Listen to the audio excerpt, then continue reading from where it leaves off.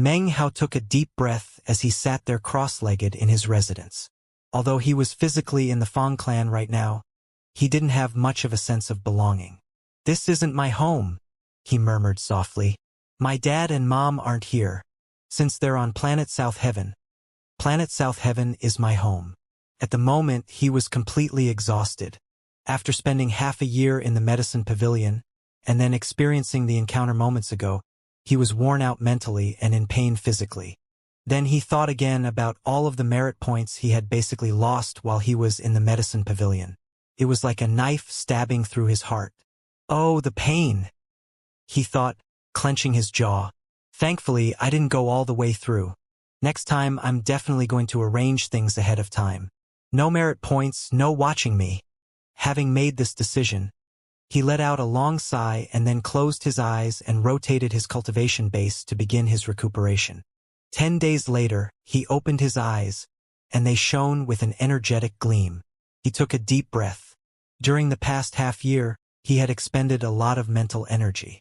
Now that he was fully recovered, his eyes glittered. He produced the tome that had been given to him from his bag of holding. "So, Pill Elder gave this to me." After a moment of thought, he began to flip through the pages. The more he saw, the more brightly his eyes glowed. This was the true classic of plants and vegetation, and it was incredibly detailed. There were even medicinal plants recorded therein that he hadn't seen in the medicine pavilion.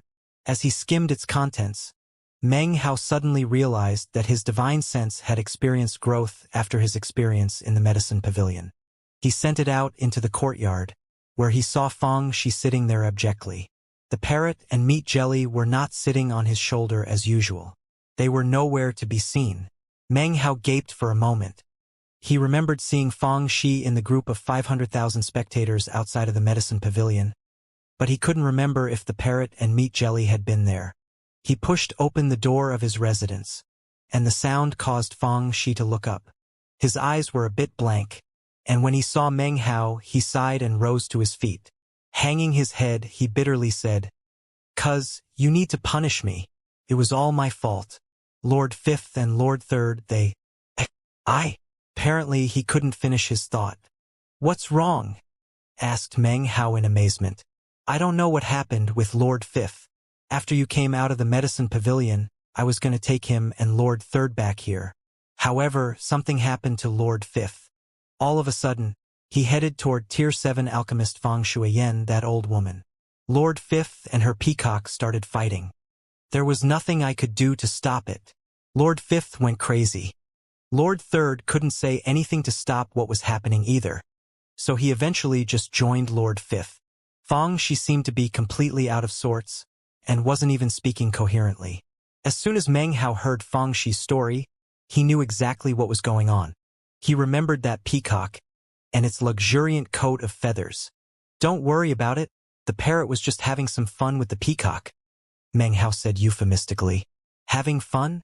'Cause," exclaimed Fang Shi in agitation. He seemed upset. "There was definitely nothing fun going on. You didn't see what happened. It was terrifying. The peacock's rear end virtually exploded. It was horrific." Fang Shi shuddered. When he thought about what he had seen, he felt a sense of terror. Then he thought about how much time he'd spent with Lord Fifth, and how the parrot was constantly glancing behind him, and all the hair on his body stood on end. "'Cause that bird, you need to find a place to set it free. It's simply appalling." Fang Shi's breath came in ragged pants. "You're still young, so you don't understand," Meng Hao said, sounding very sure of himself. "As far as the birds are concerned, it was just having fun. 'Cause there's something else I didn't mention," Fang Shi continued, unable to hold back. "Once when I went out with Lord Fifth and Lord Third, we encountered a fierce bear, and Lord Fifth had some fun." Meng Hao patted Fang Shi on the shoulder and explained once again that it was all in good fun. "In the end," added Fang Shi, "Lord Fifth and Lord Third were taken away by alchemist Fang Shuiyen." "Don't worry," said Meng Hao, waving his hand nonchalantly. "That meat jelly can't be killed, and if the parrot dies, then the world will simply have one less scourge to worry about. Don't pay them any more attention." He was well aware that the two morons were incredibly tenacious and couldn't be hurt easily. They were virtually indestructible. But, really, don't say anything more. Come on. Let's head over to the Tao of Alchemy division. I wasted an entire half-year in the medicine pavilion. It's time to go make some merit points. Meng Hao shot out of the Immortal's cave and Fang Shi reluctantly followed him.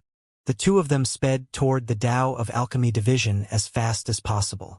Along the way, Meng Hao's heart began to surge with excitement.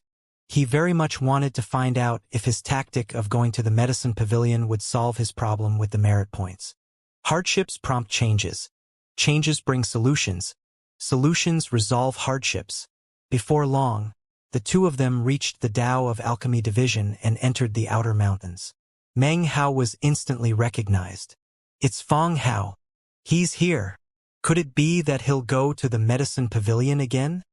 It's too early, isn't it? Wait, don't tell me. He's going to give a lecture on plants and alchemy? As soon as the nearby apprentice alchemists saw Meng Hao, they got very excited and began to spread word to their friends in the clan. By the time Meng Hao got to peak number 7191, he was being followed by tens of thousands of people. He stepped onto the platform, cleared his throat, and was just about to begin speaking when suddenly numerous beams of bright light shot toward the area. In the blink of an eye, the crowd exceeded 100,000 people. There were even alchemists who emerged from within the inner mountains to come hear Meng Hao lecture about plants and vegetation. Meng Hao had proven to everyone how terrifyingly skilled he was with plants and vegetation. By now, most people were convinced that his skill was at least Tier 8 level. In the entire Tao of Alchemy division, not counting Meng Hao, there were only 19 people who were presently at Tier 8 level when it came to skill with plants and vegetation. Those were the Tier 8 alchemists, also referred to as pavilion elders of the Pill Pavilion. People like that would never go out and give lectures. From this, it can be imagined how enthusiastic the audience was. Before much time passed, the audience swelled to 200,000. Meng Hao didn't need to say a word about the merit points. Everybody knew the rules and immediately paid their due. Meng Hao was also excited to note that the old woman Fang Shuiyan was no longer present on the opposite mountain peak. Without any competition to worry about, he shelved his idea of increasing prices and proceeded to give his lecture. 6 hours later, having collected hundreds of thousands of merit points, Meng Hao gritted his teeth and decided to talk for 4 more hours. That pushed his profit into the 1 million range, and Meng Hao went wild with joy. With so many merit points, Meng Hao now felt much more at ease. All he had to do was give a lecture for a few hours a day, and vast amounts of merit points would come flowing in. All of a sudden, he felt a sense that the Fang clan's Tao of Alchemy division was showing him quite a bit of hospitality. Meng Hao now lived a life of extravagance. He bought vast quantities of medicinal pills and medicinal plants. He even procured plenty of immortal jade, which, after absorbing the spiritual energy, causing his immortal meridian to become even more solid. On one occasion, after acquiring what was essentially the clan's entire yearly supply of immortal jade, he was able to instantly solidify his immortal meridian to a degree of 90%. His cultivation base experienced rapid growth. He no longer had 80% of the power of a true immortal, but rather 90%. His battle prowess even broke past that of a stage 4 immortal. Back in his immortal's cave, he produced the crocodile, and after a bit of sparring, determined that he was now comparable to a stage 5 immortal. He was also just barely able to detect the power of tribulation forming.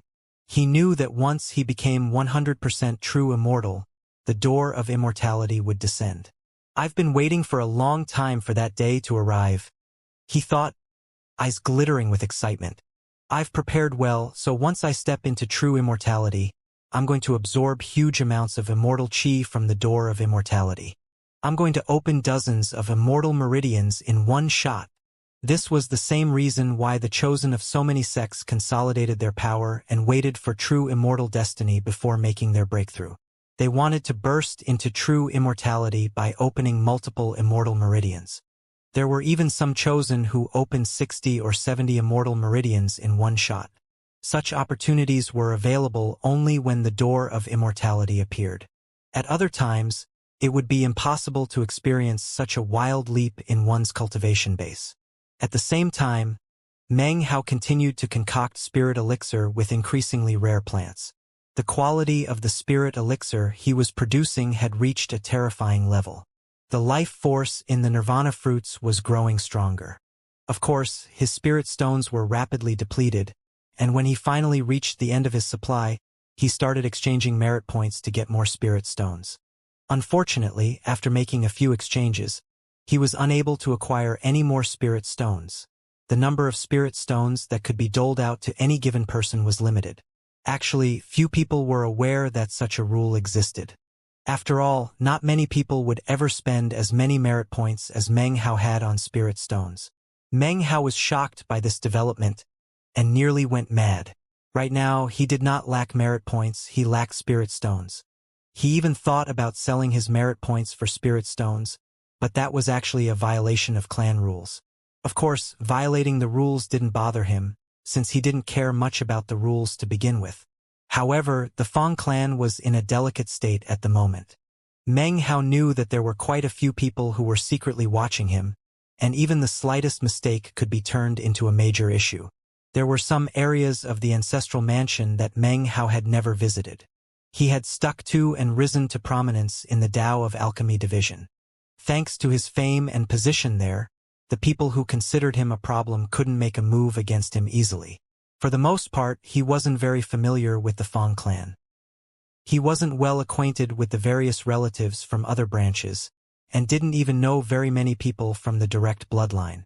The people he had dealings with the most were Fang Shi and 19th Uncle.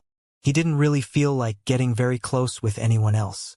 He caught sight of Fang Donghan a few times, who always seemed to be trying to avoid him.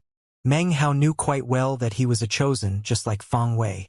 However, he had been suppressed by Fang Wei, and was looking forward to when Meng Hao and Fang Wei finally squared off. Meng Hao understood how he felt. As far as Fang Xianxia went, she also avoided him. On the few occasions when they ran into each other, Meng Hao could see the fear in her eyes. He couldn't help but sigh at this. Was he really that scary? Regarding the other chosen, he didn't know them, nor did he have any desire to get to know them. He had no plans to stay in the Fang clan for a long time. After all, he had only 3 objectives in coming here.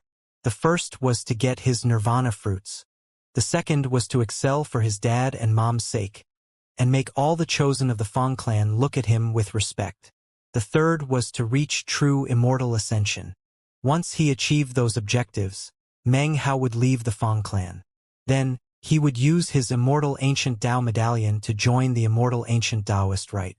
There was where he would continue practicing cultivation and truly rise to prominence. It's important to have someone to rely on.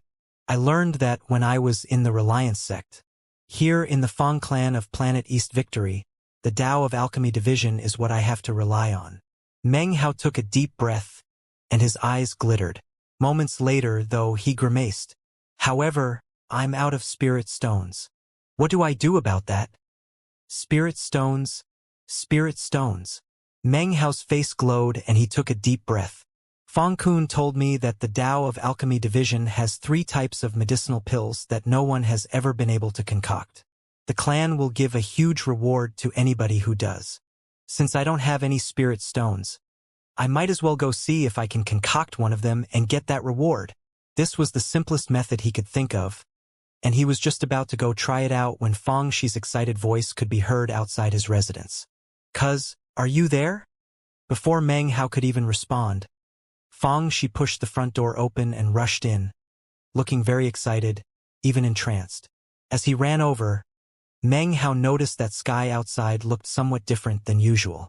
Meng Hao's eyes narrowed in concentration. It was currently midday, but the sky outside almost appeared to be aflame.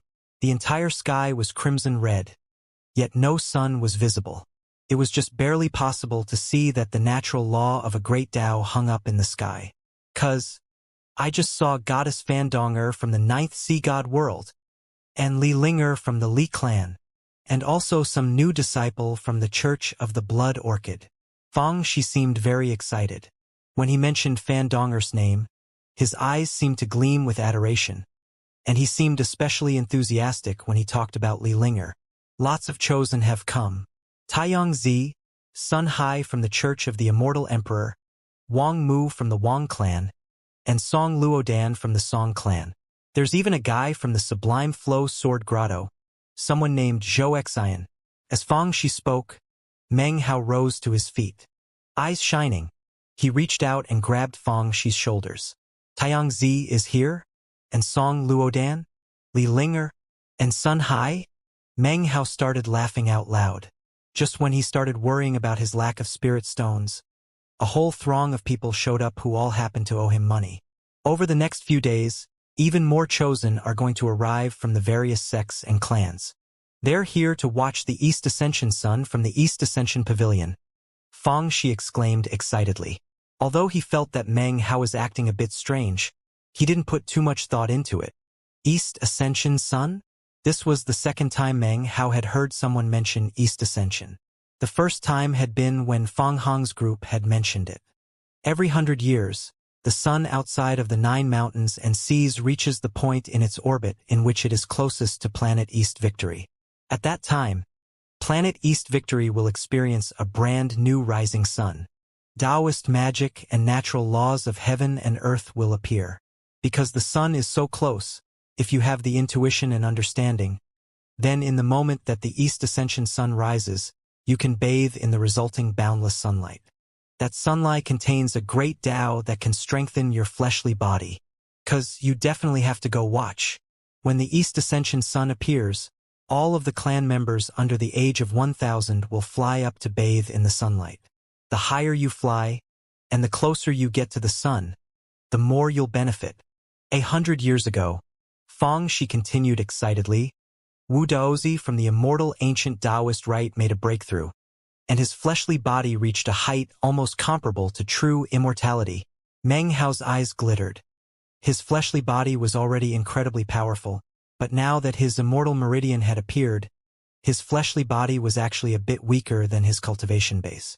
Furthermore, he knew of no way to improve it. If he could use this chance to do so, it would be great good fortune. When does it start? Meng Hao asked. In 7 days, Fang Shi replied. Meng Hao rubbed his bag of holding and then licked his lips. Where are Taiyang Zi and all the others? He asked. Take me to them. Ha! Fang Shi hesitated for a moment. Just now, he had seen the aforementioned group at the ancestral mansion's main gate. Oh, Fang Wei invited them all to the East Ascension Pavilion in the East District. That belongs to their branch of the clan.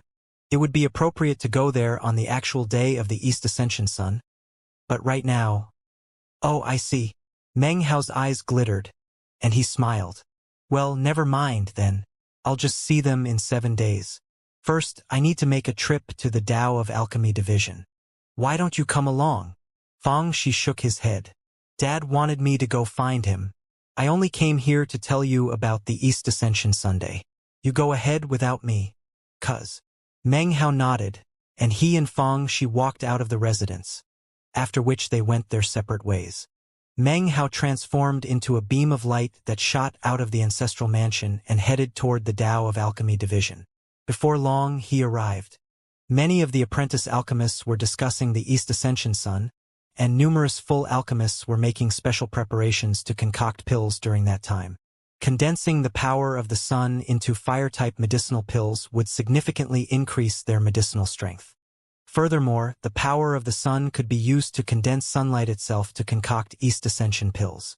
Such pills could only be concocted once every 100 years, during the rising of the East Ascension sun.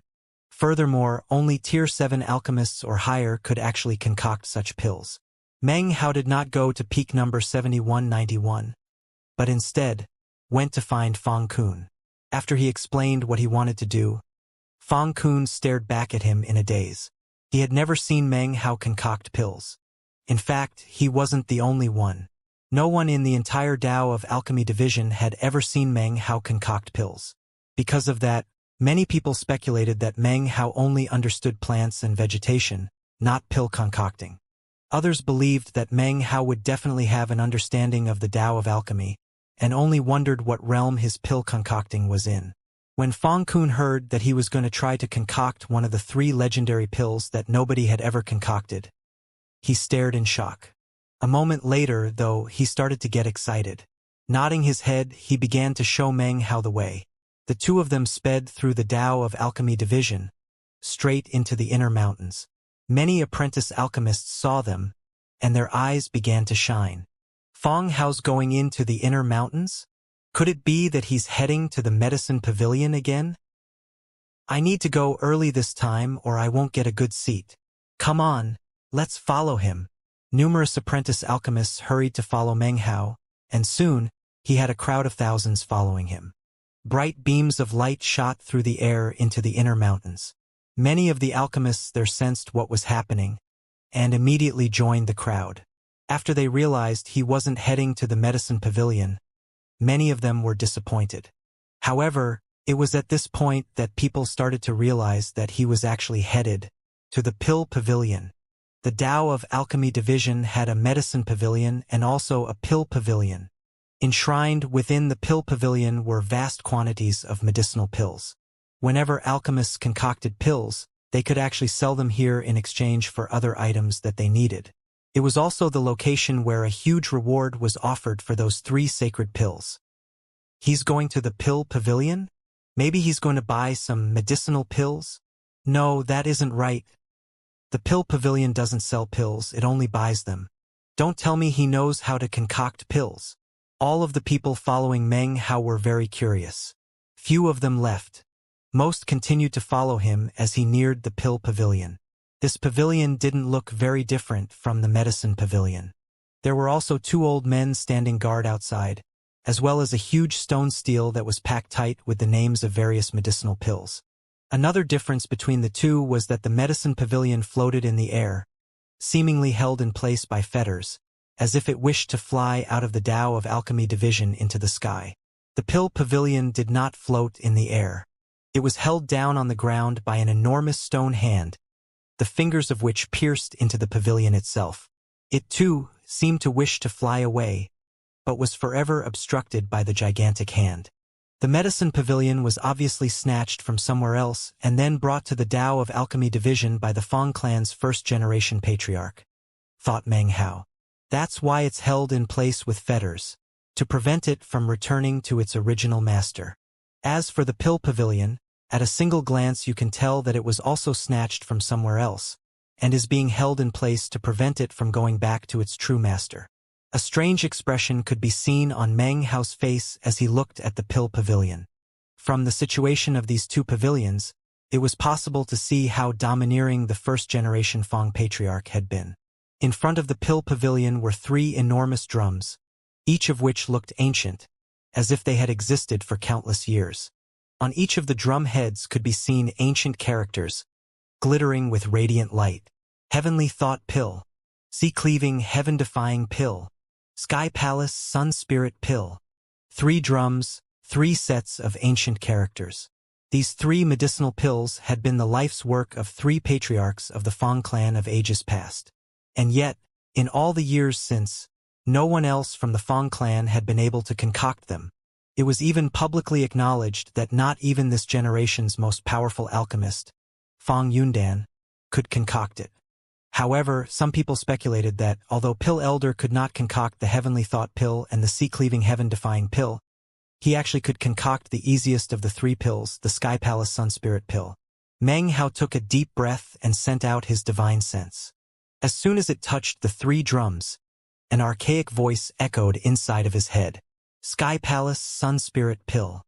Whoever concocts this pill will receive a reward of 100 million spirit stones, 100,000 immortal jades, 5 million merit points, 10,000 medicinal plants of your choice from the Tao of Alchemy Division, 3 clan Taoist magics, and 1 immortal treasure. Furthermore, the Tao bell will toll 9 times. Those who wish to attempt this pill, strike the drum and produce the fee of 1 million merit points to acquire a set of ingredients. Sea-Cleaving Heaven-Defying Pill.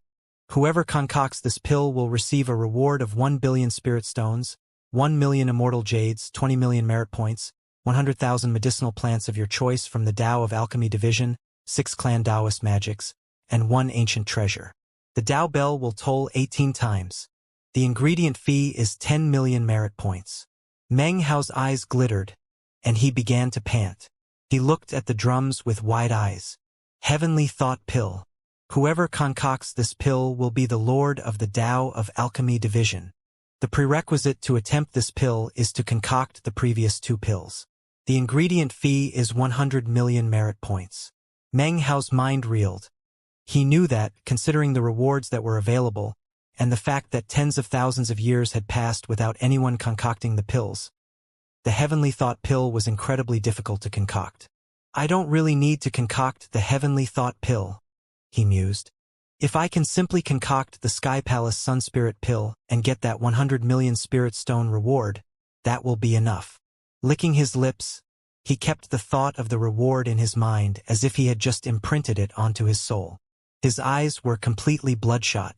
For the Spirit Stones, and for that immortal treasure, he flew forward. I'm going to go all out, transforming into a beam of light. He shot toward the pill pavilion as the surrounding audience of several thousand looked on. He didn't enter the pavilion, but instead headed toward the 3 drums. The eyes of the audience went wide. In the blink of an eye, he was directly in front of the drums. He then extended his right hand toward the Sky Palace Sun Spirit pill drum and struck it with his palm. Dong! The drum reverberated with a deep thrum that echoed out through the entire Tao of Alchemy Division. Ripples spread out in all directions, and all alchemists and apprentice alchemists heard the sound. That's the sound of someone striking a drum at the pill pavilion. Someone's trying to concoct one of the 3 impossible medicinal pills. Even the simplest one requires a fee 1 million merit points. Who could possibly be so rich? Those pills can't be concocted. It's a complete waste of 1 million points. That's an entire 1 million points.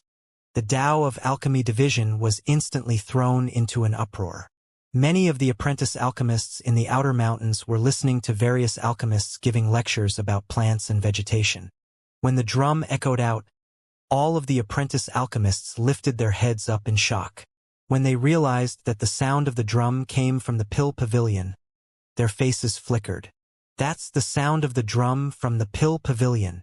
Someone's trying to concoct one of the 3 legendary medical pills from the Tao of Alchemy Division. The simplest of them all requires a fee of 1 million merit points. Unless you successfully concoct the pill, those merit points are wasted. Who is it, I wonder? The apprentice alchemists in the outer mountains weren't the only ones to have such a reaction. The alchemists in the inner mountains also heard the sound of the drum, and their faces filled with shock. There were some who even subconsciously sneered.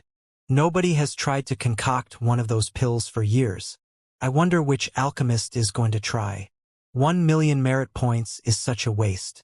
It's a real pity. Although, things like this only happen every so often, so I definitely need to go watch. Many alchemists flew up from the inner mountains. There were even many alchemists who rarely made public appearances, but still flew toward the pill pavilion. After all, this was a spectacle that could only be had at the cost of 1 million merit points. The Tier 7 alchemists in the inner mountains flew into the air with glittering eyes. Even the 19 Tier 8 alchemists heard the sound of the drum, and several of them immediately flew toward the pill pavilion. In the very center of the inner mountains, Pill Elder Fong Yundan sat cross-legged on his mountain peak, looking off toward the pill pavilion, his eyes shining with a light of curiosity. So, Fong Hao is finally going to try his hand at pill concocting. It took only moments for tens of thousands of people to gather around the pill pavilion. Beams of light shot toward it continuously as more and more people arrived. When people saw that it was Meng Hao standing outside the pill pavilion, they were shocked. It's Fong Hao.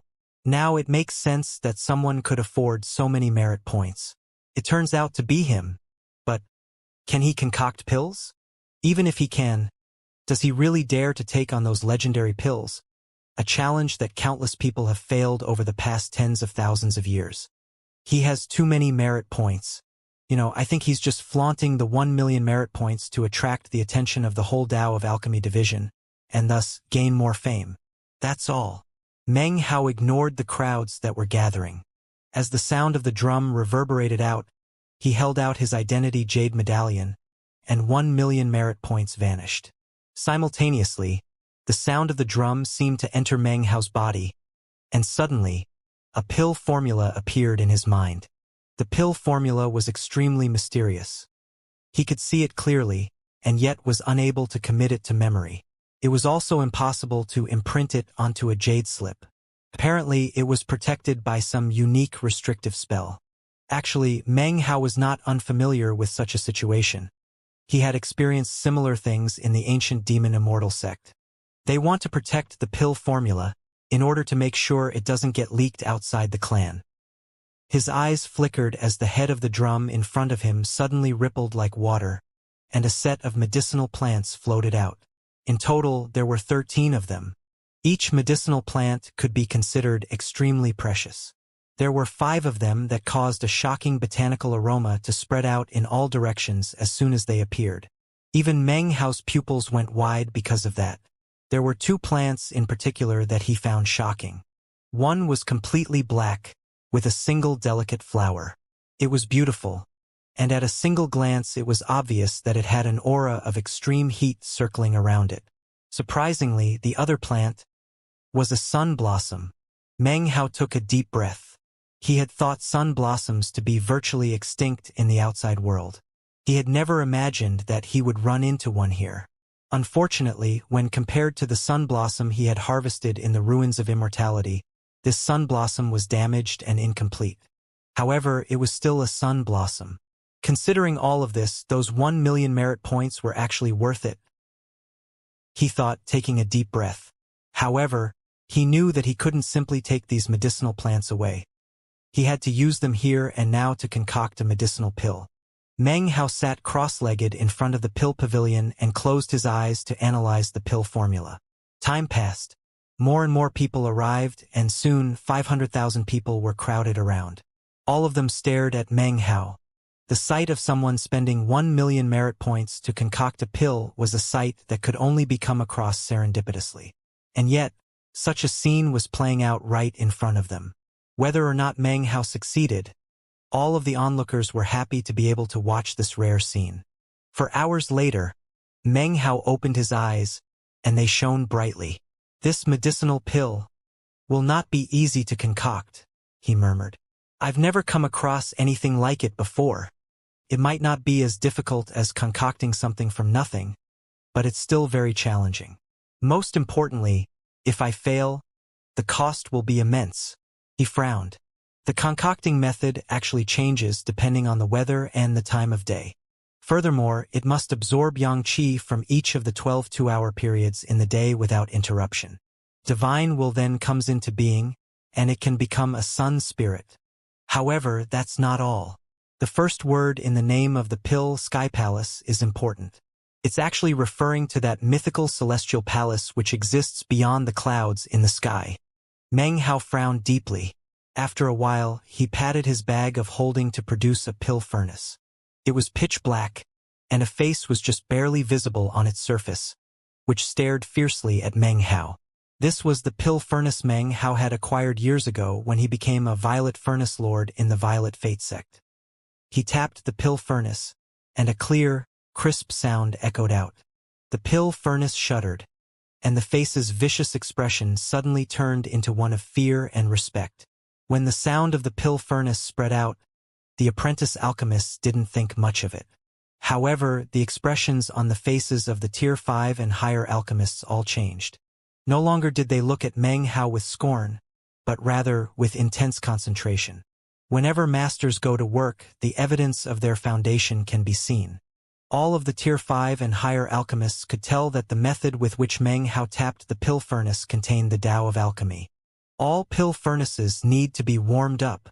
Even a pill furnace that has been used millions of times needs to be warmed up before its full power can be unleashed.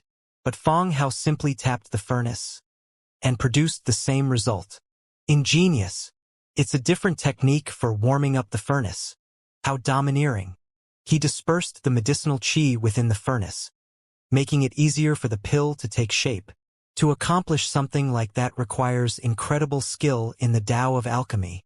Meng Hao ignored all of the comments from the audience and focused all of his attention on the medicinal pill he was going to concoct. No matter how he went about it, he had to attempt to concoct the pill in order to solve his spirit stone quandary. I'm actually not sure I can do it, he thought. After reflecting for a moment, he reached out to grab one of the medicinal plants. As he held it there in his hand, it seemed to come to life. All of its impurities dissipated, and it turned transparent, like crystal. Then Meng Hao crushed it and placed it into the pill furnace. This action also caused the other alchemists to be visibly moved. Meng Hao took a deep breath and looked up into the sky. Then he placed his left hand onto the pill furnace, causing it to burn. Although there was no flame, the medicinal plant instantly began to melt into a liquid. 2 hours later, Meng Hao's eyes flickered, and he selected another medicinal plant. Soon, 24 hours had passed. Last, he put the sun blossom into the mix, and then he placed both hands onto the pill furnace. Everyone was panting as they watched. During the last day in which they had watched Meng Hao work, they had been able to catch glimpses of his pill concocting techniques. People began to grow more and more shocked at Meng Hao's proficiency in the Tao of alchemy. Time to look at this pill. Meng Hao growled above the rumbling sound that echoed out from within the pill furnace. Suddenly, the pill furnace's lid popped off, and a medicinal pill flew out. As soon as it appeared, it radiated incredible light for 300 meters in all directions, causing everyone's minds to reel, and a collective gasp to ring out. He succeeded? He actually succeeded? Meng Hao closed his eyes. Cracking sounds could suddenly be heard from the medicinal pill, and it shattered, transforming into black sediment that appeared to be somewhat toxic. The sediment slowly transformed into wisps of black smoke. Failure. After a moment of silence, everyone burst out into conversation. Meng Hao sat there with his eyes closed, thinking. In truth, he had already known that he had failed about halfway through the concocting process. However, a failure was exactly what he needed. Based on his skill in the Tao of alchemy, his analysis of the Sky Palace Sunspirit pill formula told him that there were thousands of different possible concoction methods. Each one seemed as if it would lead to success, and yet simultaneously seemed doomed to lead to failure. After an hour, Meng Hao's eyes suddenly opened. Based on what I learned from this failure, further analysis now reveals 791 possible concocting methods remaining. With that, he extended his hand and struck the drum again. The sound of it echoed out and 1 million merit points vanished. Once again, 13 medicinal plants flew out. The audience saw Meng Hao making another attempt and thought he was crazy. Despite the outrageous amount of merit points he was spending, he had decided to try again. 24 hours later, the pill furnace rumbled, and another medicinal pill flew out. This time, it radiated light for 3,000 meters. The pill itself was violet gold in color and looked like an inimitable treasure. However, a moment later, cracking sounds could be heard, and it collapsed into wisps of black smoke. As expected, Meng Hao thought, based on what I learned this time, I've narrowed it down to 216 concocting methods. Without stopping to rest, he hit the drum, paid another 1 million merit points for 13 more medicinal plants, and started a third concocting effort. The audience gaped in shock. When they saw him squandering such a vast amount of wealth, even they felt pain in their hearts. Just how many merit points does he have to squander them so freely? After all these years, nobody has ever successfully concocted that medicinal pill. What makes him think he can? If he thinks he has too many merit points, he should just give some of them to me. Another 24 hours passed, and rumbling could once again be heard. Meng Hao's third concoction was a failure. However, his expression lacked the slightest bit of dejection, and in fact, his eyes were glowing. From this third defeat, I've now narrowed it down to 17 possible methods that could lead to success. He struck the drum a fourth time, shocking everyone. Even the Tier 6 alchemists thought he was crazy. After another 24 hours, for straight days of concocting, he failed again. From this fourth failure, I have now narrowed down the total possible methods to only 3. Taking a deep breath, eyes completely bloodshot, he struck the drum again. The sound reverberated through the air as he began a fifth concoction. 24 hours later, a medicinal pill flew out of the furnace, shone with brilliant light, and then collapsed. Meng Hao suddenly shot to his feet. I understand now. Eyes shining, he struck the drum a sixth time. All of the successive failures left the onlookers astonished. However, the Tier 7 alchemists were starting to catch on to what Meng Hao was doing. Every failure actually represents an exponential increase in the chances for success. He might really be able to succeed in concocting it. The Tier 7 alchemists were all panting as they exchanged shocked looks. As for the Tier 8 alchemists present, their eyes shone with curious gleams. Meng Hao now only had a bit more than 1 million merit points left. If he failed for a sixth time, he would be unable to continue with further attempts. He spent the merit points, and then his eyes flashed as the 13 medicinal plants flew out. The first difficult aspect of concocting the Sky Palace Sun Spirit Pill is that the medicinal plants must be adjusted every 2 hours according to the weather, time, and strength of the spiritual energy in the area. Success requires profound skill with plants and vegetation, as well as significant preparation in terms of grafting techniques. The second difficult aspect has to do with the pill itself. Although the role of the 13 medicinal plants in the pill formula seems fixed, in actuality, there is no true set pill formula. The 13 medicinal plants cannot be used in a fixed sequence, but rather must be added according to the time of day in which the pill is being concocted. The original pill formula can definitely be used to successfully concoct a Sky Palace Sun Spirit pill, but only in a unique place at a unique time and under unique conditions of spiritual energy. Under any other circumstances, concocting the pill with the original formula would lead to failure. Meng Hao eyed the 13 medicinal plants and took a deep breath. A third area of difficulty is that this pill actually does not require a pill furnace. It requires 12 two-hour periods to concoct, and yet 13 medicinal plants are provided. One of those medicinal plants acts as the pill furnace. A fourth difficulty is that the concocting must be completed in exactly 12 two-hour periods. Even one breath beyond that amount of time will lead to a high chance of failure. Meng Hao's eyes shone with a bright light. He had concocted many pills, and had even concocted something from nothing. His skill in the Tao of alchemy was unfathomable. And yet, this was his first time encountering a medicinal pill that had so many intrinsic internal variables. He took a deep breath and looked up at the sky. Currently, it was midday. He waited silently. Time passed one breath at a time. Most of the audience looked on, astonished, but the Tier 8 alchemist's eyes were suddenly shining brightly.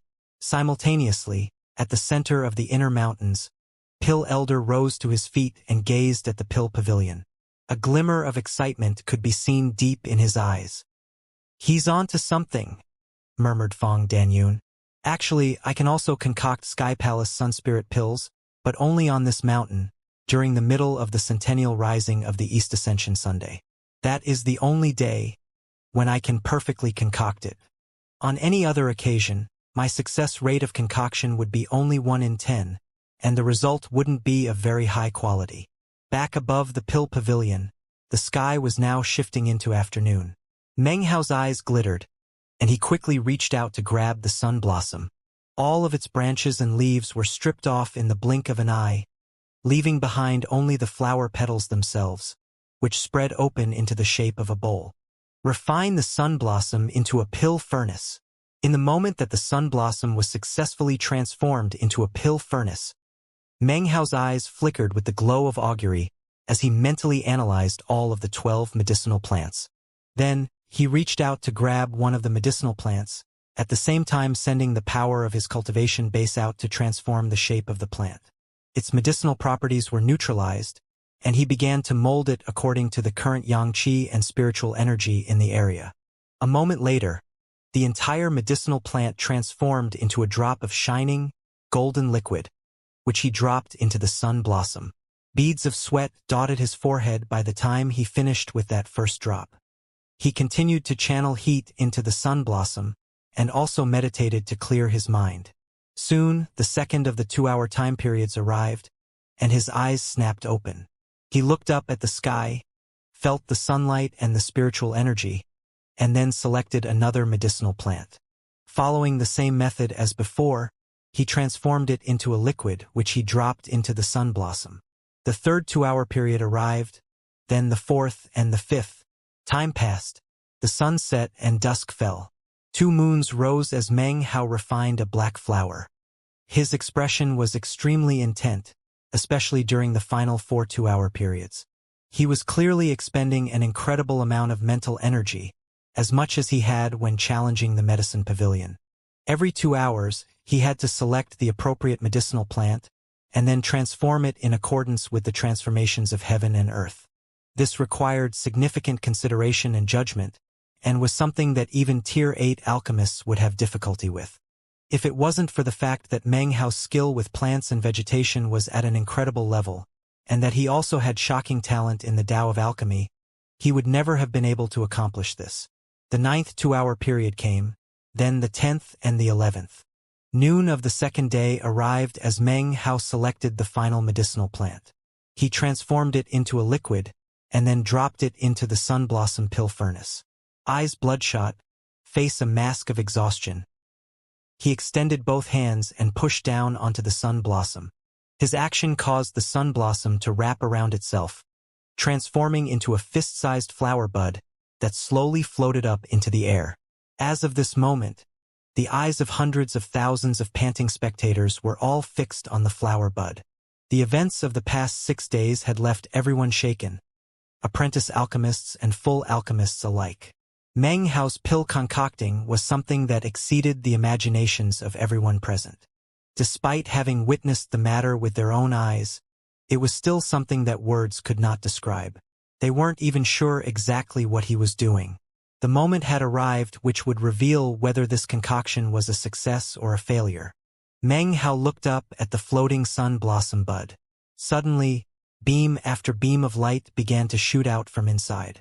They pierced through the petals, shining out for 100,000 meters in all directions, penetrating heaven and earth. More beams of light continued to shoot out, the pinnacle of resplendence. The flower buds slowly began to open, the petals spreading apart one by one to reveal a blinding light. The light caused the sky to fade and all the land to go quiet. In the blink of an eye, all color everywhere dimmed, despite it being high noon. It was as if these flower petals contained a sun. That sun rose up, and just barely visible within was a figure seated cross-legged. It was almost as if this figure had been born inside the sun, and was a sun spirit. Sky Palace Sun Spirit Pill. Dong! Dong! Dong! The ancient Tao bell slowly appeared above the Fong clan ancestral mansion, and began to send out its ancient toll. 9 tolls could be heard, which echoed out in all directions. At the same time, writing became visible on the surface of the bell itself.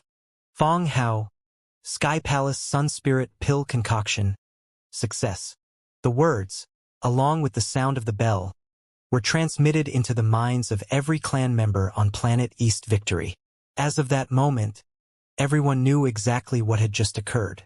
The entire Tao of Alchemy division was thrown into an uproar. Even people who had not come to watch events unfold at the Pill Pavilion could see the blinding light emanating from that very area, and their faces flickered. Then the toll of the bell could be heard in their minds, and they flew into the air toward the Pill Pavilion. At the same time, every Fong clan member on planet East Victory felt roaring in their minds, regardless of where they were or what they were doing at the moment. Fong Hao again. He actually concocted a Sky Palace Sun Spirit Pill. Nobody has been able to concoct that medicinal pill for tens of thousands of years. I can't believe he succeeded. From today on, his position within the Fong clan is going to be completely different. All bloodlines were astonished, and countless clan members felt their minds reeling. By now, the name Fong Hao was committed to all of their memories. It could be said that during the past year, Fong Hao had repeatedly astonished the Fong clan. In all of the Fong clan, he was the one who had caused the Tao bell to ring the most. Not even Fong Wei could do something like that. Even more important, He caused his name to appear on the Dao Bell itself. To the Fang clan, that was an inestimable honor. His name and the words next to it on the Dao Bell would last for an eternity. As long as the Fang clan existed, along with its Dao Bell, those words would remain. The direct bloodline was thrown into a state of complete excitement. The more Meng Hao rose to prominence, the greater their hope in the revival of the direct bloodline. Cousin, it's clear that Hauer is a true chosen of the Fang clan, thought 19th uncle, laughing loudly as he looked in the direction of planet South Heaven. Meanwhile, Fang Wei's father and grandfather sat gloomily in the ancestral mansion. Fang Wei's father, Fang Xiushan, grabbed a magical jade bottle that rested next to him and crushed it. That damned son of a bitch. I can't believe his Tao of alchemy is at such a high level. He concocted a Sky Palace Sun Spirit pill. By rising to prominence in the Tao of Alchemy division, he has risen to prominence in the clan in general. Nobody will dare to make a move against him now. Fang Xiushan gritted his teeth, and a vicious expression could be seen on his face.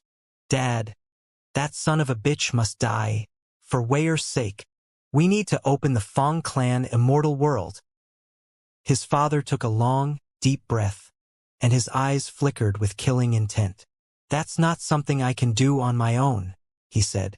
After a moment of thought, even stronger killing intent flickered in his eyes. In the main temple of the ancestral mansion, Grand Elder Fang Tongtian stood at the door, gazing off toward the Tao of Alchemy division.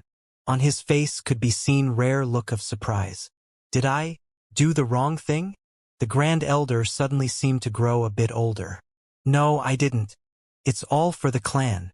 In another location within the East District of the ancestral mansion was a lake known as Bright Moon Lake.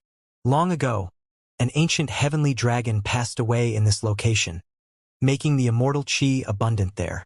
In fact, the location was essentially a one-of-a-kind blessed land on planet East Victory. In the middle of the lake was a beautifully ornamented building. It was very large and was currently occupied by a few dozen people who were talking and laughing. In the middle of them all was Fang Wei, next to whom as Fang Yuni and other Fang clan chosen such as Fang Hong. Fang Donghan and Fang Xiangshan were there, as well as Taiyang Zi, Sun Hai, Song Luodan, Wang Mu and Li Linger and chosen from other clans. Fan Donger was also in the group, with the female corpse floating there behind her. Her expression was calm, and she did not seem out of sorts like she had back in the ruins of immortality. Quite the opposite. She now wore a sweet, beautiful smile. Fang Wei was also smiling softly. He was versed in the ways of etiquette, and was very cultured and refined, causing quite a few of the female cultivators to be in very high spirits. Currently, the group was discussing the three great Taoist societies' recent trial by fire. Of course, the name Fang Mu came up.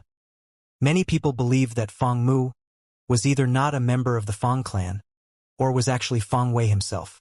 Fang Wei did nothing to refute the idea that he was Fang Mu. All he did was shake his head and change the topic. Of course, that only confirmed the suspicions of many. I've heard that the Fang clan has an astral projection magic, said Taiyang Zi, his eyes glittering. So in the end, is Fang Mu really you, elder brother Fang? Fang Wei smiled, and was about to say something in response when his face suddenly flickered. It wasn't just him. The faces of all the members of the Fang clan flickered, and they subconsciously turned to look toward the Tao of Alchemy division. Fang Yuni's face suddenly looked extremely unsightly. The faces of the other chosen who surrounded Fang Wei also darkened, as did the faces of all the other Fang clan members who were there to accompany Fang Wei. In their opinion, even though Meng Hao was the eldest grandson of the direct bloodline, in the Fang clan, it was Fang Wei who had been declared Tao child by the patriarch. Fang Wei was sure to reach the ancient realm within 1,000 years, and therefore, he was someone that no one could afford to depose or offend. In addition to that, there were Fang Yuni's provocations. He constantly told everyone about how vicious Meng Hao was. In the end, many of the chosen of the clan were already fed up with Meng Hao. Deep within Fang Donghan's eyes was a virtually imperceptible flicker. Everything that was happening was exactly what he wanted to see. The more Meng Hao rose to prominence, the more at odds he would be with Fang Wei, and the two would surely become irreconcilable adversaries. The two of them are going to fight each other sooner or later, he thought, and my own opportunity to rise up will come when that battle ends. He lowered his head so that others would not be able to see the wild ambition in his eyes. Fang Xiangshan stood off to the side, panting, her eyes wide. She had seen Meng Hao a few times within the clan, and had always scurried away at the sight of him. Now the sound of the bell echoed in her mind. How could she ever have imagined that Meng Hao would actually concoct a Sky Palace Sun Spirit pill? The entire Fang clan was shaken. What happened? Asked Song Luodan with a smile, his eyes flickering. The chosen of the other clans all looked curiously at Fang Wei. Even Li Linger and Fan Donger. A touch of scorn could be seen within Li Linger's expression. When the subject of Fang Mu came up earlier, she could only laugh grimly at how Fang Wei had acted. She well knew that Fang Mu was not Fang Wei, but rather the detestable Meng Hao. Fang Wei's expression returned to normal, and he smiled slightly as he turned back to the other chosen. "Oh, nothing really," he said. "Just a clan member concocting a pill, which caused the Tao bell to toll, that's all. Fellow Taoists, once this day passes, the day of the East Ascension Sun will be upon us. I, Fang Wei, would like to congratulate all of you ahead of time on what you will gain. This is a day of jubilee for the Fang clan that happens once every 100 years, and as one of the 4 great clans of the 9th Mountain and Sea, it is always our pleasure to invite disciples from all the various sects and clans. Let us once again enjoy this East Ascension Sun together." Fang Wei's words made it difficult for anyone to ask further questions. They resumed chatting and laughing, although nobody forgot about what had just happened. Sun Hai's expression was that of extreme haughtiness as he chatted politely with the Fang clan cultivator next to him. The Fang clan members didn't show the slightest bit of disrespect. After all, they had recently heard that Sun Hai had clinched the nomination to become the imperial child of the Church of the Immortal Emperor. "Now that you mention it," said Sun Hai, laughing heartily and rubbing his bald head, "I actually have a deep connection with the Fang clan. I have a junior sister in the Church of the Immortal Emperor who happens to be a member of the Fang clan." When Sun Hai mentioned this junior sister, his eyes glowed with adoration. He still remembered the first time he had seen the young woman, how he had stared blankly, and how it felt as if his mind were being struck relentlessly by lightning. In that moment, it had seemed as if that young woman from the Fang clan was the only thing that existed in the whole universe. Although her true identity was kept a secret in the Church of the Immortal Emperor, Sun Hai knew that she was a member of the Fang clan. He had sworn an oath that, one day, the two of them would be united as beloved. In the course of pursuing that dream, he had already been violently beaten up on several occasions, all just to be near her. Each time he was beaten up, he got extremely excited, as he took it as an expression of her desire to be on intimate terms with him. Within the East Ascension Pavilion, everyone was talking about the imminent sunset, and then the following rise of the East Ascension Sun. Outside of the pavilion, the shores of Bright Moon Lake were encircled by more than 100,000 people. Most of them were Fang clan members younger than 1,000 years of age, and although they were all extremely excited in their anticipation of the following day's sunrise, they were now all shaken inwardly by the tolling of the Tao bell. Fang Shi was in the crowd, a bit closer to the lakeshore than most of the others. Currently, he was clenching his fists in excitement, but also feeling a bit disappointed that he hadn't gone to watch Meng Hao's performance earlier. In his excitement, he didn't notice that within the East Ascension Pavilion, Fang Yuni's grim gaze had come to rest on him. "I don't dare to provoke Meng Hao again," Fang Yuni thought. But Fang Shi is always following him around. He's just looking for trouble. With a cold snort, he turned his head to a nearby clan member and whispered a few sentences. The young man hesitated in response, after which Fang Yuni spoke a few more words. The young man immediately left the pavilion to go make the appropriate arrangements. Meanwhile, back in the Tao of Alchemy Division, Meng Hao was looking at the medicinal pill floating in midair. He exhaled deeply as the blinding but gentle light surged out from the medicinal pill. Finally, he made a grasping motion, causing the pill to fly down into his palm, whereupon he examined it closely. The minds of the surrounding cultivators trembled as they stared blankly at Meng Hao and the medicinal pill in his hand. Gasps filled the air. It was clearly a Sky Palace Sun Spirit pill. The medicinal pill contained unsurpassable yang characteristics, as well as a divine air. To cultivators who cultivated fire magic, it was like a heavenly material or earthly treasure. In fact, it was a medicinal pill that spirit realm cultivators couldn't consume, and even immortal realm cultivators who used it would do so with extreme caution. After absorbing it successfully, one's fire magic would without doubt achieve an incredible breakthrough, as would one's cultivation base. Any fire poisoning that resulted would actually be an incredible divine ability to any cultivator who practiced fire magic. Furthermore, because of the East Ascension sun on the following day, if this pill was consumed at that time, the internal fire and the external fire would combine, catalyzing the pill's medicinal properties and making it endlessly powerful in terms of body refinement. To any alchemist, this pill was even more precious. By studying it, one could potentially refine and improve one's Tao of alchemy. When it came to the other two rare medicinal pills of the Fong clan, there were none left in the pill pavilion. There were still some Sky Palace Sun Spirit pills remaining, though less than 10. Rumor had it that those pills had been there for a long time and could only be acquired by exchanging a significant amount of merit points. Of course, the Medicine Immortal sect could concoct the pill, but to purchase it there required a vast and dreadful expenditure of spirit stones. Even Tier 7 alchemists wouldn't necessarily be able to buy one. Immediately, the surrounding alchemists began calling out, desirous of purchasing the pill. Alchemist Fong, are you going to sell that pill? How many spirit stones are you selling it for? I want to buy it. As soon as Meng Hao heard spirit stones mentioned, his eyes began to glow. As he hesitated, the previously invisible Tier 8 alchemists in the area suddenly materialized. Immediately, the faces of the full alchemists in the crowd flickered, and they simultaneously clasped hands and bowed. Greetings, Pavilion Elders. Their reaction caused the other members of the audience to gasp and look at the unprepossessing old men who had just appeared. Their minds spun as they realized that, other than Pill Elder, these were the most supreme figures in the Tao of Alchemy division, the Pavilion Elders. Greetings, Pavilion Elders. Greetings, Pavilion Elders. All of the surrounding hundreds of thousands of cultivators clasped hands and bowed. The rumbling sounds of their voices echoed out like thunder. In response, the 5 Pavilion Elders' faces remained expressionless. One of them, a rather short, hunchbacked old man, smiled and waved his hand, causing him to flicker and then appear in front of Meng Hao. Fong Hao offers greetings, Pavilion Elder, said Meng Hao, clasped hands and bowing.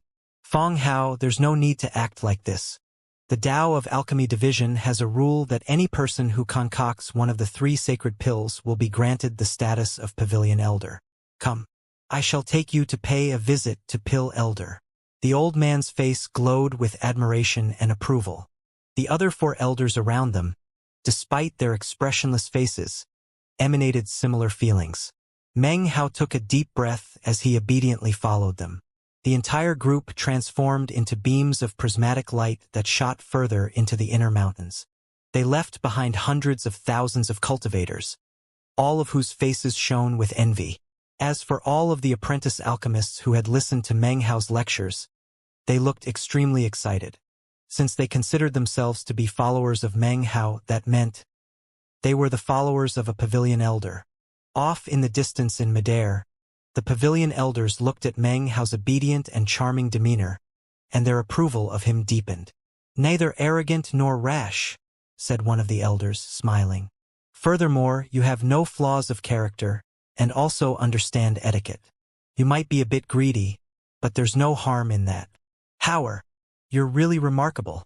Far more exceptional than your father. My dad. Meng Hao gaped. Back before your father met your mother, he came to me to concoct some pills.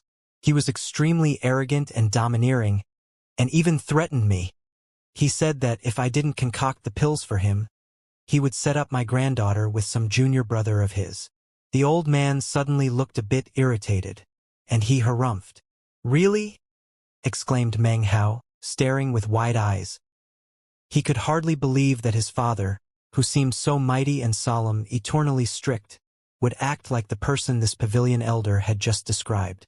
"It's absolutely true in every way," said another of the pavilion elders, nodding earnestly.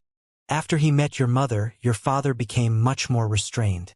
To think that, back in the day, he was the #1 bully on East Victory.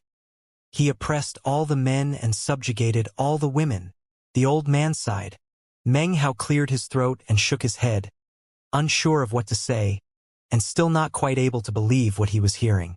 "That's why I say that you're remarkable, Hauer," said the hunchbacked old man. "Wonderful and with boundless prospects." He laughed heartily and looked at Meng Hao with an expression of praise. "Pavilion elder," Meng Hao asked, "in the end, did you refine the pills for him?" "Humph. I am upright and proud," the old man said haughtily. "I won't bow my head to anyone. I have my principles, and because of that, if I don't feel like concocting pills, it doesn't matter who comes to me, even your father. Do you think I would make an exception? Therefore, I only concocted 500 batches of medicinal pills for him. Not one more." Off to the side, another old man who hadn't spoken so far looked at Meng Hao and winked. Meng Hao blinked, cleared his throat, and didn't dare to ask another question. Before long, the pavilion elders had led Meng Hao to the very center of the inner mountains. Off in the distance was a peak that towered up into the swirling clouds. Upon close inspection, it was possible to see countless caves riddling the heights of the peak. Gradually, a droning sound became audible from within the caves, a sound that caused Meng Hao's scalp to go numb. Before they could get very close, countless black beams shot out from the caves. In the blink of an eye, the sky was filled with millions of black beetles, which were usually known as split-horned scarab beetles. Buzzing sounds filled the air as millions of them swarmed around Meng Hao's group, emanating astonishing energy. "Fear not," said the hunchbacked pavilion elder, smiling. "We call these bugs unicorn immortals, and they are personally raised by Pill Elder himself. Actually, there's something about him you probably don't know. Pill Elder excels, not in the Tao of alchemy, but in the Tao of insects." Meng Hao was shaken. Pill Elder didn't excel in the Tao of alchemy, and yet was a Tier 9 alchemist. One could only imagine how terrifying he would be if he did excel in it. Seeing these unicorn immortals caused him to recall the countless black beetles he had seen in the medicinal plant garden in the ruins of immortality. It was at this point that an archaic voice suddenly echoed. "Fong Hao, come." The unicorn immortals circled around the mountain peak and then shot back into one of the caves. Meng Hao took a deep breath and headed toward the mountain peak. When he arrived, he saw an old man in white robes, surrounded by swirling mists. He stood on top of the mountain, his back to Meng Hao. As Meng Hao approached, the man turned to face him and smiled. Meng Hao's eyes widened as soon as he caught sight of him. The feeling he got when he looked at this old man was very similar to the feeling he got from Pill Demon. It was actually extremely similar. In fact, although their physical appearance was different in terms of the energy within him, it seemed almost exactly the same. As he stood there with the mists swirling around him, Meng Hao almost thought he was looking at his master. Both wore white robes and both had long white hair. Both were aged, and both were surrounded by a swirling medicinal aroma. They seemed equally kind, and seemed to both be filled with the same feeling of anticipation. The old man looked over at Meng Hao and said, "Fong Hao, to be able to concoct a Sky Palace Sun Spirit pill, especially considering that it was done at a time of year and time of day not specific to the pill formula, means that your Tao of alchemy has already reached the pinnacle." From the man's words, Meng Hao was already able to tell that the rumor about Pill Elder being incapable of concocting the 3 sacred medicinal pills was likely not true. The key to understanding the Sky Palace Sun Spirit pill was understanding that there was no specific time or hour. For Pill Elder to say this indicated that he already had a deep understanding of the Sky Palace Sun Spirit pill. Meng Hao thought for a moment. As he looked at Pill Elder, the drone of the unicorn immortals filled his ears. Sometimes all of them would make noise at the same time, giving rise to an incredibly intense sound. Other times only a few would make noise. Either way, the sound was continuous. "Fong Hao, look over there, and tell me what you see." Pill Elder glanced off into the distance, toward the numerous cloud-wreathed mountain peaks. Meng Hao suddenly realized that his heart had become very calm after laying eyes on Pill Elder. He felt free and at ease, as if listening to the old man speak had caused him to enter some strange state. Although he couldn't explain it clearly, for some reason his heart felt more and more calm as he looked off into the distance at the mountains and clouds. Instead of answering the question, he asked one of his own. Senior Pill Elder, may I ask, what do you see, sir? Or perhaps you can tell me what it is you wish me to see. Pill Elder laughed at Meng Hao's slippery words. He didn't seem to mind, and in fact seemed to approve. Apparently he hadn't been looking for an answer to begin with. I see mountains and I see clouds, said Pill Elder. I see the cultivators of the Tao of Alchemy Division, and I see the world that belongs to our Tao of Alchemy Division. He sighed. Meng Hao remained silent, unsure of what hidden meanings might be contained within Pill Elder's words. These things are tools. They are both tangible and intangible, visible and invisible. They are tools of the Tao of Alchemy Division, or perhaps you could even say its physical form. 30,000 years ago was the golden age of the Tao of Alchemy Division. Our Tao and our tools were united, and seemed as if they would exist for all eternity. However, many of the patriarchs of the Tao of Alchemy Division passed away into meditation. Then, the last of the patriarchs from that age turned against our Tao of Alchemy, and founded the medicine Immortal sect. At that time, we were battered by theories from other Taos of alchemy from the outside world. From that time on, the tools of the Tao of Alchemy Division were shattered. For tens of thousands of years after that, one generation of alchemists after another has contemplated alchemy, and attempted to restore us to our previous pinnacle. However, their Tao of alchemy had long since forgotten the existence of our own tools, and was influenced by the Taos of alchemy from the outside world. It was as if their Tao of alchemy was soulless, as if their souls had fled, leaving behind an empty husk. It was as if the Fang clan's Tao of alchemy had been walking in a dream. Its soul had been struck too viciously by the outside world, and had been influenced by too many random alchemical philosophies. The body of the Fang clan had no soul, and therefore rested all its hope in aimless searching among the philosophies of the outside world. If things continue in this fashion, then the Fang clan's Tao of alchemy will gradually become a lost part of history, and will fade into nothing. Taos and tools must be combined. Pick up the Fang clan's Tao of alchemy, and restore it to its pinnacle. That is the true way to cause the Fang clan's Tao of Alchemy Division to rise to prominence once again. And thus, the 3 sacred medicinal pills. Do you understand? His gaze returned from the distance to settle on Meng Hao. His eyes seemed to be piercing deep into Meng Hao, to be viewing his very soul. Meng Hao was silent for a long moment and then nodded at Pill Elder. I think I understand some of what you mean, Senior, he said. Tools can be tangible or intangible. The Fang clan's Tao of Alchemy Division used them for many years, after which they formed a soul. That soul must return to the body, lest the Tao of Alchemy Division be submerged in ignorance. Pill Elder stood there quietly, unspeaking. However, there is one thing I don't understand, Senior, Meng Hao continued calmly. People who comprehend the Tao and who also absorb various schools of thought will eventually form their own Tao. Isn't such a thing unavoidable when coming to comprehending the Tao? Absorbing various schools of thinking regarding the Tao of alchemy in order to achieve your own Tao is absolutely a path to comprehending the Tao. However, the premise is that you possess your own Tao to begin with. If you do, then of course you can absorb the ideas of others. However, if you don't and simply attempt to tangle with the tools of the other schools of thought, then you won't be absorbing them, you will be assimilated by them. Tools are like a home. The Tao is the heart. When you merge tools with the Tao, then your heart is home. Fang Hao, do you really understand? He once again looked deeply at Meng Hao. After a moment, he casually continued, I heard that the Grand Elder gave you 2 nirvana fruits. It was hard to say whether or not it was a coincidence, but as soon as he began to speak those final words, the unicorn immortals on the mountain suddenly began to buzz loudly. If Meng Hao hadn't been standing very close to Pill Elder, he wouldn't have been able to hear clearly. As soon as he finished speaking, Pill Elder waved his hand, causing a bag of holding to fly over and hover in front of Meng Hao. In there are the rewards for concocting the Sky Palace Sun Spirit Pill, with the exception of the Immortal treasure. Think about your exact requirements for the treasure, and tell me later. I'll make the arrangements to have it forged for you. Meng Hao trembled.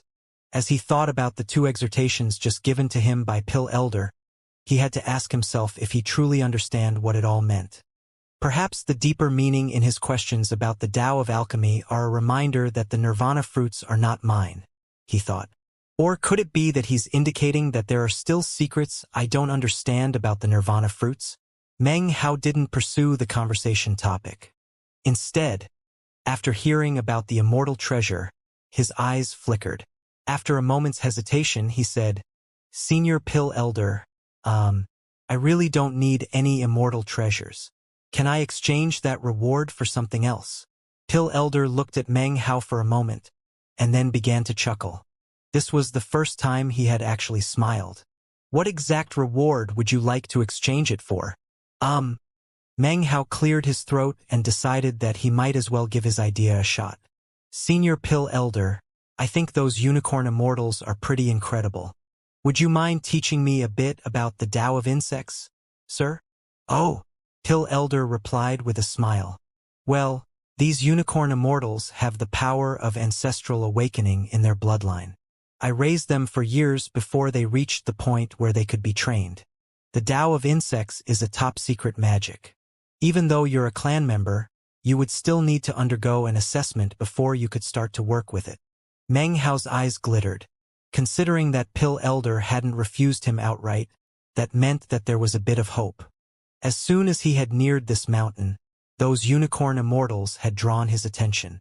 Ever since he'd returned from the ruins of immortality, there had been an idea percolating deep within him. He had long since become quite envious of that cloud of beetles he had seen in the ruins of immortality. Ever since, he had thought that if he could wave his hand and cause tens of millions of black beetles to fill the sky, then any opponent he faced would instantly become as petrified as he had been that year. With a mere thought, he could instantly turn his enemies into nothing but ash. The mere thought of being able to do something like that one day left Meng Hao very excited. This was especially true considering that there were several black beetles currently inside his bag of holding. Their life force was incredibly powerful, and they had not died, but rather remained dormant inside his bag of holding after being sealed. "Senior, look, I'm the kind of old-fashioned cultivator who doesn't like to rely on external weapons." As he spoke, his tone continued to grow more somber. "If you start using magical items, then eventually you'll start to rely on them. The Tao of insects is different. It's like a divine ability, an academic art, even more so, a Tao. Senior, I don't want any magical weapons. I just seek the Tao." As he spoke his final sentence, he clasped hands and bowed deeply. In his mind, he felt quite satisfied with his eloquence, especially in the delivery of that last line. Pill Elder looked at Meng Hao for a long moment, then waved his right hand. A jade slip flew out to hover in front of Meng Hao. It was emerald green, and one side was carved with the image of a unicorn immortal. The creature seemed matchlessly vicious, with a monstrous killing aura. The other side was carved with another unicorn immortal. However, this one was extremely placid, and looked like it wouldn't even hurt a fly. Take a look at the first of the 3 volumes on the Tao of insects. If you have the talent, I'll teach you. You'll also find a command medallion in that bag of holding. According to the rules of the Tao of Alchemy Division, anyone who concocts the Sky Palace Sun Spirit Pill will automatically become a Tier 8 alchemist. Your status in the clan is now equal to a clan elder. You may also select any mountain in the inner mountains to serve as your immortal's cave. With that, he waved his sleeve, causing a gentle wind to materialize. It swirled around Meng Hao, causing his vision to swim. When it became clear again, he was far away from the mountain. He looked back toward the mountain peak in the center of all the other mountains. For just a moment, he could make out all of the caves on the peak. Eyes glittering, he took a deep breath, clasped hands and bowed. Then he left. He flew out of the inner mountains, during which time he encountered several alchemists. As soon as they saw Meng Hao, their expressions filled with awe, and they immediately clasped hands in greeting. The story of Meng Hao concocting the Sky Palace Sun Spirit pill had already spread throughout the Fang clan, and everyone knew about it. There were some people who hadn't been convinced by Meng Hao charging all the way to the 7th level of the medicine pavilion. Now, though, Meng Hao had concocted a legendary medicinal pill. In Tao of Alchemy Division, he was as stable as Mount Tai, and not a single voice of doubt could be heard regarding him. In the world of cultivation, respect is given to the powerful. It was no different in the Tao of Alchemy Division. Just as Meng Hao was about to leave the inner mountains, he suddenly stopped in place and turned his head to look at one particularly beautiful mountain peak. The entire mountain was jade green, and its snow-capped peak was surrounded by swirling clouds. Almost in the exact moment that he turned to look at the mountain, he heard a miserable, blood-curdling shriek echo out from within the misty mountain. That scream was not the scream of a cultivator, but rather, it came from the beak of a beautiful peacock. At the same time, a bellow of rage could be heard that obviously came from the mouth of an old woman. "You damned mutt of a bird! It's time we fight. I'm going to refine you into a pill." Next, the arrogant and despotic voice of a parrot could be heard squawking out. "Do you know how many years Lord Fifth has swept across Jianghu? Huh? Look, you old crone. Lord Fifth screwed a hole through the heavens before you were even born. Do you know who Lord Fifth's master is? Well, I'll tell you, and you're going to be scared to death. Lord Fifth's master is Fang Hao." Meng Hao's face was unsightly. Feeling somewhat helpless, he watched a multicolored parrot flapping its wings as it flew through the air. A small bell could be seen attached to its claw, and the parrot looked very pleased with itself. It somehow seemed licentious, and even had a black strip of cloth wrapped around its head, covering one of its eyes. The remaining visible eye gleamed brightly as it flew out from the mountain peak. "You just wait for Lord Fifth, you old hag. And as for you, my beloved concubine, don't worry, Lord Fifth will be coming back for you. I'll risk everything to rescue you from this place." Behind the parrot was the Tier 7 alchemist, the old woman. Her face was a mass of fury as she shot after the parrot at top speed. Behind her was a beautiful young woman, clad in a white robe, the picture of purity and innocence. This was the same young woman whom Meng Hao had encountered after challenging the 7th level of the medicine pavilion, the clan junior sister named Wanner. Miserable shrieking could be heard in the distance, and Meng Hao could just barely make out a beautiful peacock, gasping and struggling in vain to rise to its feet. From the look of the situation, it had just experienced some unimaginable catastrophe. Meng Hao sighed, feeling quite sorry for the peacock. Anything with feathers that showed up in front of the parrot would find it difficult to escape the bird and its fiendish hobbies. As soon as the parrot flew out, it caught sight of Meng Hao, and its uncovered eye lit up. It hurried over and began to cry out plaintively. "Master, save me. Master, this old hag is out of control. She's trying to kill me. Save me, master." As the parrot cried out, the bell attached to its claw suddenly made a popping sound and transformed into the meat jelly, which also began to cry out to Meng Hao. "Master, here you are, finally. There's a bully following us. Master, she's a real bully." Not too far behind, the furious old woman caught sight of Meng Hao, as did the young woman in the white robe. The young woman's jaw dropped in surprise, as if the Meng Hao in her mind couldn't possibly have anything to do with this shameless parrot. Clearing his throat, Meng Hao hurriedly backed away, and then made to continue on his way as if he hadn't seen anything that was happening. "Master, save me!" The parrot screeched immediately, flying toward Meng Hao at top speed. Meng Hao waved his hand, and his body disappeared in a minor teleportation. When he reappeared off in the distance, the parrot immediately changed directions and continued to speed toward him. As for Meng Hao, he suddenly seemed to radiate an air of righteousness. Expression solemn, he began to speak. "I do not know you, evildoer. Exactly who the hell are you?" he said.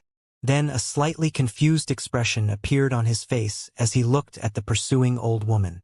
"Meng Hao!" squawked the parrot, glancing back the old woman, who was about to catch up.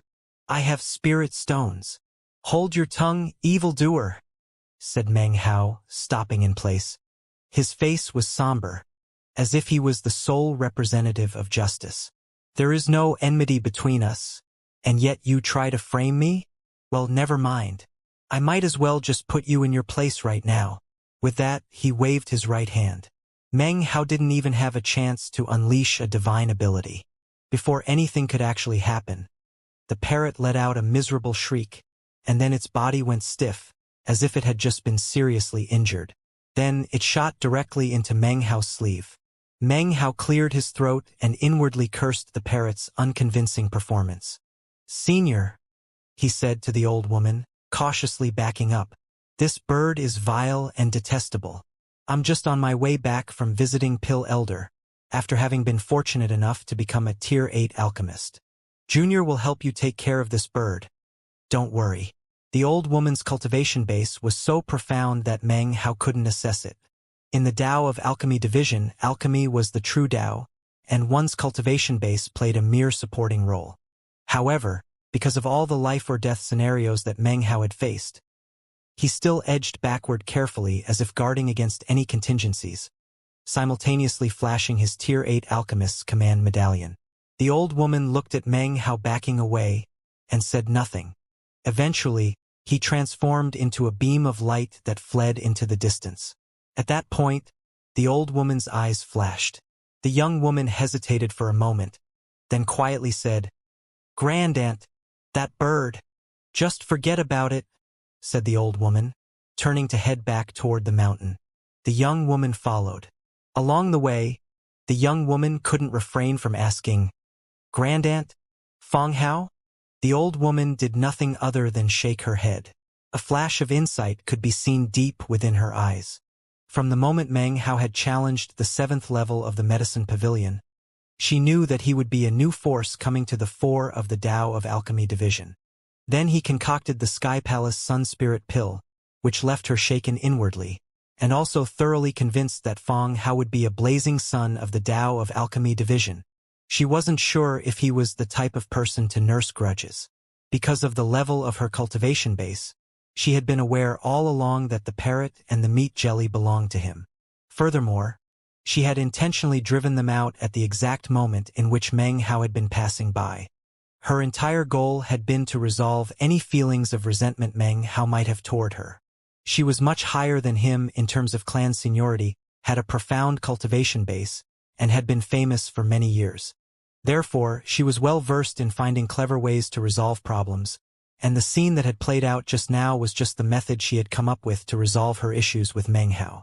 Meng Hao continued flying through the Tao of Alchemy division.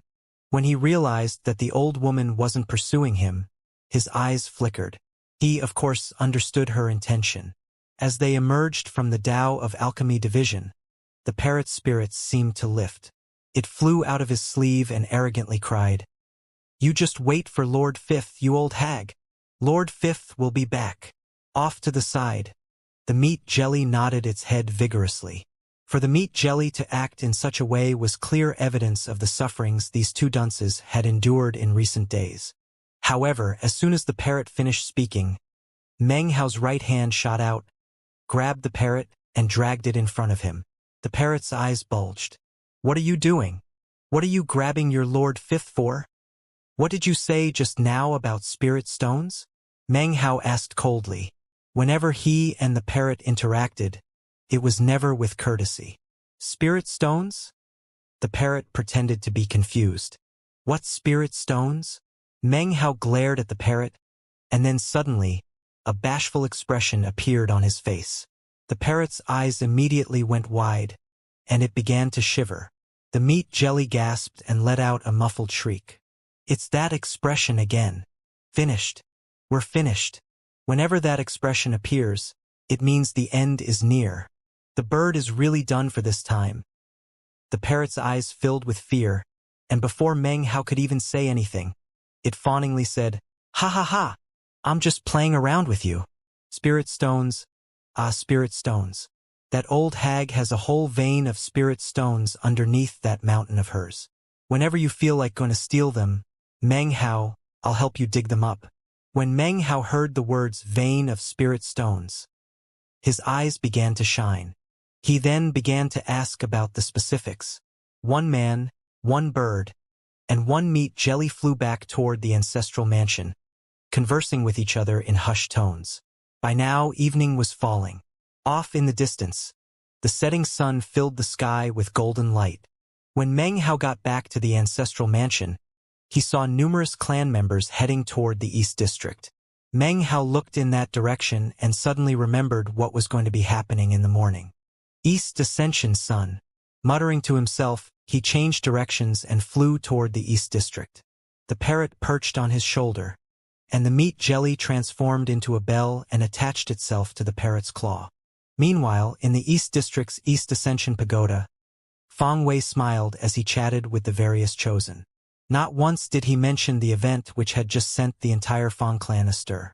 Although nothing seemed unusual about the way the other chosen were carrying themselves, all of them had long since caught on to the fact that something unusual had happened. The mere fact that Feng Wei had brushed the matter aside was what had led them to this conclusion in the first place. At one point, somebody brought up Feng Mu again. Just like before, Feng Wei didn't openly admit that he was Feng Mu, and yet, he looked over and gave Li Linger an apologetic smile. Quite a few chosen noticed this and began to consider what it meant. Li Linger snorted coldly, and even more derision could be seen in her expression. She was even more convinced than Sun Hai that Meng Hao was Feng Mu. She hated Feng Mu deeply, but when she looked at Feng Wei, her expression was one of ridicule. She seemed to be sickened by him. When Feng Wei saw the look on her face, his eyes flickered imperceptibly. He suddenly changed the topic and began to chat about the East Ascension Sunday. Sun Hai's eyes flashed. But when he thought about how the girl he adored was a member of the Feng clan, he didn't say anything.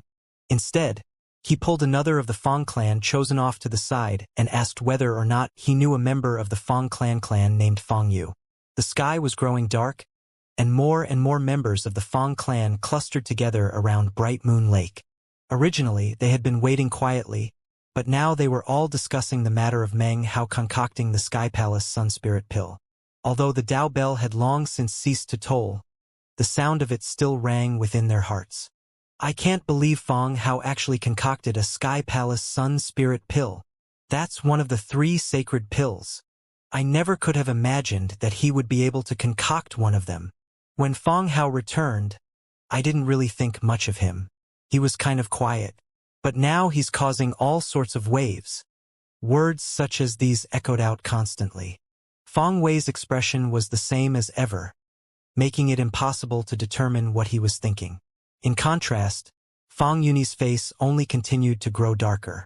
Then he looked over at Feng Shi near the lakeshore, chatting excitedly with the clan members around him, and he snorted coldly.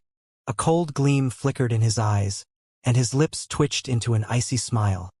The people he had arranged to take care of Feng Shi were now closing in. The direct bloodline is crap. They had their glory in the past, but now they're in decline. The Feng clan is no longer a place where they hold the upper hand. Feng Yunyi snorted again. Today is the day when I humiliate Feng Shi of the direct bloodline. His eyes narrowed. Meanwhile, Feng Shi stood in the crowd, excitedly flaunting his recent experiences to the clan members standing next to him. Of all the people over all the years in the Tao of Alchemy division, nobody has ever been able to concoct that medicinal pill. But my cuz concocted it. He had a 30,000-meter bloodline gate beam, and he even challenged the 7th level of the medicine pavilion. And then he concocted the legendary Sky Palace Sun Spirit Pill. That's my cuz. Feng Hao. The other clan members panted as they heard the stories of Meng Hao. More and more people were elevating their personal estimation of Meng Hao's status to the same level as Feng Wei.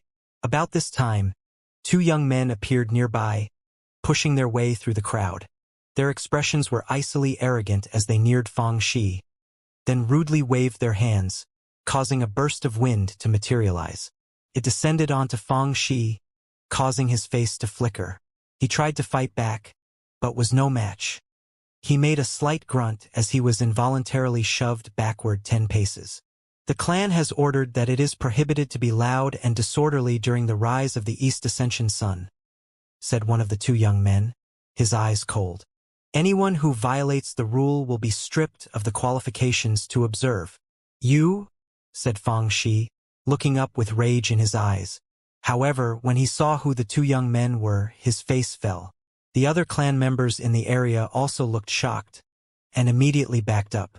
The young men who had pushed Fang Shi back wore long black robes decorated with images of a moon. There seemed to be an especially stern and forbidding air about them, an icy coldness that caused anyone they looked at to feel as if they were being stared at by a viper. Furthermore, they had staged 3 immortal cultivation bases, and emanated amorphous ripples that gave them the appearance of mighty immortals. As soon as the surrounding clan members saw who the two young men were, their faces flickered and their hearts filled with awe. They slowly backed up. They're Black Moon Guards. Lots of chosen from other sects are here for the East Ascension sun, and the Black Moon Guards have been tasked with keeping things orderly. There are 9 guard corps in the Fang clan, 4 of which are stationed off-planet, and 5 of which have jurisdiction here on planet East Victory. Of those 5, the Black Moon Guards and the Violet Sun Guards are responsible for the ancestral mansion. The 9 guard corps of the Fang clan had each earned glorious achievements in battle, and had shaken the 9th mountain and sea. As for the Black Moon Guards, they were known for being sinister and vicious, just like vipers. That was their reputation among outsiders and within the Fang clan itself. Everyone feared the Black Moon Guards. Fang Shi looked at the two young men, and his face flickered. Whatever words he had been about to say stuck in his throat. He might be from the direct bloodline, but everyone in the clan knew that the direct bloodline was on the decline. He could not afford to offend the Black Moon Guards. Fang Shi, said one of the young men, his voice cold. For loud and disorderly conduct on the shore of Bright Moon Lake, for disturbing public order, and for losing face for the clan in front of guests from other sects, you will move your ass 300 meters back from this location. The young man spoke without the slightest bit of courtesy. If you dare to step within 300 meters of any Black Moon Guard, said the other young man, his eyes brimming with scorn, then it will be taken as an act of insurrection. Fang Shi, get the hell out of here. With that, he waved his hand, causing another shocking wind to appear, which swept Fang Shi up and forced him back. Fang Shi was powerless to resist, and in the blink of an eye had fallen back nearly 300 meters. There was complete silence as all of the surrounding clan members looked over at Fang Shi. He finally came to a stop at 299 meters. His face was pale and he was trembling. Rage flickered on his face as he glared murderously at the two young men. He was no fool, and knew that these two had intentionally come to humiliate him in front of the other clan members. Word would quickly spread that he had been unceremoniously dismissed by them. What was especially obvious was the sinister way in which they went about humiliating him. With their cultivation bases, they could have easily pushed him 300 meters away. Instead, they only pushed him 299 meters, making sure that Fang Shi would have to voluntarily step back the final meter. Fang Shi's eyes were bright red, and he panted as he glared at the two young men nearly 300 meters away. He did not wish to step back, but he also knew that clan rules took precedence over anything and everything. The Black Moon Guards were responsible for keeping order in the area, and if he defied them openly, they would have a vast array of options regarding how to deal with him. Most important of all was that the Black Moon Guards were under the direct control of Fang Wei's branch of the family. Fang Shi clenched his fists tightly and, as everyone watched, bowed his head and stepped back one last meter until he was at the 300-meter mark. That final step was a movement that crushed Fang Shi's dignity and humiliated his bloodline. However, Fang Shi had to accept it. There was no way he could fight back. He stood there trembling as everyone looked at him. Not a word was spoken by anyone, although many of the onlookers sighed inwardly. As for the two young Black Moon Guards, they laughed coldly and then, ignoring Fang Shi, turned and left. Everyone who was watching assumed that the chiding of Fang Shi was now over. Even Fang Shi assumed that, by bowing his head, he would face no further difficulties. However, it was at this point that two Black Moon guards suddenly appeared next to Fang Shi. Instantly, they waved their hands, causing their cultivation bases to surge with power. A fierce wind kicked up, wrapping around Fang Shi and driving him backward yet again. This time, he was yet again sent back 299 meters. "The Black Moon Guard has already warned you once," said one of the two, his voice cool. "You must remain 300 meters away from any location we occupy. We're standing here now, so scram." "You!" Fang Shi was trembling, and his eyes were bright red.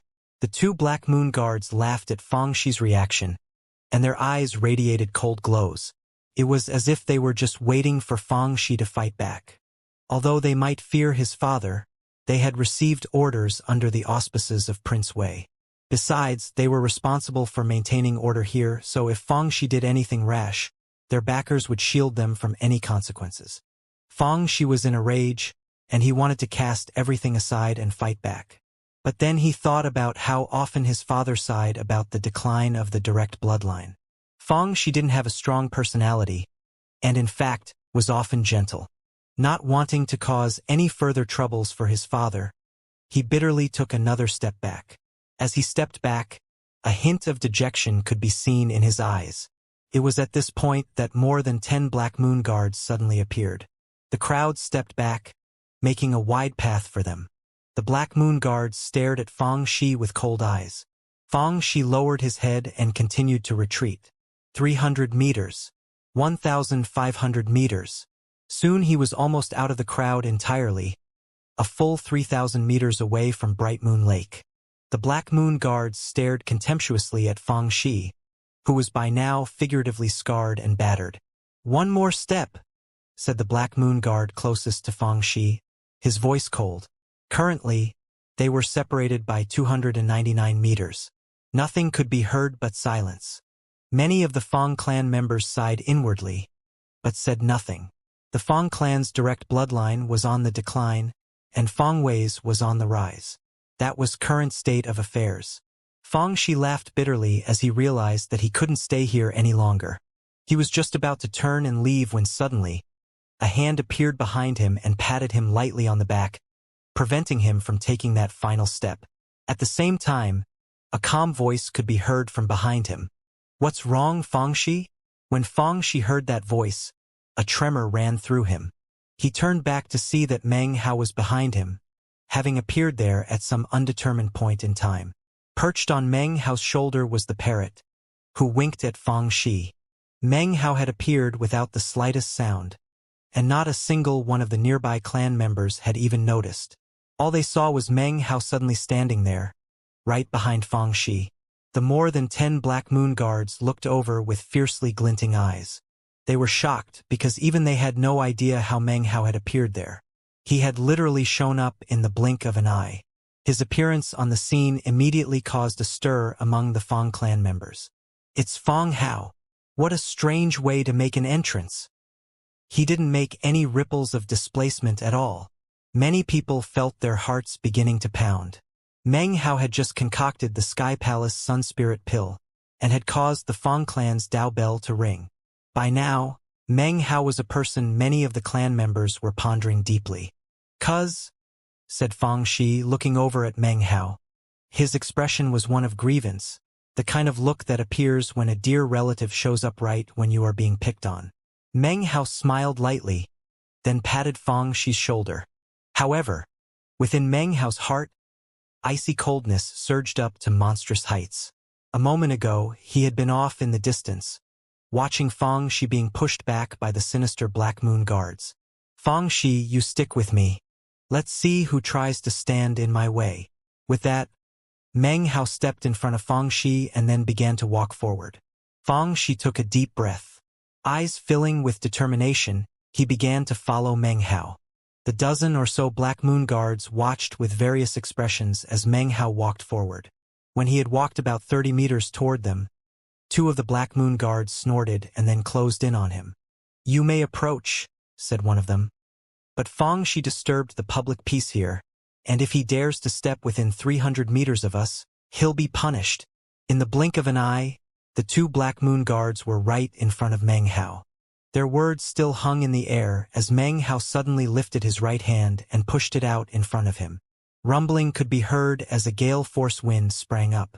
An incorporeal flying rain dragon suddenly appeared, roaring soundlessly as it shot toward the two Black Moon guards. In the blink of an eye it was upon them. Their faces flickered, and they fought back with all the power they could muster. However, blood sprayed from their mouths as they were tossed to the side. This development immediately sent the crowds into an uproar. It must be noted that even though the Black Moon guards had targeted Fang Shi, the only thing they did was drive him away. They did not attack or injure him. In sharp contrast, Meng Hao attacked with domineering force, immediately injuring the two Black Moon guards. Fang Shi instantly started to get nervous, but Meng Hao's expression was as cold as ever. As he proceeded forward, the rest of the dozen or so Black Moon guards up ahead began to head toward him. You've disturbed the peace and even dared to hurt people. Fang Hao, it doesn't matter if you're backed by the Tao of Alchemy Division. You will still face the clan's punishment this day. The dozen or so Black Moon guards bore down on Meng Hao. When they were only a few dozen meters away, brilliant beams of light suddenly exploded from Meng Hao's eyes, and he said one thing. Screw off. The words rang out like claps of thunder. Rumbling filled the area, and even the chosen in the East Ascension Pavilion heard it and looked over. The Black Moon guards in front of Meng Hao felt as if some enormous, invisible mountain was crushing down onto them. Blood sprayed from their mouths, and deafening roars filled their ears. They suddenly felt as if their cultivation bases had become unstable. It didn't matter that they were in the immortal realm. They began to tremble as a terrifying wind swept over them, sending them tumbling backwards.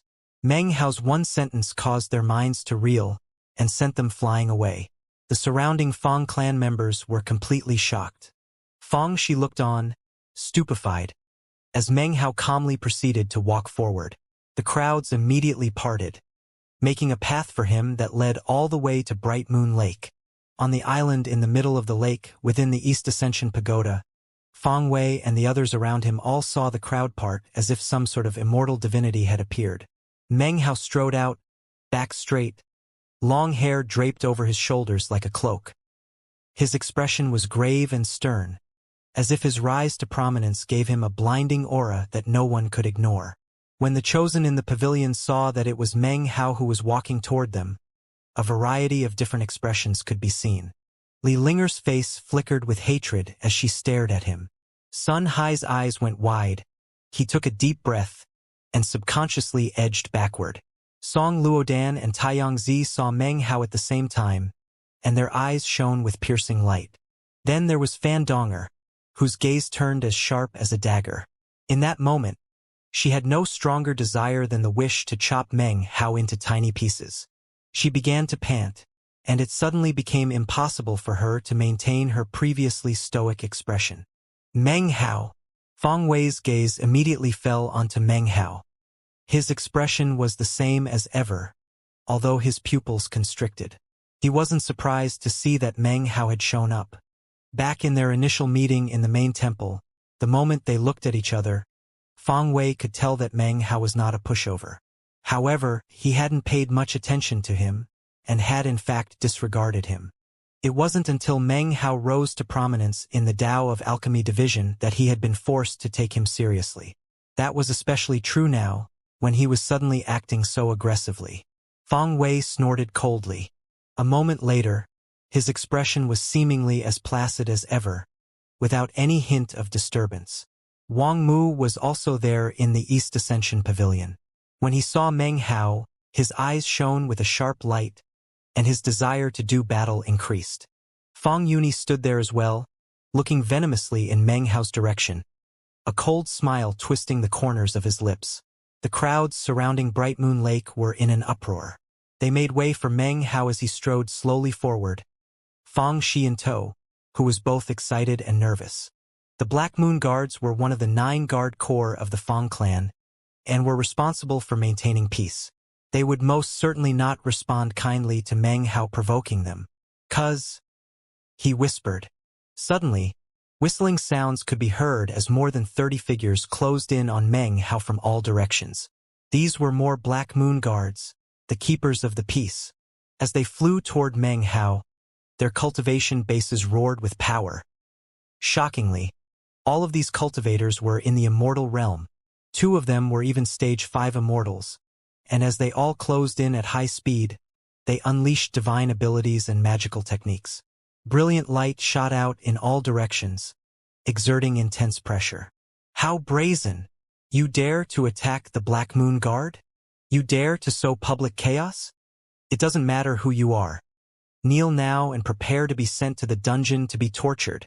As the shouts echoed out, she started to look anxious. However, Meng Hao's expression didn't change at all. Instead, he smiled coldly. It seems that even random nobodies dare to squawk in front of me, he said. Could it be because I haven't used force often enough in the clan? With that, he stepped forward. As soon as his foot touched the ground, he transformed into a bright beam of light. The beam of light was gold-colored, and inside, Meng Hao took the form of a golden rock. A droning could be heard as he shot toward the incoming Black Moon Guards at high speed. In the blink of an eye, he slammed into 3 of them. The rock's talons slashed, ripping the air and causing cracking sounds to ring out. The 3 Black Moon Guards' faces fell and blood sprayed from their mouths and their bodies twisted before they could even fight back. They were instantly sent flying backward by Meng Hao's talons, powerless to resist. Even as they flew backward, coughing up blood, they looked back at Meng Hao with expressions of shock. How could he be so strong? Meng Hao didn't pause for even a moment. He instantly swept towards the other guards. The rock flapped its wings, and in the blink of an eye, 5 more Black Moon Guards let out muffled grunts. Blood sprayed from their mouths as they were thrown into the air, and looks of shock covered their faces as they looked at rock-form Meng Hao. What cultivation base does he have? Even the combined power of all 5 of us can't stop him. To describe all of these actions takes quite a few sentences, but these 8 people were injured and sent tumbling hundreds of meters away in a brief flash. 8 people had been injured and flung over 300 meters away. Now there were 7 Black Moon Guards left in front of Meng Hao. Among those 7 were the 2 stage 5 immortals who were now panting. Their expressions that of astonishment. They gritted their teeth and joined voices to call out, "Black Moon Formation!" Immediately, the other 5 of their number joined with the first 2, combining together to form the shape of a moon. Because their clothing was black, that moon was also black. A black moon. As soon as the moon appeared, a monstrous energy surged out that weighed down on everyone in the area. The chosen in the East Ascension Pavilion all looked on with strange gleams in their eyes. "The Black Moon Guard's first fusion art," said Taiyangzi, his eyes flickering. "Rumor has it," said Sun Hai, eyeing the black moon, "that with this art, 7 people make the formation, 7 formations make a magic spell, 7 spells make a divine ability, 7 divine abilities make a Dao." Others had similar reactions, although Li Linger simply watched with coldly flickering eyes. The crowds surrounding Bright Moon Lake were also in a commotion. Fang Shi's face fell, and Fang Yuni smiled an overtly sinister smile. In that moment, Meng Hao in golden rock form didn't hesitate for a moment. He charged toward the black moon, and as he did, the rock turned blurry and transformed into numerous mountains. The mountains linked together to form a chain of mountains that then crushed down onto the black moon. This was none other than the mountain-consuming incantation. From a distance, it looked like massive mountain peaks suppressing the very moon in the heavens. Boundless, enormous mountains filled the sky, and as for that black moon, it was visibly shrinking. Everyone watching was astonished, especially the chosen in the East Ascension Pavilion who had previously crossed swords with Meng Hao. When they saw the mountains, they were reminded of that year in the lands of South Heaven, when Meng Hao had single-handedly swept over all of the chosen. Despite being chased by over 1,000 opponents, he had been as valiant as ever. Booms echoed out in all directions. The black moon only lasted for the space of a few breaths under the crushing pressure of the mountains. Subsequently, it shattered into pieces, and the 7 people inside coughed up blood and tumbled backward, their faces filled with terror. The mountains faded away, and Meng Hao stepped out from within them. He once again transformed into a beam of light that shot forward. "Fang Shi, keep up," he said loftily. "I'm taking you to the pavilion on the lake." To everyone who heard his booming voice, it was as if Meng Hao was the only person in existence. There were many clan members who suddenly felt as if they were meeting Meng Hao for the first time. Their hearts trembled with shock, and even Fang Shi was panting. Gritting his teeth, he flew to follow Meng Hao. The two of them proceeded onward toward Bright Moon Lake, Meng Hao in the lead, Fang Shi following.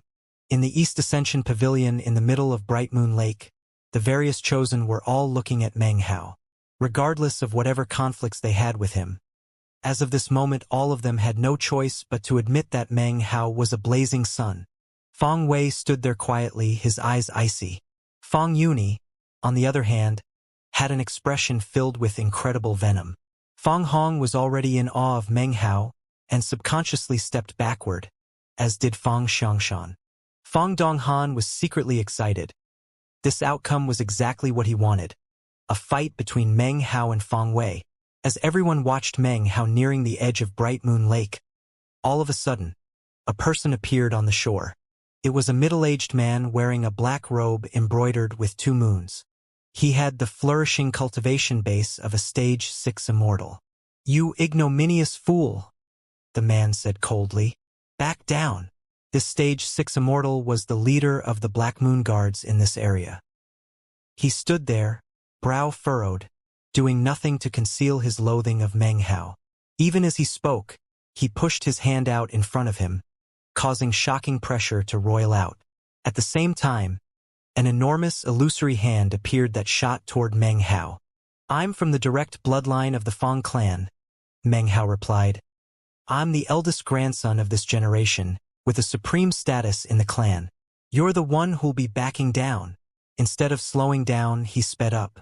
At the same time, he clenched his right hand into a fist and punched out into the air 9 times. 9 heavens destruction. Rumble. Massive roaring filled the air as his Dharma idol suddenly materialized behind him. 15,000 meters tall. Shocking to the extreme, it also punched out. 9 blows descended toward the middle-aged man, seemingly capable of shattering heaven and earth. When Meng Hao's attacks slammed into the palm strike, the hand shattered. The man's face fell as Meng Hao's fist continued onward, the man himself. Dozens of blows were exchanged in the blink of an eye. Each exchange caused the man's face to flicker. His expression was now being taken over by fear as he realized that his cultivation base was being weakened, as was his life force. It was being absorbed by Meng Hao. In the end, blood sprayed from his mouth, and he was forced to retreat. In that moment, Meng Hao grabbed Fang Shi. As everyone watched, he flew up into the air, directly out over Bright Moon Lake. As soon as Meng Hao was airborne, all of the dozens of Black Moon Guards in the crowd urgently took flight and sped toward Meng Hao. It didn't matter if he was a fellow clan member. His flagrant challenge of the Black Moon Guards was something that could not go unanswered. However, Meng Hao completely ignored them. He dragged the astonished Fang Shi through the air, transforming into a long beam of light that shot over Bright Moon Lake toward the East Ascension Pavilion. Inside the pavilion, the chosen were all shocked. Li Linger clenched her jaw, and a cold light could be seen in Fan Donger's eyes. Wang Mu was itching to fight, and Song Luodan's face was icy. As for Sun Hai, he was getting nervous. Taiyang Zi and the others felt their energy surging as Meng Hao sped toward them. Fang Wei frowned. Fang Yuni was panting. Seeing Meng Hao's powerful momentum caused him to subconsciously step backward. Everyone watched as Meng Hao carried Fang Shi across the water. In the blink of an eye, he was almost at East Ascension Pavilion. Just when he was about to set foot inside. "You don't qualify to be here," Fang Wei said calmly. He took a step forward and then struck out with his palm. The palm strike unexpectedly caused everyone to feel as if the land were quaking and the mountains were trembling. The surface of Bright Moon Lake churned, as if some ancient being were awakening underneath and was now emitting a terrifying aura. The palm strike looked ordinary, and yet as soon as it was delivered, a golden magical symbol appeared outside of the East Ascension Pavilion. The symbol was like the sun, instantly causing everything outside to turn golden. In response to the palm strike, all of the chosen in the pavilion, even Fandonger and Xianxia from the Sublime Flow Sword Grotto, narrowed their eyes in concentration. Various expressions could be seen. The explosive energy of Feng Wei's attack left everyone shocked. This was even more the case when people realized that Feng Wei's attack contained an aura of reincarnation. It was almost like a natural law, as if anyone who opposed Feng Wei was actually an enemy of the heavens. A sense of crisis rose up in Meng Hao, and his eyes widened. He released Feng Shi, simultaneously causing the black-white pearls to swirl out. Furthermore, a blood chi rose up, transforming into the head of a blood demon. All of it coalesced onto Meng Hao's hand, after which he also struck out with his palm. Rumbling filled the air in the space between Meng Hao and Feng Wei in the East Ascension Pavilion. This was the first time that Meng Hao and Feng Wei exchanged blows. It was a collision of gold and blood. It was a struggle between the power of reincarnation and the black-white pearls. This was Feng Wei versus Meng Hao, their first battle. Rumbling filled the air as the colors of gold and blood smashed into each other. The night sky suddenly grew bright as the power of reincarnation and the black-white pearls collided, causing heaven and earth to tremble. Massive roaring echoed out in all directions. The blood demon head collapsed, and the world of gold shattered. The sensation of reincarnation faded away, and Meng Hao's black-white pearls also collapsed. A tremor ran through Meng Hao, and his eternal stratum immediately surged into action, giving him the power to completely shrug off the blow. What all onlookers saw was that Feng Wei's palm strike did nothing to stop him. He didn't even pause. He just stepped right into the East Ascension Pavilion. Feng Wei's eyes brimmed with icy coldness, and his face had turned a bit pale. Although he had been separated from Meng Hao's counterstrike to his palm attack, he was still struck by the backlash. Most shocking of all was that this was Bright Moon Lake, a place where Feng Wei practiced cultivation. He had formed a resonance with the lake water, and therefore held the upper hand. Furthermore, Meng Hao had been protecting Feng Shi. In the end, however, it was really difficult to determine which of them was actually more powerful. Almost in the same moment that Meng Hao set foot into the pavilion, dozens of Black Moon guards flew out across the lake toward him. Meng Hao completely ignored them. Instead, his cold gaze flitted across the crowd and came to fall on Feng Wei. Junior cousin Feng Wei, why is it that I'm not qualified to enter this pavilion? Anyone who is being pursued by the Black Moon guards is naturally not qualified to set foot inside. Feng Wei replied coolly. The Black Moon guards were closing in on the pavilion, and even more were now converging further out beyond the lakeshore. Furthermore, it would only be a short time before their true experts arrived. In his heart, Feng Wei laughed coldly. He truly wanted to see how Meng Hao could possibly resolve the current situation.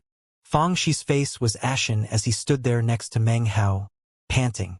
He had never been inside the East Ascension Pavilion before, and would normally have been very excited. Right now, though, the Black Moon guards were moments away from catching up, and when he thought about what would happen then, he couldn't help but take a deep breath and brace himself to go for broke. He had already decided that because all of this was happening because of him, he would take full responsibility and make sure that the clan didn't cause any problems for Meng Hao. Is that so? Replied Meng Hao, smiling. Sharp whistling sounds could be heard as 7 or 8 Black Moon guards shot through the air behind him. Their expressions brimmed with killing intent, and they were just about to attack when Meng Hao casually raised his hand and showed something to the Black Moon guards behind him. Then, without even turning his head, he coldly barked, "Screw off!" As his voice echoed out, the Black Moon guards outside of the pavilion saw the item in his hand. Their faces fell, and they suddenly stopped in place, staring in disbelief at Meng Hao's hand and the object therein. Then they began to pant. Meanwhile, more Black Moon guards converged in the area. All of them had the same reaction, as if lightning were crashing around inside their minds. The dozens of nearby Black Moon guards, and the hundreds that were gathered further off, all stared wordlessly in shock. When the chosen in the East Ascension Pavilion saw what was happening, their eyes gleamed with a strange light. Feng Wei suddenly seemed to remember something, and his face turned extremely unsightly. Fang Yuni gaped, unsure of how to react to this sudden development. He couldn't understand what the Black Moon guards had seen that would suddenly cause them to stop in place and not dare to get any closer. Fang Hong stared in shock. Fang Xianxia hesitated. Fang Donghan's eyes shone with curiosity. "What the hell are you still doing here?" said Meng Hao icily, still not deigning to look behind him. The instant the words left his mouth, the Black Moon guards behind him gasped. They suddenly clasped hands and bowed to Meng Hao, then bitterly turned and made their way off. Many among the audience around Bright Moon Lake saw this and gaped in shock. They had just personally witnessed the Black Moon guards, brimming with killing intent, suddenly stop in place and then retreat en masse, clearly not daring to get even an inch closer. There were a few people in the crowd who had exceptional eyesight and managed to catch a glimpse of the object Meng Hao held in his hand. They gasped, and expressions of blank disbelief appeared on their faces. The command medallion of a Tier 8 alchemist. That's the same as a clan elder's command medallion. A Tier 8 alchemist's command medallion. That gives him the same status as a clan elder. And clan elders are qualified to order the Black Moon guards to stand down. Fang Hao concocted a Sky Palace Sun Spirit pill, which means that he instantly became a Tier 8 alchemist. The sounds of the tumult outside drifted into the pavilion, causing the cultivators gathered there to inhale sharply. Fang Shi gaped, and then suddenly went wild with joy. Meng Hao slowly lowered his hand, looking at Fang Wei with a slight smile. "Would you say I'm qualified now?" Fang Wei's expression was extremely unsightly as he stared at Meng Hao. Before he could even respond, Meng Hao stepped forward and raised his right hand. Fang Yuni's face fell, and he tried to escape, but his body involuntarily flew through the air toward Meng Hao, who grabbed him by the neck. "You see me, and don't greet me properly?" Meng Hao said, smiling, gently patting Fang Yuni's cheek. "Ah, Yuni. It seems that the last time I taught you a lesson, you just didn't get it." Meng Hao's smile caused Fang Yuni to begin to tremble. He was about to say something, when suddenly Meng Hao's face darkened and he slammed Fang Yuni onto the floor of the pavilion. The pavilion was magically reinforced and couldn't be damaged by such an action. It was incredibly tough, which resulted in Fang Yuni letting out a blood-curdling scream. Next, Meng Hao slammed him into the ground 7 or 8 more times. Blood sprayed from Fang Yuni's mouth, and he screamed over and over again. He even begged for mercy. Fang Wei frowned. "That's enough," he said. Meng Hao smiled and looked over at Fang Wei. "Under my authority as an elder, I'm reprimanding a clan member. Junior cousin Fang Wei, on what authority did you speak those 2 words to me just now?" With that, Meng Hao grabbed Fang Yuni by the hair, swung him around and then chucked him off to the side. Blood spattered everywhere. The chosen in the room watched and said nothing. However, as they observed at Meng Hao's actions, each of them were thinking different things. That was especially true of Sun Hai, who was shivering slightly. Fang Wei's expression was extremely grim as he looked at Meng Hao. He was about to say something when Meng Hao laughed. "On the other hand," he said, "the moon is out tonight and the stars are bright. Tomorrow is the rise of the East Ascension sun. An auspicious day. Besides, I see a lot of old friends here, which makes me happy. I won't make things any harder for you." He looked out at all the chosen, each of whom had different expressions on their faces. Sun Hai subconsciously bowed his head. Li Linger stared in rage. Fan Donger's face flickered with killing intent, and Wang Mu looked like he wanted to fight then and there. Song Luodan and Taiyang Zi were both staring at him with clenched jaws. Their past experiences with Meng Hao were things that they would never be able to forget. Meng Hao looked slightly embarrassed, then chuckled bashfully as he looked down at the terrified Fang Yuni, who lay there bedraggled and broken-boned. "Write me a promissory note," Meng Hao said, narrowing his eyes and smiling. He immediately produced pen and paper from his bag of holding, which he held out in front of Fang Yuni. "You know me, and you know what to write." With that, he patted Fang Yuni on the head. Fang Yuni's face was pale white. To him, Meng Hao was the most evil fiend imaginable in heaven and earth. Trembling, he used his own blood to write out a promissory note. Meng Hao accepted the promissory note, blew on it a bit to dry it, and gingerly placed it in his bag of holding as if it were a treasure. Then, he smiled at Fang Yuni and said something that caused Fang Yuni's blood to run cold. "Yuni, you'll get no third chance. If you act like this again the next time you see me, I'll make sure you live a life worse than death." Meng Hao's smile stretched from ear to ear, but his words were as cold as ice. It was a stark contrast that caused all of the chosen in the pavilion to look on in reticent silence. Fang Yuni started to pant and tremble, and his expression turned into one of extreme terror. He could sense the murderous intent in Meng Hao's words, and was also certain that when Meng Hao said he would do something, he would never fail to follow through on his promise. Fang Yuni knew that if he did not respectfully greet Meng Hao the next time he saw him, Meng Hao would definitely leave him wishing he were dead. He was frightened, well and truly frightened. Even Fang Wei was incapable of helping him in this situation, causing his fear to reach heights that it could not be described even with the word terror. "Now, screw off to whatever hole you crawled out of," said Meng Hao. He grabbed Fang Yuni by the hair and violently tossed him out of the pavilion. Intense pain racked Fang Yuni's body as he flew out over Bright Moon Lake and landed in the middle of the crowd outside. After being helped to his feet, he left immediately, trying to put as much distance between himself and Meng Hao as possible. The entire time, his heart was gripped with icy terror. Back in the East Ascension Pavilion, Meng Hao looked around at the various chosen, and a bashful smile appeared on his face, as if he were slightly embarrassed to have suddenly run into so many old friends. "Greetings, fellow Taoists," he said. "We meet again. I've missed all of you." Looking quite at ease, he walked up to Sun Hai and, before he could back away, slid his arm around his neck, as if they were good friends. "Hey, if it isn't Lil Hai. How are you? Have things been well? Why did you shave your head?" "Not bad. I think it's quite a unique hairstyle." Sun Hai started to tremble, and he looked as if he might start crying at any moment.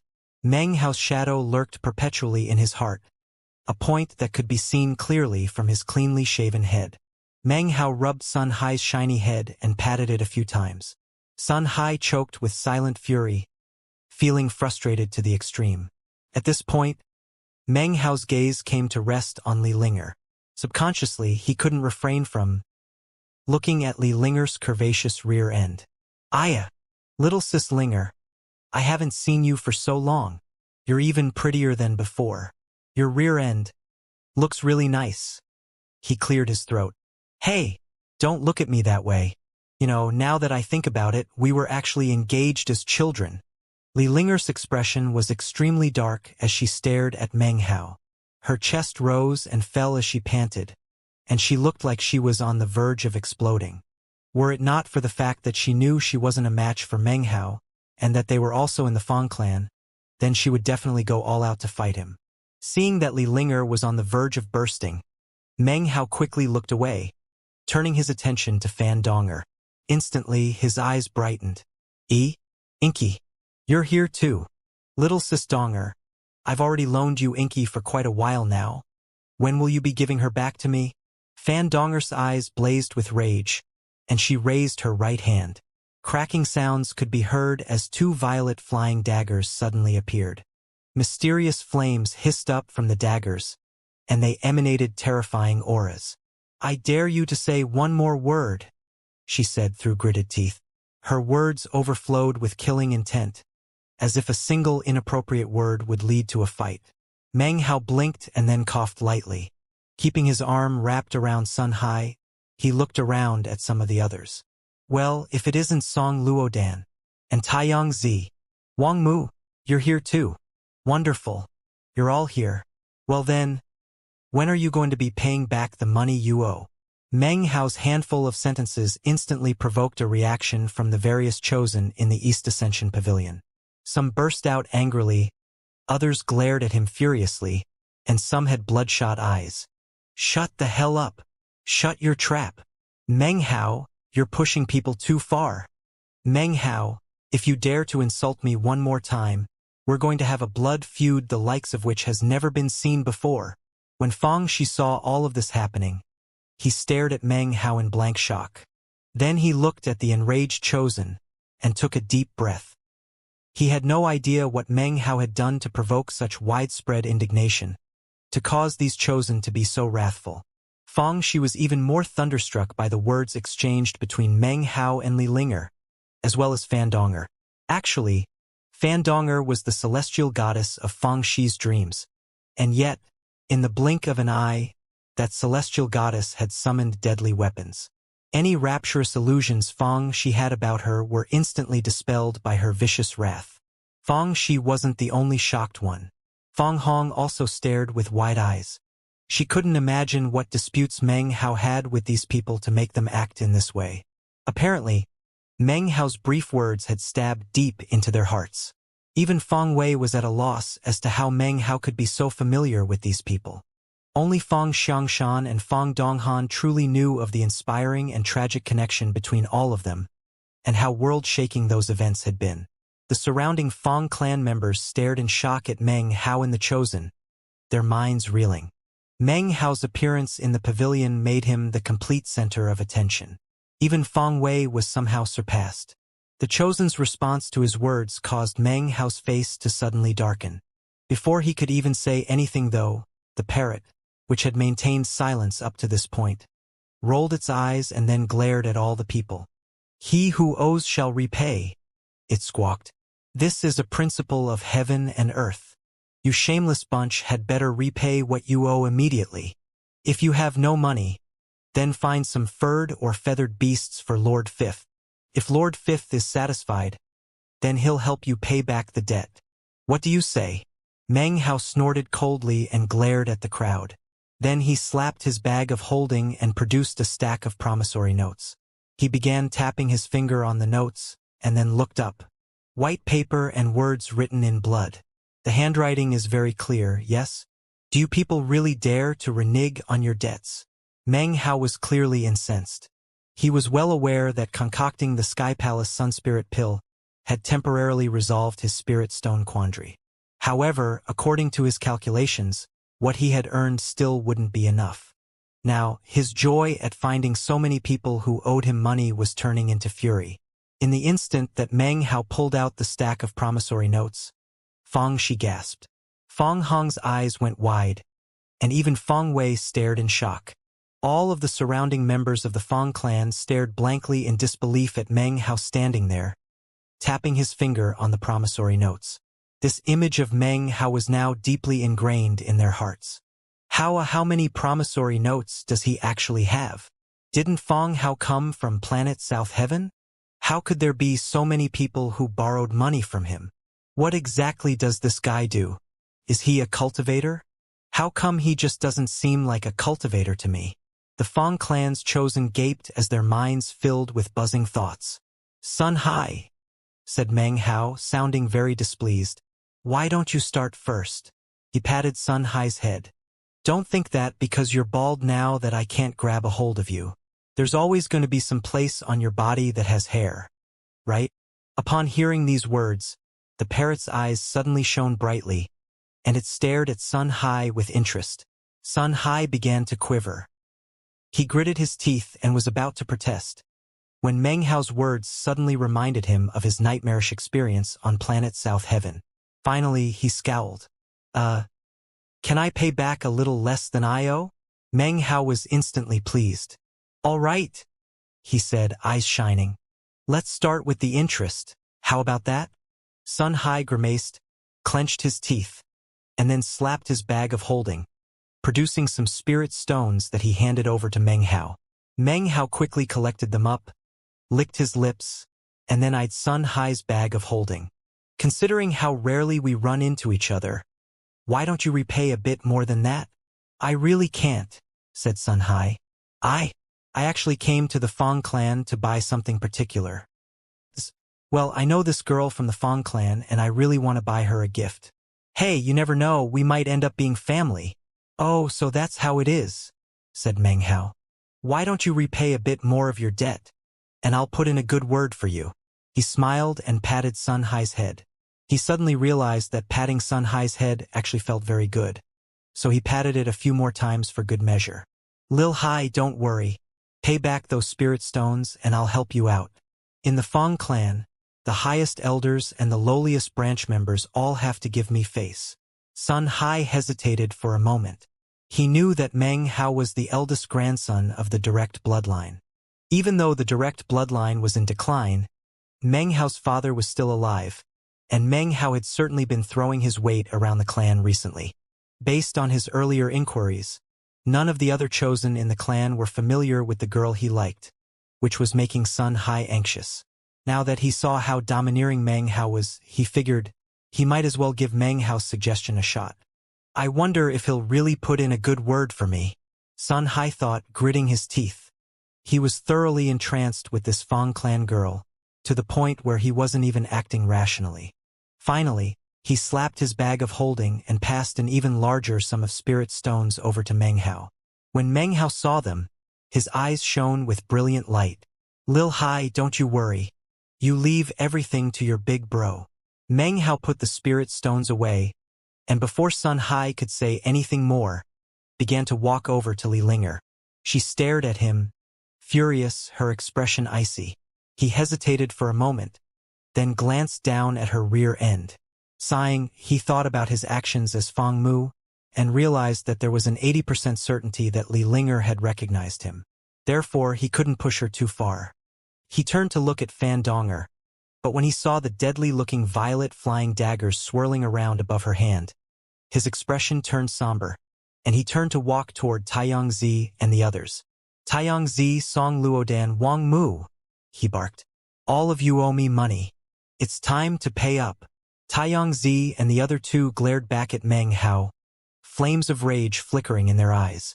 They all stared at each other for a few breaths of time, after which Meng Hao took a step forward toward them.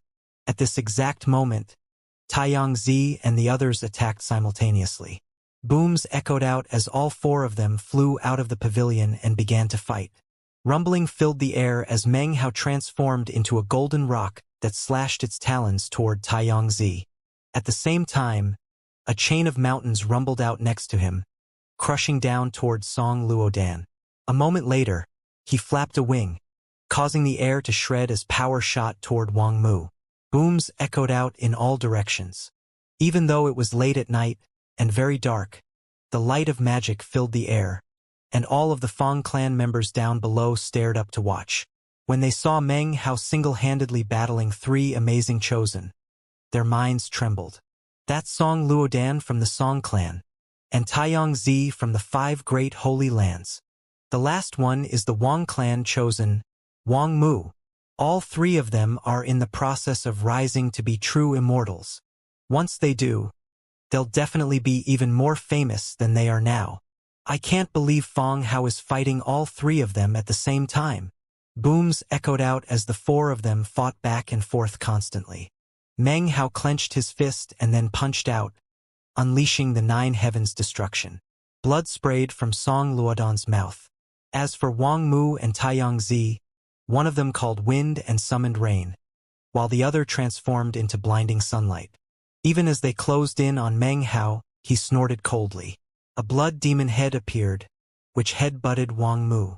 Simultaneously, the 9th mountain materialized, slamming toward Taiyang Zi. You guys are a lot stronger than the first time we fought, said Meng Hao.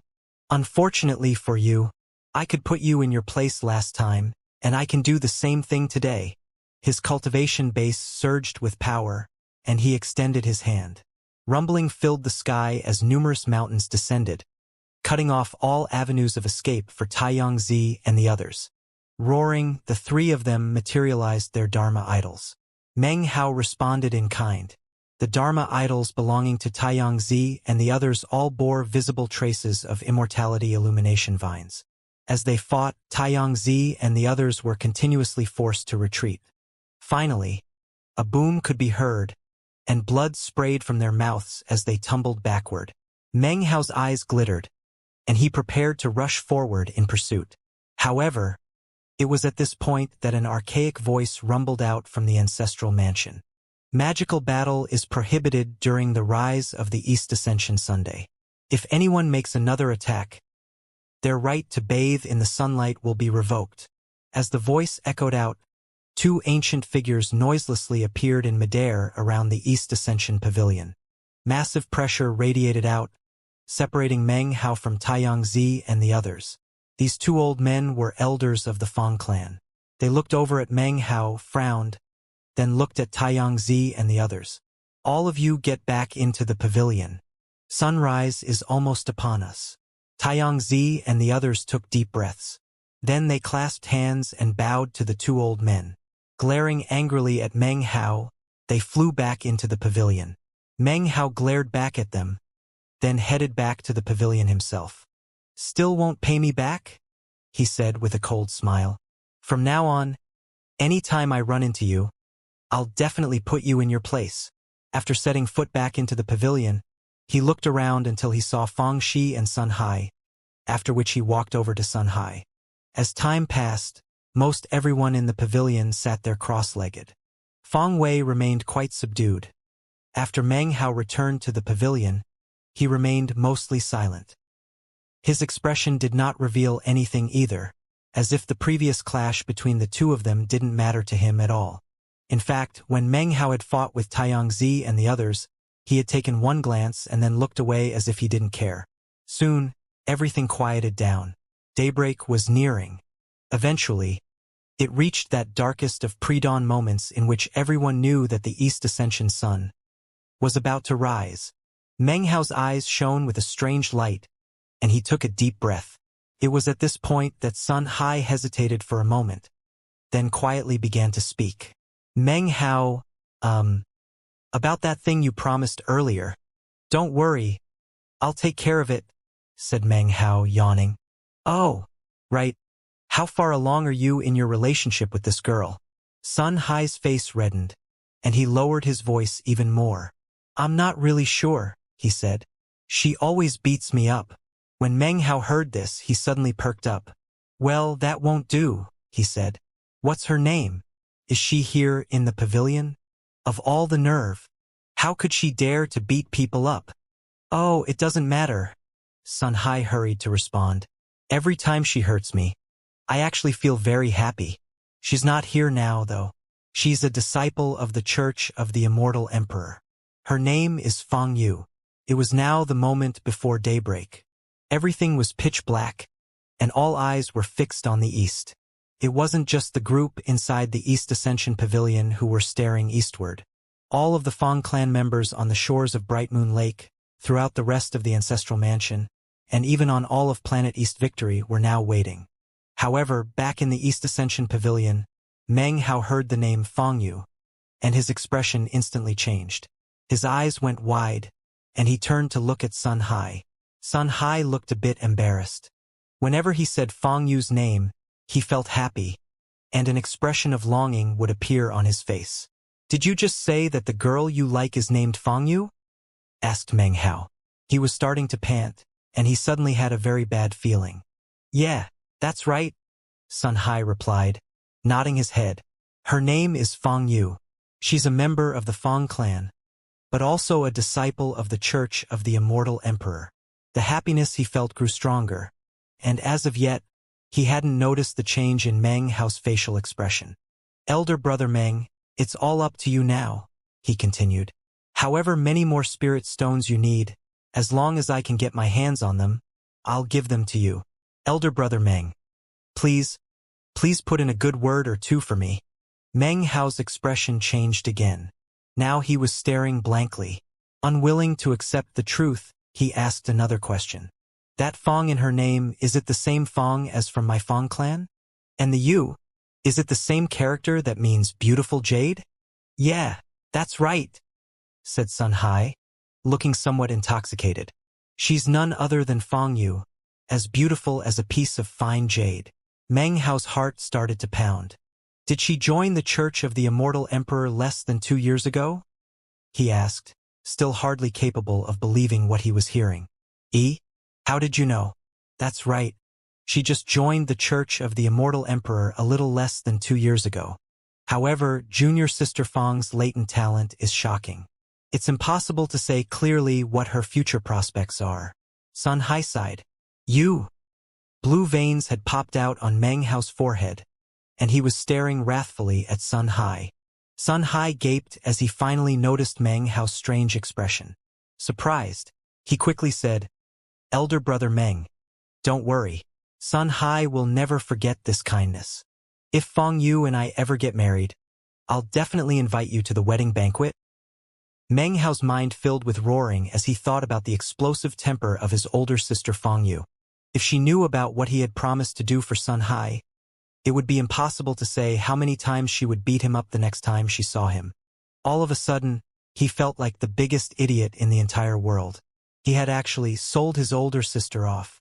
Sun Hai then continued, getting more and more excited as he spoke. "If we have a son, you can even be his godfather. As a husband and wife, we will never forget your kindness for the rest of our lives. It's all riding on you, elder brother Meng." "Oh, elder brother Meng, could you help me ask around and find out which bloodline Feng Yu is from? I'm planning to go make a formal visit soon." "Shut your mouth this instant," roared Meng Hao. He truly felt stupid for not having thought of this possibility. His sudden outburst caused numerous faces in the pavilion to turn and look his way. Sun Hai gaped, uncertain of why Meng Hao would suddenly be so angry. Meng Hao reached out, grabbed Sun Hai, and pulled him close. Jaw clenched, he stared Sun Hai in the eye, certain that Sun Hai had done all of this on purpose, had dug a pit for him, and then pushed him in head first.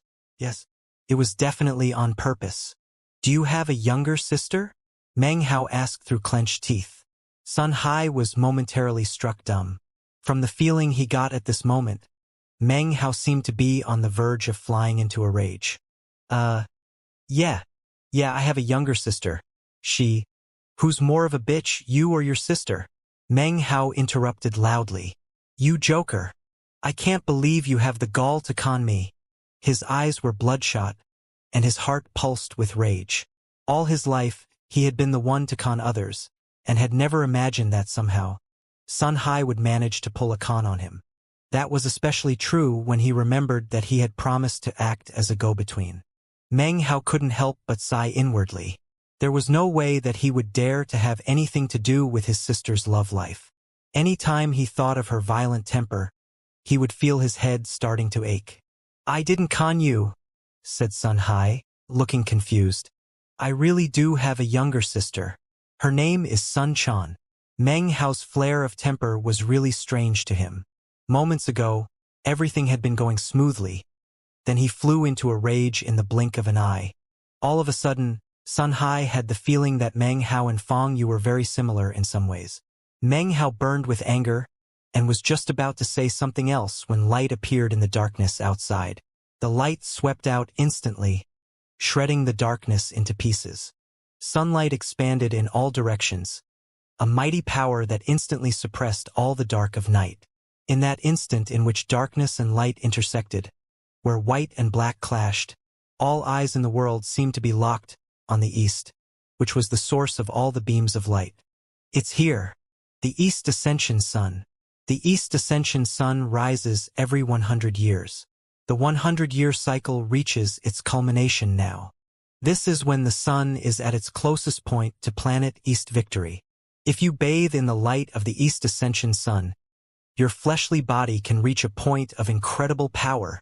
Even as the buzz of conversation spread out, the entire world of planet East Victory suddenly became filled with indescribable, broiling heat.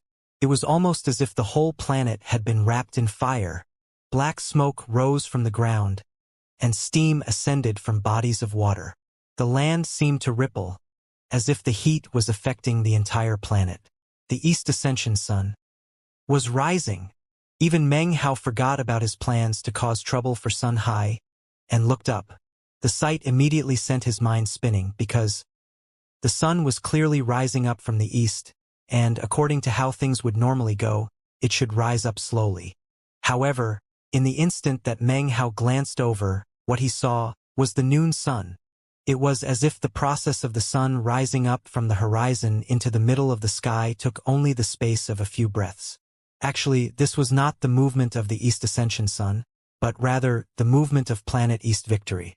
In that instant, some unfathomable method caused the entire planet to rotate, adjusting its angle so that the Fong clan ancestral mansion was fixed at the point closest to the sun. It was now moving along with the sun, which meant that with the East Ascension sun in the sky, instead of a normal 24-hour day, the daylight would last for 36 days. 36 days later, the sun would continue to move off into the distance, and would no longer be closest to planet East Victory, whereupon the planet would return to its normal state of affairs. That would mark the end of the rise of the East Ascension sun. As for the people on the other three great planets in the Ninth Mountain and Sea, they might receive some benefit, but because they were further away, they would not gain nearly as much as those on planet East Victory. Sunrise lasted for only a moment, and then, for 36 days, it would be high noon. The entire scene was even clearer when viewed from out in space. Planet East Victory hung there, shimmering, smoke rising up from it, almost as if it were on the verge of melting. The power that put planet East Victory on the verge of melting came from a bright, shining field of light that lit up the entire starry sky. The light shone from the east, sweeping through the starry sky, its power dissolving anything that it touched. Countless meteors and debris vanished without a trace, almost as if they had evaporated. If there were some almighty figure who stood inside of that light, they would be able to see that, to the east of planet East Victory, within the previously pitch-black void of space, there was now, suddenly, a matchlessly enormous heavenly body. This heavenly body was crimson, as if it were formed from lava, and it emanated intense heat and light. This was the sun. This was one of the two heavenly bodies that existed outside of the 9 mountains and seas. The sun. Outside of the 9 mountains and seas was an enormous sun and a gigantic moon, which maintained fixed orbits around all of the mountains and seas. Around and around, they had spun for countless years without crossing paths, and apparently would continue to do so for an eternity. Because of the position of the 9th mountain and sea, it and the 1st mountain and sea were the places in which one could now bathe in the light of the sun and the moon. As for planet East Victory, it was the closest one could get to the sun in all the 9th mountain and sea. As of this moment, there were few cultivators who could survive out in the space between the sun and planet East Victory. The only people who could were Tao realm experts of the 9th mountain and sea. There were other almighty figures who had long been waiting for this moment to be able to bathe in the light of the sun, and thus acquire good fortune. Almost in the exact moment that the sun rose, numerous cultivators on planet East Victory flew up into the sky to feel the light of the sun, to be bathed and baptized in its light. Such people were not qualified to go to the Fong clan to bathe in the light of the sun, and could only experience a scaled-down version of it in various other regions. Of course, in the Fong clan's ancestral mansion, the East Ascension Pavilion atop Bright Moon Lake was the absolute closest location to the East Ascension Sunday currently. That was the most desirable place to be on the entire planet. Other than stepping out into the starry sky itself, there was no better place to bathe in the light of the sun than the East Ascension Pavilion. Of course, no one under the Tao realm could possibly step out into the starry sky to face the sun without dying. As such, it is easy to imagine how precious of an opportunity it was to be present in the East Ascension Pavilion. At the same time, the Fong clan elders mobilized 30,000 powerful experts, who sat down cross-legged, outlining the shape of a massive spell formation. When the spell formation was activated, a huge pillar of light shot up. The pillar of light surrounded Bright Moon Lake, stretching out to a width of 9,000 meters, and then shooting from the ground all the way up into the heavens, seemingly linking them to planet East Victory. This beam of light made it impossible for any outsider to enter that area, and made the power of the East Ascension sun, which had already been much stronger here than in any other area, exponentially stronger than it had been before. Within the 9,000-meter beam of light, 90% or more of the people were members of the Fong clan. Any others were chosen who had recently come to planet East Victory. You could say that even if someone merely sat down cross-legged within the light and didn't even rise up into the sky, they would still experience incredible progress with their fleshly body. The main question was how long someone could remain in the light. If someone pushed beyond their limit, their entire body would be burned to ash. Of course, the truly powerful experts would not be content to just sit cross-legged on the ground. They would choose to fly up into the air. The higher one flew, the closer one got to the East Ascension sun. If one were able to reach the boundary between the planet and outer space, that person would experience unimaginable gains. Unfortunately, throughout all the years, no one under the Tao realm had reached such a point. Furthermore, it was impossible to tell exactly where that point lay. Some people said it was at 150,000 meters. Their line of reasoning was that 150,000 meters was where the sky was no longer blue, but rather a deep violet color. Other people said that the point lay at 300,000 meters because in that location the sky was black, and there was little difference between that area and the starry sky itself. From there, one could look down and see the entire planet beneath one's feet. There were some people who said the point lay at 600,000 meters, and others even said 900,000 meters. There were many opinions. However, no one could make any definite judgments. After all, the size of the planet itself actually had a lot to do with the matter. Therefore, the exact height of the heavens of planet East Victory was difficult to judge. According to the Fong clan, the point of demarcation between the planet and the starry sky was set at 300,000 meters. Right now, nobody under the Tao realm could possibly fly to that end point of 300,000 meters. Of course, people in the Tao realm didn't need to passively bathe in the light of heavenly bodies. They could fly off the planet itself and directly face the light of the sun. Right now, within the 9,000-meter area around Bright Moon Lake, everyone sat cross-legged, bathing in the light of East Ascension Sunday. Suddenly, Fong Wei flew out from the East Ascension Pavilion and proceeded to shoot up into the sky without the slightest pause. The boundless sunlight was shockingly hot. The entire world seemed visibly distorted, as if all of the moisture in the air had been completely sucked away. All of Bright Moon Lake seemed to have evaporated into a mist, and was now completely dried up. Cracks appeared on the surface of the ground as the Fong clan members around Bright Moon Lake soaked in the power of the sunlight and used it to strengthen their fleshly bodies to shocking levels. When Fong Wei flew out, it attracted a lot of attention. He was a chosen, a blazing son of the Fong clan. He instantly shot up to a height of 3,000 meters with incredible speed. It was there that he took a deep breath and then settled down cross-legged, seemingly transforming into a black hole that rapidly sucked in sunlight. Commotion immediately broke out. Prince Wei is really deserving of his reputation. He's not just absorbing the sunlight, he's gobbling it up. What profound understanding of the East Ascension sun. Even the experts and elders in the ancestral mansion were silently nodding their heads. The second person to fly up into the sky was Wang Mu, chosen of the Wang clan. His eyes flickered with a strange gleam as he flew up into the air, his expression quickly turning into one of excitement. The patriarch had a magic called Sundered Night, which was created after he gained enlightenment of the rising sun. Today I, Wang Mu, will contemplate the East Ascension sun, which will improve my own enlightenment of Sundered Night. One after Wang Mu, it was Xianxia, who rose up into the air laughing. He was from one of the 5 holy lands, Mount Sun, and he cultivated a magical technique that had a lot to do with the sun. Therefore, the good fortune of this day meant more to him than anyone else. Xianxia immediately flew to a position roughly 2,400 meters high. He took a deep breath, and then completely transformed into something that looked like a sun. Everyone who could see him was instantly shocked. Next were Fan Donger and Li Linger. The 2 young women flew up, one to a height of 3,000 meters, the other to a height of 2,700 meters, where they both settled cross-legged. Both of them were beautiful to begin with, but underneath the light of the sun, they were scintillating and emanated a feeling of holiness. Anyone who saw them would feel their hearts pounding, as if they were looking at celestial beings. Song Luodan followed closely behind.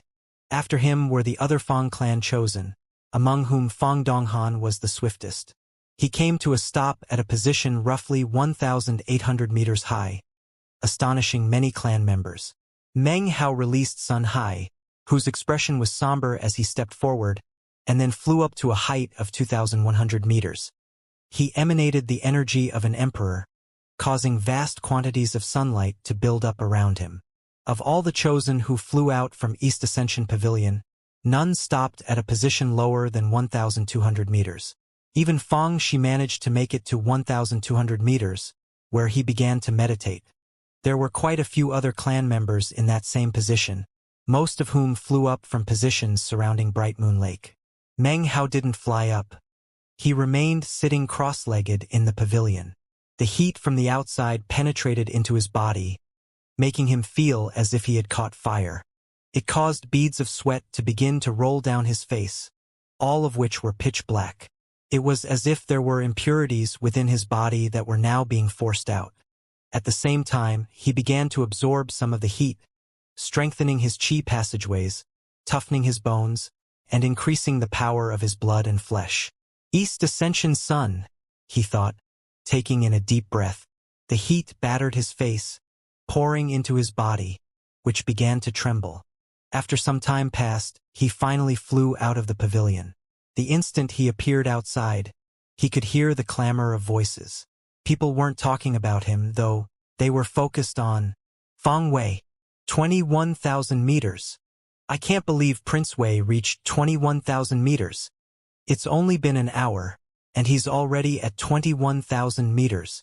The heat there could vaporize an ordinary spirit realm cultivator in the space of a single breath. Prince Wei really deserves his reputation. Meng Hao heard the cries of surprise ringing out. Earlier, he had spent 1 hour inside of the pavilion to get used to the sunlight of the East Ascension Sunday. Now, as he looked up into the sky, he could see the various chosen up in their various positions high in the sky. The highest, of course, was Fang Wei. He wore white garments and floated alone at a height of 21,000 meters, grand and magnificent. Golden light surrounded him as sunlight poured into his body. Fang Wei's hair floated around him, making his normally handsome appearance even more shockingly elegant and graceful. Anyone who caught sight of him would be unable to withhold a cry of praise. The three people just below Fang Wei were Taiyangzi, Fandonger, and someone Meng Hao wasn't familiar with. When he had been with the other chosen earlier, laughing and chatting, Meng Hao had learned that this was the chosen from the Sublime Flow Sword Grotto, Zhou Xian. Seeing Zhou Xian reminded Meng Hao of someone else from the Sublime Flow Sword Grotto. I wonder how Zhao Yifan is doing, he thought. When Meng Hao had first gotten to know all of these chosen, Taiyangzi's cultivation base did not allow him to stand on a level similar to Fandonger. However, the magic he cultivated gave him an advantage due to being connected to the sun, and therefore he was at the same level as the other two 19,500 meters. Below them, at the 18,000 meter mark, were Li Linger and Wang Mu. Song Luodan, Sun Hai, and the others were all at the 15,000 meter level. Fang Donghan was among their number, and many were paying attention to him. The main reason for that was that he normally kept a very low profile in the Fang clan, and yet on this occasion, unexpectedly made it 15,000 meters high. Meanwhile, back in the Fang clan ancestral mansion, many of the elders and other powerful experts were watching events play out. The Grand Elder was one of them, and as he looked at Fang Wei's lofty position, his face was devoid of any expression. No one who looked at him would possibly be able to guess what he was thinking.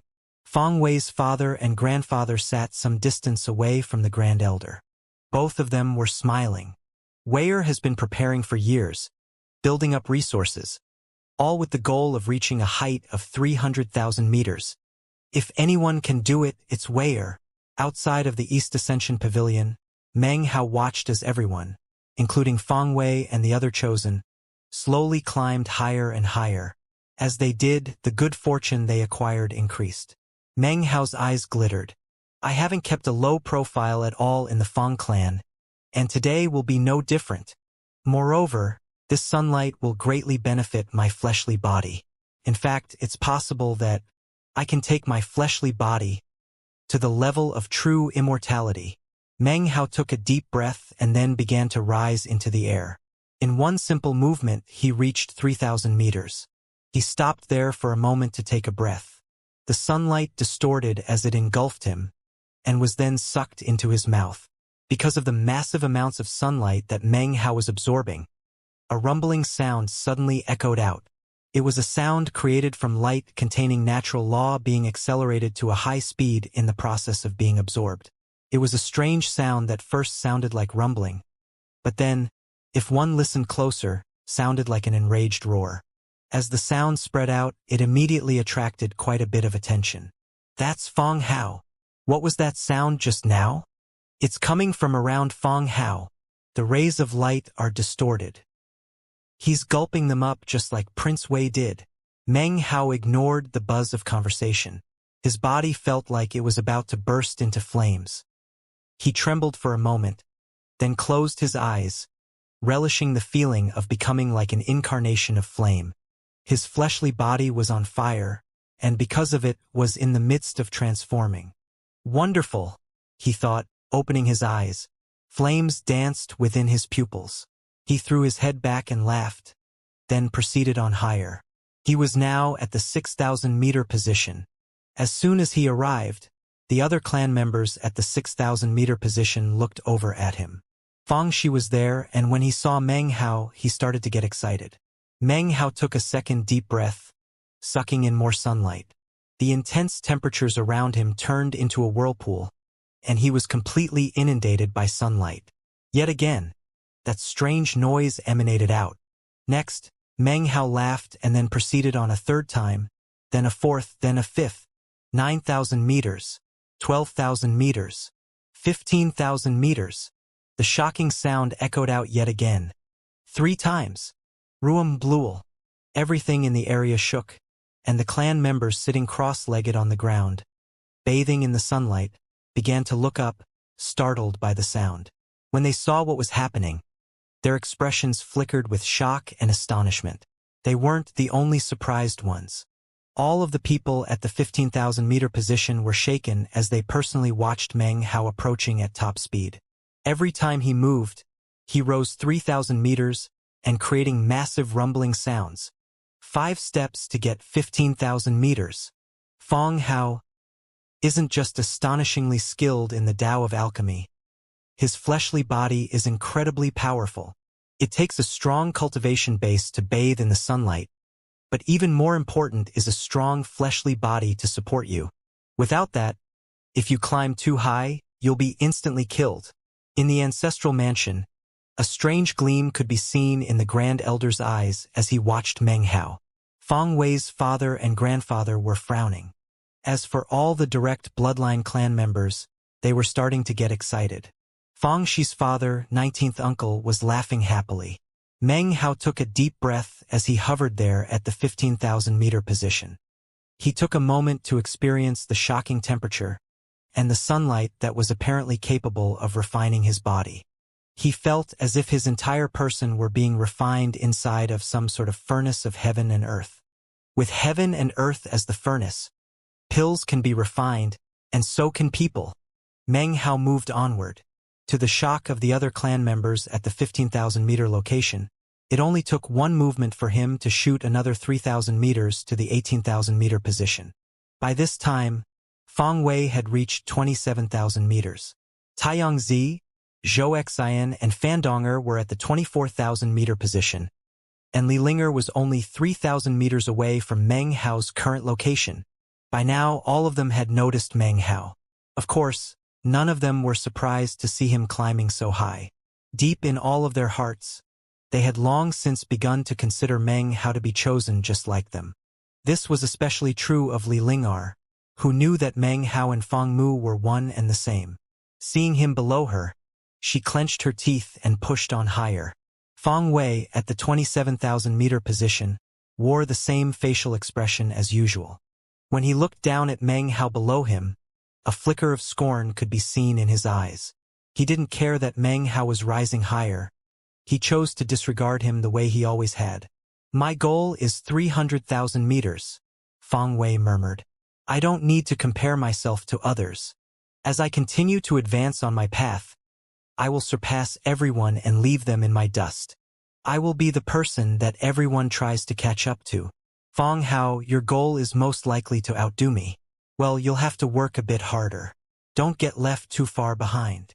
With that, Fong Wei pushed higher, stepping into the 30,000-meter position. The instant Fong Wei stepped into the 30,000-meter position, the Fong clan members started getting excited. 30,000 meters. Prince Wei is the first person to reach 30,000 meters this time. It was inevitable. 100 years ago, Prince Wei was already close to the immortal realm, and in the end, he reached over 69,000 meters. After 100 years of cultivation, Prince Wei is definitely going to exceed 150,000 meters. Discussions raged. When he was born, Feng Wei had not been the center of attention in the Feng clan. That spot had originally been occupied by Meng Hao.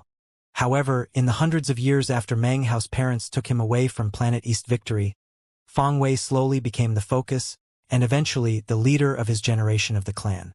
With a status and position like that, as well as the fact that his father and grandfather were leading his bloodline into prominence, Feng Wei had become the most famous person of his generation.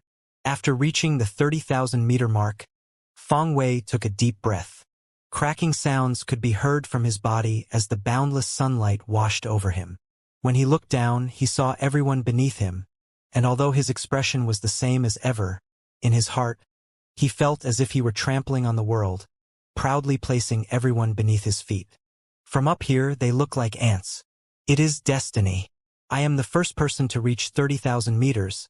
Therefore, I am also destined to lead the pack the entire way. I will forever leave everyone behind in my shadow. That is because I have only used 30% of my cultivation base to reach this 30,000-meter mark. Feng Wei smiled and closed his eyes. After a few breaths of time, his eyes opened, and his cultivation base surged. A windstorm kicked up around him, inwardly shaking anyone who looked at it. The windstorm grew more and more powerful. After 3 breaths of time, Feng Wei advanced, causing rumbling sounds to echo out. He picked up speed as he flew up into the sky. In the blink of an eye, he was 3,000 meters higher, then 6,000. In the time it takes to breathe in and out, shockingly, he was 45,000 meters high. He didn't stop there. He continued, his cultivation base surging. Golden light surrounded him, and he turned into a golden streak that shot to a height of 54,000 meters. From that position, he overlooked all the lands, and his heart filled with even more intense pride. All of the Feng clan members below stared up with wide eyes. Xianxia was the second to reach 30,000 meters. After him were Fandonger and Xianxia, who reached 30,000 meters at almost exactly the same time. Xianxia let out a long cry as sunlight surrounded him. He looked like he was a son of his own, battling to outshine the sun in the sky. Amorphous flames surrounded him, and surprisingly, he did much the same as Feng Wei had, shooting up to 45,000 meters, garnering mass attention. However, moments later, Fandonger and Xianxia also unleashed their cultivation bases. To chosen like this, reaching 30,000 meters was simply a warm-up. After getting accustomed to their surroundings, they would be able to acquire the true good fortune. The higher they got, the greater that good fortune would be. Fandonger was surrounded by a magical sea that seemed to sweep her up along with it as it rose higher, to a height of 48,000 meters. At the same time, Xianxia, despite his special method, was beginning to fall behind. Xianxia from the Sublime Flow Sword Grotto was surrounded by sword light as he shot upward, reaching a spot somewhere between Fandonger and Xianxia. Then there were Li Linger, Wang Mu, Song Luodan and Sun Hai, all of whom reached 30,000 meters, then unleashed their cultivation bases and began to shoot higher. The explosive rise of the Chosen caused the Feng clan members down below to be completely shocked. They knew that, in the future, these Chosen would be the most powerful experts in the Ninth Mountain and Sea. Were it not for the fact that they had been waiting for immortal destiny, any one of them could have long since entered the immortal realm. They had built up resources and prepared for years, and once they fused with an immortality illumination vine, they would instantly be able to explode to the peak of the immortal realm. 30,000 meters is only the first step for them. After that, they unleash their cultivation bases, utilizing indescribable energy. Luckily, our Feng clan's Prince Wei is in first place. With Prince Wei here, all of the other Chosen from the Ninth Mountain and Sea will have to hold the Feng clan in awe. At the same time that the Chosen started rocketing skyward, Meng Hao advanced for the 8th time, then the 9th and the 10th. 24,000 meters, 27,000 meters, 30,000 meters. He moved with incredible speed, 3,000 meters per movement, quickly joining the group of people who had made it to the 30,000-meter point. There, he took a deep breath and looked down at the shrinking land beneath his feet. He saw the ancestral mansion and all the vast lands surrounding it, including the mountain range that was the Tao of Alchemy Division. The sunlight here was incredibly intense and hot, enough to melt a spirit realm cultivator. Of course, to Meng Hao, that was not enough to prevent him from advancing. As he breathed, the heat fused into his body. Sweat poured out of him, each drop of which removed impurities from his body. He was slowly becoming transparent, and his fleshly body was becoming increasingly powerful. He clenched his hands into fists, cracking his knuckles as he felt himself growing stronger and stronger. The warm-up is finished. Now, it's time to burst out. Eyes glittering, he took a deep breath, and then, his cultivation base began to seethe, and suddenly exploded with power. A vortex formed around him in the blink of an eye. The vortex spread out in all directions, becoming like a massive black hole that sucked in all of the light and heat and merged it into Meng Hao's body. In that instant, he suddenly shot up at high speed. The sight was shocking, causing all of the countless Fang clan members down below to gasp. They watched as Meng Hao sped upward like an arrow loosed from a bow. Nothing could stand in his way. No obstacle could obstruct him. Rumbling filled the air as he reached 39,000 meters, 45,000 meters, 54,000 meters. He passed Li Linger and the others. He passed Taiyangzi. He passed Fan Donger and Zhou Xian. As he did, their eyes widened. Then he shot even higher. In the blink of an eye, he reached 60,000 meters. This development sent huge waves of shock through the Fang clan members down below. Their eyes went wide with disbelief, and hoarse exclamations rang out. That's impossible. He exploded with speed after 30,000 meters, advancing another 30,000 meters in the blink of an eye. I can't believe Fang Hao is so shocking. He's the eldest grandson of the direct bloodline. Fang Hao. Back when he was here in the clan, Fang Wei was nothing. Fang Hao is the true chosen of the Fang clan. Amidst the uproar from the crowd, almost exactly at the same time as Meng Hao flew past the 60,000-meter mark, he was joined by Fang Wei. Fang Wei was completely shocked, but his expression soon filled with determination. Without the slightest hesitation, he caused his cultivation base to surge, holding nothing back as he flew higher, neck and neck with Meng Hao. At the same time, Fan Donger and the others near her looked on in shock. Then they pushed hard with their cultivation bases, flying higher. Li Linger and all the other chosen were the same. Thanks to the provocation from Meng Hao, all of them pushed higher. Rumble. From the ground, it looked like numerous beams of light were slicing through the air. Highest of all were the two beams of light that were Meng Hao and Fang Wei, and it was impossible to tell who was in front and who was behind. Further back were Fan Donger and Zhou Xian, speeding along. Li Linger was close behind, as was Taiyangzi, thanks to his special technique. As for everyone else, none were very far behind, and were working hard to catch up. Barely 2 hours have passed. And yet, each rising of the East Ascension sun lasts for 36 days. Are these people crazy? Or what? And look, Fang Hao is going neck and neck with Fang Wei. They're not crazy. That's called being competitive. The crowds below felt their hearts trembling. Fang Shi remained at a position several thousand meters up, and even there, it was difficult for him to absorb the heat and light. Despite that, he was very excited. He looked up at Meng Hao shooting higher and higher, and his expression was one of extreme enthusiasm. "'Cause, you definitely have to exceed Fang Wei." In the ancestral mansion, the Fang clan elders were all looking up into the sky, watching as the chosen used this unique method to engage in battle. The Grand Elder's face was expressionless. On the other hand, Fang Wei's father and grandfather, who were not too far away from the Grand Elder, looked extremely grim. All of the members of the direct bloodline were very excited. The members of the Tao of Alchemy Division were more excited than anyone else, and were all watching the developments with rapt attention. "That's Alchemist Fong Hao," people cried out. There were now more than 10 Tier 8 alchemists in the inner mountains who were paying close attention to the proceedings. They were smiling as they watched, but at the same time, their hands never ceased moving as they continuously concocted medicinal pills. To the Tao of Alchemy Division, the rise of the East Ascension Sun was the perfect time to concoct fire-type medicinal pills. Pill Elder Fong Danyun sat cross-legged on the mountain peak with the unicorn immortals.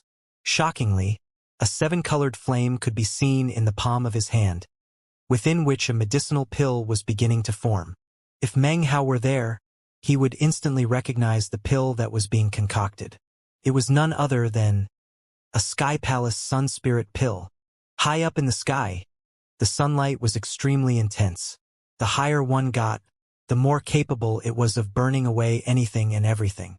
Fong Wei's expression was grim as he unleashed all of his power. However, he was still incapable of passing up Meng Hao. At the moment, neither of them had seized the highest position.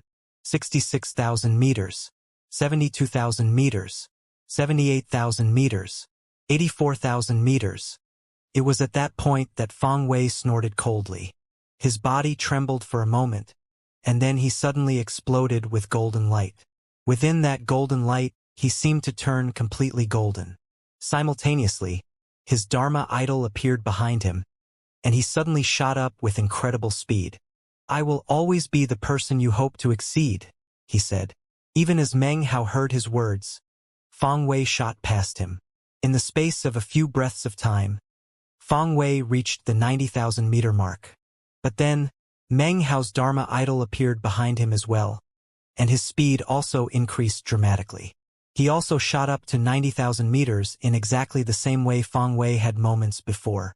"You think a bit too highly of yourself," he said coolly. As soon as Fong Wei reached the 90,000-meter mark, he paused.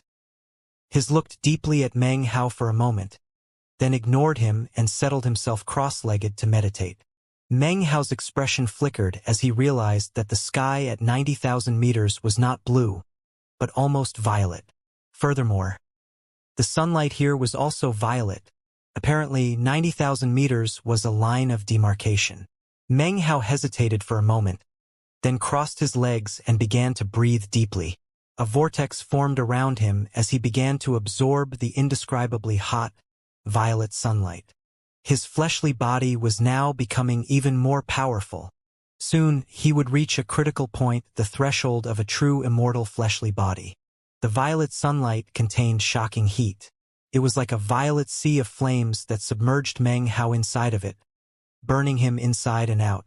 He was engulfed in flames. The impurities within him were being thoroughly scorched away, causing his fleshly body to draw ever closer to that of a true immortal. Fong Wei was also absorbing the light and heat. One by one, Fan Donger and some of the others arrived at the 90,000-meter level. All of them crossed their legs and began to meditate, absorbing the violet sunlight to strengthen their fleshly bodies. Most of the other cultivators were down below, beneath the 30,000-meter mark. There were only a handful who were hovering at around 60,000 meters. The division between the various groups was very clear. In the Fong clan's ancestral mansion, the elders were watching the unfolding events closely. As they did, they conversed among themselves. The heavens at 90,000 meters are violet. At 180,000 meters, they become deep violet that borders on black. At 270,000 meters, they're pitch black. Each of these strata of height will provide shocking results in terms of fleshly body tempering. I wonder if anyone will be able to reach 180,000 meters this time? For countless years, less than 30 people have ever been able to reach 180,000 meters. Time passed. 8 or 9 people were now at the 90,000-meter level, including Meng Hao. All of them had their eyes closed in meditation as they absorbed the violet sunlight. It was also possible to see vortexes spinning around all of them like black holes as they voraciously swallowed up the heat and sunlight. The most astonishing of all of these were the black holes around Meng Hao and Fong Wei, which were hundreds of meters wide, and absorbed all of the violet sunlight in their respective areas. The entire time it was high noon. The more than 60 hours that passed by were equivalent to the normal passing of 3 days. When the 100th hour arrived, Xianxia was the first person to open his eyes. He took a deep breath as rumbling sounds echoed out. His eyes shone with a brilliant light, and incredible heat radiated off of him as he rose to his feet. My body has reached its limit here at 90,000 meters. An obstacle has appeared that prevents me from absorbing any more. The only thing I can do is to go higher and absorb more intense sunlight and heat. Only then can I destroy that barrier and push my fleshly body to another breakthrough. He looked around at the others near him, and his gaze eventually came to rest on Meng Hao and Feng Wei. To be born in the same era as them is both a blessing and a curse. He sighed lightly, then gritted his teeth. Eyes shining with determination, he took a deep breath and raised his right hand. A stone suddenly appeared in his palm which, despite the violet light surrounding it, still emanated bright golden rays. "Sun immortal veins!" he roared, clasping the stone tightly. Behind him, an enormous Dharma idol appeared, several thousand meters tall. Shockingly, the Dharma idol depicted Xianxia himself, and the immortality illumination vine wrapping around it appeared to be burning. At the same time, a pattern of veins suddenly spread out across Xianxia's entire body, causing him to surge with shocking power. When this is over, it doesn't matter what the level of my fleshly body is. I'm going into secluded meditation, and I'm going to break through to the immortal realm. Xianxia's body burned like a shooting star as he shot past the 90,000-meter level, rapidly rising several thousand meters. He reached the 120,000-meter level in the space of a few breaths, which was when he finally started to slow down. Despite that, he gritted his teeth and continued onward. He next broke through to 150,000 meters. At 159,000 meters, he coughed up a mouthful of blood, and the stone in his hand began to crumble. His body looked as if it was about to melt, but he forcibly held it together, crossed his legs, and began to meditate. I still have 3 of these precious divine sunstones. However, this is the absolute limit for my fleshly body. If I go forward even 1 more meter, then I'll die. His expression was one of defiance, and yet, he closed his eyes and absorbed the sunlight madly. Soon after, Sun Hai opened his eyes. His energy surged like that of an emperor as he produced a crown and placed it on his head. Then, he began to rise, struggling to a height of 156,000 meters before finally coming to a stop. Wang Mu followed close behind Sun Hai.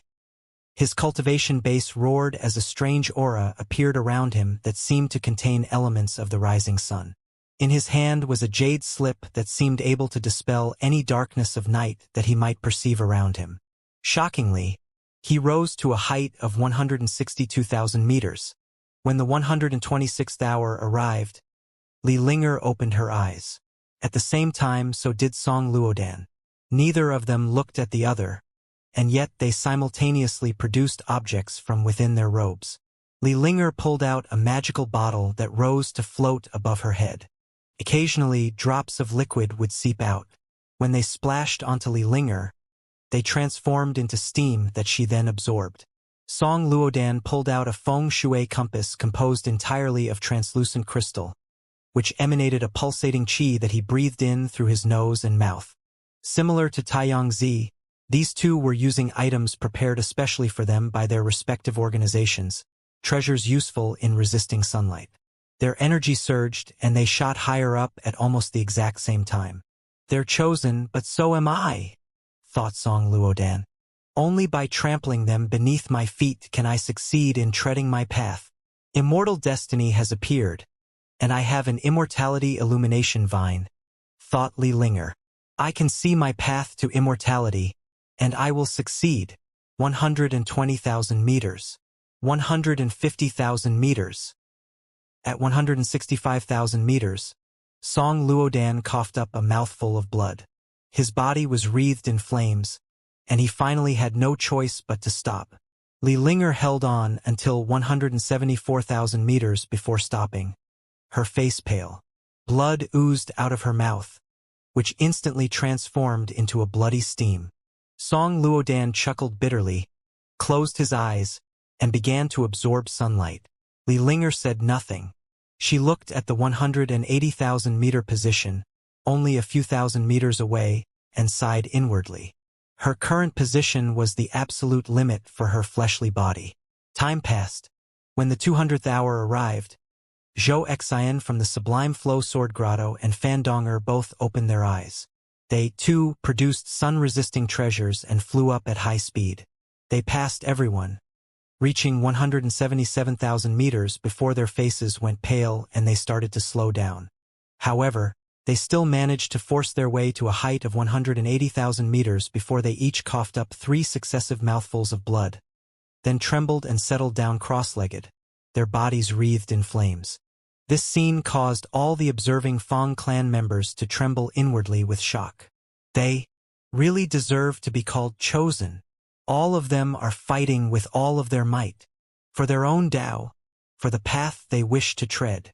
As chosen, the pressure they feel and the responsibility they have are equally weighty. They aren't willing to let others supersede them, and they're all striving to leave behind their own mark of glory. When the 240th hour arrived, only Meng Hao and Fang Wei remained at the 90,000-meter mark. At this point, Fang Wei's eyes opened, and he looked over at Meng Hao, his expression grim. Still haven't reached your limit yet? Well, that doesn't matter. Goals are everything, and I have only one goal: to reach 300,000 meters. Eyes shining brightly, he rose to his feet. Unlike the other chosen, he used no precious treasure. Instead, his energy burst out, sending golden light emanating out in all directions. Finally, his Dharma idol appeared. In addition to the golden light, his body emanated the aura of reincarnation. It grew stronger and stronger until, in the end, it created a vortex around him. Fang Wei then began to rise up higher into the sky. In one move, he rose 30,000 meters. When he reached 120,000 meters, he began to slow down. However, Fandonger and everyone else up ahead him looked on with wide eyes.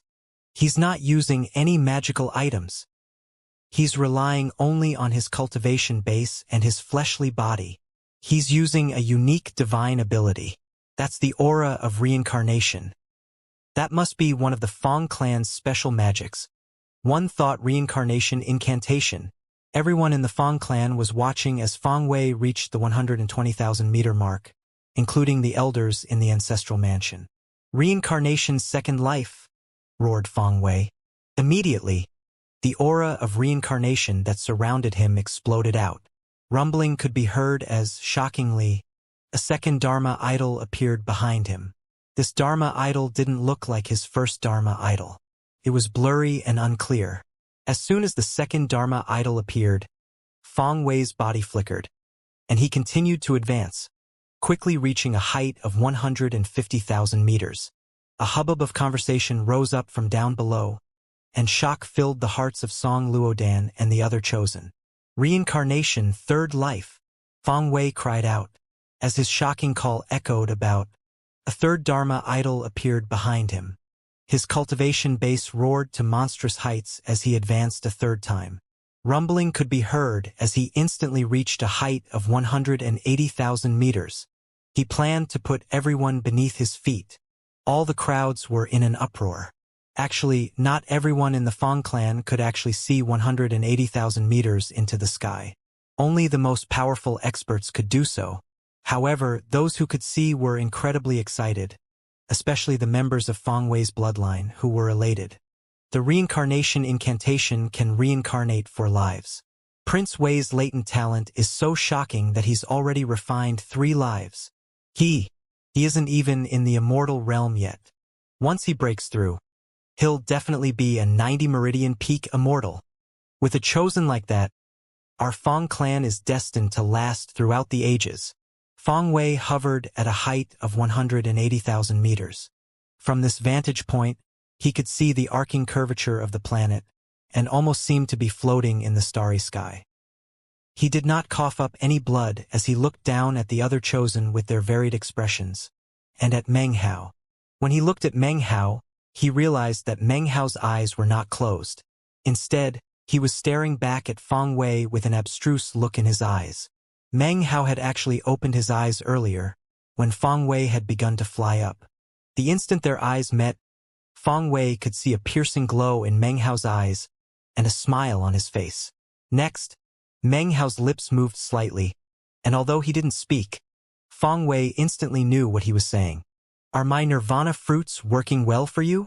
Immediately, Feng Wei's eyes widened, and his expression turned grim. When Feng Wei started flying higher into the sky earlier, Meng Hao awoke from meditation not naturally, but because he had felt the intense sensation of something calling to him, something very familiar. That sense of familiarity came from Feng Wei. It was a sensation like nothing else, and it came specifically from Feng Wei's second and third Dharma idols.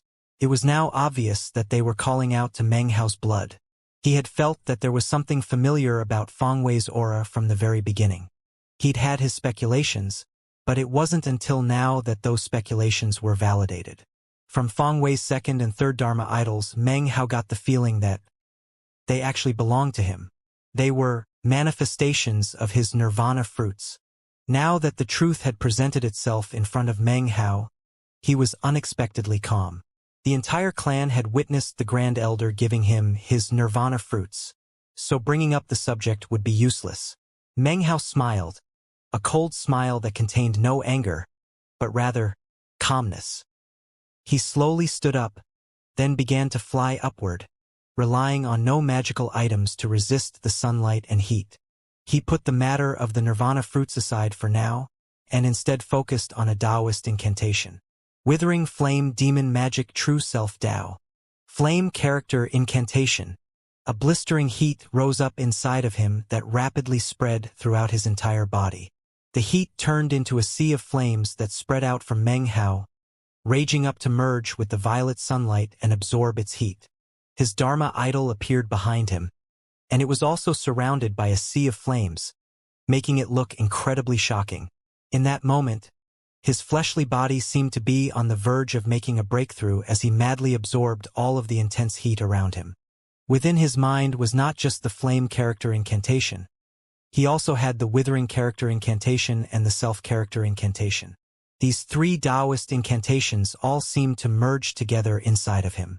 Under the intense heat, Meng Hao's body began to wither, and yet, within that withering was an intense life force.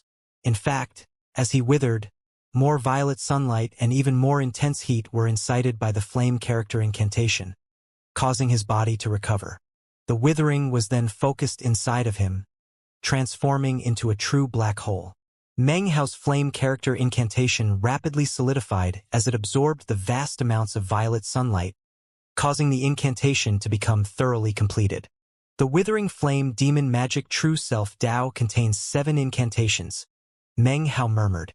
As of this moment, he gained more understanding of this Taoist magic that he had picked up in that primordial demon Immortal sect. Even so, it doesn't quite measure up to the Fang clan's Reincarnation incantation. Meng Hao sighed. The one-thought Reincarnation incantation was one of the 4 great Taoist magics of the Fang clan, and was famous throughout the entire Ninth Mountain and Sea. Those 4 great Taoist magics were Daos of the clan, and even Meng Hao couldn't study them unless he exchanged enough merit points for it. Even then, he wouldn't personally be able to master them without the help of a patriarch-level expert. Fire. Light. Meng Hao was suddenly lost in thought and began to see images in his mind.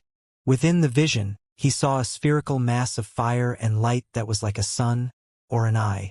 It was none other than the essence of divine flame beneath the lands of South Heaven. That was the most intense mass of fire and light that Meng Hao had ever seen in his entire life. He closed his eyes and began to recall his experience with the essence of divine flame. Things began to grow clearer as he remembered returning to the 3rd level of the underground land.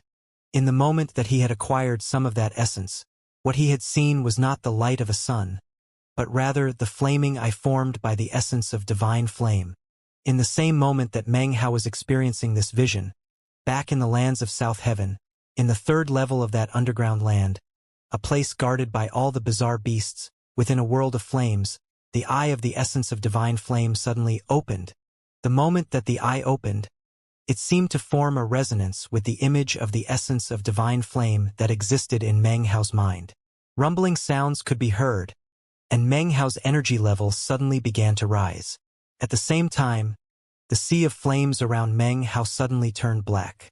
They swirled around him, transforming into an enormous spherical globe. Meng Hao existed in the very center of that globe, held up by his Dharma idol. From a distance, it almost looked like he had become a sun. This sun was far bigger and more realistic than the sun created by Taiyangzi's divine ability, and the heat it radiated was boundless. Down in the ancestral mansion, the faces of the elders who were watching the scene instantly flickered with shock. Even the Grand Elder, who had remained completely calm this entire time, felt his eyes going wide. That's a projection of the sun. What divine ability is Feng Hao using? I can't believe he's created a projection of the actual sun. In all the past years, only 2 people have ever created a projection of the sun during the rise of the East Ascension sun, and they were patriarchs, tens of thousands of years ago. And yet Feng Hao is actually doing just that. Deep down in the Feng clan ancestral mansion, in a stony cavern, 7 archaic old men sat cross-legged. These 7 were all incredibly famous figures. If they emerged into the outside world, they would cause a huge stir in the starry sky and could suppress all living things. They sat cross-legged in meditation and looked as if no aura of life existed in them whatsoever. The color of their clothing was varied, and currently, the old man who wore a crimson robe suddenly opened his eyes. He slowly raised his head, and his gaze penetrated through the rock and stone into the outside world. The aura of essence. Back outside, in the 90,000-meter position up in the sky, Meng Hao slowly opened his eyes. To those looking on, it appeared as if he was surrounded by a projection of the sun. However, Meng Hao knew that this was not the case.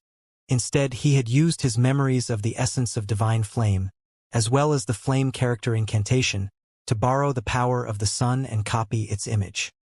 He looked up at Feng Wei in his position at the 180,000-meter mark, and his expression became even more placid than before. Then, he lifted his right leg and then pushed it down, propelling himself high into the air. It was one movement, but it caused massive rumbling to fill the air. The void rippled, and even the sun high in the sky seemed to distort. At the same time, the sun surrounding Meng Hao began to expand. The path that stretched out in front of Meng Hao's eyes seemed to shrink, as if the intervening 90,000 meters were nothing more than a single meter. One movement spanned a single meter, but caused him to leap 90,000 meters. He passed Li Linger, superseded Sun Hai and Taiyangzi, and appeared directly above Fan Donger. He moved directly to a height of 180,000 meters. When he appeared next to Feng Wei's eyes widened, and he shook visibly. Meng Hao was now radiating boundless violet light in the shape of a sun. It was a sight that shook heaven and earth, leaving everyone astonished. People watching from down below even had the mistaken impression that the sun had descended. "You," said Feng Wei. This was the first time he had become flustered. His face flickered, and he was so shaken by Meng Hao that he involuntarily retreated backward. Fan Donger was panting as she stared up at Meng Hao. She had to admit that, as of this moment, Meng Hao was shocking even to her. He had formed a projection of the sun and crossed 90,000 meters in a single movement. It was terrifying. Zhou Xian of the Sublime Flow Sword Grotto looked on with a sharp gaze, virtually unable to believe the feeling of defeat that existed in his heart. Li Linger took a deep breath as she gaped in shock. She knew that Meng Hao was Feng Mu, and she knew that with his latent talent, he was the #1 figure in the 9th mountain and sea. Even still, she was once again completely shaken by him. Gradually, Meng Hao's position in her mind was reaching the pinnacle, like a huge mountain that was impossible to supersede. Song Luodan trembled and bitterly lowered his head.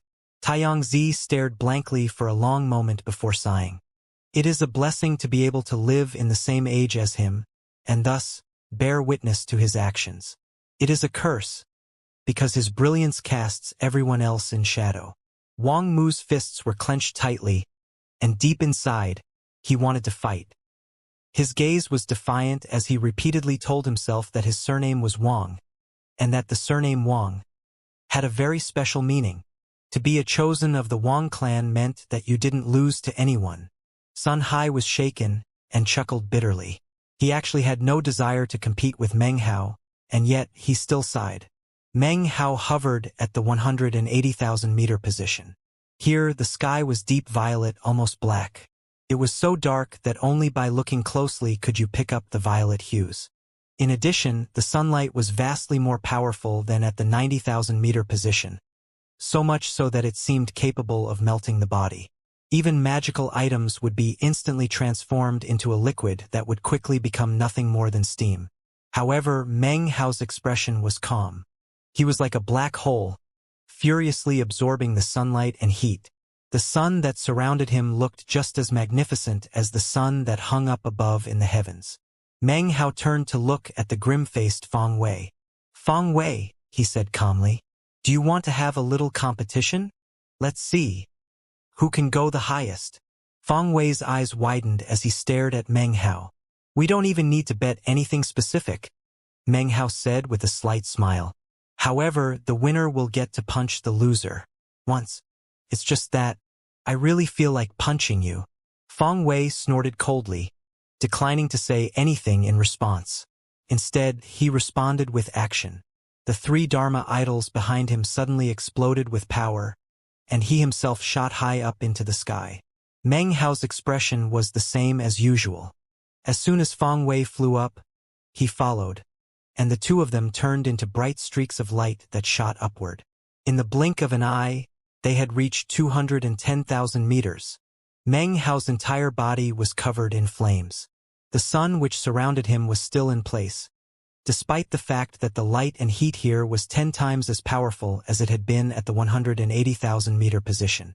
Feng Wei was trembling, and the Dharma statues behind him fell to pieces. Gritting his teeth, he slapped his bag of holding to produce a medicinal pill, which he immediately swallowed. It was a Sky Palace Sun Spirit pill, and as soon as he consumed it, he threw his head back and roared, then shot even higher than before. 225,000 meters. 240,000 meters. The sky was now completely black. Feng Wei's body was in flames, and fissures were spreading out across his skin. Even with the Sky Palace Sun Spirit pill, he was incapable of staying at such a height for very long. Meng Hao's sun was beginning to collapse, and his body withered. His flesh and blood appeared to be evaporating and dispersing. The intensity at the 240,000-meter position was 10 times as powerful as before, and the heat and light had reached a terrifying level. However, even as his body withered, he looked over at Feng Wei with a cold gaze. "What's wrong?" he asked. "Can't keep up." To Feng Wei, this incredible heat and light was terrifying. It was the same for Meng Hao. However, there was something unique about Meng Hao. However ruthlessly he treated others, he treated himself even more ruthlessly. Meng Hao also had a Sky Palace Sun Spirit pill, and yet he didn't consume it. He wanted to use Feng Wei's arrogance to bring him down, to openly, and without any tricks, mess with him until he was destroyed and brought to ruin. He also wanted to damage Feng Wei's Dao heart by defeating him without even needing to consume a single medicinal pill. It would be like a mortal blow to Feng Wei. Considering Feng Wei's level of intelligence, how could he not understand that Meng Hao was leading him on? This was obviously a battle for the position of number 1 chosen in the Feng clan. As of this moment, all of the Feng clan's experts, all of the elders, and even the Grand Elder were paying rapt attention. Feng Wei's eyes were bright red as he glared at Meng Hao. The pride in his heart had been trampled upon. He had already consumed the Sky Palace Sun Spirit pill, and yet, he was still not able to shake Meng Hao. Even more impossible for him to accept was that from the very beginning until now, Meng Hao still had not used any external aid. He was relying only on his fleshly body and cultivation base, and yet was still capable of reaching this incredible height. That fact was a massive blow to Feng Wei. "I'm the number 1 chosen of the Feng clan," he thought, gritting his teeth. From the moment I was born, I was destined to shake the 9th mountain and sea. He lifted his right hand, within which appeared a bone fragment. It was covered with intricately carved magical symbols and emanated a barbaric aura, as well as a feeling of incredible ancientness. Feng Wei violently clenched his hand around the bone fragment, which did not fracture, but rather sank down into the flesh of his palm. Drops of blood appeared, along with a faint, bizarre power. As the pieces of the bone fragment merged into his body, Feng Wei began to tremble, and blue veins popped out on his face. I, Feng Wei, will never lose. As he spoke the words, rumbling echoed out, and he once again rose higher into the sky. Meng Hao's eyes flickered. He could have allowed his eternal stratum to heal him, but had not done so yet. He wanted to completely and utterly destroy Feng Wei's self-confidence, to thoroughly crush him and drag him down into destruction. Enduring the intense light and heat, Meng Hao also shot upward. The two of them became beams of colorful light as they ascended. Anyone who could see them, be they the chosen from the various clans or the Feng clan experts, watched as Meng Hao and Feng Wei shot up into the sky with determination and roiling energy. 249,000 meters. Rumbling echoed out at this incredibly high position. Blood sprayed from Feng Wei's mouth. Even with the power of the bone fragment, he had barely managed to force his way those extra 9,000 meters higher. This position was truly his final limit. He had possessed only one Sky Palace Sun Spirit pill. Such pills were rare, even for Feng Wei. His father and grandfather had paid a steep price to get their hands on a single Sky Palace Sun Spirit pill from the Tao of Alchemy Division. After all, the Tao of Alchemy Division could act autonomously in the clan, and not even the Grand Elder could give them orders, unless the clan was in a state of war. In the same moment that Feng Wei couldn't hold out any longer, the black sun surrounding Meng Hao suddenly crumbled away in layers, transforming into countless fragments that rapidly evaporated due to the intense heat. Meng Hao was now completely exposed, and his skin began to wither up. Soon, he looked like nothing more than a desiccated corpse that might melt away into death at any moment. And yet, his eyes sparkled as he looked at Feng Wei. "Admit defeat?" he asked, his voice hoarse. Feng Wei's heart trembled as he gazed upon Meng Hao's intense strength. He saw Meng Hao's withered body, and to Feng Wei, it appeared as if he could proceed higher only a few hundred meters. Meng Hao would be unable to keep up, and would be killed by the power of the sun. As he hovered there silently, a gleam of madness suddenly appeared in his eyes. He said nothing, but instead threw his head back and let out a mighty roar. His body shook as his 3 Dharma idols suddenly appeared. 3 lives of reincarnation. Glory of a lifetime, he howled, flashing an incantation gesture that caused all 3 Dharma idols to superimpose. Next, an aura that appeared to be Feng Wei's rose up, growing stronger and stronger until it reached a boundless level. I am Feng Wei, and I will never lose. He clenched his teeth and once again rose up higher, surrounded by rumbling sounds. As he soared higher, his body began to wither, and the flame of his life force began to grow dim. And yet, looking every bit like a shooting star, he continued to rise higher. 252,000 meters. 258,000 meters. 267,000 meters. Feng Wei's blood was being transformed into mist as he pushed himself higher. Meng Hao followed silently, and his body became even more withered. His cultivation base was in full rotation, and his Dharma idol was supporting him from behind. His energy was operating at the full peak. Especially noteworthy was his immortal meridian, which glowed with intense light that filled his body. A blood demon head materialized around him, and the 9th mountain appeared, as well as the black-white pearls. He also used a bit of karma, as well as various other divine abilities and magical techniques. His aura surged to its limit as he combined everything at his disposal to keep pace with Feng Wei. Soon, he too arrived at the 267,000-meter position. It was at that point that Meng Hao coughed up a mouthful of blood. His body was now withered virtually to its limit, to the point where it seemed that if Feng Wei took only one more step, Meng Hao would be left behind and would be unable to keep up. Feng Wei looked at Meng Hao, and his eyes blazed with the desire to fight. From the very beginning until this very moment, Meng Hao had constantly seemed to be on the verge of death. And yet, as he advanced, he was not melted by the sun. Feng Wei had already gone all out, and had almost reached 270,000 meters, and yet, it seemed that he would be incapable of surpassing Meng Hao. Both Meng Hao and Feng Wei hovered at 267,000 meters, and neither one of them was in the lead position. "Feng Hao," said Feng Wei. He gazed at Meng Hao with a look of madness. Panting, he slowly lifted up his right foot. It was a simple motion, but it caused his body to tremble violently, clearly on the verge of complete collapse. At that point, back down in the ancestral mansion, Feng Wei's father's face fell, and he suddenly called out, "Wei'er, just remain in that position and meditate. Get used to your surroundings before proceeding higher." It wasn't just Feng Wei's father who had such a reaction. There were other elders of his bloodline who all started calling out to Feng Wei to stop trying to get higher. "Feng Wei, don't fall into his vicious plot. Don't be rash. Feng Wei, you need to rest and adjust your breathing. Your goal has nothing to do with other people. It is heaven itself." Feng Wei said nothing. Neither did Meng Hao, who simply hovered off to the side, looking coldly at Feng Wei. Time passed.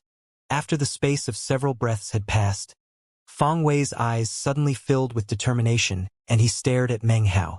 "I know the meaning behind your actions earlier," he said. "I also know what you're trying to do. You want to coax me into competing with you in the hopes of delivering a blow to my Tao heart. Such things, I understand." His eyes gleamed with the light of obsession. "However," he continued, "I am Feng Wei, and I won't lose to anyone. You want to fight? Then let's fight. You want to compete? I'll compete with you. I'm going to move one step further. And if you're good enough, see if you can keep up." Eyes bloodshot, Feng Wei lowered his right foot and moved higher again. In that instant, his grandfather let out a bellow of rage. "Feng Wei, get back here!" Rumbling echoed out. As Feng Wei finished moving up, blood spurted out all over his body, and his hair was burned completely away. His skin began to burst, and he appeared to be engulfed in a sea of flames. He even began to stagger, as if he couldn't support his own weight. However, at the same time that this was happening, Meng Hao also moved higher. Similar rumbling echoed out, and he was also inundated in a sea of flames. He also began to tremble, and yet, he remained solidly in place. Then he looked back at Feng Wei. Blood sprayed from Feng Wei's mouth, and he tumbled backward. Meng Hao's expression was a complicated one. There were actually some things about Feng Wei that he felt to be worthy of praise. He had stubbornness, which was something incredibly valuable to cultivators. However, everything was a matter of perspective, and because of the way things were, Meng Hao could never sympathize with him. "You're simply not good enough," he said calmly. "You even have my nirvana fruits, and yet you still don't measure up." Those words were like a sharp sword that stabbed directly into Feng Wei's heart. His face went ashen, and he coughed up more blood. "All you did was get one step past me," he said, gritting his teeth as the flames surged around his body. He had only fallen back one pace, but then held his place, forcing his body to stay together as he glared at Meng Hao. "One step?"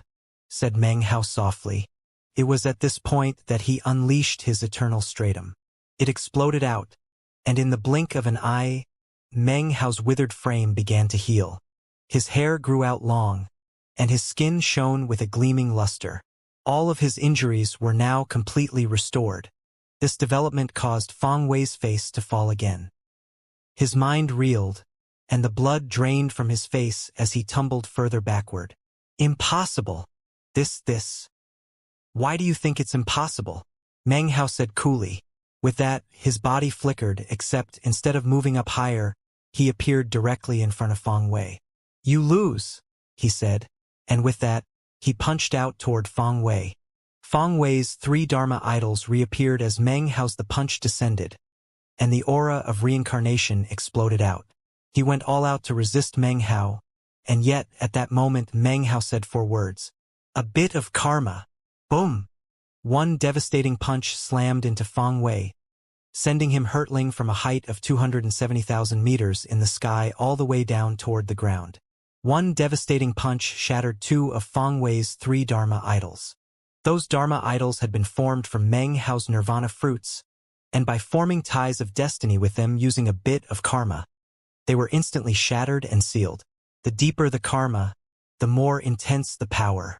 In the instant that Meng Hao's blow landed, 7 or 8 figures shot up from the ground below to appear around Feng Wei. They grabbed him and immediately poured cultivation-based power into him to heal him. Then they looked up angrily at Meng Hao, killing intent surging. At the same time, more than 100 powerful streams of divine sense immediately formed near Meng Hao. From the look of it, if he made any further threatening actions toward Feng Wei, they would exterminate him immediately. Even more shocking, the Grand Elder's gaze shot up to the 270,000-meter position, where it hung over Meng Hao like an infinitely sharp blade, ready to cleave his life force away. When Meng Hao sensed all of the divine sense focused on him, as well as the murderous looks being given him by the 7 or 8 elders down below, he simply smiled arrogantly. He had never had any plans to wrest back his nirvana fruits and kill Feng Wei. If he did do something like that, it would be in a way that nobody in the entire clan could voice a word of dissent. He had punched Feng Wei just now for the purpose of teaching him a lesson, nothing else. Of course, it was a very tough lesson. Ignoring all of the divine sense, the murderous looks from the 7 or 8 elders down below, and the gaze of the Grand Elder, Meng Hao looked up into the pitch-black sky, and his eyes gleamed with anticipation. I wonder how far up I can get? With that, he turned and transformed into a beam of light that shot upward. Everyone down below watched in shock as he rocketed upward. Apparently, Feng Wei was nothing more than a passing distraction who, after being surpassed, wasn't worth looking back at. To the cultivators down below, Meng Hao turning and heading further up into the sky made their impression of him grow even greater. As for the chosen up in the sky with him, the increasing distance between him and them seemed to represent the vast difference in their levels, a difference that only continued to increase. Profound sensations of utter defeat and powerlessness appeared in their hearts. Fan Donger watched silently, even defiantly. After a long moment, her eyes glittered. He has his road, and I have my path. His road and my path might have different ends, but the journey is the most important part. Zhou Xian's eyes widened as he looked at Meng Hao. He felt incredible pressure that, for some reason, made catching up to Meng Hao become his new primary goal. Sun Hai, Taiyang Zi, and Song Luodan all watched silently. Deep in their hearts, all of them had a similar feeling. Being born in the same age as Meng Hao was both a blessing and a curse. Gradually, they began to form a sympathetic resonance with him. And yet, that resonance quickly shattered and was replaced with looks of determined obsession. This was the case even with Sun Hai. This is just a little contest about the sun, he thought. The path into the future is long. There will be plenty of other chances to outdo him. Li Linger was the only one among the group who understood Meng Hao better than everyone else. Her hands were clenched into fists, and her teeth grated together as she rotated her cultivation base and began to rise up into the sky. Wang Mu was panting. He stared at Meng Hao getting further and further away, and the desire to fight him burned within his eyes. Down on the ground, the Grand Elder sat there silently, as did the clan members from the neutral bloodlines. No one viewed Meng Hao with indifference the way they had previously. Things had changed. Looking at Meng Hao now made them feel as if they were looking at a future paragon. This was even true of the Grand Elder. Now, there was something different flickering in his eyes as he watched Meng Hao. Of course, there was no need to even mention the members of the direct bloodline, who were boiling with excitement. The only people who were grim-faced were the members of Feng Wei's bloodline. Their killing intent was strong as they looked at Feng Wei up in midair, coughing up blood. Although there were clan members next to him, healing him, the injuries to his fleshly body were so great that he was incapable of preventing his Dharma idols from collapsing.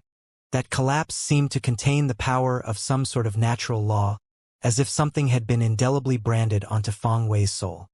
He could only watch as 2 of his 3 Dharma idols shattered into countless pieces that were unable to reform. Feng Wei's father and grandfather even teleported up to him. His grandfather scanned his wounds, and his face grew extremely unsightly. "What a vicious little son of a bitch," he said, killing intent flickering in his eyes. "This is the power of karma. That bastard must be connected to the Ji clan somehow. He sealed Feng Wei's Dharma idols." Feng Wei's face was ashen, but he remained calm. He even prevented his father from treating his injuries, and hovered there in midair, teetering unsteadily as he looked at Meng Hao far, far up above. Meng Hao was a beam of light high up in the air, shooting higher and higher. He looked almost like a bird, wreathed in flames.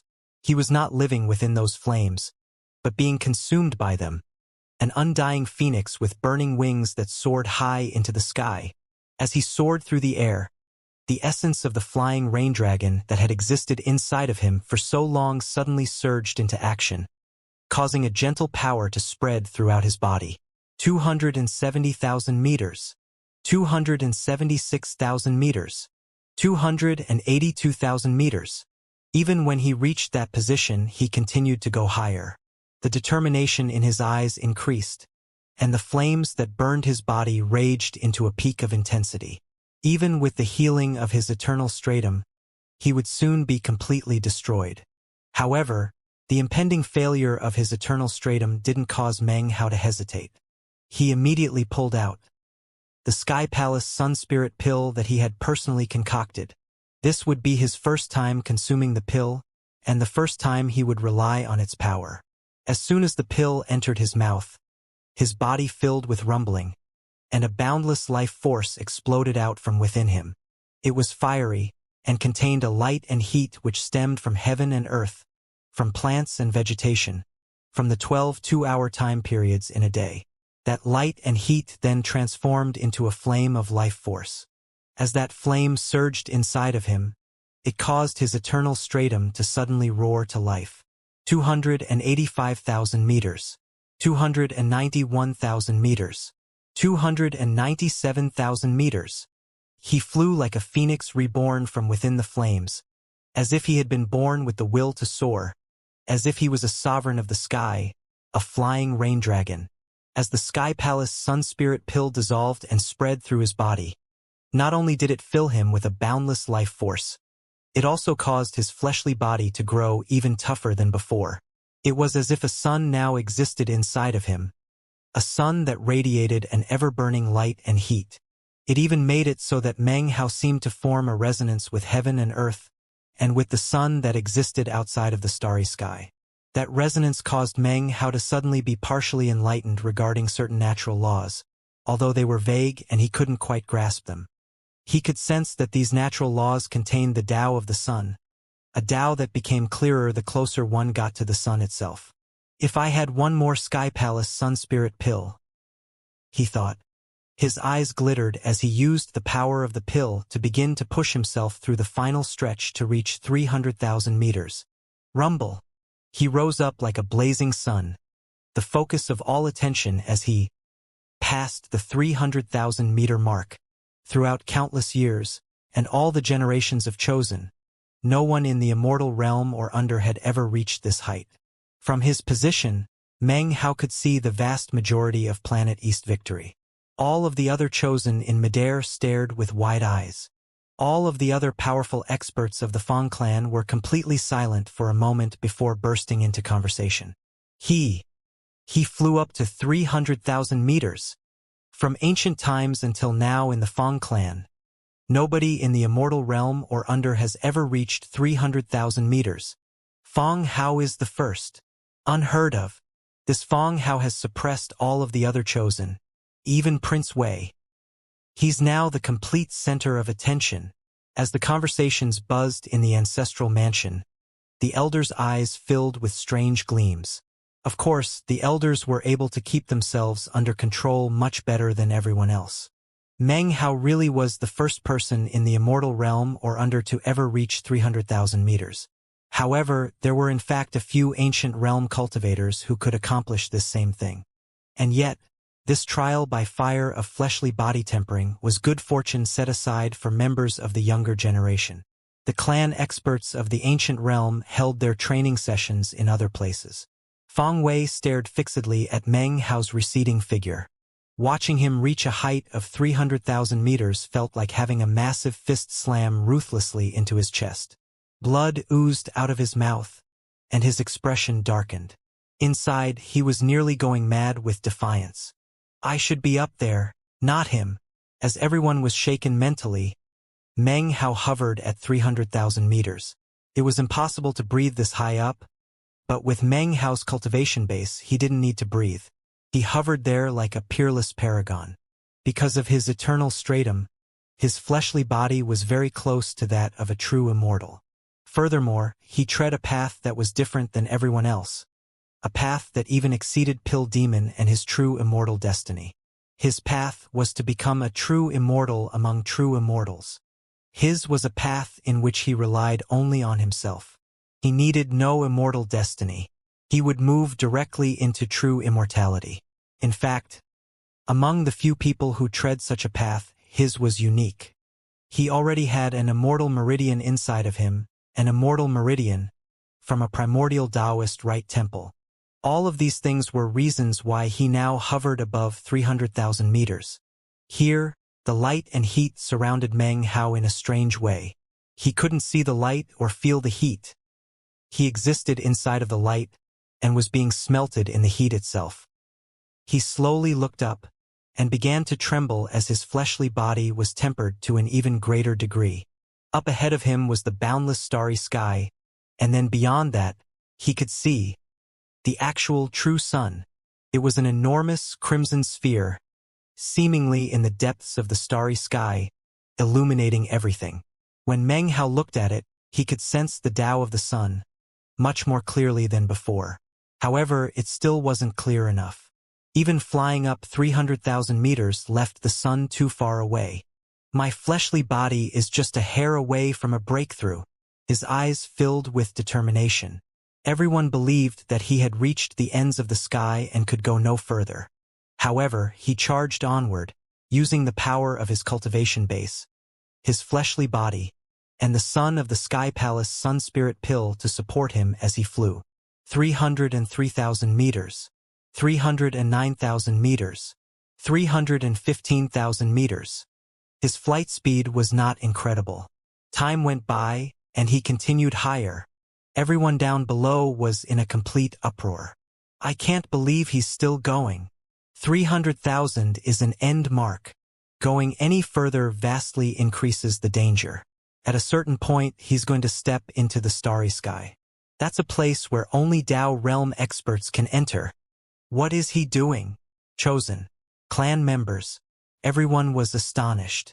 When he reached 315,000 meters, everyone thought that he was finished.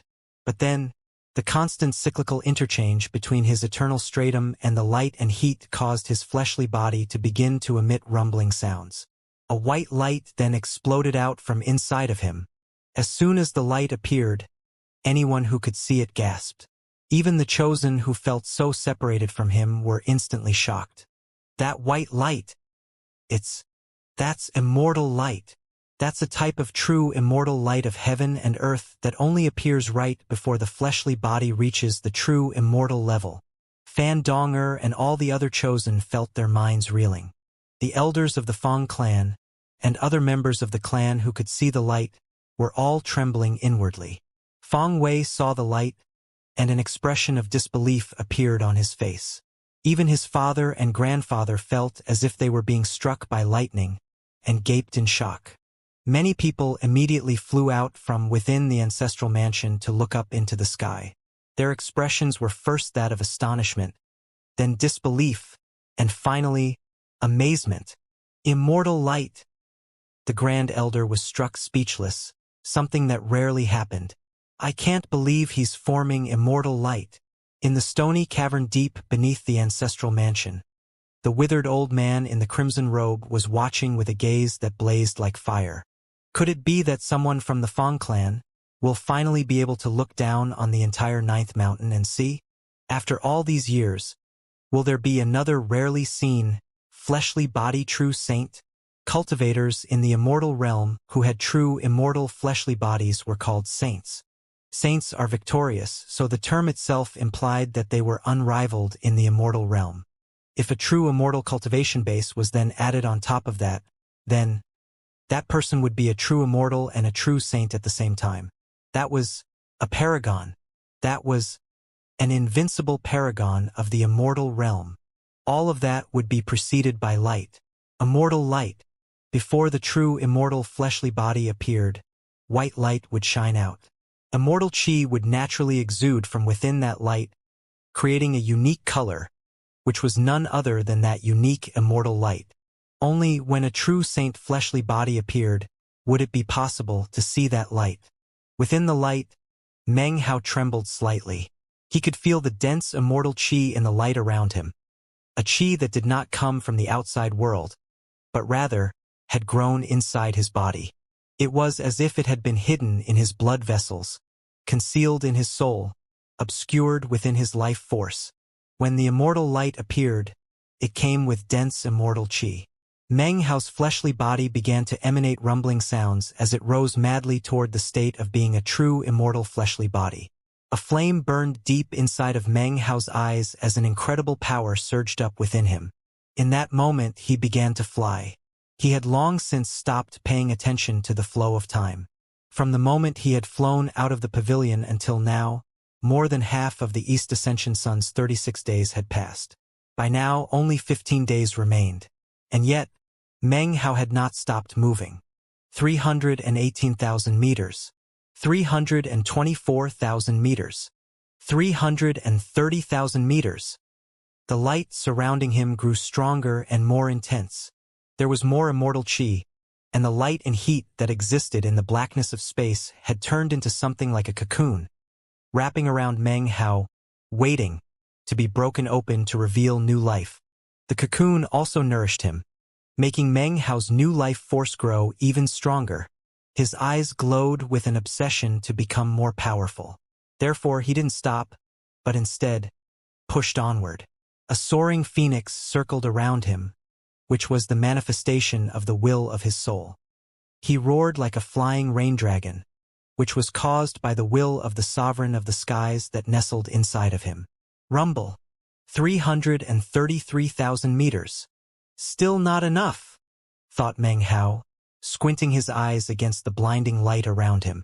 By now, the Sky Palace Sun Spirit pill inside of him had been thoroughly absorbed. At this height, even surrounded by immortal light, his body was still burning up. It was something that was impossible for him to deal with. Even his eternal stratum couldn't keep him going. Unless he stopped, then when the cocoon around him broke, he would die. There's another way, he thought, his eyes glittering.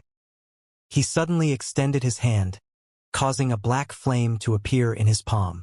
I can concoct a Sky Palace Sun Spirit pill right here and now. I don't have the medicinal plants, so I'll have to use the grand alchemic Tao of creating something from nothing. His eyes gleamed with determination as he suddenly stopped in place.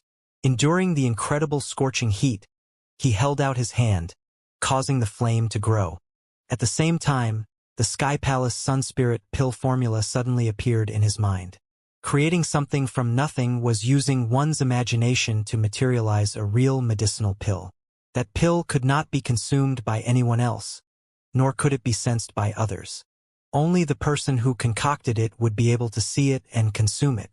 At this height of 333,000 meters, there is incredible light and heat. These are the optimal conditions for concocting a Sky Palace Sun Spirit pill. He closed his eyes and performed an incantation with his left hand, simultaneously imagining the medicinal ingredients he needed. Then he waved his hand, causing the light and heat to swirl around into the image of several medicinal plants, which he then grabbed with his right hand.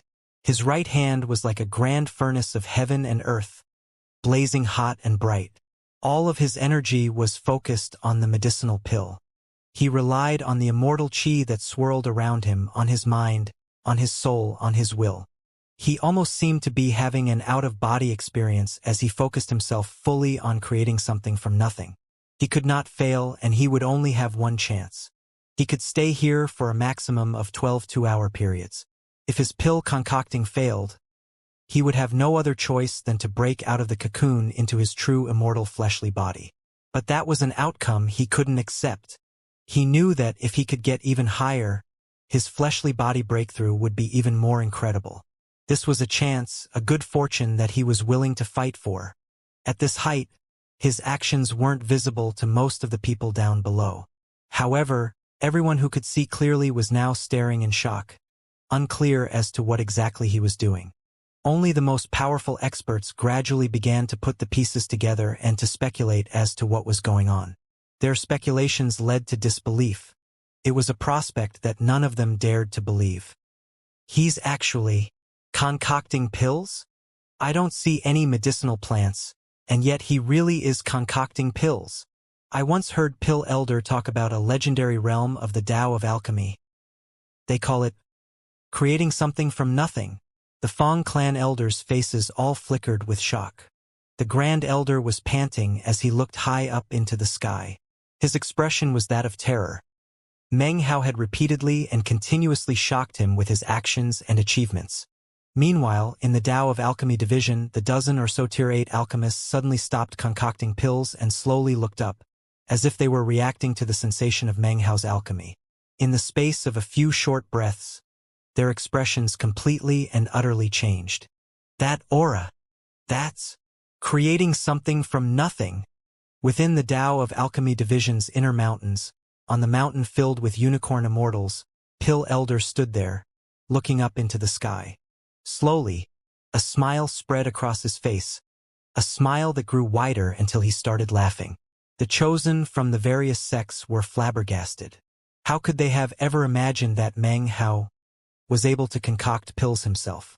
He was already at a terrifying height, surrounded by shocking heat and light, and yet he actually was still able to concoct pills.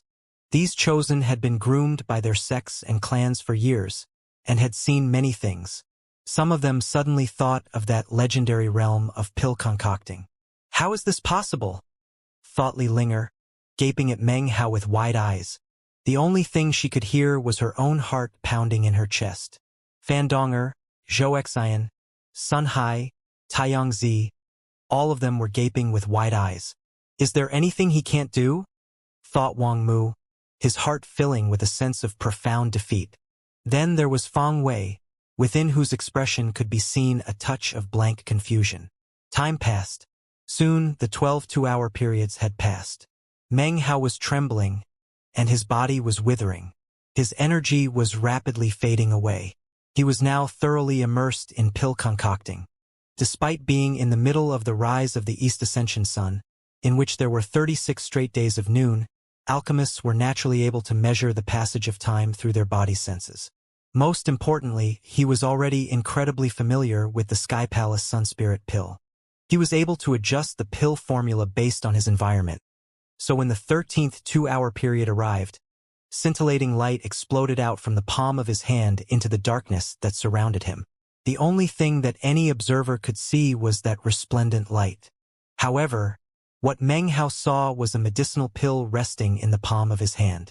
It was a Sky Palace Sun Spirit pill created from nothing. In these extreme conditions, he had used the technique of creating something from nothing to concoct a medicinal pill.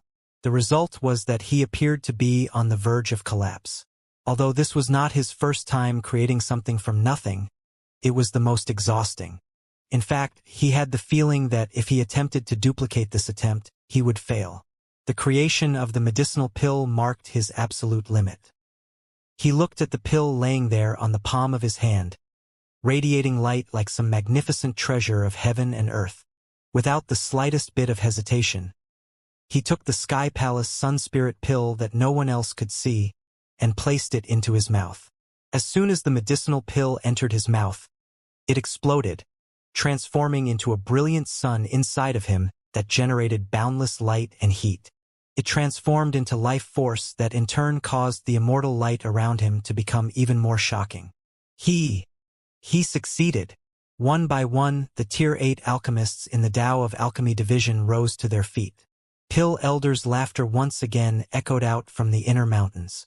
In the ancestral mansion, the Grand Elder's face was a mass of disbelief. The other elders in the area were silent for a moment before their eyes also began to radiate a strange light. There was little need to mention the other chosen, who had long since been indescribably shaken by Meng Hao. This time, Meng Hao was rising to prominence under his own name.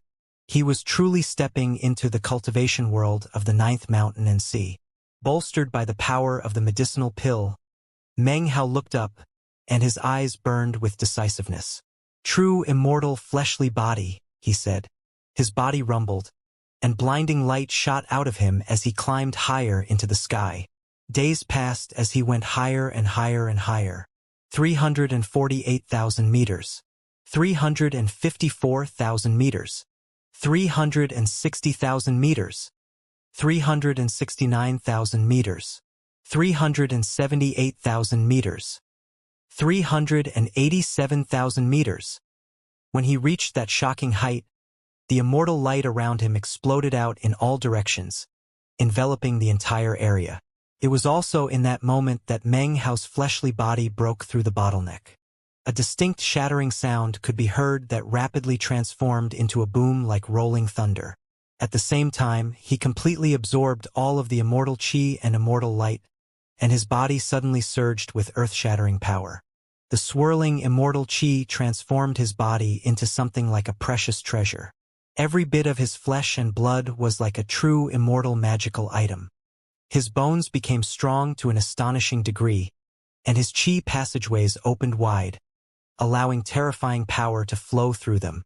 His hair grew long, and his body became slightly taller and more slender. His face was strikingly elegant, and his aura was enough to strike fear into the hearts of all immortals. His entire body was like a precious gem that hovered there high in the sky, causing everyone who could see him to be completely shaken. True immortal fleshly body. True saint. A true immortal fleshly body meant that he was a true saint. This in turn meant that Meng Hao's body was now powerful to a terrifying level. He had been baptized in immortal light, which had then coalesced inside of him, creating an immortal body. Meng Hao clenched his fists. He could tell that if he ran into a so-called peak immortal realm cultivator, one punch would easily be able to rock such a person. He could sense his might. It felt as if he had completely changed on a fundamental level. The terrifyingly powerful light and heat from before now seemed vastly weaker. This is the power of a true immortal fleshly body. He looked up higher into the sky, and his pupils glimmered with fire.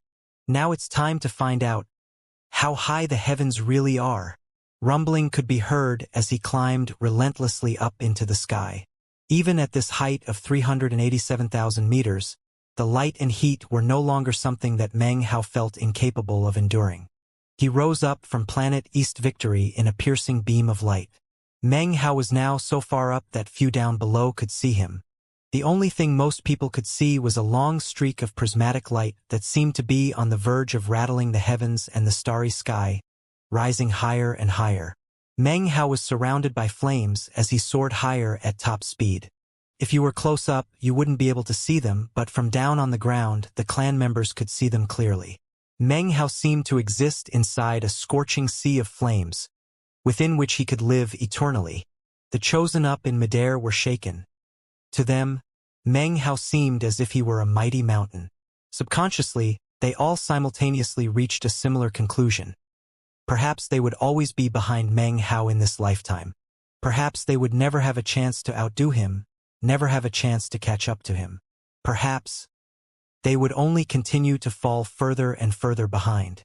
Of course, it was impossible for them to know that one of the past sovereigns had already classified him as 13th in the echelon of the entire 9 mountains and seas. Fan Donger watched in silence. Zhou Xian said nothing. Li Linger, Taiyangzi, Song Luodan, Wang Mu, Sun Hai, and all the other chosen from the sects and clans had complex expressions on their faces. They looked at Meng Hao getting even further away from them, a blazing sun wreathed in flames. Feng Wei trembled, and slowly, he closed his eyes, making it impossible for anyone to see the gloominess and resignation therein. Feng Wei's father and grandfather were on the verge of going mad. They looked at the blazing sun up in the sky, and unprecedented murderous rage welled up from the bottoms of their hearts. The Grand Elder sat silently in the ancestral mansion, looking up into the sky. No one could tell what he was thinking, nor even guess what he might possibly be feeling. Feng Hao. Feng Wei, he murmured. Meng Hao continued on at top speed, like a flame phoenix, like a flying rain dragon. The flying rain dragon core inside of him was now rapidly dissolving, and bits of the legacy's knowledge appeared in his mind. However, Meng Hao didn't pay any attention to that. The only thing he was thinking about was finding out how high the heavens were. His expression was that of resolute will. Rumbling surrounded him as he flew another 3,000 meters until he was 390,000 meters high. And yet, he did not stop. The pressure was shocking.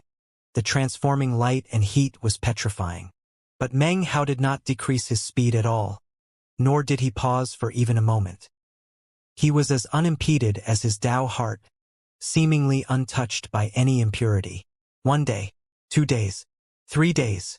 Time passed quickly, until only a few days of the East Ascension sun remained. Meng Hao proceeded onward, piercing through space, heading toward the only goal upon which he kept his eye, the sun which hung outside of the starry sky. By now, he had far surpassed all of the other chosen, all of the other members of his generation who had sought good fortune in this trial by fire. Now, the only person left for him to supersede was himself. He would surpass himself. He would pursue his dreams. It was like his Tao, a Tao that sought to cross numerous mountains, to pass over rivers and seas. It was a Tao of freedom and independence, unrestrained and unfettered, always moving toward glory. Even the heavens could not cover him up or cause his Tao heart to fall. 1 day, 2 days, 3 days, 393,000 meters, 399,000 meters, 405,000 meters. And he kept going. The other chosen up in the sky looked on, taciturn. They saw Meng Hao and his obsessive progress, and the same thought floated up in all of their minds. In the end, how high will he get? Li Linger was thinking this, as were Fandonger, Taiyangzi, and Song Luodan. The various elders were also watching closely. The boundary between the planet and the starry sky is vague, and can fluctuate due to various factors. In the moment when the sun is nearest, that boundary will become clearer. Days later, Meng Hao was still speeding along. 417,000 meters. 420,000 meters. He felt like he was reaching the end. The light and heat around him had reached an indescribably high level. Despite the fact that his fleshly body was in the true immortal realm, he still felt as if he were about to be melted into a pool of blood, and then evaporate into a bloody mist. He shook, and his eternal stratum worked madly to restore him and support him, to allow him to go even higher. I can hold on a bit longer, he thought, his eyes narrowing as they focused ahead with firm determination. Rumble. 426,000 meters. 432,000 meters. 438,000 meters. The sun appeared to be getting closer and closer. His eyes were crimson, and his entire body was shaking. He was now withering away, and yet, he kept flying. The flames around him grew more boundless, and from a distance, it almost seemed as if the sky would catch fire. The flames spread out like wings that seemed to be flapping, preparing to attack the heavens. The lands quaked, and the hearts of all onlookers trembled. At some point, the Grand Elder had emerged from within the ancestral mansion. He stood in the wide public square, looking up into the vast sky. Time is almost up, he murmured softly. Right now, all eyes were on Meng Hao. It wasn't just the Fang clan. Shocked, powerful experts from all corners of Planet East Victory had all long since turned their attention to the scene that was playing out. Who is that? That person flew out from the Fang clan. Could it be Feng Wei? Even Feng Wei couldn't fly that high. This person is getting close to the boundary with the starry sky. Once he steps out there, He'll die unless he's in the Tao realm. As the experts of Planet East Victory were shaken, there happened to be a huge island in a sea somewhere on the planet. As it floated there, an old man with the bearing of a transcendent being was gaping up at the sky in shock. Fudge! That little bastard! Damn it! Damn it! The patriarch comes all the way here to hide and he actually found me? The old man was in such a bad mood that he let out a series of howls that shook the entire island. Standing next to the old man was a shockingly beautiful young woman. She smiled happily as she looked up into the sky. Rumbling emanated out from Meng Hao as he gritted his teeth and sped higher. 444,000. 447,000. Meng Hao's expression twisted with madness. From the outside, it looked as if his body were literally burning up. His internal organs were scorched, and he was on the verge of being transformed into nothing more than ash. And yet, he didn't stop. 447,300 meters. 447,900 meters. 448,500 meters. Meng Hao let out a bellow as the flames engulfing him grew even stronger, inundating him completely. He flew another 900 meters, reaching a height of 449,400 meters. By now, the 36th day was almost over. Meng Hao only had about an hour left. I have to get past the 450,000 mark. Meng Hao was filled with madness and determination. By now, the only thing about him that was visible was a vague, shadowy outline. 449,700 meters. 449,850 meters. 449,970 meters. Time flowed by. The world was silent and the lands were still. Everyone's attention was fixed on Meng Hao as he arrived at a height of 449,990 meters. He was now only 10 meters away from the 450,000 meter mark. Furthermore, there were only 15 breaths of time until the rise of the East Ascension sun ended. Those final 10 meters seemed so close, and yet, they were the boundary between the planet and the starry sky. How high were the heavens of Planet East Victory? As of this moment, Meng Hao knew the answer. The heavens were 450,000 meters high. He was now only 10 meters away from that height when he came to a stop, his body wreathed in flames, but his eyes shining with sharp light. In addition to the enormous sun, he also saw a strange scene out in the starry sky. When he focused his eyes, he saw an enormous crimson tribulation cloud. Shockingly, a gigantic yellow tree was just barely visible within that cloud. The tree emanated an archaic aura, as if it had come into being along with heaven and earth, as if it had always existed within the 9 mountains and seas. It would not appear easily, and could only be seen under very special circumstances. That was something that would appear after acquiring a true immortal fleshly body, and becoming a true saint. It was Saint Tribulation. It was similar to the true immortal tribulation that came along with true immortality. Immortal tribulation had a door. Saint Tribulation had a tree. One movement would take Meng Hao out of the planet and into the starry sky. One movement would cause the Saint Tribulation to descend. Meng Hao stopped at that 10-meter mark and silently examined the distance. In that moment, the elders down below with profound cultivation bases looked on with incredible shock. Saint Tribulation, thought the Grand Elder. His eyes closed, and his right hand clenched into a fist. Meng Hao's eyes shone with a threatening decisiveness, a decisiveness as sharp as a honed blade. Finally, he sighed. If I don't go out into the starry sky and face the sun directly, then this whole trip will have been a waste. Time is almost up. If my calculations are correct, I can endure for 10 breaths of time. With that, he looked up, waiting for 5 breaths of time, and then moved forward one more time. One movement, 10 meters. In the instant that Meng Hao moved forward, all of the observing cultivators on Planet East Victory were shocked and cried out in surprise. That final movement took him 10 meters, and now there were only 10 breaths of time until the rise of the East Ascension sun was over. That final movement put Meng Hao at a height of over 450,000 meters. He had now stepped out of Planet East Victory and into the starry sky. In that instant, he felt an indescribable wave of light and heat bearing down on him. It seemed capable of melting him to nothing in an instant. At the same time, he also saw the yellow tree in the tribulation cloud suddenly begin to shoot toward him. All of these things literally happened in the blink of an eye. In the moment that he made that final move out into the starry sky, his Dharma idol materialized behind him, and it wasn't 15,000 meters tall anymore, but rather 21,000 meters. 21,000 meters was comparable to a stage 7 immortal, or an immortal with 70 open meridians. To most ordinary cultivators, a stage 7 immortal would be considered the peak of the immortal realm. The reason Meng Hao had a Dharma idol 21,000 meters tall was not because he had 70 immortal meridians. No, he still only had one. However, he was hovering on the verge of a breakthrough.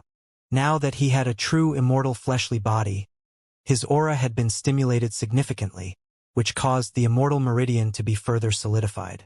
However, even though it wasn't complete, it was enough that Meng Hao was now able to use the most powerful divine ability he had been enlightened regarding, the Paragon Bridge.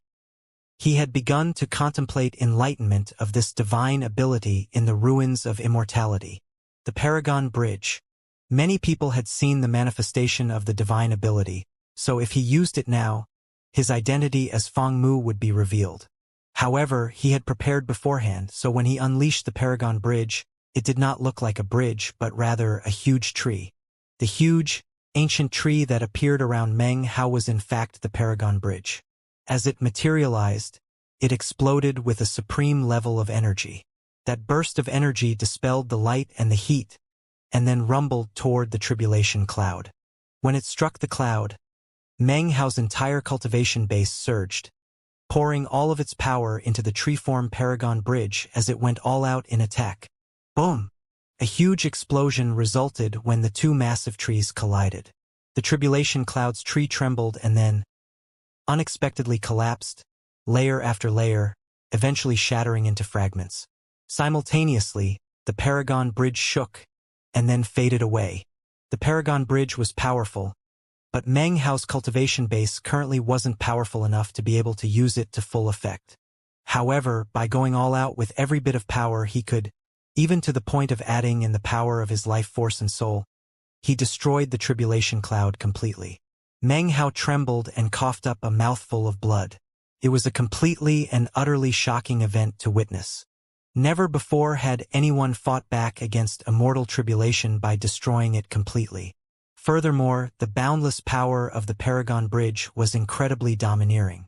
As the tribulation tree shattered, and the tribulation cloud dispersed, bursts of immortal chi shot toward Meng Hao. They entered his body through his pores, filling him, transforming his body so that as of this moment, he truly and utterly possessed an immortal body. He was now a true saint. Immortal chi poured into him with unbridled frenzy, giving him the qualification to be in the starry sky and look at the sun. Even though it was the barest of possible qualifications, snatching himself out of the mouth of death for a few brief moments, to Meng Hao it was still enough. Using the nourishment of the immortal chi, he hovered there calmly in space, ignoring the tribulation cloud and its tree, resisting the heat and the light. All of what he had done was for these 10 breaths worth of time. He stared at the huge sun, bolstered by the immortal chi and sustained by his true immortal fleshly body. Even still, only someone in the Tao realm could possibly stand up to the terrifying power of the sun. Therefore, he began to melt. After only 3 breaths of time, his legs were completely melted. After 6 breaths of time, his arms and body were gone. However, his eyes remained, staring fixedly at the sun. Enlightenment flickered in his mind. Natural law, a Taoist magic, poured into his thoughts. He quickly absorbed it and at the same time completely maintained his composure. This was not a disregard toward death. No, Meng Hao knew that he wouldn't die. After 7 breaths of time, his body was a blur. By 8 breaths of time, only one eye remained unmelted. By 9 breaths of time, his head had collapsed.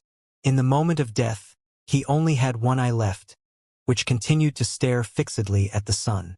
He was not the least bit alarmed. Everything that had occurred since he stepped out into the starry sky was exactly as he had anticipated ahead of time. Nothing unexpected had occurred. At last, the final breath of time arrived. In the moment in which Meng Hao's consciousness was about to fade away, the huge sun began to fade. At the same time, Meng Hao could see a profound natural law. A huge shadow suddenly appeared in front of the sun, completely eclipsing it.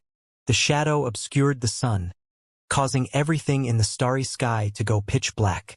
The light and heat faded away without a trace.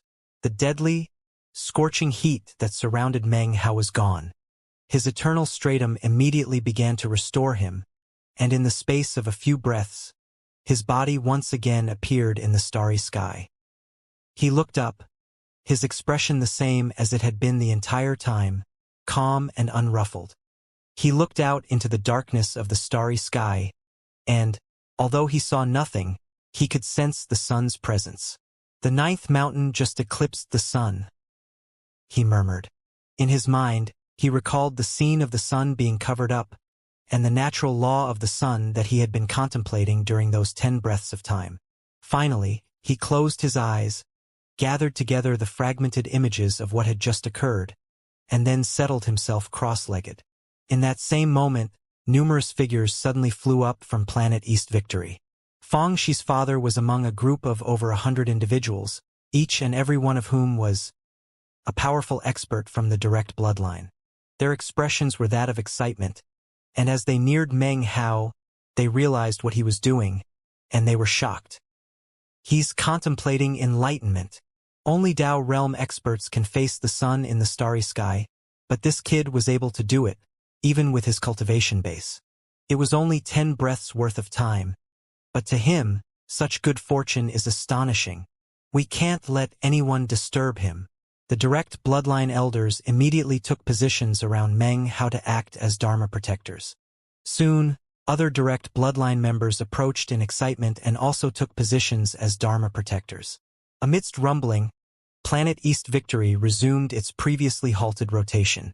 The light of the sun faded away, and night fell. The rising of the East Ascension sun was over, and the opportunity for good fortune had ended. Fan Donger and the other chosen left planet East Victory with varied emotions. However, as they flew out toward the starry sky, each and every one took a long and hard look at Meng Hao. Zhou Xian, Song Luodan, Wang Mu, Taiyangzi, Sun Hai, Li Linger, all of them were the same. As they passed by, they saw the direct bloodline members surrounding Meng Hao, and all of them murmured a sentence or two to themselves. Zhou Xian looked at Meng Hao and quietly said, "I'm going to go back, head into secluded meditation, and not come out until I've reached true immortality. Unless something unexpected happens," Li Linger said, glaring angrily at Meng Hao. "I'll reach true immortality within 100 days. With that, she turned and sped off in her flying shuttle. "Fang Hao," Fan Donger said through grated teeth, "based on all of the preparations we've made, each and every one of us will directly rise to the peak of the immortal realm and open 90 or more immortal meridians. I hope you keeps working hard," Wang Mu said, clenching his fists at his side. "Otherwise, when you step into true immortality, you'll leave me plenty of opportunity to exceed you." They left, and the focus of the Fang clan became Fang Hao. To most people, he had now superseded Fang Wei to become the number 1 chosen of his generation. Fang Wei remained silent as he returned to a location deep in the ancestral mansion with his father and grandfather. He refused to admit defeat and went down to his subterranean chamber, where his eyes glinted with determination as he looked back at his father and grandfather. "I'm going to cultivate the 1-breath Yellow Springs incantation," he declared. When his father heard this, his expression flickered. "Absolutely not," his father replied angrily. "It's one of the 4 great signature magics of the Fang clan, but it's not complete. It's far, far more dangerous than the one-thought reincarnation incantation. You have the mark of the 6th patriarch on you, and will be in charge of the Fang clan in the future. You can't lose control of your Dao heart because of one measly defeat. But it's the Fang clan's most powerful Dao, Fang Wei replied calmly. With it, 98 immortal meridians can be opened, which is 4 more than the one-thought reincarnation incantation. I think that will be very pleasing to the 6th patriarch. Fang Wei's father was about to say something further when Fang Wei's grandfather stopped him. He looked deeply at Fang Wei, and then said, "Have you thought this through clearly?" "Very clearly," Fang Wei replied softly, closing his eyes. "I shall cultivate the one-breath Yellow Springs incantation. If I use this Dao to achieve immortal ascension, then within 100 days, I'll either fail and sink into the Yellow Springs, or succeed and open 98 immortal meridians. Father, grandfather, if I fail, then return Fang Hao's items to him. However, if I succeed, then it means he was doomed from birth to help me achieve my goals." His eyes sparkled with a piercing light. Fang Wei's father did not respond. However, his eyes glittered as he nodded his head, then turned and left the hidden chamber. Fang Wei's grandfather held his tongue.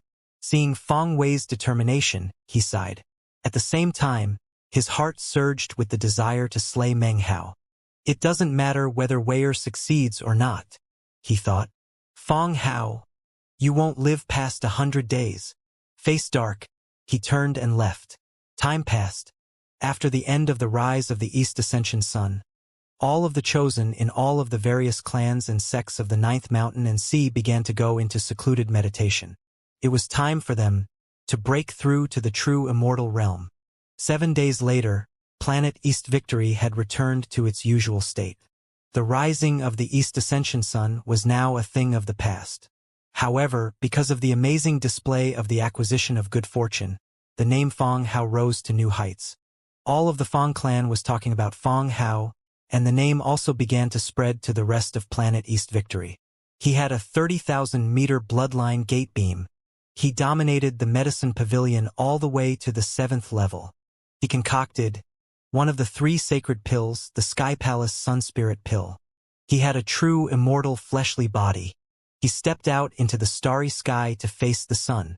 Word spread of Meng Hao's various deeds, and the Fang clan was completely shaken. Other cultivators on planet East Victory now viewed Meng Hao as a blazing son of the Fang clan. During that entire time, Meng Hao remained cross-legged in meditation up in the starry sky. Facing the sun had been a shocking type of good fortune for him, especially when he saw the 9th mountain eclipse it. That image thoroughly shook him inwardly. He contemplated enlightenment for 7 days, during which time his body shone with bright light. When the light spread out, shockingly, his Dharma idol appeared behind him. The Dharma idol was 21,000 meters tall, and when the direct bloodline clan members saw it, they stared. That was because almost as soon as it appeared, the Dharma idol started to grow. At the same time, Meng Hao's immortal meridian grew even more solid. Apparently, this period of enlightenment was pushing Meng Hao even closer to true immortality. Time passed, 3 more days. Meng Hao's entire body radiated brilliant light, and his Dharma idol was no longer 21,000 meters tall, but rather 22,500 meters. Such height was equivalent to an immortal realm cultivator with 75 open meridians, and immediately lifted the spirits of the direct bloodline clan members. 5 more days passed. Meng Hao had now been contemplating enlightenment for half a month. At that point, more light exploded out from him, and his Dharma idol grew from 22,500 meters to 24,000 meters. A Dharma idol like that could shake heaven and earth, and caused the direct bloodline clan members to stare in excitement. Meng Hao was now equivalent to an immortal realm cultivator with 80 open meridians. That was a level of the immortal realm achievable only by inner sect disciples of certain sections. He still hasn't even become a true immortal, and he's already comparable to those inner sect disciples. All of you look closely. Hao's Dharma idol has no immortality illumination vine on it. The direct bloodline clan members' hearts trembled as they peered at Meng Hao, and then voiced expressions of disbelief. He's not using an immortality illumination vine. Could it be Could it be that he's walking his own path to true immortality? Walking one's own path to immortality is incredibly difficult. But look, his Dharma idol is already 24,000 meters tall. The direct bloodline is destined to rise again. It was at this point that Meng Hao slowly regained his senses and opened his eyes. Within his mind flashed images of everything he had learned from the sun regarding natural law. In that moment, they suddenly fused together into a divine ability. His enlightenment of the sun, and the sight of the ninth mountain eclipsing it, allowed him to create yet another divine ability, his third. He slowly lifted his hand, within which appeared a spark of light. The light became a sphere, which then sucked in all the heat in the area, causing Meng Hao's appearance to ripple and distort. Seeing that Meng Hao was awakening initially caused the direct bloodline members to get very excited. However, their faces quickly fell and they backed away. They had just noticed that their entire bodies had become icy cold in a very short period of time, as if all the heat was being sucked out of them. Even more shocking was that the entirety of planet East Victory was apparently affected. Countless streams of heat rose up from the ground, from all living beings on the planet.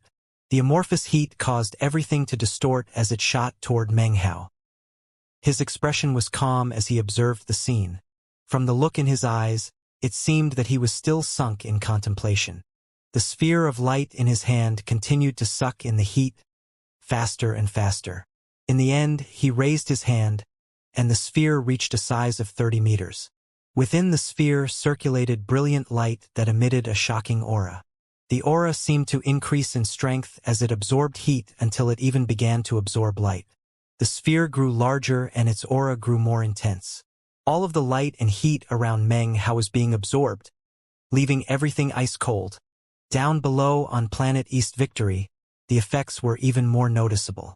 Gradually, the temperature on the entire planet began to drop. Not only that, everything started to get darker. Powerful experts all over planet East Victory noticed, and instantly sent divine sense out to investigate the cause. Soon, they saw Meng Hao, and the enormous sphere of light above him, now several hundred meters wide. It looked like a small sun, and anyone who saw it was left feeling shocked. The aura it contained was mad and brutal and truly made any onlookers feel as if they were looking at the sun. After enough time passed for an incense stick to burn, planet East Victory's temperature dropped further, and it got even darker. The globe of light was now over 3,000 meters wide, and caused anyone who looked at it to feel a sense of impending crisis. If the energy inside the globe were to explode out, it would leave even experts of the ancient realm astonished and pale-faced. Most shocking of all, it appeared that if Meng Hao were given enough time, the sphere would continue to grow without limit. This caused many powerful experts on planet East Victory to be filled with a sensation of vigilance. There were even streams of divine sense that converged on the Fong clan ancestral mansion. The direct bloodline clan members in Meng Hao's vicinity immediately began to urgently transmit messages with divine will. Meng Hao! Haoer! Wake up! Meng Hao trembled as the surrounding clan members called out. His eyes gradually began to grow clear and bright as he regained his senses. At first he looked confused, but then he raised his head up to look at the 3,000-meter sphere of light up above. Meng Hao, cease that magical technique, barked Fong Shi's father. A sense of crisis gradually rose up in Meng Hao from the streams of divine sense, and also from the fact that he realized that he was about to lose full control of the globe of light. Eyes flickering with concentration, he let out a growl and lifted both hands up above his head. Using all the power he could muster, he exercised control of the last strand that connected him to the sphere to reverse its suction. The sphere gradually stopped absorbing light and heat, and then started to shrink. After enough time passed for an incense stick to burn, the sphere began to fade away.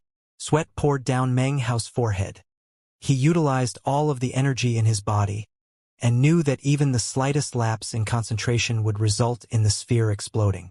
After it finally disappeared, the direct bloodline descendants approached him. Smiles could be seen on their excited faces. Meng Hao looked back at his 24,000-meter Dharma idol, and sensed the immortal meridian within him, and knew that it would be complete with only a tiny bit of effort. Soon, the day will arrive in which my cultivation base will move into the immortal realm. Meng Hao's eyes shone with determination.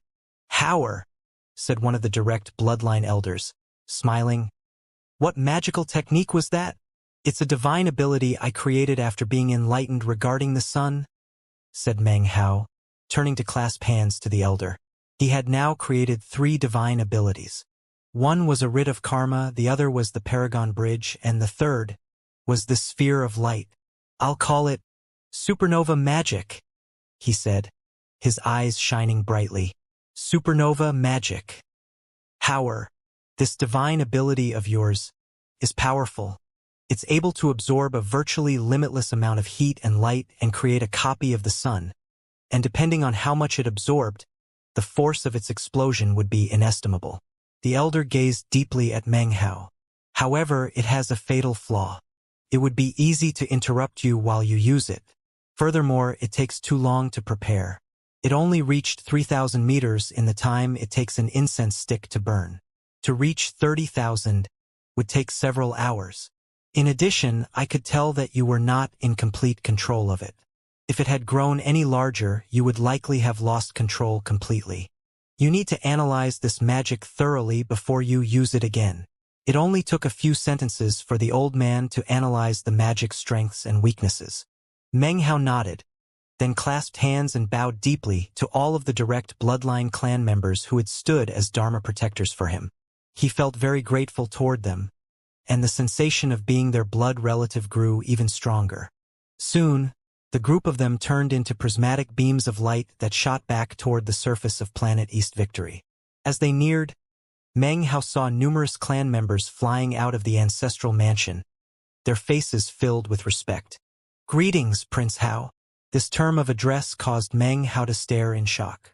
After blinking a few times, a warm smile appeared on his face, and he offered formal greetings to all the direct bloodline clan members. Then he made to return to his Immortal's cave.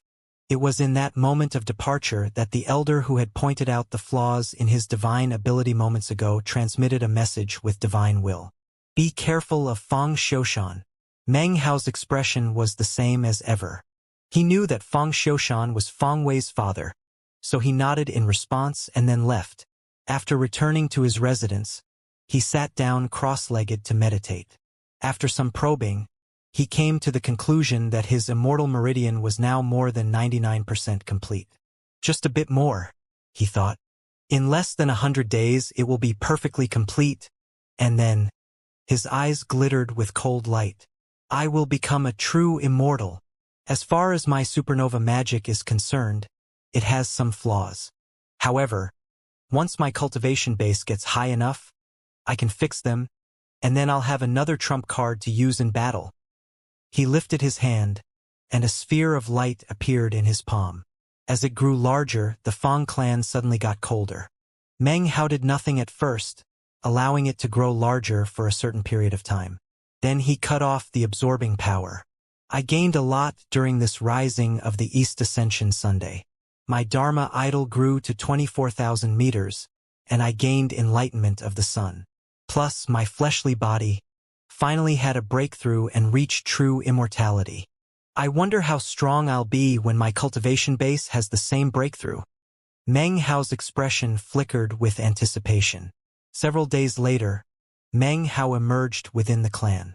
All the clan members who he ran into looked at him with extreme respect, and the fervor with which people had previously treated Fang Wei was now shown toward Meng Hao. As for Fang Wei, he had apparently disappeared, and was nowhere to be found. She made some inquiries, and finally got a smattering of information that he immediately passed on to Meng Hao. When Meng Hao heard that Fang Wei was in secluded meditation in an attempt to break through to true immortality, his eyes flickered coldly. "A bit of karma will lock down the nirvana fruits inside of him that belong to me." My good fortune with the sun was a huge blow to his self-confidence, and surely cracked his Tao heart.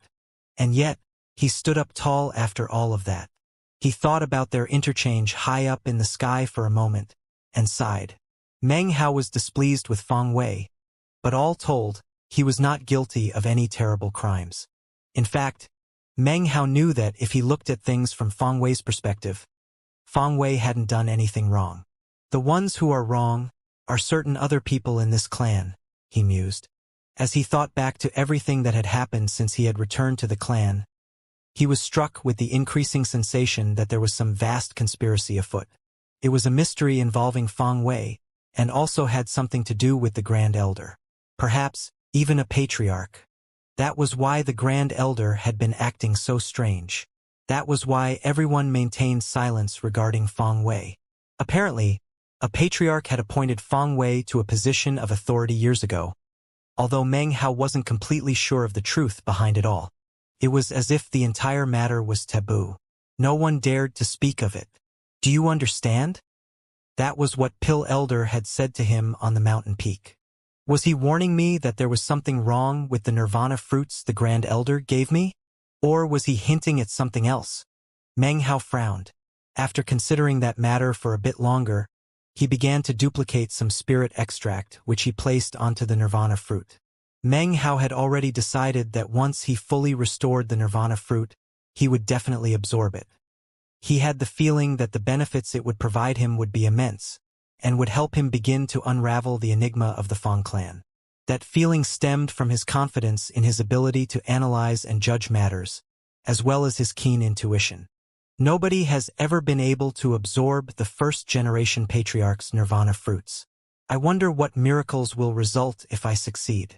After a while, he stopped considering the matter and calmed his mind. 7 days later, Meng Hao looked worriedly at the copper mirror, which had rapidly consumed all of his hard-earned spirit stones in exchange for batch after batch of spirit extract. That spirit extract had then been greedily absorbed by the nirvana fruit.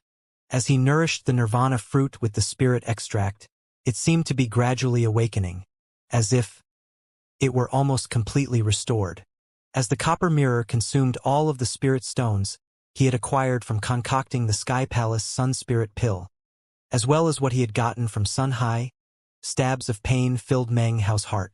It was as if he had just thrown away a vast sum of spirit stones directly into the nirvana fruit. Each one of those spirit stones was enough to break Meng Hao's heart. Making money is so hard, so how come spending it is so easy? He thought with a sigh. Even the entire Feng clan would be incapable of producing so much spirit extract. After all, the medicinal plants he had used to make it were the ones he had acquired in the ruins of immortality, plants which were rare and, in fact, virtually extinct in the outside world. As such, this spirit extract was essentially priceless. Not even the Feng clan as a whole would be able to afford to restore this nirvana fruit.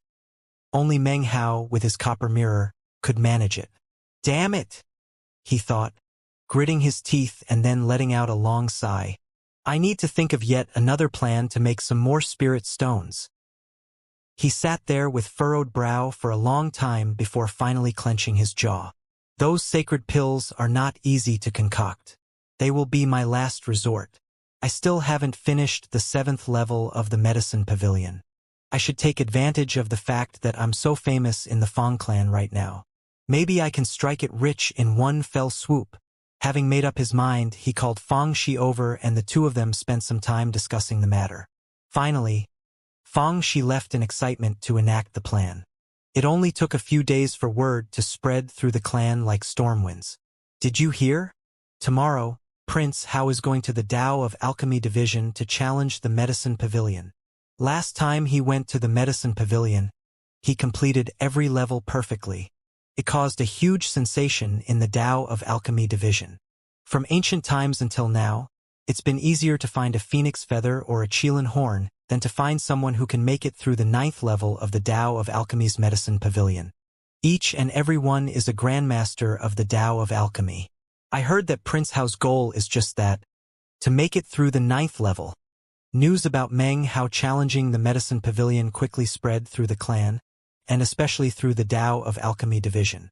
In the end, it was like great waves rolling across the entire clan. Meng Hao was very pleased with this sort of clan environment, and had things all worked out with Feng Shi. Feng Shi would wait outside the Medicine Pavilion area to collect spirit stones. Anyone who didn't pay spirit stones would not be allowed to observe.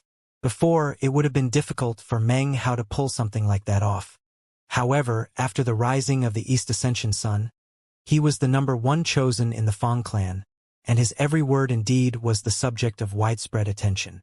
This time, I'm definitely going to make a killing, he thought. The next morning at dawn, he woke early and pushed open the door of his residence. Just when he was about to fly into the air toward the Tao of Alchemy Division, he saw 6 beams of light flying toward him at high speed. They quickly arrived and surrounded him. These 6 people surged with energy. 5 of them were Stage 7 Immortals, and Meng Hao could sense that the remaining one had a cultivation base as profound as a deep sea. He was a middle-aged man with a grim face who looked Meng Hao over and then said, "The Grand Elder has summoned you, Fang Hao.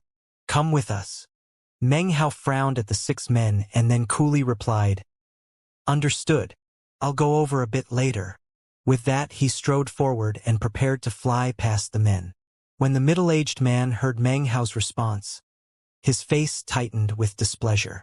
"The Grand Elder has summoned you, and you dare to cause a delay? You're coming with us now or else—" "Or else what?" said Meng Hao, stopping in place and looking at the man with an enigmatic smile. A vast coldness swirled deep within his pupils. "Arrest him," said the man, staring back at Meng Hao. Immediately, the other 5 Stage 7 Immortals transformed into beams of light, and their cultivation bases surged. Dharma idols appeared, 21,000-meter illusory giants. Of course, none of these Dharma idols represented the cultivators themselves. All of them were false immortals. They closed in on Meng Hao in the blink of an eye. One of the Dharma idols was an enormous war drum, which emanated a rumbling like that of thunder. 2 of the other Dharma idols were vicious black dragons, which roared as they slashed through the air toward Meng Hao.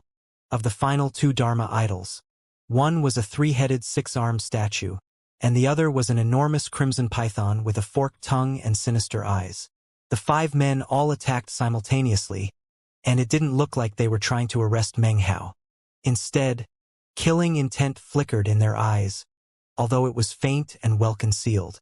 However, Meng Hao had experienced many things during his life, including 2 intense wars on planet South Heaven. He had also slaughtered countless people, so killing intent like this was something he was keenly attuned to. "Want to kill me?" he asked with an icy cold smile. He took a step forward and clenched his right hand into a fist. It shot toward the crimson python at high speed, creating a sonic boom that echoed out in all directions. The air distorted as the power of Meng Hao's true immortal fleshly body exploded out. As the boom rang through the air, the crimson python shattered, revealing the cultivator behind it, ashen face awash with shock. Before he could retreat, Meng Hao leaped forward and kicked him viciously with his right foot. Cracking sounds could be heard as it slammed into the man's chest, and blood sprayed from his mouth. He tumbled backward. At the same time, the other 4 cultivators closed in, divine abilities and magical techniques raging. Meng Hao's face flickered with iciness. Instead of dodging to the side, he turned and transformed into a golden rock, then shot directly toward his 4 opponents with incredible speed. A wave of a hand caused numerous mountains to appear, which formed a mountain chain that dropped down toward them. Next, he made a grasping motion, and a long spear appeared in his hand, the haft carved from the world tree and the spearhead made from white bone. When he stabbed forward with it, everything darkened, and a sobbing sound rang out. The war drum collapsed into pieces, and the cultivator within it coughed up blood and fell into retreat. Simultaneously, the head of a blood demon appeared, and a blood-colored halo materialized beneath Meng Hao's feet. He punched again, and the 3-headed, 6-armed statue exploded. At the same time, the 2 black dragon Dharma idols managed to land attacks on Meng Hao's chest. The 2 cultivators controlling the black dragons glared with killing intent. Their cultivation bases exploded with power that would be enough to fell virtually any other cultivator who was weaker than a Stage 7 Immortal. A boom could be heard, and suddenly everything went silent. The 2 cultivators who had just successfully landed attacks on Meng Hao stared in shock, and then gasped. It wasn't that they weren't aware that Meng Hao had a true immortal fleshly body. However, in their minds, His cultivation base was not at the true immortal stage, so therefore, they didn't believe his true immortal fleshly body would really be all that powerful. As of this moment, though, they had a clear idea of what exactly a true immortal fleshly body was. So weak, Meng Hao said casually. He glared at the men aggressively, and it was like piercing light stabbing into their eyes. Meng Hao hadn't even budged an inch. In fact, he didn't even appear to be harmed at all.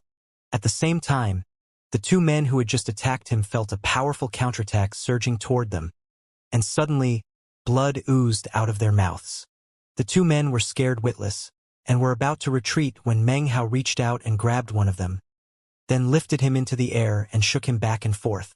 The man couldn't control his own body, and felt massive power battering him. Cracking sounds could be heard as his bones were broken and dislocated, and he was then thrown violently toward the second retreating man. A boom rang out as the second man was sent tumbling backward, his bones shattered and blood spraying from his mouth. All of this took place in only a few breaths worth of time. 5 Stage 7 immortals were seriously injured, and Meng Hao remained standing there. He then turned toward the first middle-aged man, the one with the unfathomable cultivation base. The man's eyes widened.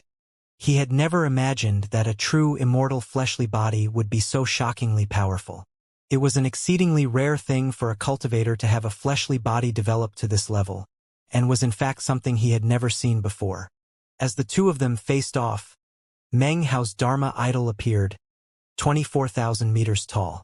Combined with his true saint fleshly body, it caused his energy to surge with intense power that only continued to increase. He then extended his right hand, and a glowing sphere materialized above it. As it floated there, the sphere seemed to suck in all of the warmth in the area and cause everything to instantly grow cold. The man's expression was solemn, and his eyes focused intently on Meng Hao. He sensed a feeling of grave danger when he looked at the sphere of light. And then, Meng Hao started to walk toward him. It was at this moment that, "Haoer, come to the main temple," the Grand Elder's archaic voice echoed out around them. Meng Hao said nothing, but his eyes flashed almost indiscernibly. As for the middle-aged man, when he heard the Grand Elder's voice, he gave an inward sigh of relief. At the same time, his eyes emanated a sharp glow, and a murderous will gradually rose up in his heart. That was because he had realized that Meng Hao's Dharma idol was still standing there, and Meng Hao's powerful energy hadn't faded away. It was almost as if he was preparing to refuse the Grand Elder's summons. The man's eyes glittered as he readied himself. He looked at Meng Hao. 10 breaths of time passed, during which Meng Hao's expression never changed. Finally, his Dharma idol vanished, and his surging energy dissipated. Everything returned to normal. However, the glowing sphere remained floating there. As he began to walk forward, it drifted up toward the top of his head, sucking in all of the heat and light around it. Meng Hao put the bone-tipped spear away, and then completely ignored the middle-aged man as he flew into the air toward the ancestral mansion's main temple. Inwardly, the middle-aged man sighed in regret, and then reined in the killing intent in his gaze. Finally, he followed Meng Hao. As for the other 5 men, they had not received fatal injuries, but were still very seriously hurt. They wouldn't be able to fully recover anytime soon, so for the moment, all they could do was struggle to their feet and then consume some medicinal pills. After that, they followed along, faces pale.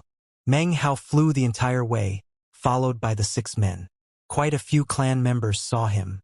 Many of them had originally intended to go observe his efforts in the Tao of Alchemy division, and were taken aback when they saw him flying toward the main temple. This was especially the case when they saw the 6 men following him, 5 of whom were seriously injured and had dismal, ashen faces. The clan members who saw this were all shaken inwardly. From the look of things, a violent storm was brewing under the surface of the Fong clan, and was just barely being kept under control. At some point, the sky above the Fong clan had changed from its usual bright, sunny, and endlessly blue appearance. Now, black clouds gathered, and the rumbling of thunder shook the ground. Flashes that resembled silver dragons could occasionally be seen flickering in the clouds. When the Fong clan members saw this, they grew very quiet. They weren't sure exactly what had happened, but they could clearly sense that the air was growing increasingly colder. Meng Hao's expression was calm as he proceeded forward. The sphere of light above his head continued to grow larger. Soon it was 300 meters wide, and incredibly shocking in appearance.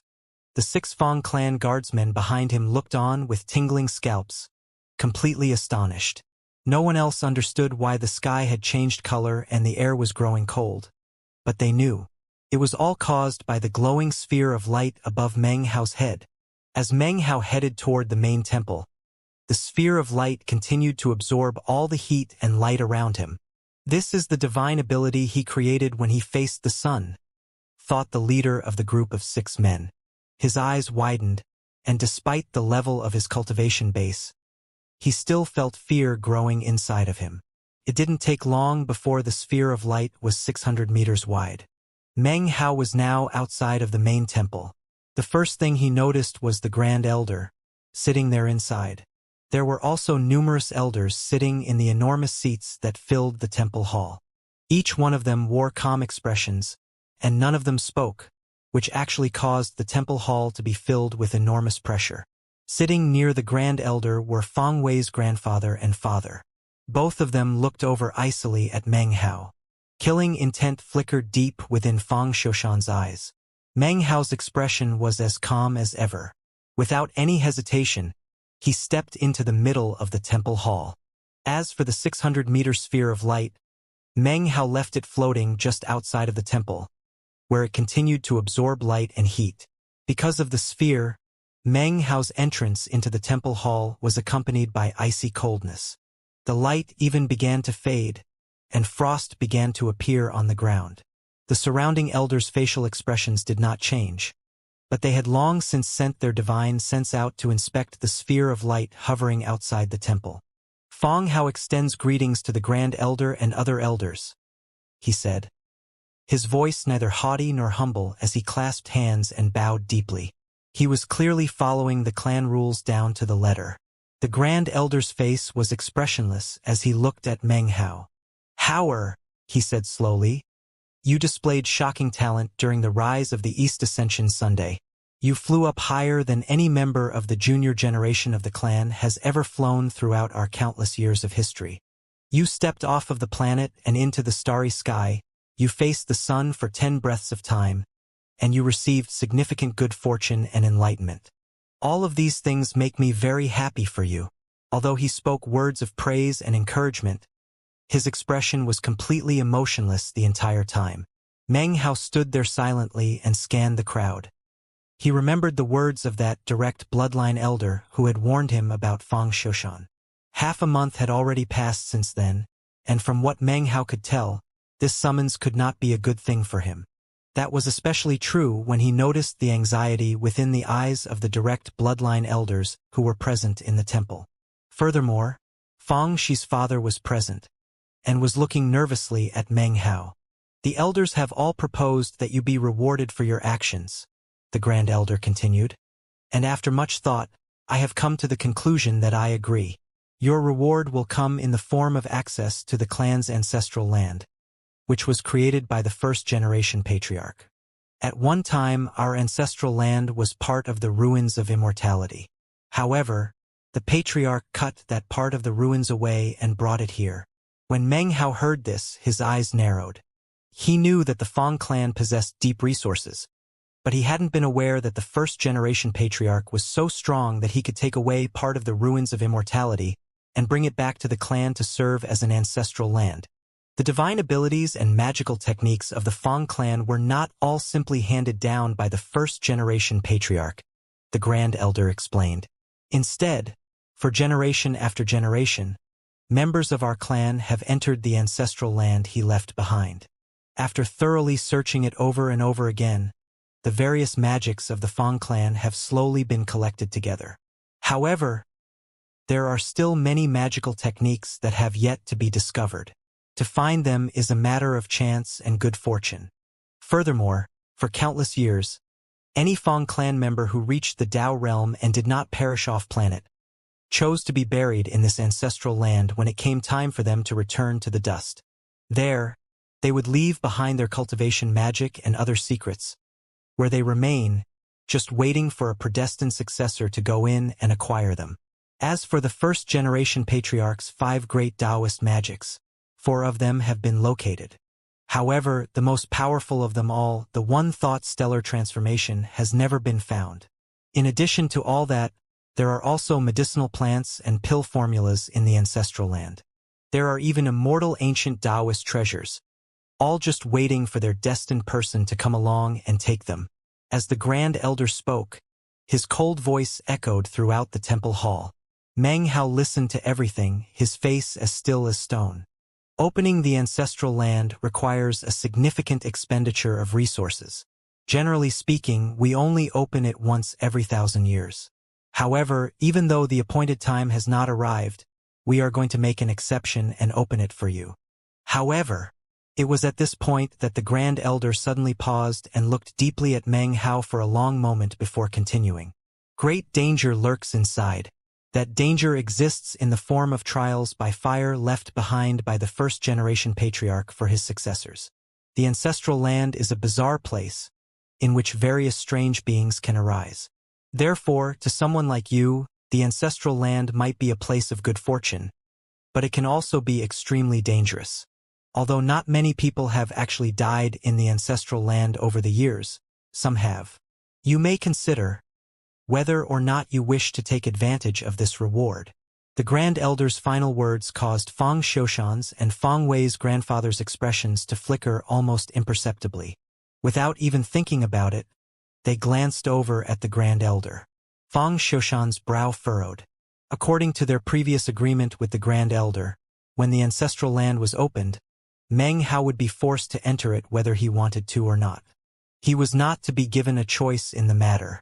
As of this moment, both Fang Xiushan and Fang Wei's grandfather couldn't understand why the Grand Elder, who had always supported their bloodline, would, at the very last moment, suddenly give Meng Hao the option of whether or not to enter.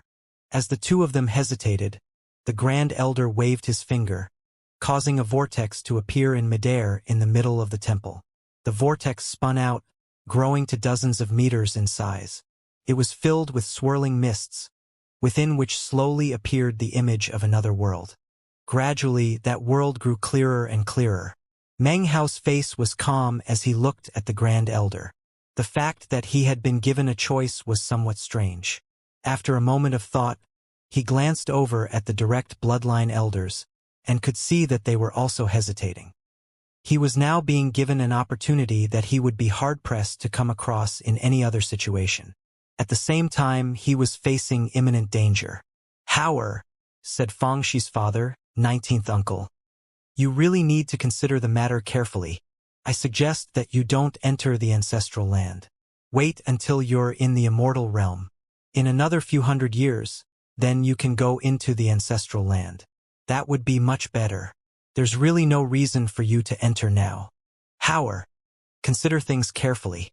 Meng Hao was silent for a moment before turning back to the Grand Elder, clasping hands and bowing deeply. "Grand Elder, am I the only one who can enter on this occasion? May I choose to decline the chance to enter? If you enter, you will do so alone," the Grand Elder said slowly, his expression one of neither joy nor anger. "If you wish to decline the chance to enter, you may go to the Tao of Alchemy Division to challenge the Medicine Pavilion." Off to the side, Fang Xiushan sat there nervously. He had paid a very heavy price to arrange this matter, and if Meng Hao didn't enter, it would be impossible for him to have Meng Hao killed. "Bear in mind," continued the Grand Elder, looking at Meng Hao with a piercing gaze, "all contact with the outside will be severed once you enter the ancestral land. Nothing that happens inside will be visible to any of us." Those words caused Fang Xiushan's face to twitch. He looked over at his father, and saw that, although his face was expressionless, his pupils had constricted. Meng Hao was unsure as to why the Grand Elder was taking this stance. The normal thing to happen would be for the Grand Elder to give him no choice in the matter. For things to turn out this way caused Meng Hao to look over at the vortex thoughtfully. He was just about to say that he would decline what was obviously an ambush set up by Fang Xiushan when suddenly, a tremor ran through his body. As he looked into the world inside of the vortex, his eyes suddenly went wide. For a moment, it seemed as if he had caught sight of something completely unbelievable. However, his expression quickly returned to normal. Nonetheless, inwardly, he was more shocked than if he had been struck by lightning. His heart began to pound beyond control. Mouth and throat dry, he immediately said, "I choose to enter the ancestral land." When the elders in the temple who tended to support Feng Wei's bloodline heard Meng Hao's words, they looked over at him expressionlessly. As for the direct bloodline, anxious expressions could be seen on their faces. However, since this was Meng Hao's decision, they did nothing to persuade him to change his mind. After all, the Grand Elder had clearly explained that there would be great danger in the ancestral land. Considering that Meng Hao had chosen to enter even under such circumstances caused 19th uncle and the direct bloodline elders to be able to sense his level of determination. All they could do was sigh inwardly. The Grand Elder looked deeply at Meng Hao for a moment, his expression revealing nothing about what he was thinking. However, the way he was looking at Meng Hao did seem somewhat strange. Most excited of all was Fang Xiushan. He took a deep breath and stared at Meng Hao without revealing any of the boiling killing intent in his heart. Feng Wei's grandfather frowned thoughtfully at the way the Grand Elder was looking at Meng Hao. For some reason, he had a very uneasy feeling inside. The Grand Elder was silent for a moment, then coolly said, "Since that is your decision, then go now." He waved his hand, and a gentle breeze rose up, wrapped around Meng Hao, and sent him toward the vortex. In 2 months, the ancestral land will automatically open again, and you may come out. During those 2 months, please take care of yourself. Even as the words rang out, Meng Hao flew through the air in the wind. In the blink of an eye, he was right outside of the vortex. When he looked inside, his heart pounded madly, and a feeling of reminiscence floated in his heart. Rumble. Upon contact, he sank into the vortex as if it were water. Then he vanished. The vortex stopped moving, and then faded away from the temple hall. In that same moment, there were 9 areas in different parts of planet East Victory which suddenly shone with mysterious black light. That light was cast up by teleportation portals, within which sat 9 cold and expressionless cultivators wearing black robes. These 9 cultivators seethed with murderous auras, as if innumerable foes had been slain by their hands. If Meng Hao were able to see any of them, he would recognize them immediately. The black robes worn by these 9 men seemed to be exactly the same as the ones worn by the people who had ambushed him and 19th uncle en route to planet East Victory. As they sat there cross-legged in the teleportation portals, light suddenly rose up around them, and they vanished. This was in the exact moment in which Meng Hao vanished into the ancestral land. Another thing happened at exactly the same time. Deep underground beneath the Fang clan ancestral mansion, 7 withered figures sat cross-legged in meditation. One of them was the crimson-robed old man who had opened his eyes during the rising of the East Ascension sun, aroused by Meng Hao's essence of divine flame. At this moment, his eyes opened, and they shone with boundless ancientness. This kid's bloodline is strong. He's a descendant of eldest brother. He must be the chosen of this generation of the clan. The old man's eyes flickered as he sensed the black-robed men vanishing, and then a cold light gleamed therein. Interesting. Someone actually dares to violate clan rules and fight inside the clan. Not only that, but they chose to fight within the ancestral land. The coldness in his eyes grew more intense. Is it 6th brother's bloodline? The old man's brow furrowed in thought for a while. He turned his head to look at the 6th figure sitting there meditating in the inky blackness of the stony cavern.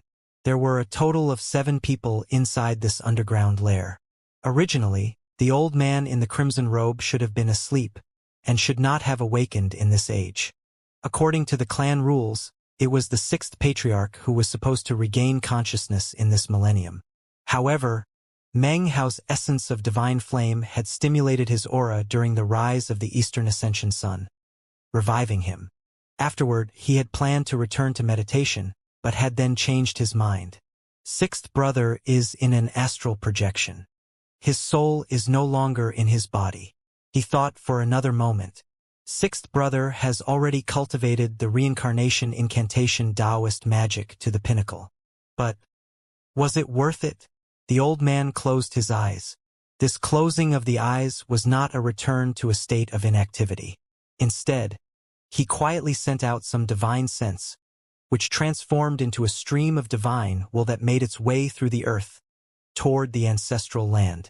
Heaven and earth trembled as lightning and thunder danced about in the clouds, as if seeking a way to lash the earth. The ground itself was a brownish color that made it look like it was soaked with blood, and stretched out as far as the eye could see. What parts of the land were not covered with deep cracks were choked with weeds. A seemingly eternal air of desolation and bleakness spread out in all directions. Off in the distance, ruins could be seen, and even further off, a volcano which belched thick black smoke. Occasionally, frightening roars could be heard echoing about, which raged across the lands like storm winds, causing everything to shake. The mystery of this place came from the fact that it used to be part of the ruins of immortality. Its solemn dignity came because it was now an ancestral land of the Fang clan. The first-generation patriarch was buried here. Other Dao realm patriarchs of the clan, his descendants, were also laid to rest here after passing away in meditation. The entire ancestral land was laid out in the shape of a straight line. The further one went in, the more danger there was. As for the brown-earthed region near the entrance, 2 chains of mountains were visible. These 2 mountain ranges were like 2 stone dragons, lofty, imposing, and jagged.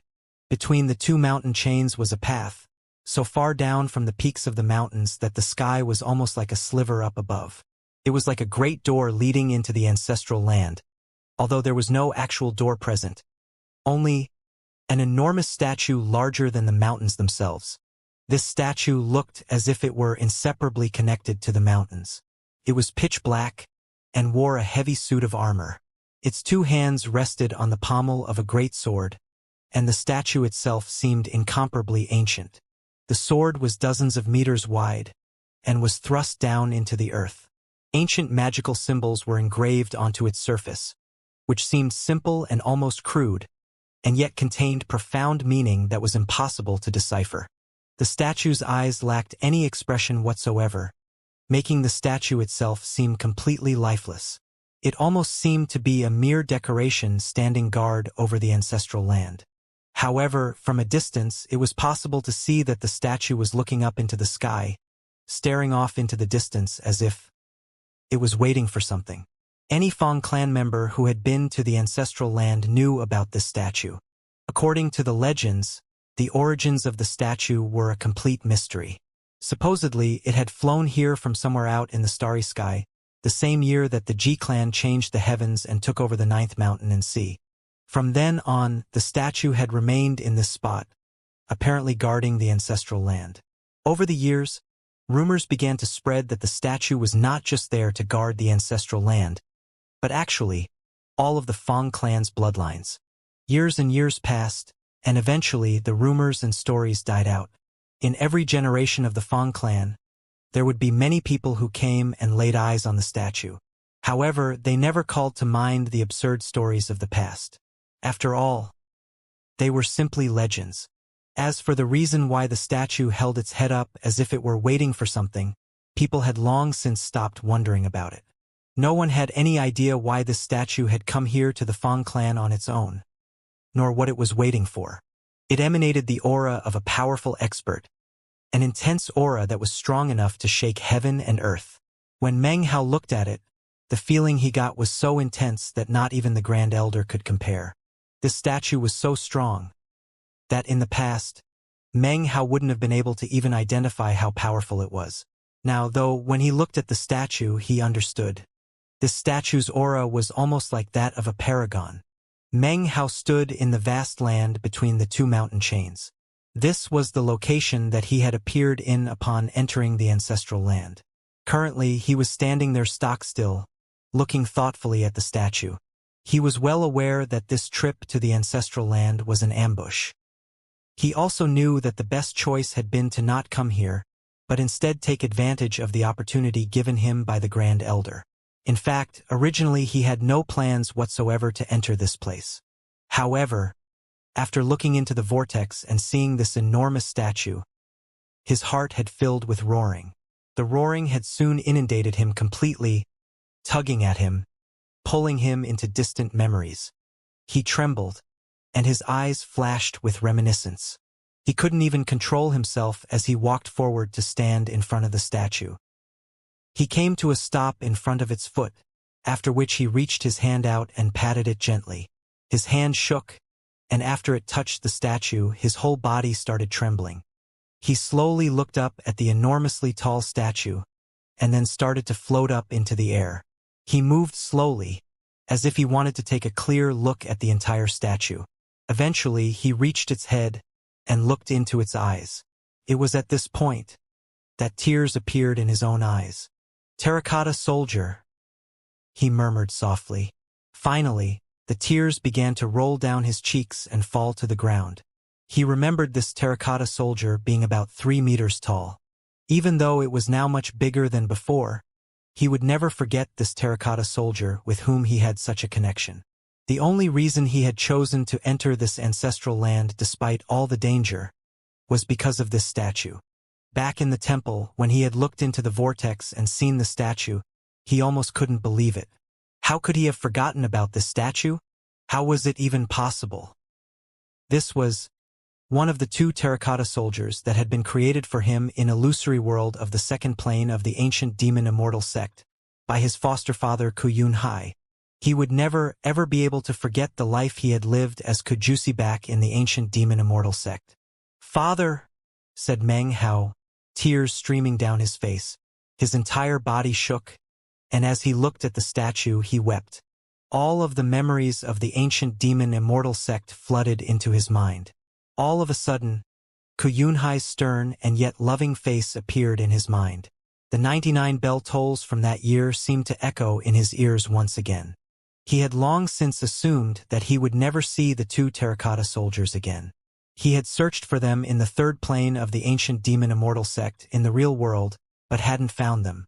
There was no possible way that Meng Hao would ever have thought that he might see one of the statues here, in the Fang clan's ancestral land. Kuyunhai, knowing that his longevity was reaching its end, had created this terracotta soldier to protect Meng Hao.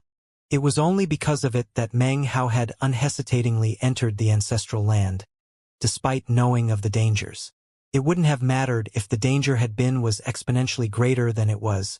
Meng Hao would never have hesitated to come here. And the entire reason was because of Kuyunhai. What was it waiting for?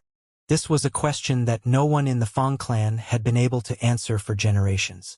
Meng Hao looked at the statue, weeping, fully aware that the statue had been waiting for him. It had waited here alone for him for tens of thousands of years. The reason it had flown here to the Fang clan was because of the soul blood that had emerged from Meng Hao's forehead to connect him to the statue. Because of that, it didn't matter how much time separated them, or who ended up taking possession of the soldier. Meng Hao was always its original master. Years ago, before Meng Hao had even been born, the statue flew through space, guided by his blood, all the way to the Fang clan. It had found a place where it sensed a familiar bloodline, and then chosen to wait there in silence. This was the simple answer to the question asked by so many members of the Fang clan. This was only one of the 2 statues that had been created for Meng Hao by Kuyunhai. As for the other statue, perhaps it had fallen in battle at some point throughout the years. Or perhaps it was in some other distant location, standing alone and looking off into the sky just like this statue, waiting for Meng Hao to come. Time passed by slowly, and eventually, Meng Hao sat down cross-legged on the statue's head. He patted the surface of the statue, and his expression continued to be one of reminiscence. He recalled everything that had happened in the ancient demon Immortal sect, and his heart filled with sorrow. Sometimes, a certain object will make you think of a certain person. When Meng Hao looked at the statue, he missed Kuyunhai. He missed the man he had called father in that ancient world. At the same time that Meng Hao sat down on the statue, there were 9 areas in the Fang clan ancestral land where the air distorted, and 9 black-robed men emerged. They immediately produced jade slips that they could use to detect bloodlines, then transformed into beams of light that shot away from their original locations. Killing intent boiled in the ancestral land. One of the black-robed men held the jade slip in hand, and the desire to kill gleamed in his eyes as he realized that he was the closest of them all to Meng Hao. He made no effort to conceal the level of his cultivation base. Power exploded out as he shot through the air in a beam of light, following the jade slip's guidance. His cultivation base caused the clouds up above to seethe, and the ground to shake.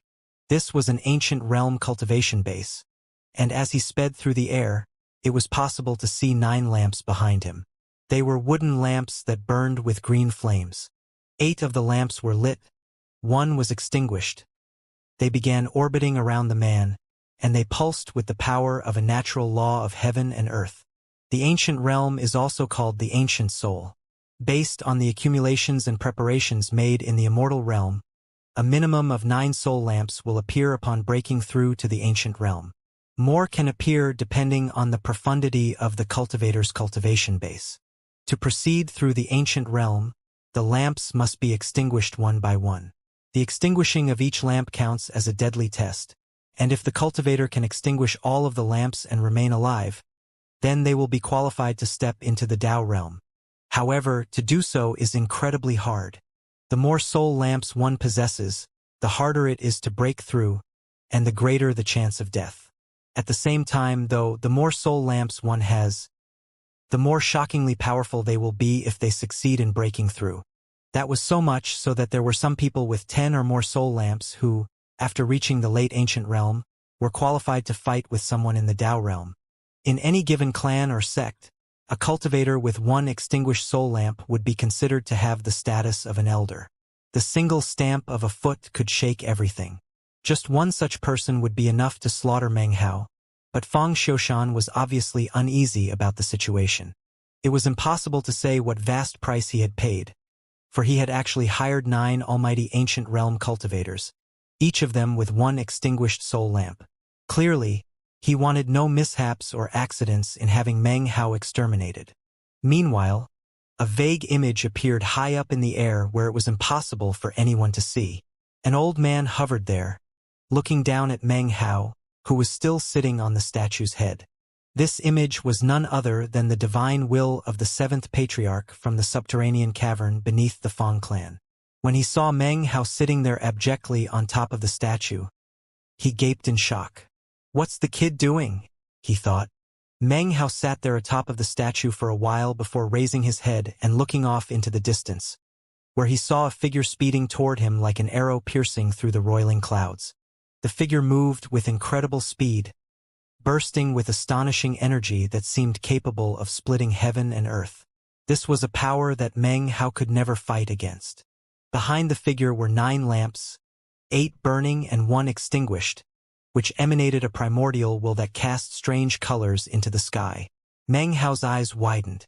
This was his first time seeing soul lamps, and after a moment of consideration, the coldness in his eyes grew more intense. "Soul lamps are cultivated in the ancient realm," he murmured. "So, an ancient realm expert has appeared in the ancestral land. Fang Xiushan, is this the expression of your killing intent?" He looked at the figure that split the air as it shot toward him. It was a powerful expert wearing a black robe, and he was closing in rapidly. He made no effort to conceal his monstrous cultivation base or his massive killing intent. A wind kicked up, spreading across the lands and kicking up dust. The wind couldn't dispel the bleak feeling that lay over the land, and in fact, made everything even more harsh and desolate.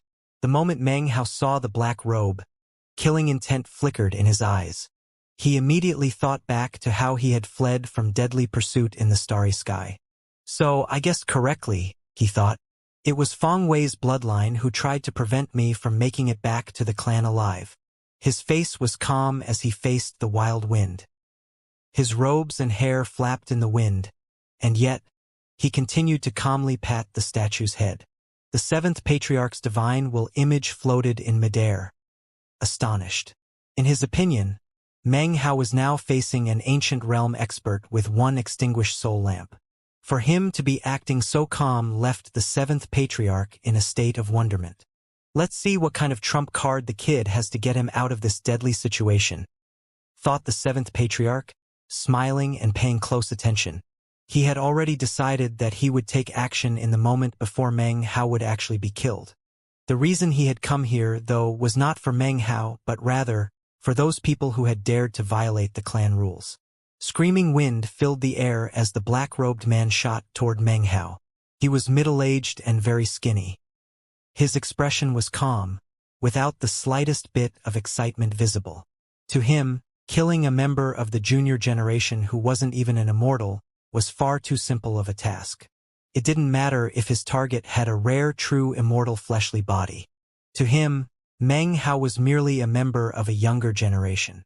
In his opinion, Fang Xiushan was making a mountain out of a molehill to ask 9 people to all attack Meng Hao. By this point, he was about 3,000 meters away from Meng Hao. In a flash, that distance shrank to only a few hundred meters. He said nothing, just extended his right hand and pointed toward Meng Hao. In response, the land up ahead twisted as a huge fissure opened up. It looked like a vicious, evil dragon that shot toward Meng Hao. Bizarre colors flashed, and natural law manifested. The light and the darkness in the world seemed to be in flux. From a distance, the sky appeared to have become a huge net. As soon as the fissure appeared in the ground, the entire sky seemed to have shattered.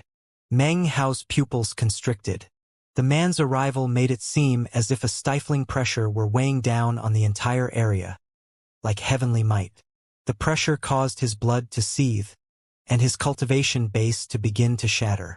Even his fleshly body began to emanate cracking sounds.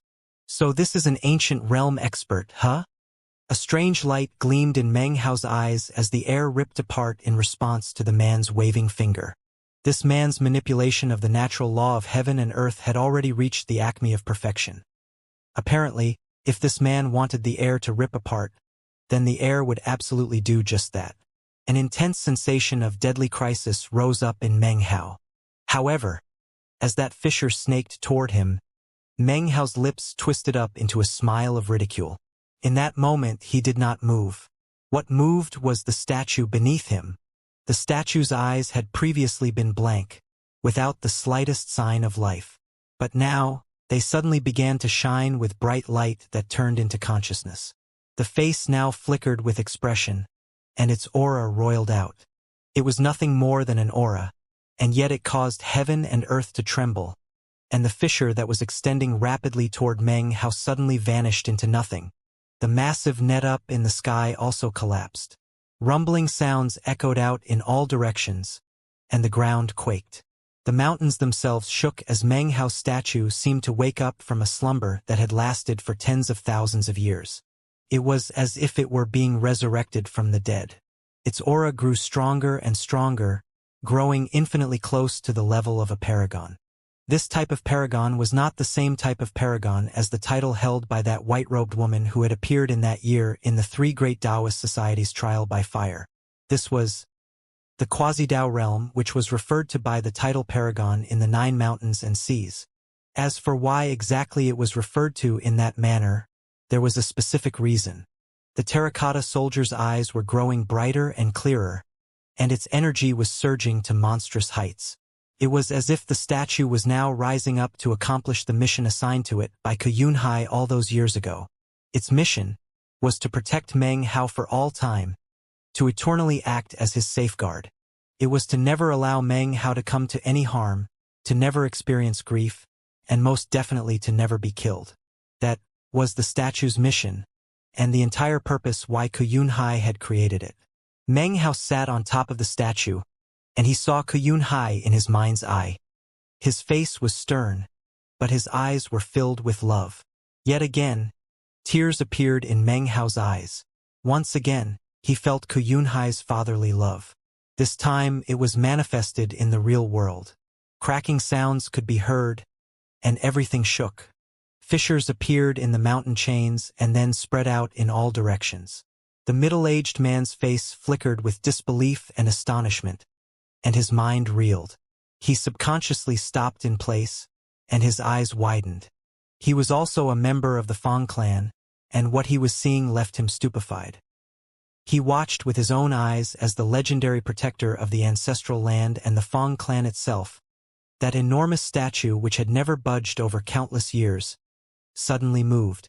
He saw Meng Hao sitting atop the statue as it lifted its right foot and took a step forward. From a distance, the statue looked boundlessly tall and shockingly powerful. When its foot landed on the ground, the entire world quaked. At the same time, the statue's arms moved, and cracking sounds could be heard as the mountains that were connected to the statue crumbled, transforming into nothing but rocks and dust that rolled off of the statue down onto the ground. Everything was covered in a haze of dust, which only served to make the statue in the center of it all even more shocking. It raised its other foot and took another step, causing the land to rumble and more mountains to collapse. The haze of dust continued to spread out rapidly in pulsing waves, creating an astonishing sight. The middle-aged man's scalp went numb, and his mind spun. This was literally the most unbelievable thing he had ever seen in his entire life. His face instantly became devoid of blood, and he looked shocked beyond belief. He suddenly cried out involuntarily, That's the aura of a quasi-Dao realm paragon." His eyes were wide, and his heart pounded wildly. He was well aware how powerful a quasi-Dao paragon was, and what they represented. He was extremely conscientious of the fact that the quasi-Dao realm was a completely astonishing realm within the 9 mountains and seas. It was a realm of madness and terror, so powerful that strongest experts in the 9 mountains and seas had no choice but to call people in that realm paragons. The middle-aged man wasn't the only shocked one.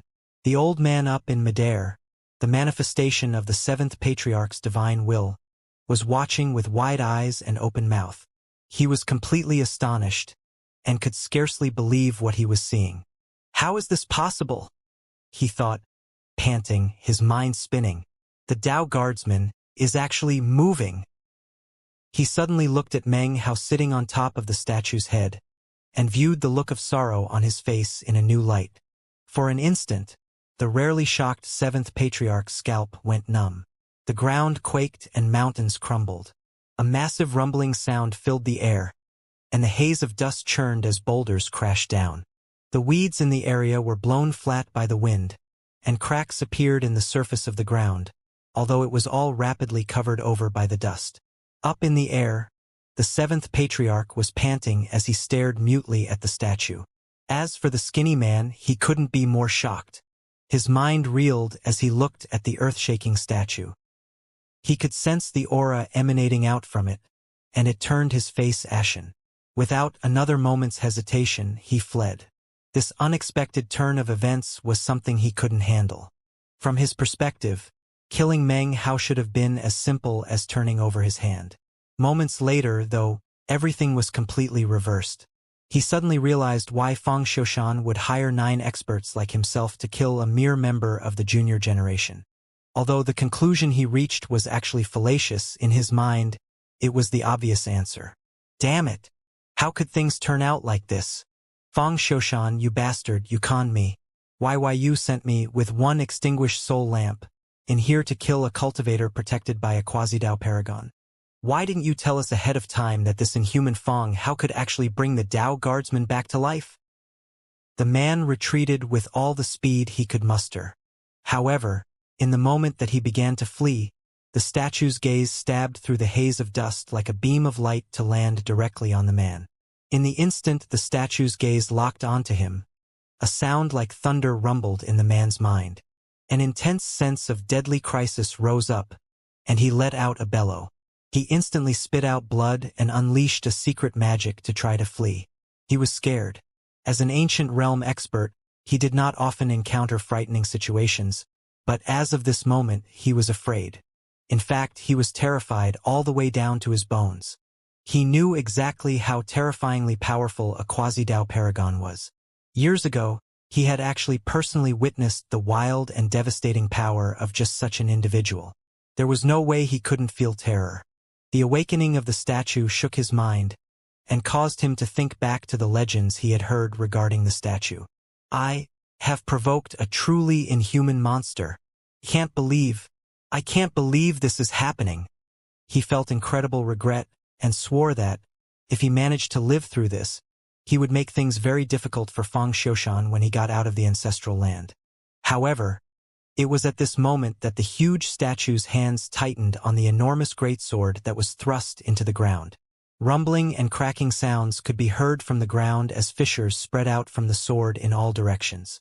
Suddenly, the greatsword was pulled out from the earth. The shocking statue's eyes were as cold as ice as it hefted the greatsword in both hands. Then it swung the sword, which descended as fast as lightning toward the fleeing man. The sword caused the whole world to go silent. The avalanches of boulders made no sound. The crumbling mountains were silent. The haze of dust seethed in terrifying quietude. It was as if time itself were frozen in place. The fleeing man also seemed to be stopped in midair, his expression that of terror and astonishment. His pupils were frozen in place, and the 9 soul lamps behind him were motionless. It was as if everything in the world were completely incapable of moving. The only thing that was moving was the statue's greatsword. As it cleaved downward, blood oozed from the man's forehead, then trickled down his nose, then his chin. Finally, the sword passed through his torso, simultaneously shattering his soul lamps. The world returned to normal. The terracotta soldier's greatsword once again stabbed into the ground, which trembled and quaked. Sound returned, in midair. The middle-aged man's body had been completely cleaved into 2 pieces, and all of his soul lamps were destroyed. The man had numerous magical items, all of which were shattered, and flew out in pieces along with the man's flesh and blood. There was no way for him to fight back or block. He couldn't even struggle, let alone evade. Blood sprayed out as his nascent divinity. His soul lamps, all of him, faded away. Only his bag of holding remained, which came to float in front of Meng Hao. Meng Hao sat silently on the statue. High up in the air, the 7th patriarch took a deep breath. Even he felt a sense of fear when he looked at the statue, and also knew how shocking and terrifying its sword was. That sword has its own Tao that replaces the natural law of heaven and earth. That sword can sever Taos, sever natural laws, can sever anything that exists. This is definitely the power of a quasi-Tao paragon.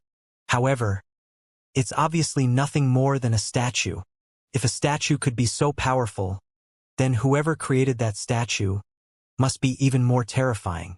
I suppose only someone in the true Tao realm, who also possessed some rare heavenly material or earthly treasure, would be able to create something like this.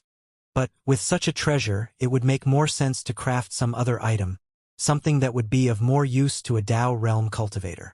Simply looking at the statue caused the 7th patriarch's heart to tremble.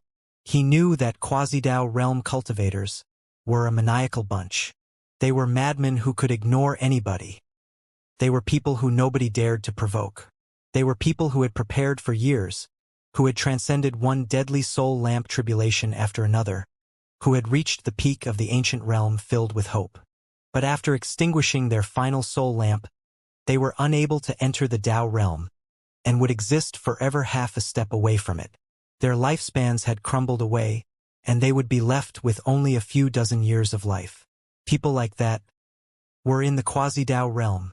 They were doomed to die, and could not be saved by anything in heaven and earth. Therefore, they went mad, stuck half a step into the Tao realm, possessing a certain level of Tao essence that earned them respect and awe. No one dared to provoke them, and everyone called them paragons. For tens of thousands of years, only 11 such people had ever appeared in the Fang clan. Some of them went mad and carried out slaughters. Some of them quietly waited until their life force reached its end. When the Grand Elder had spoken of past Tao realm patriarchs of the Fang clan who were buried in the ancestral land, he was referring to quasi-Tao paragons. The only one among these who was a true Tao realm expert was the 1st generation patriarch. Kuyunhai had also met with failure at that final step. However, his cultivation base was so terrifyingly profound that, even after his failure, even being only half a step into the Tao realm, even with a failing longevity, he had still managed to force out many more years of life to protect his son. At that time, his battle prowess had far exceeded the ancient realm, and could actually be considered to be in the Tao realm. As for his final soul lamp, that was the very lamp with the body of a dragon and the wick of a phoenix, the one he had been buried with. He had actually used that lamp to make the terracotta soldiers, which had thus contained much of Ku Yunhai's life force. As a result, they were incredibly powerful.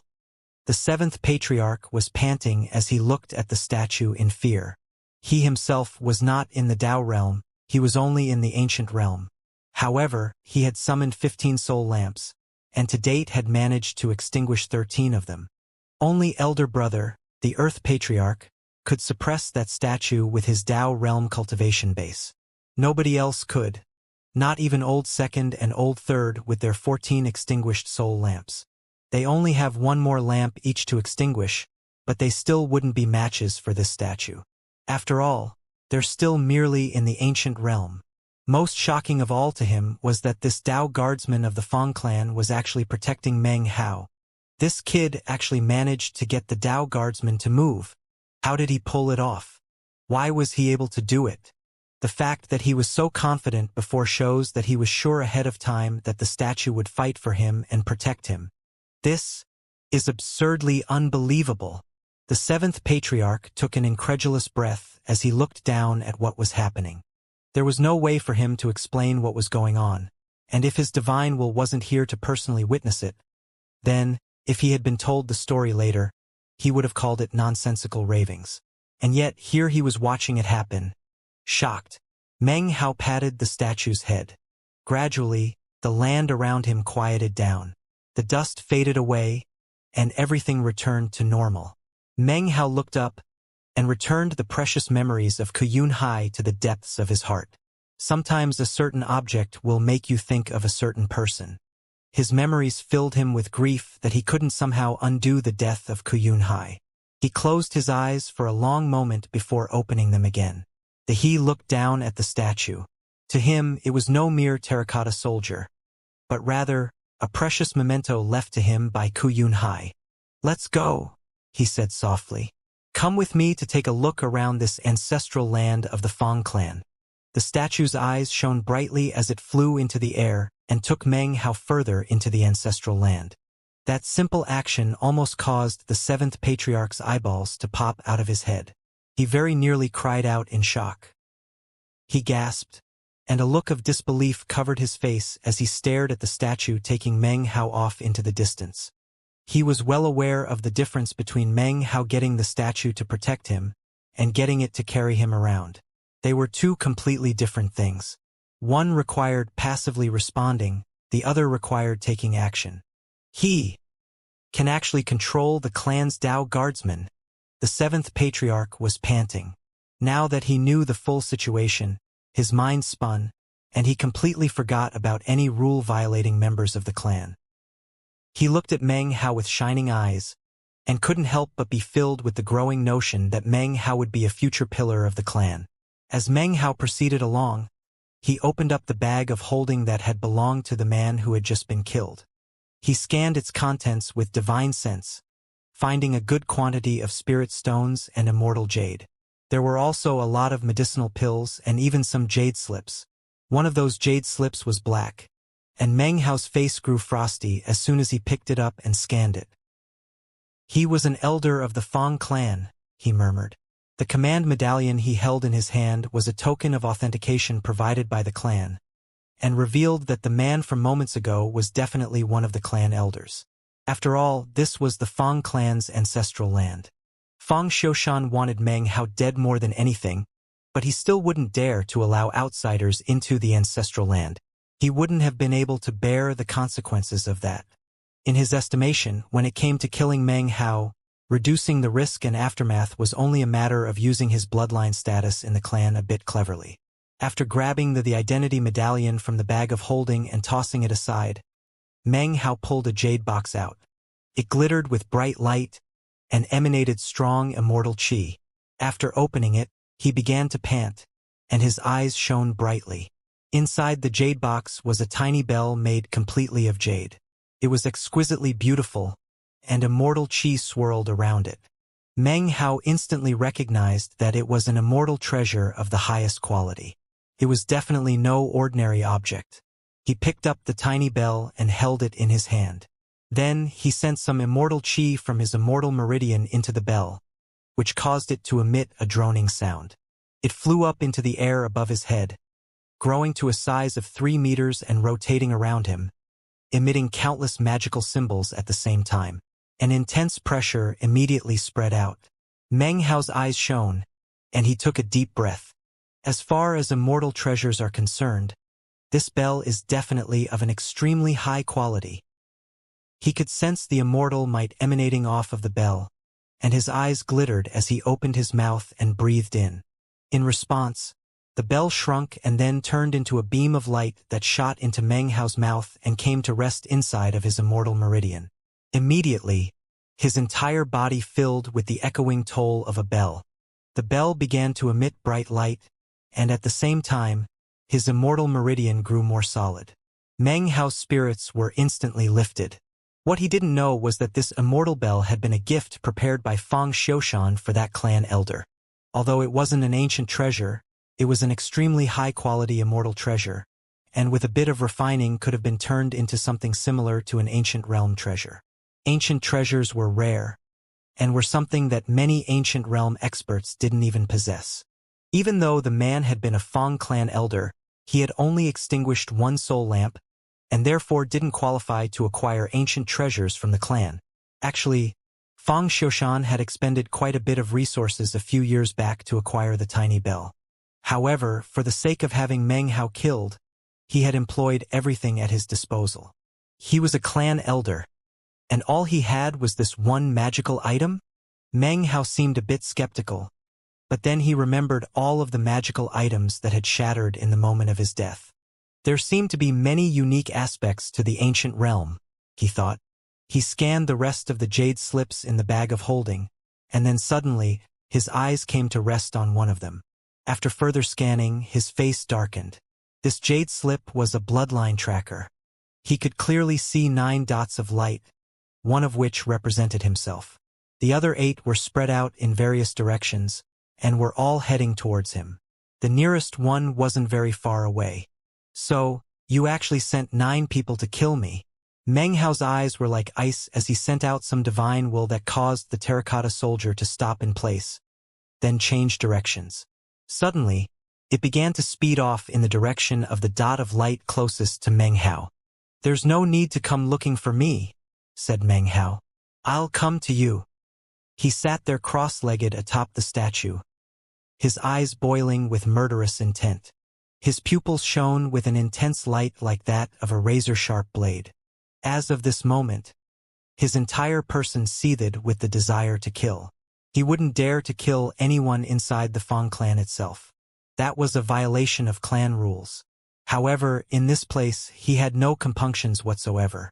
Since these people had come here to kill him, then he might as well return the favor one by one. This place won't open up again for 2 months. That's plenty of time for me to have some fun with you people. Powerful killing intent flickered in his eyes, and the murderous aura which surrounded him grew stronger. Up above, the 7th patriarch followed along, his excitement and interest in Meng Hao growing stronger. The terracotta soldier moved with such incredible speed that it caused sonic booms to echo out. It shot forward, seemingly slicing a hole into the air of the ancestral land. Meng Hao sat cross-legged up above, his hair whipping about as the powerful wind buffeted his true immortal fleshly body. Roughly 500 kilometers ahead of him, a beam of light shot through the air, within which was a black-robed young man. Although his appearance was young, there was something about the way he furrowed his brow that seemed to carry an ancient will. He was surrounded by 9 lamps, which rotated around him. Just like the other man, 8 were burning and 1 was extinguished. These soul lamps didn't seem to be real, but rather illusory. His passing caused the sky and the land to distort, and he kept his hands clasped behind his back as he proceeded. His expression was calm, but a gleam of vigilance could be seen deep in his eyes. "I can't believe one of us died," he murmured, his eyes flickering. "All we're supposed to do is kill someone from the junior generation, and yet somebody actually perished. Furthermore, He wasn't killed by something dangerous from with the ancestral land. He died a short time after making contact with that member of the junior generation. A strange gleam appeared in the young man's eyes. Moments ago, one of the dots of light had vanished from the jade slip he had been observing, which left him shocked. No wonder Feng Xiushan wanted 9 of us to come in here. This junior must be harboring some incredible secret. Whatever that secret is, it enabled him to kill an ancient realm cultivator with 1 extinguished soul lamp, while he himself barely counts as being in the immortal realm. However, whatever method he's using definitely can't be used long-term. A cold glow appeared in the young man's eyes, and his pupils glittered with greed. He lifted his right hand and sent divine sense into the jade slip held therein. Then his face flickered, and he suddenly stopped in place. That can't be right, he thought, frowning. He changed direction, and now he's heading toward me. And look at how fast he's moving. Even with a true immortal fleshly body, he shouldn't be able to move that fast. The young man hesitated. Is it just an empty show of strength? A bluff? Is he just trying to scare me off? Or does that secret technique give him the confidence to think he can kill me? The young man's eyes flickered a few times before filling with determination. It doesn't matter.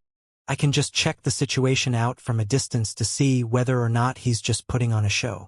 With that, the young man hovered there in midair, coldly looking off into the distance as he waited for Meng Hao to approach. He was being very cautious, and was even ready to flee away at top speed if necessary. He kept his cultivation base rotating, ensuring that he was at the peak of power and readiness. After enough time passed for an incense stick to burn, a rumbling sound could suddenly be heard from off in the distance. Everything began to shake. Even the condition of the sky changed. The clouds churned, and endless bolts of lightning danced about. The young man's eyes went wide, and he sent his divine sense out to scan the area up ahead. It was at this point that a tremor ran through him, and his eyes went wide with disbelief. He couldn't even breathe, and his eyes bulged. It almost looked like someone was strangling him.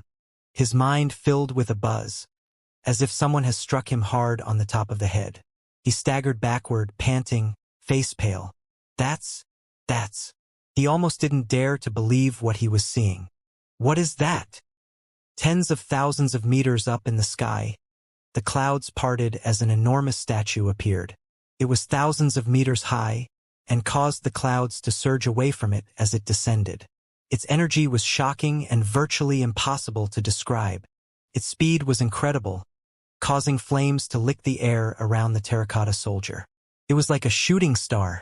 Meng Hao sat cross-legged atop the terracotta soldier, eyes flashing with killing intent. He looked like a drawn sword that refused to be sheathed without shedding blood. Rumble. Massive roaring sounds filled the air as the terracotta soldier screamed through the air toward the black-robed youth. As it neared, the aura of a quasi-Dao paragon rippled out in all directions, shaking everything. The terracotta soldier's eyes were icy and emotionless, and it held a great sword in its hand. When the young man saw all of this, his face drained of blood. That's the ancestral land's Dao guardsman. It has the aura of a quasi-Dao paragon. How could this be? He can actually control the Dao guardsman? The black-robed young man's scalp was tingling so hard it seemed like his head was about to explode.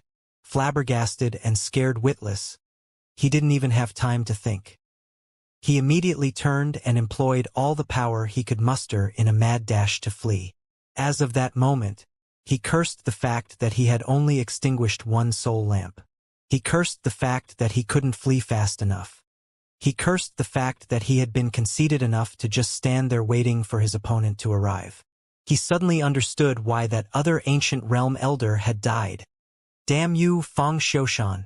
I can't believe you sent us in here to kill a monster who can control the Dao guardsman. You didn't send us in here to kill him. You obviously sent us in here so that he could kill us. The black-robed young man's heart was pounding, and his face was as white as death.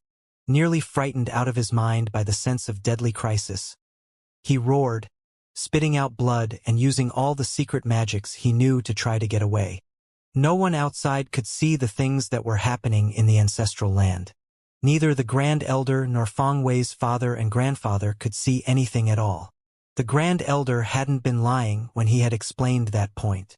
It was literally impossible for anyone to observe what occurred inside. In the Feng clan, everything was going along as normal, except that the direct bloodline clan members were very nervous. Feng Shi was in incredibly low spirits, and was very worried about Meng Hao. The Tao of Alchemy Division had received news of Meng Hao heading into the ancestral land as a trial by fire, and were also extremely anxious. In fact, the 18 Tier 8 alchemists all went in person to speak with the Grand Elder. A huge argument ensued that ended with the Tier 8 alchemists storming off in a fury. Not long after, the Tao of Alchemy Division announced that they wouldn't concoct pills for the clan until Meng Hao returned safely. As word of this development spread, the entire clan was shaken. The Grand Elder then personally went to the Tao of Alchemy Division to pay respects to Pill Elder, yet Pill Elder flatly refused to see him.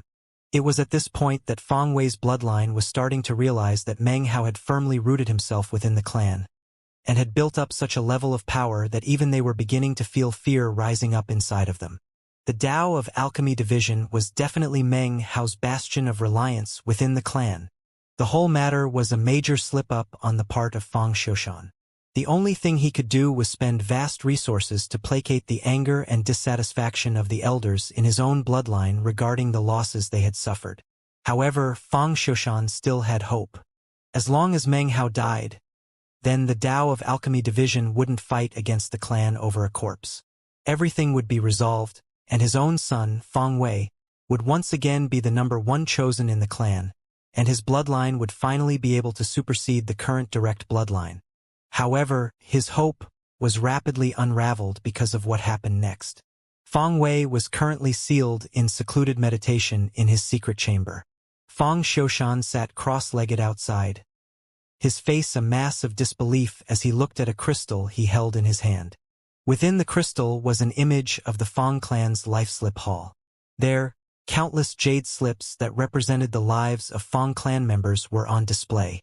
If a clan member died, the jade slip would shatter, immediately notifying the clan, which would then investigate the matter. Moments ago, Feng Xiushan had been looking at Meng Hao's jade slip, which rested among all the other countless jade slips. As soon as Meng Hao had returned to the clan and acquired a jade command medallion, he had also left a life slip in the life slip hall. Currently, it glowed with bright light and wasn't even the least bit cracked. On a higher shelf were the life slips of all of the clan's ancient realm clan members. Just now, one of those jade slips had made a cracking sound and then shattered. This instantly attracted a lot of attention, and an investigation had begun. The shattering of that jade slip caused Feng Xiushan's heart to begin to pound. He had paid a heavy price to arrange for 9 ancient realm elders to go into the ancestral land and kill Meng Hao. What happened in there? He thought, panting. An ancient realm elder actually died? How? To top it off, that damned son of a bitch is still alive. He couldn't even imagine what possibly might have happened inside the ancestral land. The clan began a thorough investigation into the ancient realm clan member's death. Fortunately for Feng Xiushan, he had previously arranged for all 9 of the experts who entered the ancestral land to make it seem like they had left the planet to carry out clan assignments. However, that would only delay the clan for so long. The rigorous investigation would eventually turn up clues. He probably died because of some dangerous situation in the ancestral land, thought Feng Xiushan. This was nothing more than an accident. It won't be much longer before that damned son of a bitch is dead in body and spirit. Killing intent flickered in his eyes, and he couldn't wait to see Meng Hao's life slip shatter. Once the little son of a bitch is dead, and Weier makes his breakthrough to true immortal ascension, then it doesn't matter even if people do discover the truth. By that time, it won't matter. Feng Hao's death will be meaningless to the clan. Feng Xiushan took a deep breath, and his eyes filled with veins of blood. Meanwhile, in the Feng clan ancestral land, the black-robed young man was indignantly cursing Feng Xiushan as he fled in terror. How shameless, he thought. What a deception. 2 months? Damn it, there are still 2 more months.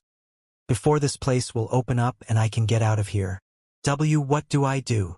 The young man's face was pale white as he fled. Behind him, rumbling sounds echoed out, piercing through his ears into his very heart.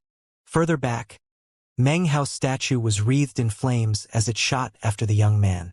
Meng Hao sat cross-legged atop it, and as they closed in, his eyes flickered with killing intent. The distance between them narrowed. 30,000 meters, 25,000 meters, 15,000 meters, 10,000 meters. At that point, the black-robed young man was virtually going crazy and was ready to pull out all the stops. He spun in place, performing an incantation gesture that caused his 9 soul lamps to rotate rapidly and then shoot toward Meng Hao. He was attacking with soul lamps that contained his own life force. From this, it was possible to see how mad and desperate he was.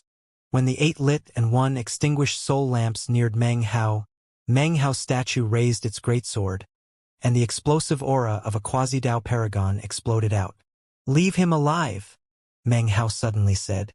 Instantly, the terracotta soldier switched the great sword from its right hand to its left. Then, its right hand shot out to grab the black-robed young man. Instantly, everything in the area stopped moving just like before. The black-robed young man was stuck in place, his body stiff and incapable of moving. His consciousness even began to fade. A power surged out that was impossible to resist or fight against and seemed to envelop the entire sky. In front of the terracotta soldier, the black-robed young man with his 1 extinguished soul lamp was like nothing more than an insect. When the terracotta soldier's huge hand reached the 9 soul lamps, it almost seemed as if it was on a different plane of existence.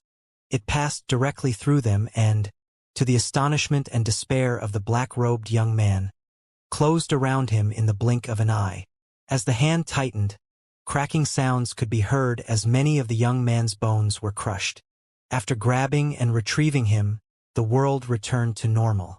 The air once again moved, and the sounds of the black-robed young man's screaming echoed out in all directions. Blood sprayed from his mouth, and intense pain racked his body. He was completely trapped inside the terracotta soldier's hand. His cultivation base dissipated and as weak as Immortal.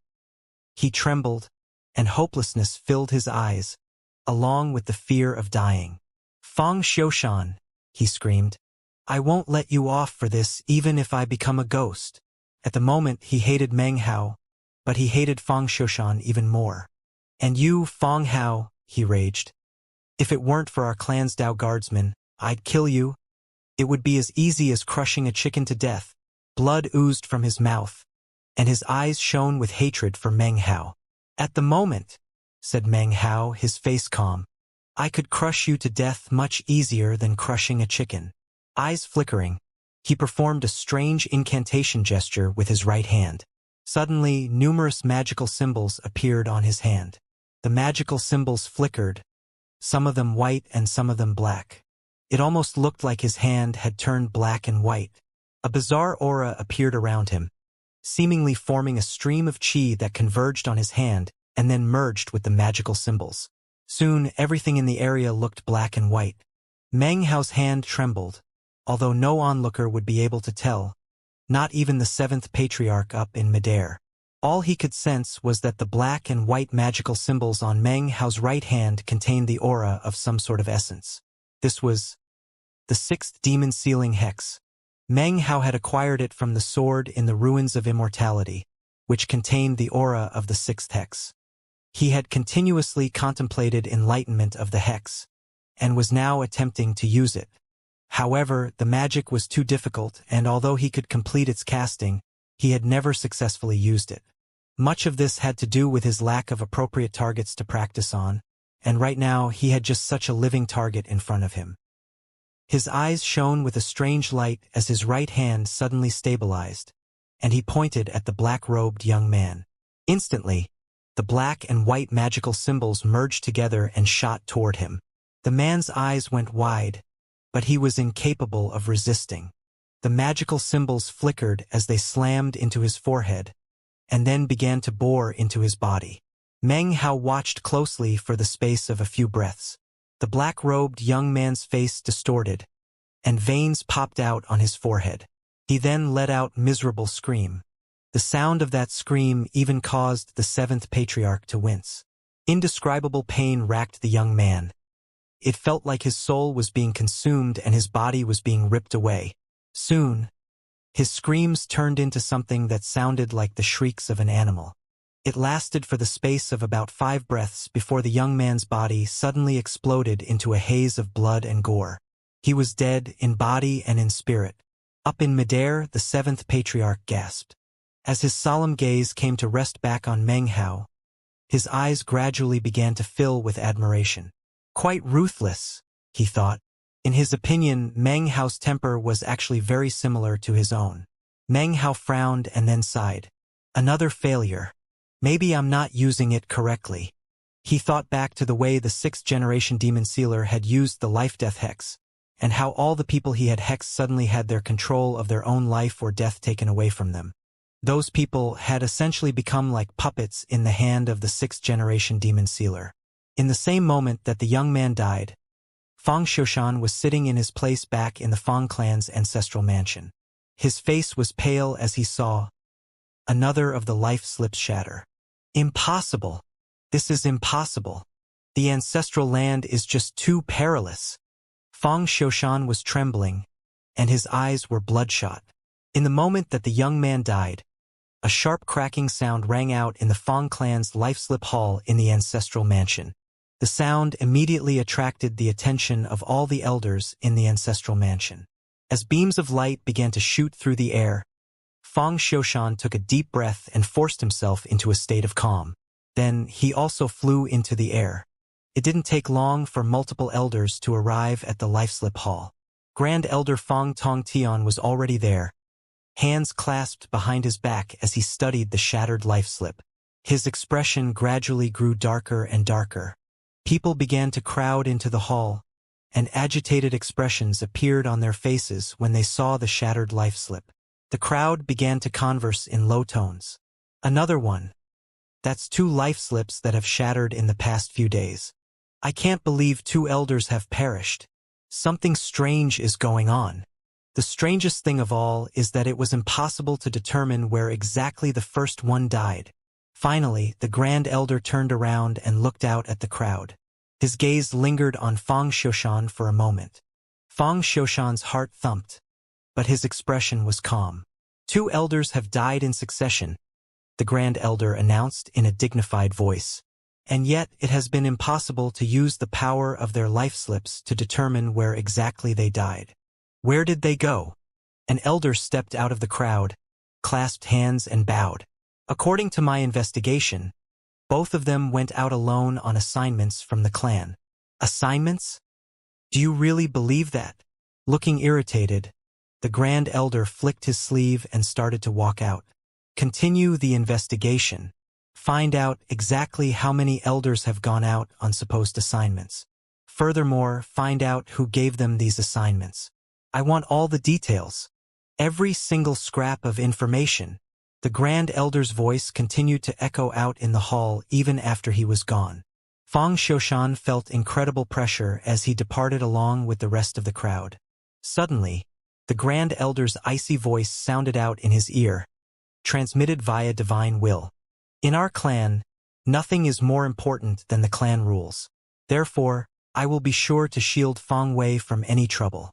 However, if a 3rd elder dies, you had better start thinking of a way to explain all of this to me. Fang Xiushan trembled silently. Back in the ancestral land, the black-robed young man died, and the 7 other cultivators with the single extinguished soul lamps all stopped in their tracks. It was impossible for them to do anything else.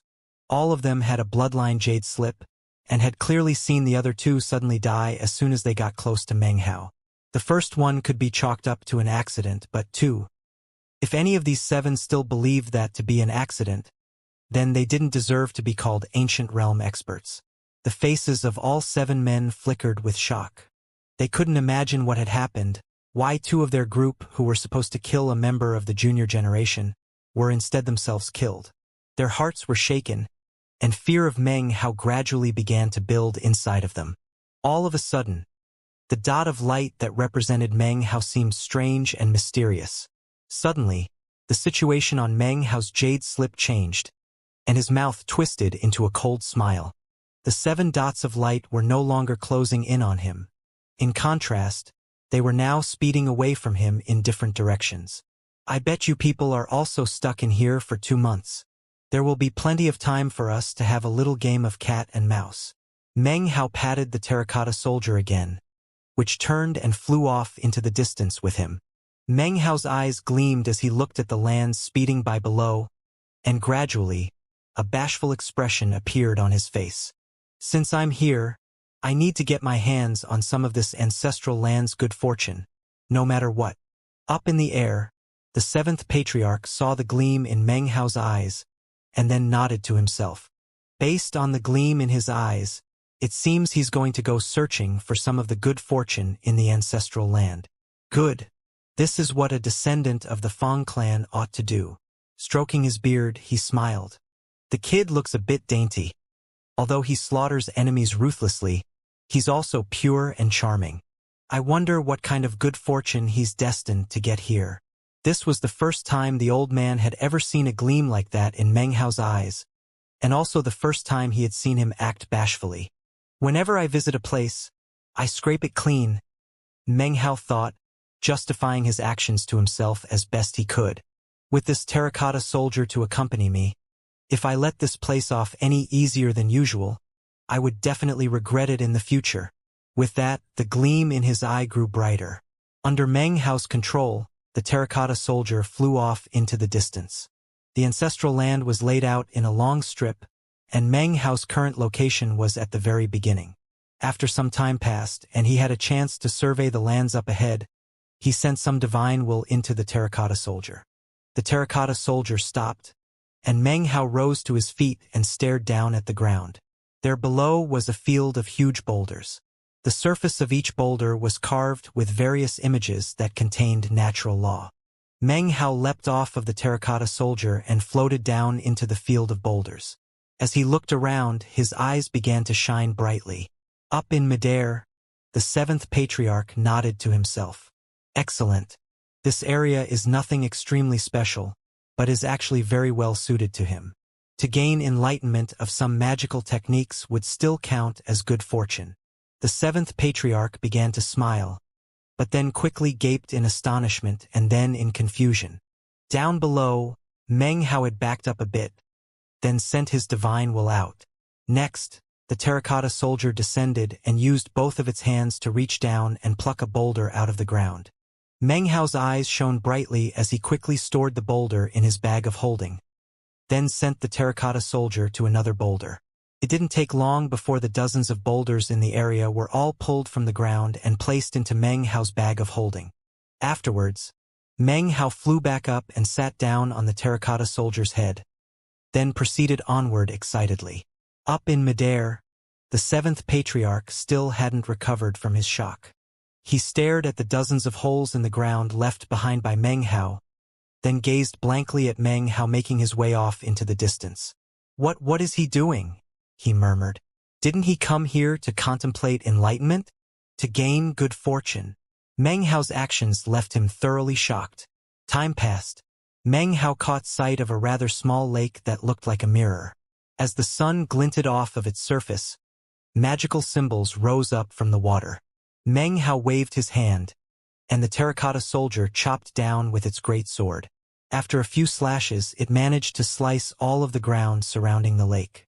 Afterward, Meng Hao struggled mightily to wrench the entire lake out of the ground and then put it in his bag of holding. He actually had many bags of holding, some larger than others. After laboriously forcing the lake into one of them, he produced yet another bag of holding. Looking around shiftily, he sat back down on the terracotta soldier and proceeded onward. The 7th patriarch was panting, and his eyes were wide as he watched what was happening. He even began to tremble. As Meng Hao continued on, he saw a small mountain, which he took. He saw a little pagoda, which he took. He saw a bamboo forest, which he took. He saw a log cabin, which he took. He saw a carved sculpture, which he took. Everything that he saw, every location that seemed to house good fortune, was taken away by the giant hands of the terracotta soldier. and then put into a bag of holding. Meng Hao had a vast collection of bags of holding. When he ran out of big ones, he used small ones. If something was too big, he would dismantle the object into smaller pieces and cram it in. As he sped along, he looked a bit ill at ease, even embarrassed. Up above, the seventh patriarch was trembling, and his beard was in disarray. His eyes shone with disbelief, as if he simply couldn't imagine how such a charming, innocent child would actually do something like this, were it not for the fact that he actually feared the terracotta soldier. The seventh patriarch might have instantly slaughtered the treasonous and disgraceful Meng Hao. What is he doing? He's not contemplating any enlightenment. He's just taking all of the various items created and collected by the past patriarchs and putting them in his bags of holding. This was especially true considering that, at one point, Meng Hao reached a palace. The patriarch's jaw dropped as he watched Meng Hao quickly began to dismantle the entire palace, including the floor tiles. He moved with a precision and accuracy that made it seem as if this was something he did on a daily basis. This finally seemed to provoke a reaction from the ancestral land. Even as he went about dismantling the palace, stripping away even the columns, leaving it completely stark and bare, roaring could be heard from off in the distance as a pack of giant apes flew toward him. There were more than 100 of them, and each one had a cultivation base that was similar to the peak of the Immortal realm. Their bodies were covered with thick coats of luxuriant fur, and their eyes glowed bright red. Apparently, they were the palace guards, and their eyes were fixed hatefully on Meng Hao as they charged forward. When Meng Hao saw the apes, he didn't have the terracotta soldier attack. Instead, he slapped his bag of holding, causing the parrot to fly out. It had apparently been stuffed into the bag of holding for too long, because as soon as it emerged, it flew several circles in the air at top speed. The meat jelly was attached to its foot in the shape of a bell, and immediately began to let out non-stop jingling sounds. Lord Fifth is out again. When Lord Fifth appears, who dares to cause strife? Attention, all furred and feathered concubines. Lord Fifth is here to dote upon you. Almost as soon as the parrot appeared, its eyes suddenly went wide, and it almost forgot to flap its wings. It even began to drool as it stared fixedly at the luxuriantly furred apes. So many concubines, it said, eyes shining excitedly. Suddenly feeling quite hot and bothered, it squawked and then shot toward the charging apes at top speed. Meng Hao cleared his throat, then flew back up to sit on the terracotta soldier, which sped off into the distance. The seventh patriarch's eyes went wide as it watched the parrot and the troop of apes, and he suddenly felt completely nauseous. It didn't take long before miserable shrieks rang out, seemingly filled with indescribable tragedy. By that time, Meng Hao had reached a location where the land was black. He saw a huge coffin, atop which was a stone statue of a majestic old man. Beneath the statue were various offerings of tribute. There were chunks of rare immortal jade, as well as other objects seldom seen in the outside world. There were high-grade spirit stones, as well as 3 magical items that emanated shocking auras, and even 2 dark green bamboo lamps. As soon as Meng Hao saw the coffin and the statue, his expression turned serious. He dropped to the ground, then clasped hands and bowed deeply to the statue. Fong clan member Fong Hao pays respects to you, ancestor. When the seventh patriarch saw Meng Hao acting in this way, his expression softened a bit. However, what Meng Hao said next caused him to almost go blind. Ancestor, he said, his tone grave.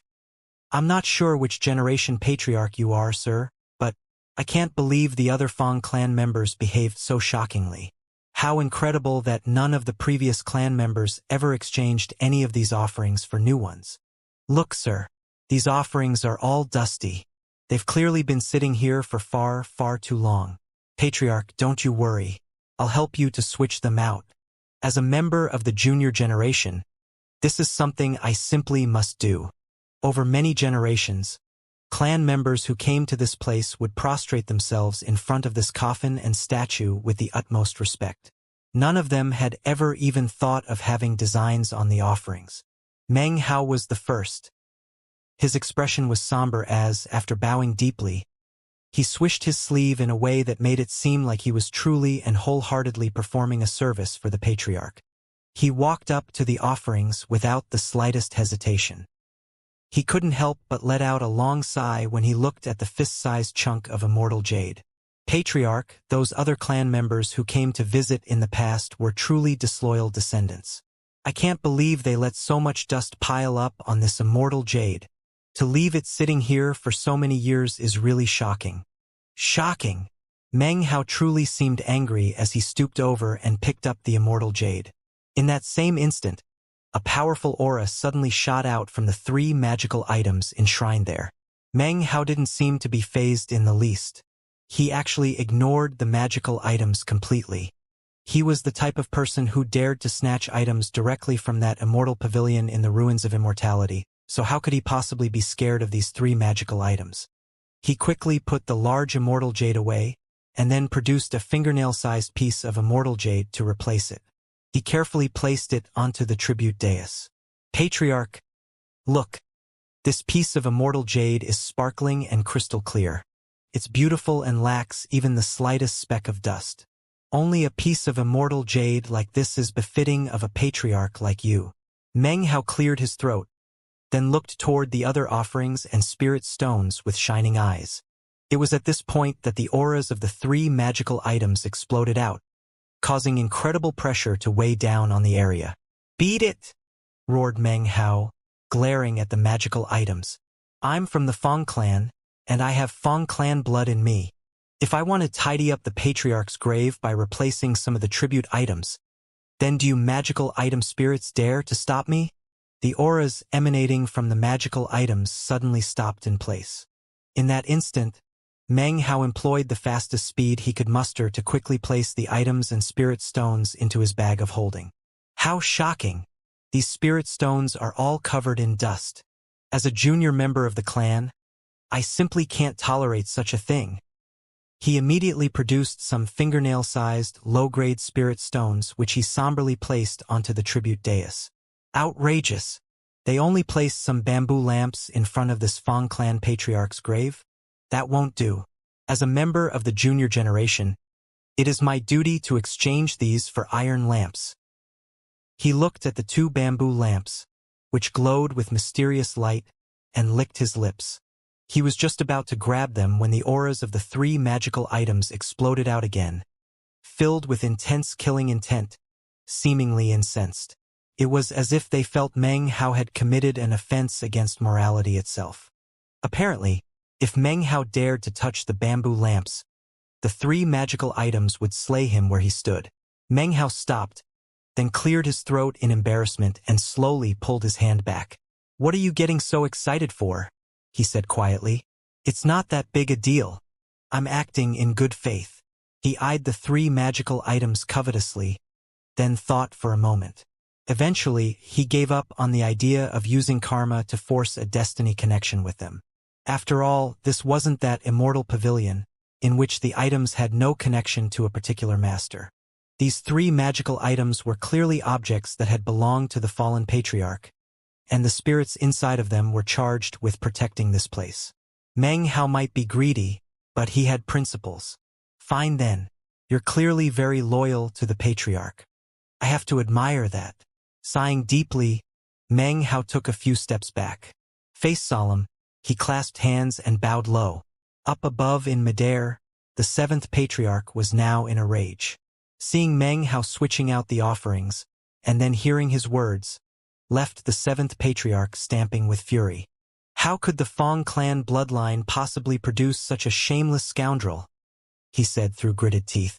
Then he saw Meng Hao clasp hands and bow, and couldn't help but gape again. Sensing Meng Hao's sincerity, he looked on silently for a moment, and finally, his gaze softened. From the look of things, Meng Hao wasn't completely beyond redemption. Let's see what this little hoodlum is actually like deep down, and what sort of waves he can make in this place. After a moment, he looked off into the distance with a wistful expression. "The ancestral land is divided into 6 main areas," he murmured. "The Tao Guardsmen, the Field of Magic Enlightenment, the Quasi-Tao Patriarch Tombs, the 9 Nether Mountains, the Ancient Burial Ground, and the misty heaven vault. Those 6 areas are essentially arranged in a straight line. The further one goes along, the more danger they will face. However, the good fortune also increases. This particular tomb lies on the border between the field of magic enlightenment and the quasi-Dao patriarch tombs. From ancient times until now, the 9 Nether Mountains have been the farthest that most clan members can make it into the ancestral land. It would be easier to find a phoenix feather or a Qilin horn than to find someone who could reach the ancient burial ground. As far as the necropolis in the misty heaven vault, not even eldest brother, an almighty Dao realm expert, was destined to enter it. The reason, of course, is that at the end of the ancient burial ground, there is no path. The necropolis of the first-generation patriarch is located somewhere inside the misty heaven vault, along with his most powerful magical technique, the one-thought stellar transformation. Finally, he closed his eyes. He had never actually laid eyes on the first-generation patriarch. The only person who actually had was the old man in the stony cavern that the 7th patriarch referred to as eldest brother. The other 6 people in that cavern had been born in different generations. However, after extinguishing 10 soul lamps, matters of seniority weren't important, and because of the bloodlines that connected them all, they called each other brother. The clan has experienced 3 catastrophes, said the 7th patriarch, sighing. Because of those 3 catastrophes, the small group in the stony cavern were the only cultivators in the entire clan who had extinguished more than 10 soul lamps. In the moment that the 7th patriarch sighed, Meng Hao finished bowing to the stone statue and then sped away on the terracotta soldier. Meanwhile, something was happening that even the 7th patriarch didn't notice. As Meng Hao made his way through the quasi-Dao patriarch tombs, taking anything he saw that appeared to be valuable, an aura was slowly building up in the ancestral land, an aura that had never appeared there before. The aura had actually first appeared when the terracotta soldier had caused the mountains to crumble, and then flew up into the air. When the statue then picked up all of the boulders that contained enlightenment of Taoist magics and divine abilities, the aura had grown even stronger. Gradually, a very thin mist was building up over the lands. Time passed. Meng Hao sat atop the terracotta soldier as it proceeded forward. As he traveled, he continued to encounter enormous tombs. Strangely, these tombs had no tombstones or writing on them whatsoever. Meng Hao could only speculate based on what the Grand Elder had told him that this was the location where the Dao realm patriarchs were buried. However, he didn't know their names, so he found the nameless tombs to be somewhat odd. It was as if they had intentionally come here before perishing, and didn't want anyone to know who they were. Weird, thought Meng Hao. However, this didn't stop him from carrying out his duty to tend to the tombs and help the patriarchs exchange their various offerings. As Meng Hao swept the tombs of the quasi-Dao patriarchs clean, the 7th patriarch up above was finding it much harder to contain his wrath. The only reason he could maintain his temper was that Meng Hao always respectfully bowed to the grave upon arriving and departing, and didn't touch the tombs themselves. A few days later, Meng Hao descended from above once again. This time, the sight of the coffin and statue caused his eyes to widen. He stopped in place and looked at the statue and the tombstone in front of it. Up to this point, he had encountered 7 tombs. None of those 7 tombs had any writing to explain who was buried there. But the tomb he was in front of now did have a name. Fong Pinky. The name was written in calligraphy that was as bold and flamboyant as dancing dragons and phoenixes, and emanated a boundless aura. Beneath the name was the patriarch's life story. Meng Hao read over the life story of the patriarch named Fong Pinky, and it caused rumbling sounds to fill his mind. The story described Fong Pinky's life from the moment he started practicing cultivation. When he stepped into the immortal realm, he was the foremost true immortal of his generation. His path was always that of a chosen, and was viewed as a blazing sun by the clan. When he entered the ancient realm, he summoned 15 soul lamps. He performed countless meritorious deeds for the sect, and even forged new paths in the ruins of immortality. He became the most outstanding member of his generation, and successfully accomplished the deadly task of extinguishing 14 soul lamps, eventually becoming the patriarch of his generation. In the end, despite having extinguished the final soul lamp, He failed to break into the Dao realm and became a quasi-Dao paragon. However, he did not go mad like most others did, becoming evil and committing heinous acts. Instead, he maintained a tranquil heart and lived out his final 50 years of life in peace. During those 50 years, he still worked hard for the clan before finally closing his eyes and passing away into meditation. That was why this tomb was inscribed with his name and story. It also contained a vivid introduction of the quasi-Dao realm, as well as a clear description of how terrifying it was. By the time Meng Hao finished reading the story, he was panting. Now, he understood the meaning of the term quasi-Dao paragon. He thought back to the ancient demon Immortal sect and how Ku Yunhai had passed away in meditation. He also thought about Ku Yunhai's description of what it meant to be at the peak of the ancient realm. So, it turns out that between the peak of the ancient realm and the true Dao realm, there is another realm called the quasi-Dao realm. In that realm, one's longevity collapses, leading to certain death. As such, people go mad and are called paragons by others as a form of respect. It's almost as if people think using such a title will prevent those people from going fully mad. He looked at the stone tablet for a moment, and then refrained from even touching any of the offerings. Instead, he clasped hands and bowed deeply. After a moment, he left. It took a few more days to finish passing through the tombs of the quasi-Dao patriarchs. There were 11 of them in total, only 3 of which bore inscriptions. They all had different experiences but similar endings. The inscriptions were almost like a book of comfort written for the clan, instructing them about that realm between the ancient realm and the Dao realm. The people in that realm, the quasi-Dao paragons, either went mad and performed horrific deeds, or were worshipped in veneration for generations to come. The Dao realm. After passing the last tomb, Meng Hao stood there and looked back thoughtfully. The path of cultivation is one of grave danger. Life or death crises present themselves at every step. Very few people can make it to the very end. Meng Hao sighed, then clasped hands and bowed to the tombs of all the quasi-Dao patriarchs. Just as he straightened up to leave, he felt something vibrating in his bag of holding. It was the ancient demon sealing jade, which had remained silent for such a long time. The intensity of the vibration even exceeded the time when he had encountered the 6th-generation demon sealer. At the same time, Meng Hao suddenly felt an intense sensation that he was being summoned, coming from deep within the ancestral land. How could the League of Demon Sealers be buried in the mountains and seas? They tread the path of Dao tribulation of the 9 mountains and seas. If they succeed, then the mountain and sea realm will return to the League of Demon Sealers. After hearing this, Meng Hao instantly began to tremble. So, there are clues about the League of Demon Sealers here. Meng Hao's mind spun. He almost couldn't believe that the League of Demon Sealers was somehow connected to the Fang clan ancestral land. Return. That voice just now said the word return.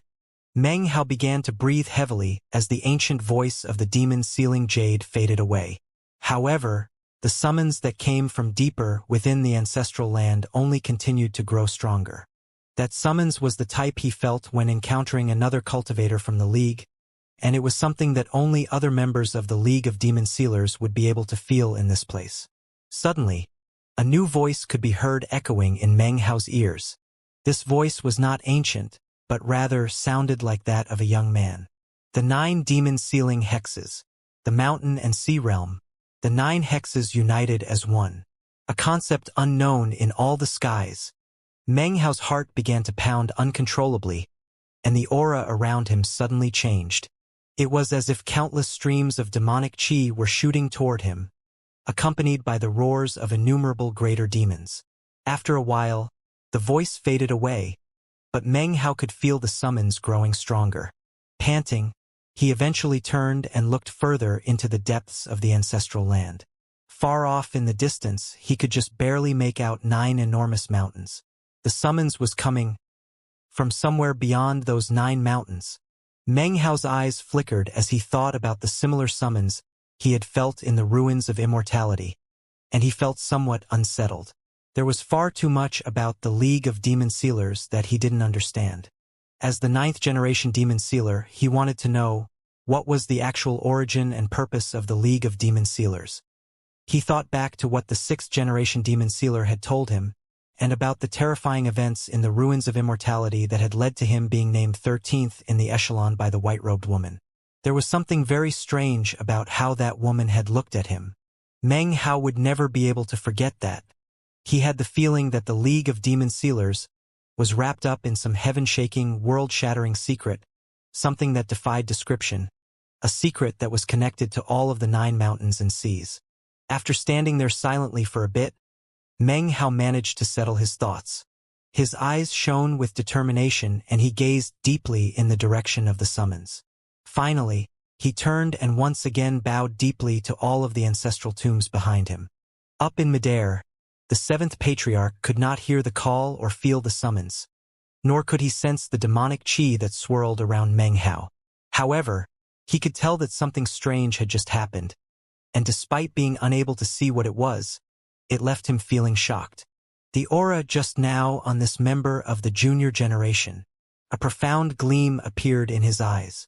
As time progressed, the 7th Patriarch continued to be filled with the sensation that Meng Hao was a person of deep secrets. Secrets that he himself could not see through. As Meng Hao made his way off into the distance, the 7th Patriarch looked back at the Quasi-Dao Patriarch tombs and let out a soft sigh. All he did was switch out some offerings. He didn't disturb the tombs themselves, and even bowed in formal greeting. And he didn't touch any of the items from the tombs with inscriptions. He might be a bit greedy, but he has a good heart and knows how to keep himself in line. One day, when the time comes for me to extinguish my final soul lamp, if I fail, I wonder if I will be able to preserve my Dao heart. After I perish and am laid to rest here in the Quasi-Dao Patriarch tombs, I wonder if they will erect a tombstone for me. The 7th Patriarch was well aware that the entire purpose of the Quasi-Dao Patriarch tombs was to ensure that members of the junior generation would clearly understand the madness of the Quasi-Dao realm. It was to serve as a warning to any of them who had the chance to attempt to step into the Dao realm. After leaving the Quasi-Dao Patriarch tombs, Meng Hao sat atop the terracotta soldier, which whistled through the air at top speed. Occasionally, motes of light would pulse out from the terracotta soldier and then melt into the surrounding air. Moments later, they would reappear and return to it, almost as if it were breathing. It was something Meng Hao had just noticed as he controlled the terracotta soldier's movements. As he proceeded along, the feeling of the summons would occasionally get more intense, and at other times would fade. Meng Hao's eyes flickered, although his facial expression remained unchanged. Inwardly, he remained as vigilant as ever. Due to everything that had happened with the 6th-generation Demon Sealer, he currently felt proverbial alarm bells going off in his head. As he continued forward, Meng Hao scoured the lands below for possible good fortune, and also spent some time observing the terracotta soldier. He soon realized that it had some sort of strange connection with the ancestral land. It was as if a resonance existed between them. This realization caused certain speculations to form in his heart. After a while, he sighed and looked at the terracotta soldier, thinking about how he didn't wish to part ways with it in the future. Days later, Meng Hao's mood gradually stabilized. The summons continued to tug at him, but he had grown used to it and ignored it. Instead of following the pull, he did his best to scrape the area clean of any good fortune. The more things he acquired, the wider his smile grew. Eventually, the land in front of Meng Hao turned crimson in color, and he saw 9 mountains. The 9 Nether Mountains. This was the 4th region in the Fang clan's ancestral land, and could be considered the depths of the lands. From ancient times until now, most people could not get past the 9 Nether Mountains and into the ancient burial ground. 9 mountains towered up into the sky, and when you looked at them, it seemed almost impossible to see their tops, as if they connected the ground and the sky. Roaring sounds could be heard drifting out occasionally from the 9 mountains. They were sounds miserable and savage, shocking to the extreme. There were many dangerous areas here, and many aspects that could easily kill you. Such fatal aspects came in the form of various beasts, as well as from the 9 mountains themselves. A thick aura of death filled the area, and from a distance, Meng Hao could see layers of gray mist swirling around the mountains. Because of the gray mists, the entire area was blurry and difficult to see clearly. About the time that he neared the 9 nether mountains, the parrot and the meat jelly caught up with him. Many of the parrot's feathers were missing, and it looked disheveled and out of sorts. However, its expression was one of extreme satisfaction. As it flew over, it didn't even wait for Meng Hao to call out to it before it looked over at the 9 mountains, heard the roaring coming from within them, and suddenly shivered. Looking extremely excited, it let out a few piercing squawks and then sped toward the mountains, brimming with energy. The meat jelly bell jingled the whole time. "You can't do this. It's wrong. It's immoral. It's shameless. I'm going to convert you." The echo of the meat jelly's garrulous chatter rang out from off in the distance. Meng Hao glanced at the parrot for a moment and then ignored it completely. This place might be full of dangers, but the parrot and the meat jelly were capable enough, and would be very difficult to kill. In front of the 9 nether mountains, a stone stele rose up roughly 3,000 meters tall. It emanated an archaic aura that seemed to indicate that it had existed for many, many years. There were 3 lines of text on the stele. 9 nether mountains, filled with endless treasures. Each one of these mountains is filled with endless opportunities. Any who challenge the mountains will have the chance to get good fortune and divine abilities. They are a deadly trial by fire. For those under the immortal realm, half a mountain is your limit. For those under the ancient realm, you will be able to proceed through 3 mountains. If you can pass through all 9 mountains, you can acquire the secret magic of the Nethermen. Fang clan descendants can use their bloodline to open the path through the mountains. Whether you live or die is up to fate. The words were not attributed to any person in particular, but they seemed to be filled with an intense pressure, indicating that any person who entered this place would be facing grave danger. Meng Hao looked at the 9 mountains, and an odd expression could be seen on his face.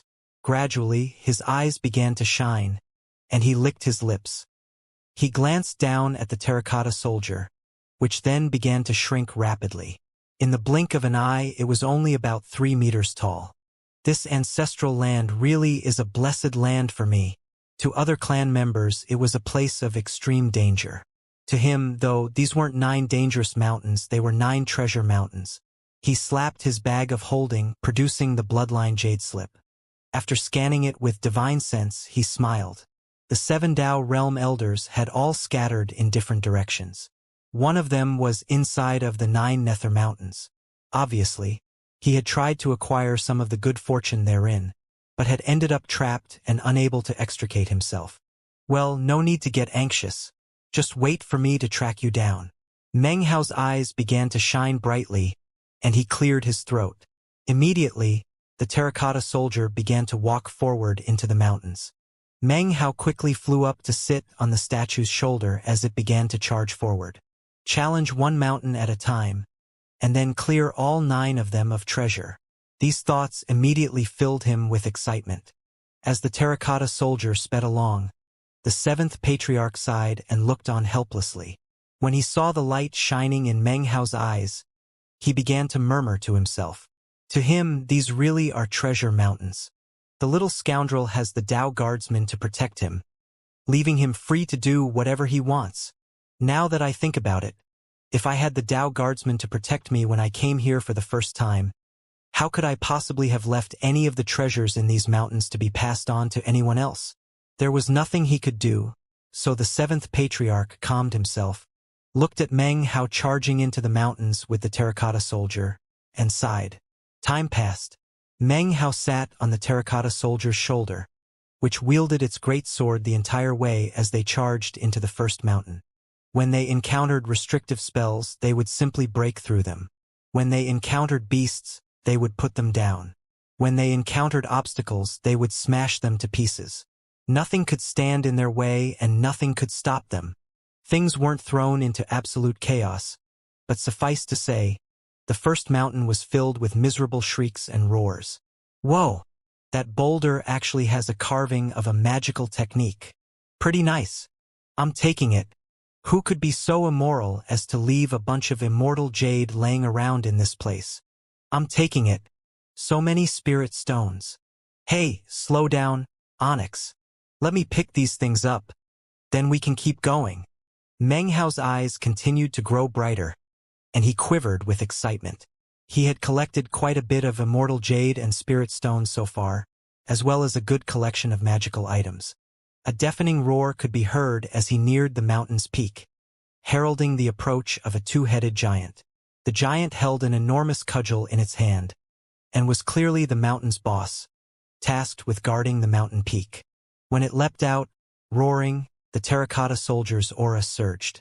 The surging aura caused the previously overbearing two-headed giant to shiver, and immediately cease roaring. It stared blankly at Meng Hao, then at the terracotta soldier he was standing on, and cold sweat began to drip down its two foreheads. After looking at them for the space of 2 breaths, the two-headed giant let out a plaintive shriek, then turned and fled back inside the mountain, vanishing without a trace. Meng Hao looked around proudly as the terracotta soldier set foot on the peak of the mountain. From here, he could see an enormous cliff, upon which was carved a half-moon. Meng Hao's eyes widened as the same image of a half-moon suddenly appeared in his mind. He couldn't take the stone cliff away, nor could he duplicate or reproduce it physically. It seemed that the only thing he could do was to look at it. That said, a single glance would completely engrave the image inside of him. However, Meng Hao could also tell that the image would only last for 9 days. 9 days later, the image of the half-moon would fade, and he would be unable to remember it. This is the Netherman? So, I guess I need to gaze upon all 9 mountains within 9 days, huh? Meng Hao smiled. To others, this would have been difficult, but to him, accomplishing such a task would be quite simple. This place really is a blessed land. He sighed, then patted the terracotta soldier, causing it to fly down the first mountain and head toward the second. From the time the 9 Nether Mountains had been created by the first-generation patriarch years ago until now, something like this had never happened. As Meng Hao proceeded forward, anything that was available for the taking was placed into a bag of holding. All obstacles, all beasts, were like dried weeds that he could crush without any effort. Even the mountaintop bosses would cower in hiding as soon as they saw the terracotta soldier. Meng Hao was allowed to easily pass through the second mountain, and then the third. He acquired so many legacies and magical techniques that he lost track of how many there were. Nor did he have time to keep them organized. As long as he had an available bag of holding, he would throw his acquisitions inside. Blessed land. Once I get out of here, I might be able to trade these things for even better stuff in the clan. Meng Hao was only continuing to get more and more excited. For the first time in this place, he was beginning to experience the sensation of being rich. The feeling fueled his excitement, and he quickly sped onward through the 4th and 5th mountains. At the cliff on top of each mountain was an image of a half-moon. Each time Meng Hao looked at the image, the imprint of the half-moon inside of him grew clearer. Gradually, an increasingly powerful pressure began to emanate out from the imprinted image in his mind. Time passed. By the time the 3rd day had gone by, he was at the 8th mountain. Meanwhile, a black-robed old man stood at a position near the top of the 8th mountain, stuck in a spell formation, looking with alarm at a certain jade slip. For the past 3 days, he had been observing the jade slip continuously, and could clearly see the dot of light that represented Meng Hao getting closer and closer to his own position within the 9 Nether Mountains. When he saw Meng Hao choose to start at the first mountain, he sighed with relief and even laughed coldly. In his mind, Meng Hao most likely didn't dare to select the mountain that he himself was on. This caused him to consider chasing after Meng Hao after all. However, his new idea was quickly shattered to pieces when he saw, to his astonishment, that Meng Hao actually passed through the entire first mountain in only a few hours. After that, it took him just 3 days to go from the first mountain all the way to the 8th mountain upon which he stood. This scene caused his scalp to tingle so much it seemed about to explode. His mind buzzed, and he began to get jittery from fear. He wished he could simply leave the mountain and flee. He had no idea how Meng Hao was doing what he was doing. But actually, that wasn't important. By this point, he was certain that if he ended up meeting Meng Hao, he would more than likely end up dead. What do I do? What do I do? The black-robed old man looked at the jade slip, and the dot of light that represented Meng Hao.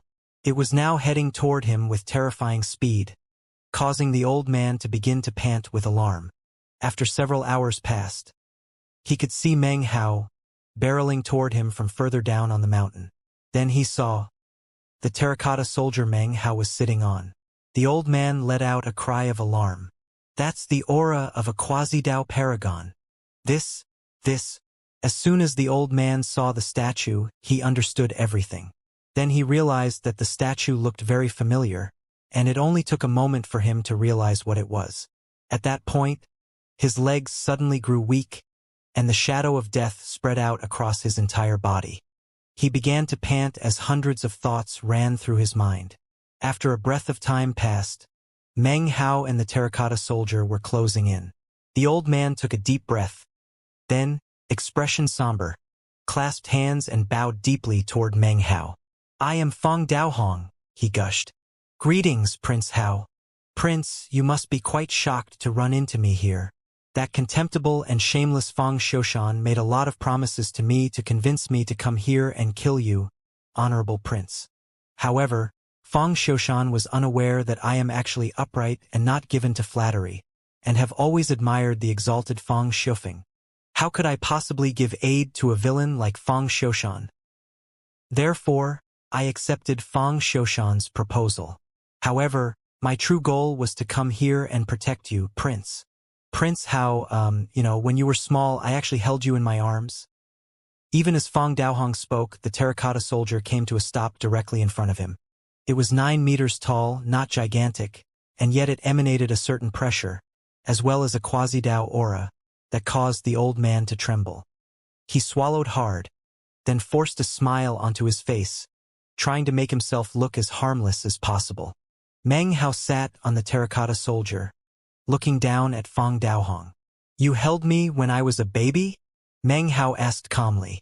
Yeah, that's right, he replied, nodding his head vigorously. Prince Hao, I really did hold you in my arms. You were so cute when you were small, and now you've grown up to be so handsome. This old man was not the type to speak flattering words, but in this situation, he didn't hesitate at all. Meng Hao looked at the old man thoughtfully for a moment, then nodded. Fine. Since that's the case, drop your cultivation base to the Immortal realm. I'm going to hex you with a restrictive spell. From now on, you'll be following my orders. Feng Daohong was shocked to hear Meng Hao's words. However, the terracotta soldier's aura exploded out before he could refuse. It was like a mountain crushing down on Feng Daohong, and he was filled with a sense of deadly crisis that caused him to grow ashen, and sweat to pour down his face. Inwardly, he was cursing Feng Xiaoshan to death.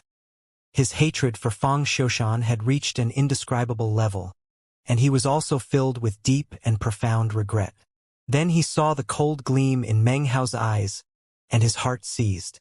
After a moment of silence, he let out a long sigh, unhesitatingly lifted his right hand up, and then smacked it down onto his chest. Blood sprayed out of his mouth as many of his chi passageways were shattered, and his cultivation base dropped from having one extinguished soul lamp down to the peak of the Immortal realm. Meng Hao did not seem to be moved by this action. With the terracotta soldier present, there was no question that Feng Daohong would agree to Meng Hao's requirement. However, if Meng Hao didn't have the terracotta soldier to protect him, there was no doubt in his mind that the old man's face would be as cold as ice, and he would slaughter him where he stood. Meng Hao did not show pity to enemies.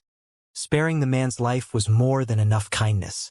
When he saw Feng Daohong's cultivation base drop, Meng Hao extended his right hand and unleashed the 6th demon sealing hex. Instantly, streams of black and white qi began to swirl around his hand. The 2 streams of qi illuminated his face with flickering black and white, making him look extremely bizarre. Feng Daohong's scalp went numb. The black and white qi left him trembling with fear. He hesitated for a moment and then asked, Prince Hao, what is that restrictive spell? Oh, it's a hexing spell I learned a few days ago, Meng Hao replied, glancing at Feng Daohong. I'm still getting used to it, but don't worry. This is the first time I'm really confident that I can succeed. In fact, if you lower your cultivation base a bit more, there's a much higher chance of success. Fang Daohong's face fell. You learned it a few days ago?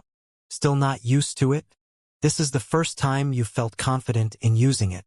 More beads of sweat popped out on the old man's face. He was getting the increasing feeling that these two streams of black and white qi could suck his soul away. He even had the premonition that if the hexing failed, he would most likely die an agonizing death. He watched as Meng Hao pointed at him, whereupon Fang Daohong threw his hands up in front of him and cried out, "Wait! Hold on!" He began to step backward, but then the terracotta soldier raised its great sword, which radiated killing intent. Fang Daohong immediately stopped in place. His face was pale white as he clenched his jaw and then slapped his chest several times in quick succession. He coughed up several mouthfuls of blood.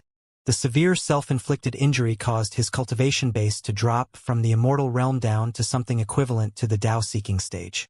At that point, he stopped, looking up at Meng Hao with an ashen face and a bitter smile. His sudden action caused Meng Hao to look at him closely for a moment, then point out with his right finger again. Immediately, the black and white streams of qi shot through the air and burrowed into Fang Daohong's body. He trembled, fell to the ground, and began to shriek miserably. At the same time, gray magical symbols began to appear on his skin, where they circulated back and forth. Apparently, these magical symbols grew up from inside his body and manifested on his skin. Meng Hao stared closely at Fang Daohong. This time, he had used a slightly different method to utilize the sixth hex. If this method didn't work, then he would have to attempt some other way. Time passed. Fang Daohong's shrieks eventually grew weaker. After enough time passed for an incense stick to burn, he suddenly went very stiff, and all of the magical symbols faded away. The only thing left behind was a new magical symbol on his forehead. That magical symbol then made a popping sound as it flew out from his forehead and merged into Meng Hao. When that happened, Meng Hao could sense a warm current flowing within him. At the same time, the image of a tiny person appeared in his mind, a tiny person whose physical appearance was exactly the same as Fang Daohong. Did it work? Thought Meng Hao, looking a bit shocked. After so many times trying out the technique, this seemed like his first success. Fang Daohong stared in shock for a moment, then crawled to his feet. The overwhelming pain he had experienced moments ago was now gone. He blinked a few times, then moved his arms and legs a bit. He didn't feel the least bit different than before. "Prince, you succeeded?" he asked tentatively. Meng Hao frowned as he studied the tiny figure within his mind. Heart thumping, he imagined smacking the tiny figure with his palm. As soon as he did, Fang Daohong let out a shriek. It was as if some enormous, invisible hand had just smacked him. Blood sprayed from his mouth, and he was knocked to the ground. After struggling back to his feet, he looked around in confusion. Meng Hao's eyes began to shine as he imagined the old man being struck by lightning.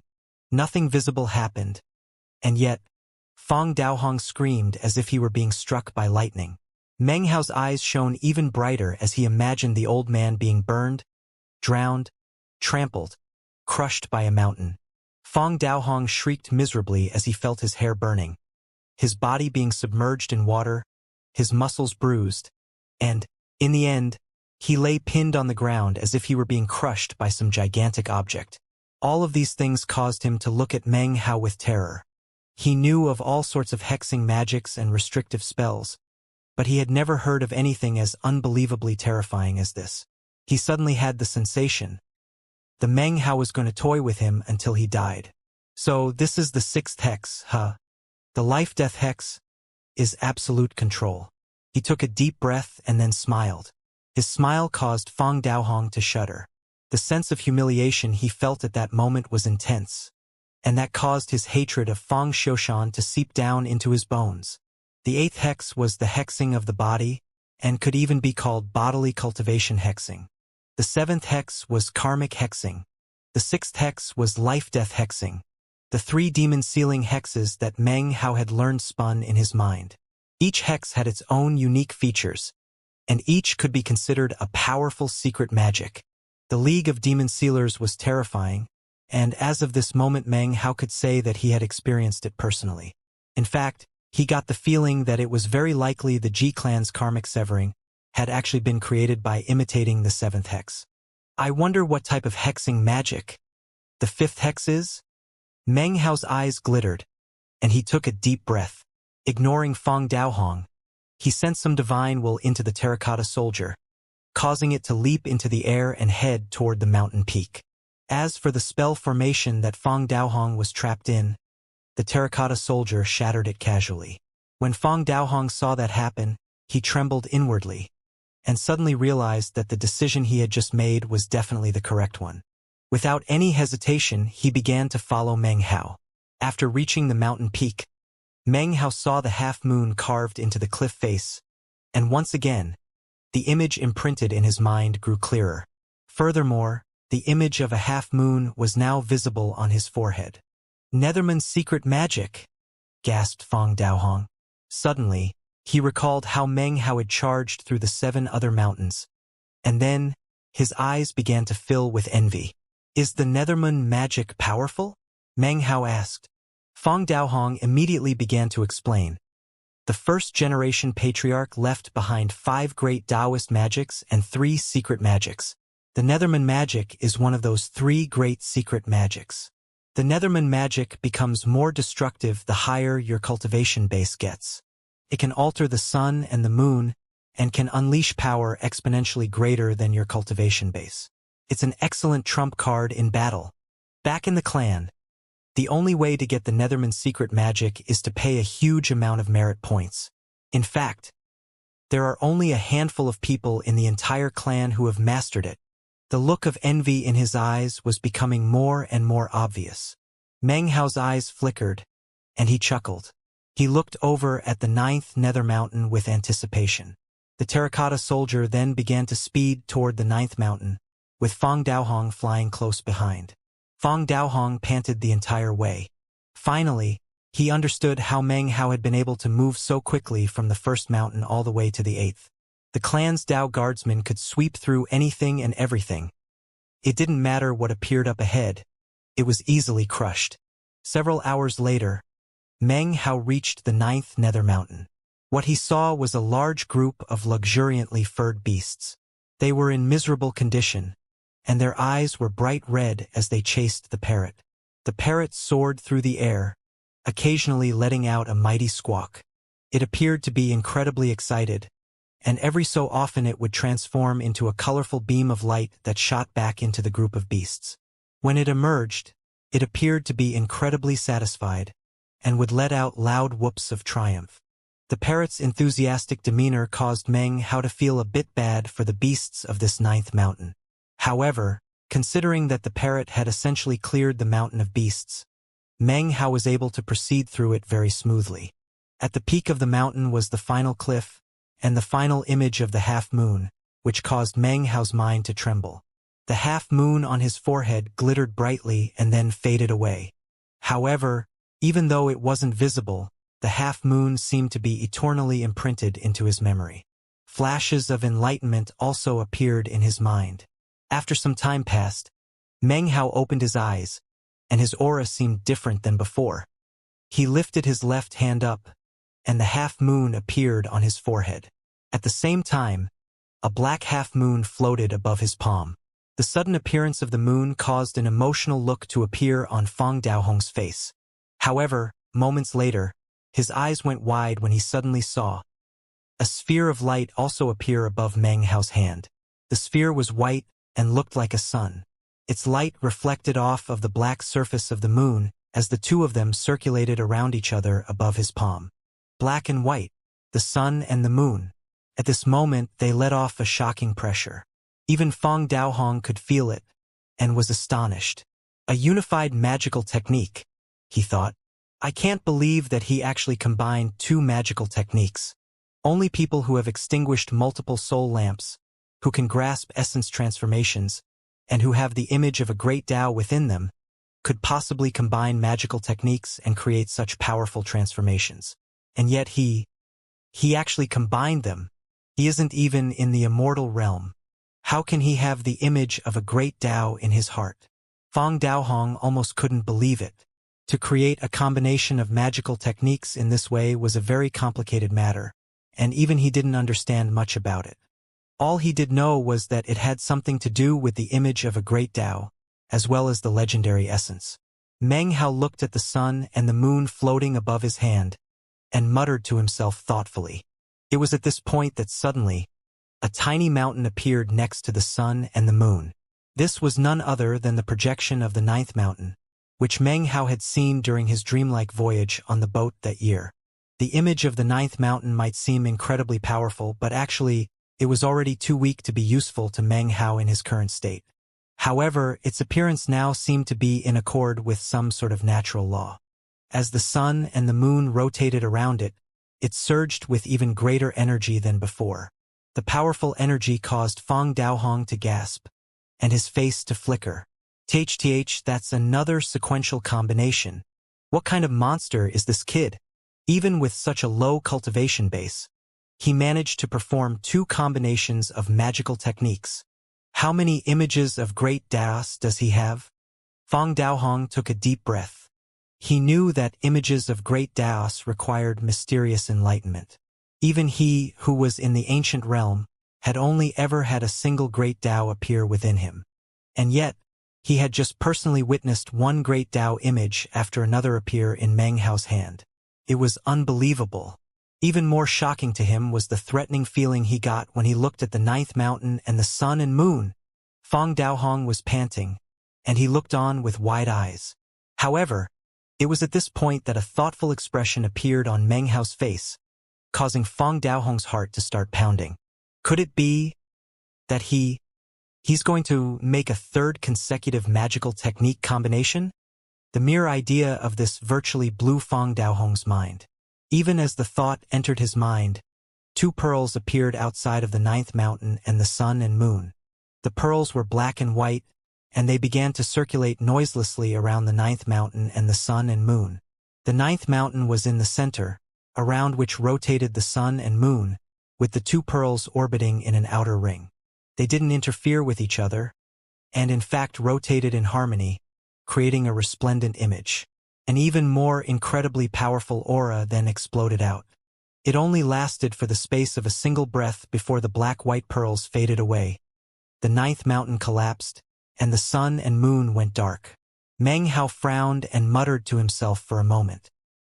He didn't notice the terrified expression on Fang Daohong's face, who stood off to the side, jaw hanging and mind spinning. 3 combinations? He really did it 3 times. Moments ago, the aura he had felt had filled him with complete astonishment. He was an ancient realm expert, and yet was astonished by the magical technique of a cultivator who wasn't even in the immortal realm yet. Such a thing was completely unheard of. He still isn't a true immortal, but he will be soon. Once he's a true immortal, how many meridians will he open? I'd say 90 at the least. As Fang Daohong looked at Meng Hao, he suddenly realized why Fang Xiushan had spared no cost in trying to have Meng Hao killed.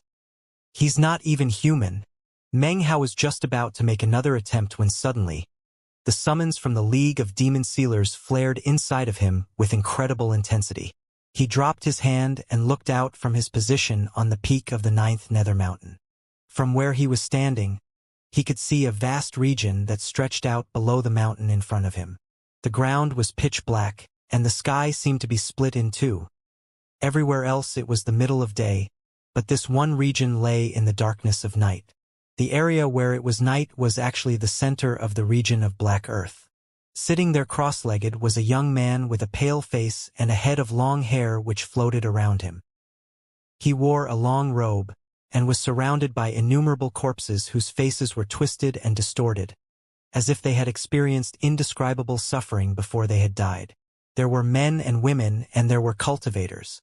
Some of them had the bodies of beasts, and there were some with even stranger appearances, sinister and malevolent, things that didn't seem to be creatures from the 9 mountains and seas. The corpses were dressed in ancient garments, clothing that reminded Meng Hao of the garb worn by the people in his visions back in the immortal ancient Taoist Rite Temple. He had seen things just like this in his vision of the massive heavenly war in which 9 suns and 9 butterflies had appeared, A sense of extreme ancientness emanated out from the young man, and the area around him was filled with illusory rifts that almost looked like huge mouths that occasionally opened and closed. From the look of it, there were roughly 100,000 such rifts. The young man was completely encircled by the rifts. As Meng Hao looked over at him, the young man looked back, and a gleam of anticipation could be seen in his eyes. "Come," he said, his voice soft. It seemed to be transmitted to Meng Hao through the air, floating from the depths of time, boring into his ears. A tremor ran through him. He blinked, and when he opened his eyes, the entire area up ahead was empty. There was nothing there except the rifts in the air. Not even the shadow of a person was visible. It was as if everything Meng Hao had just seen had been an illusion. The only noteworthy thing that he could see was an enormous stone stele, standing right in the middle of the region of night.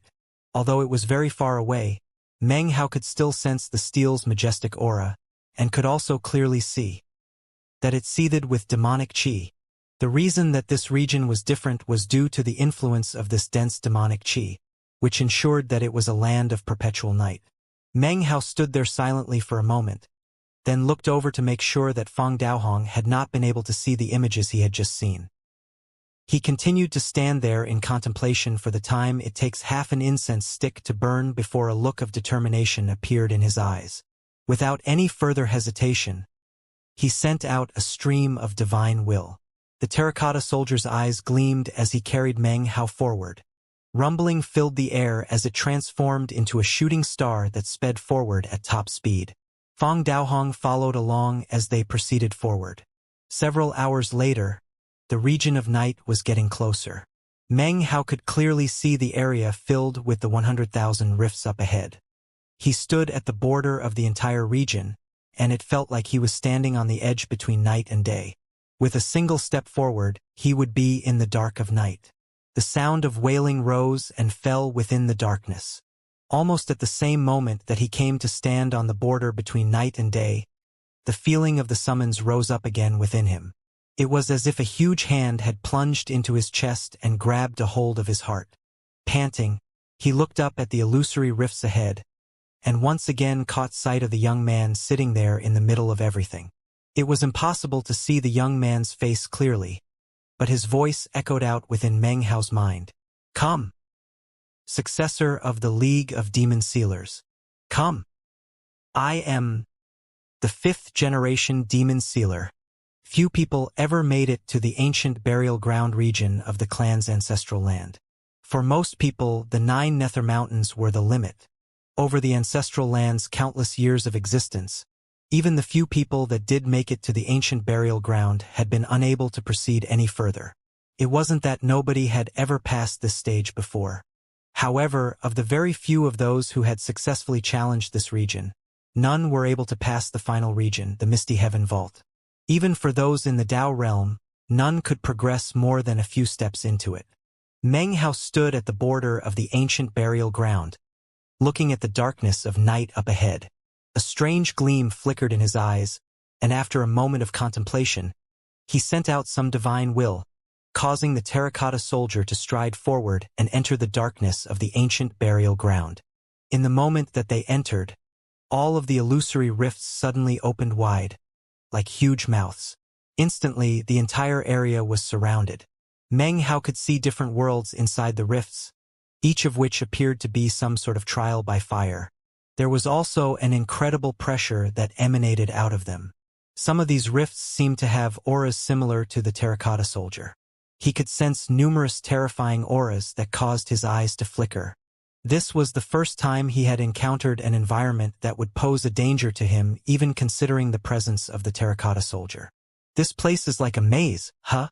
Getting through all these trials by fire is a matter of luck, but will also depend on one's cultivation base.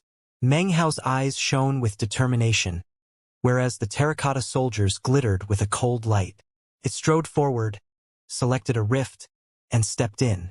Meanwhile, the 7th patriarch floated in midair. His brow was furrowed, but a bright light flickered in his eyes. To him, there was something different about the ancient burial ground. Something seems off, he thought. After looking around, His gaze settled on something in the distance, and he suddenly began to tremble. Ha! He sent out some divine sense, and after a moment, his expression changed to one of surprise. He had just discovered that at some unknown point, a mist had begun to rise up within the ancestral land. Covered everything. This was something completely unprecedented, and left him astonished. After the ancient burial ground was the misty heaven vault, a place no one had ever been. Apparently that was the source of this mist, and apparently the mists in the misty heaven vault were growing thicker. This change caused the seventh patriarch's eyes to narrow in thought. Fong Daohong didn't dare to get any closer than he was. He stayed at the border of the ancient burial ground, watching as Meng Hao unhesitatingly entered the rift. He paused for a moment as he considered leaving. Then he thought back to the pain he had endured, and he realized that he didn't dare to. He sat down cross-legged to wait in silence. When Meng Hao entered the rift, he found himself in a majestic land, in the middle of which was a huge rift that was the exit. As soon as he appeared in this world, numerous globes of ghost fire appeared and then shot toward him. As soon as they got close, they began to self-detonate. Booms filled the air as the terracotta soldier swung its sword. A quasi-Dao aura exploded out, and the self-detonating ghost fire globes couldn't even get close before they were frozen in midair. Meng Hao's expression was the same as ever as he sat on the terracotta soldier. It proceeded forward, and before long, emerged from the rift back into another location within the ancient burial ground, several thousand meters further in than it had originally been. Once again, they were surrounded by numerous rifts. Just as Meng Hao had speculated, this place was a maze, with each of the rifts acting as a tunnel that led to another location. How exactly do you get to the end of a maze like this? Meng Hao thought with a frown. His eyes flickered for a moment before he closed them. His demon sealer's aura then emanated out, gradually forming a resonance with the stone steel in the central position of this region. A moment later, Meng Hao's eyes opened. Without hesitation, he commanded the terracotta soldier to reverse direction and step into one of the numerous nearby rifts. After entering the rift, he found himself in a world of lightning and thunder. There was no ground, only a sea with huge waves, each dozens of meters high. Gigantic shadows could be seen beneath the surface of the water, which would occasionally lash out, transforming into giant tentacles that attacked Meng Hao. An aura similar to the ancient realm emanated out from the bottom of the sea. Meng Hao's face was calm as the terracotta soldier extended its right hand and then pushed downward toward the surface of the sea. Immediately, a blue light emanated out from its body, and ice spread out across the water. Cracking sounds could be heard as the entire sea was transformed into a chunk of ice. The waves were frozen in place, and the tentacles were turned into statues. Even the ancient realm aura beneath the surface of the water was completely sealed. The terracotta soldier proceeded onward, flying through the air until it reached the exit. They reappeared in the ancient burial ground, a bit closer to the center region. Meng Hao didn't hesitate at all. Relying on his strange demon sealer resonance, he entered a third rift. A few days passed in which he went through rift after rift. Soon he had passed through more than 100. Most of them contained an enemy or enemies who were comparable to the ancient realm. There were 3 in which he encountered beings who were at the peak of the ancient realm. However, the most dangerous situation he faced was an encounter with an illusory middle-aged man who, shockingly, was a quasi-Dao paragon. That battle was world-shaking, and although the terracotta soldier won in the end, it did suffer damage. The difficulty of the challenges he faced left Meng Hao shocked.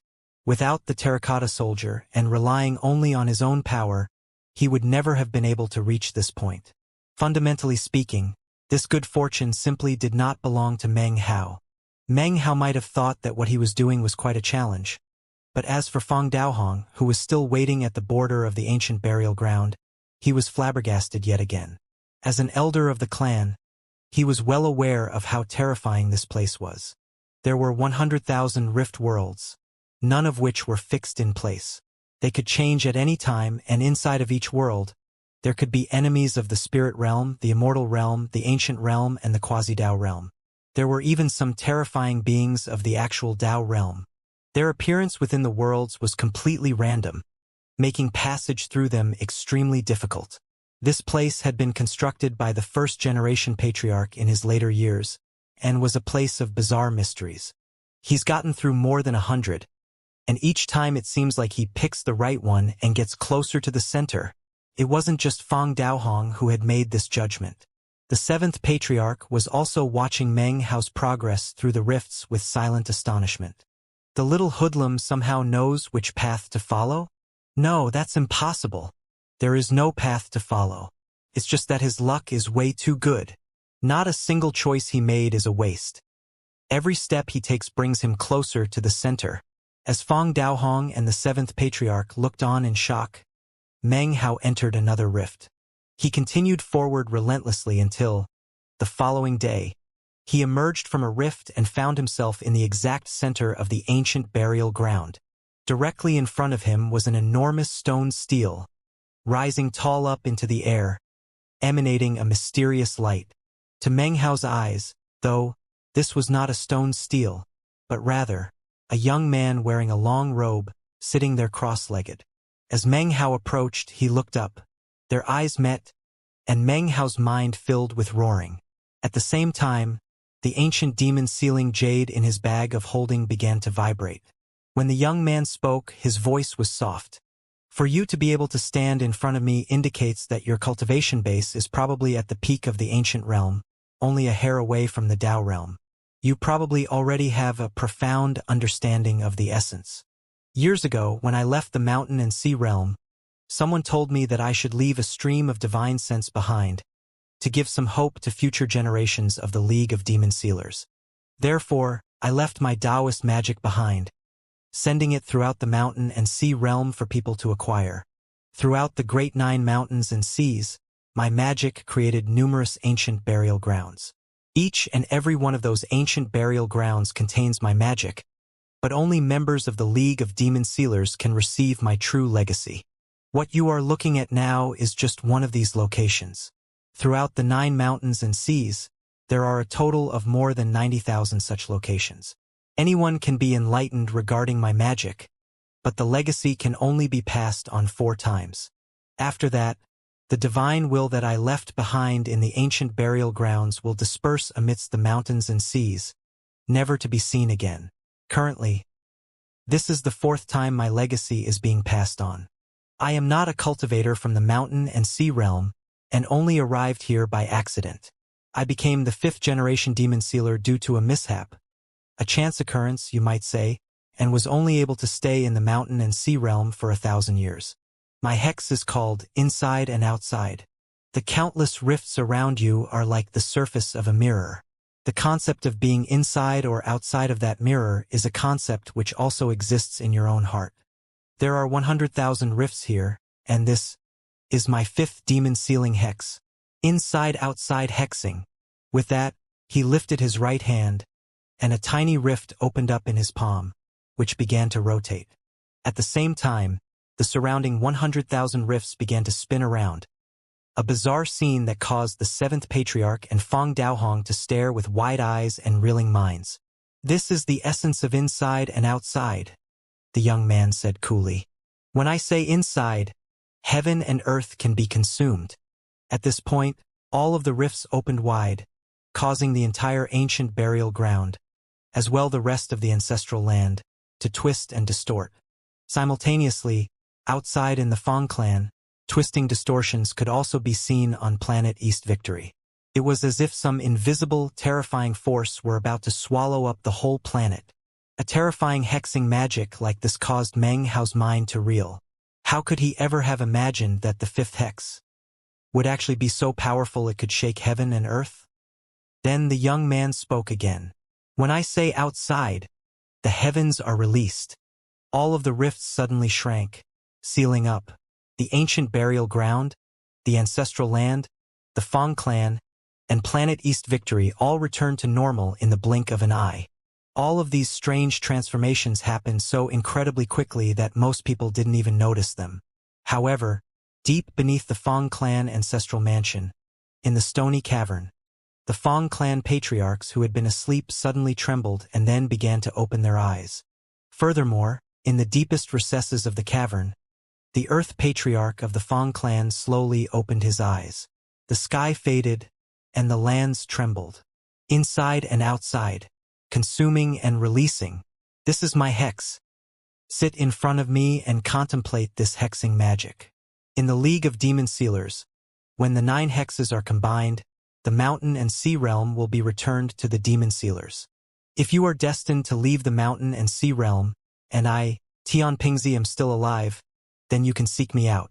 I owe the League of Demon Sealers, and can act as your Tao protector. With that, the young man closed his eyes. A tremor ran through Meng Hao, and he began to pant.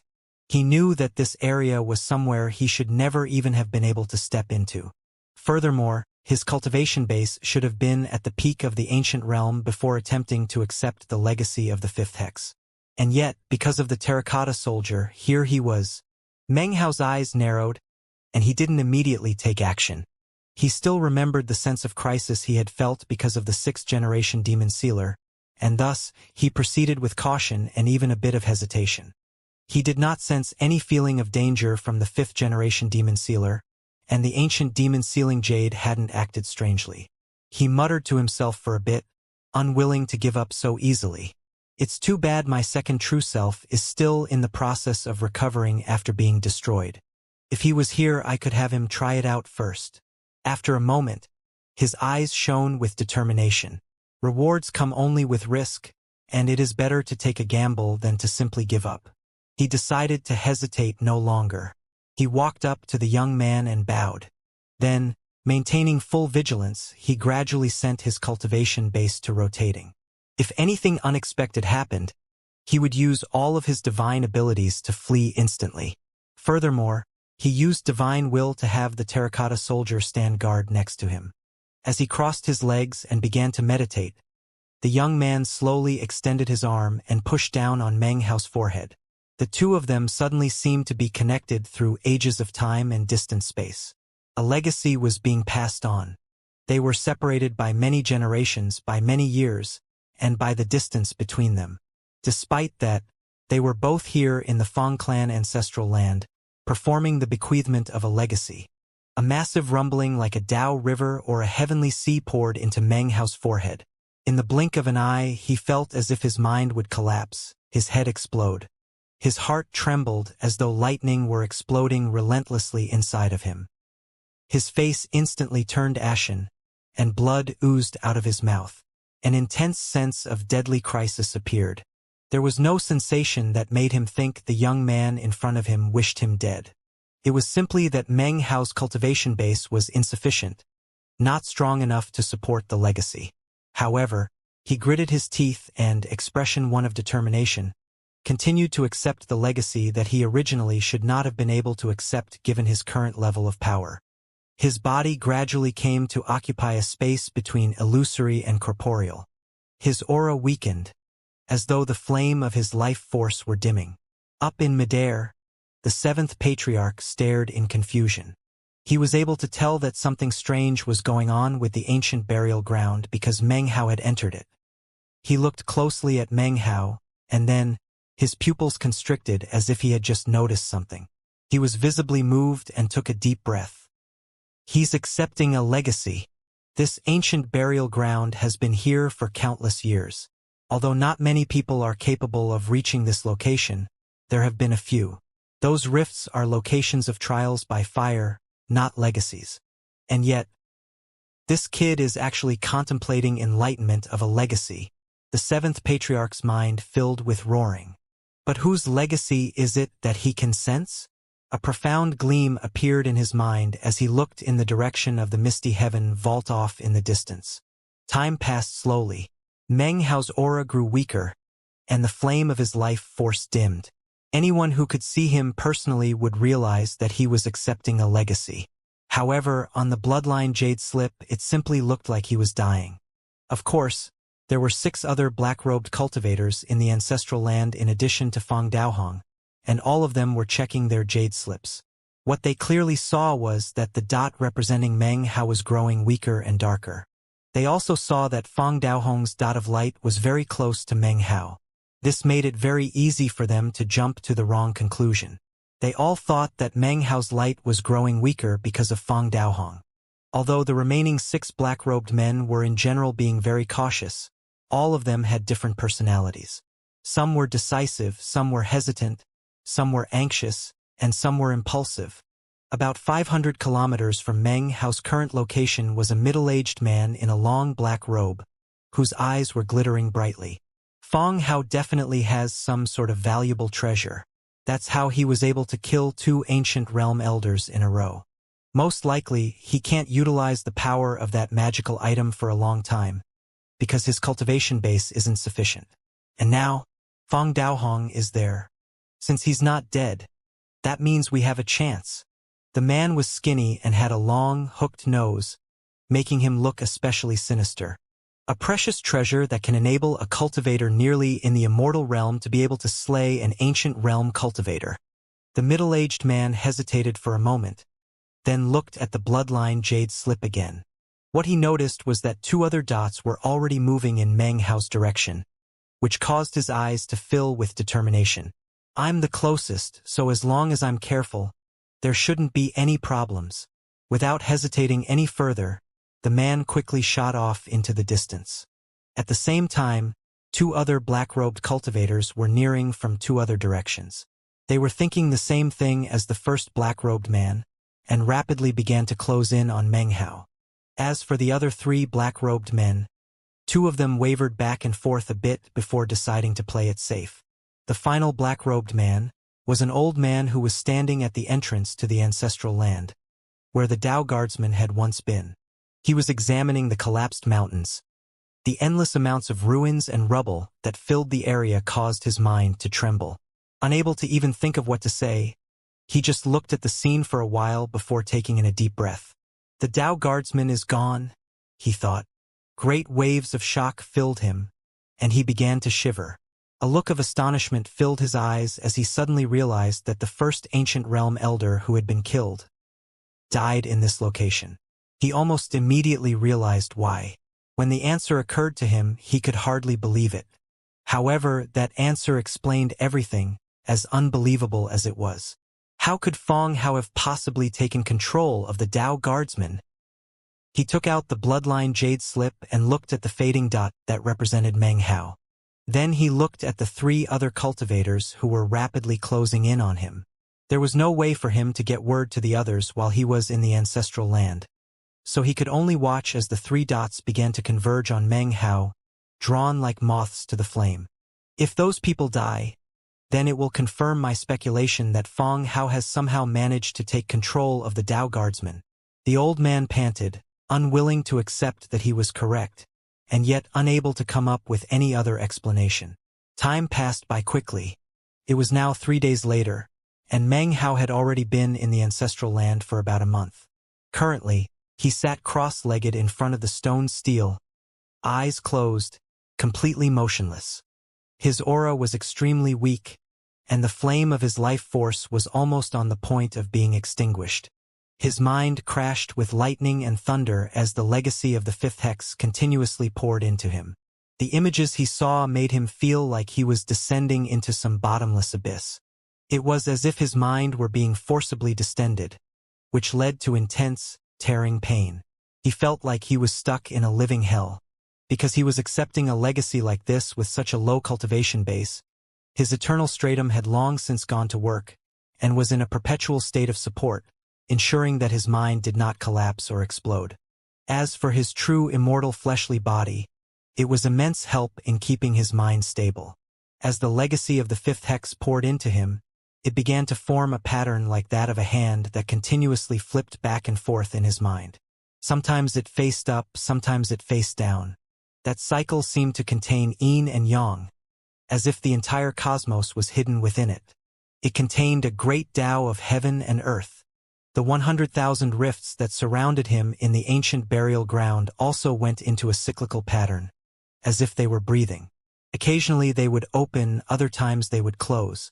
From a distance, it looked like 100,000 eyes, continuously opening and closing. The cycle continued for 3 days, never ending. Fang Daohong had long since begun to gape at the scene. He was once again completely shaken by Meng Hao, and couldn't help but view him as a terrifying figure, a cultivator essentially in the immortal realm, the likes of which he had never before seen. In fact, he had never even heard of anything like this. If he reaches immortal ascension, he'll definitely shake all of Planet East victory. Fang Daohong's eyes shone with a strange light, and he suddenly realized that having his life or death controlled by Meng Hao wasn't actually a particularly unacceptable thing. Up in midair, the seventh patriarch looked down at Meng Hao, and his mind trembled even more than Fang Daohong's. His eyes shone with a brilliant light as he looked at Meng Hao, and he suddenly had the feeling that he was looking at the future of the Fang clan. He already has a true immortal fleshly body, and the immortal chi within him has almost reached the pinnacle. He has absolutely no aura of an immortality illumination vine on him. Or perhaps his immortality illumination vine has already been fully absorbed by his Dharma idol.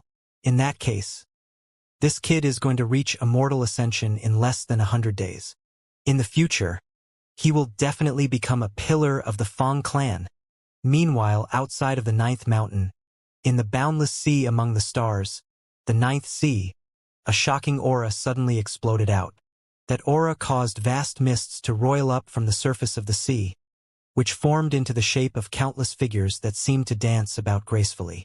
Lightning crackled up above, and a tribulation cloud began to form. At the same time, an enormous door of immortality gradually came into view above the ninth sea. The ninth sea had countless islands, many of which were inhabited by cultivators. Currently, all of those cultivators' minds filled with shock, and they looked up into the air. No matter how far away they were, they could sense the immortal chi that was roiling out. That's a door of true immortality.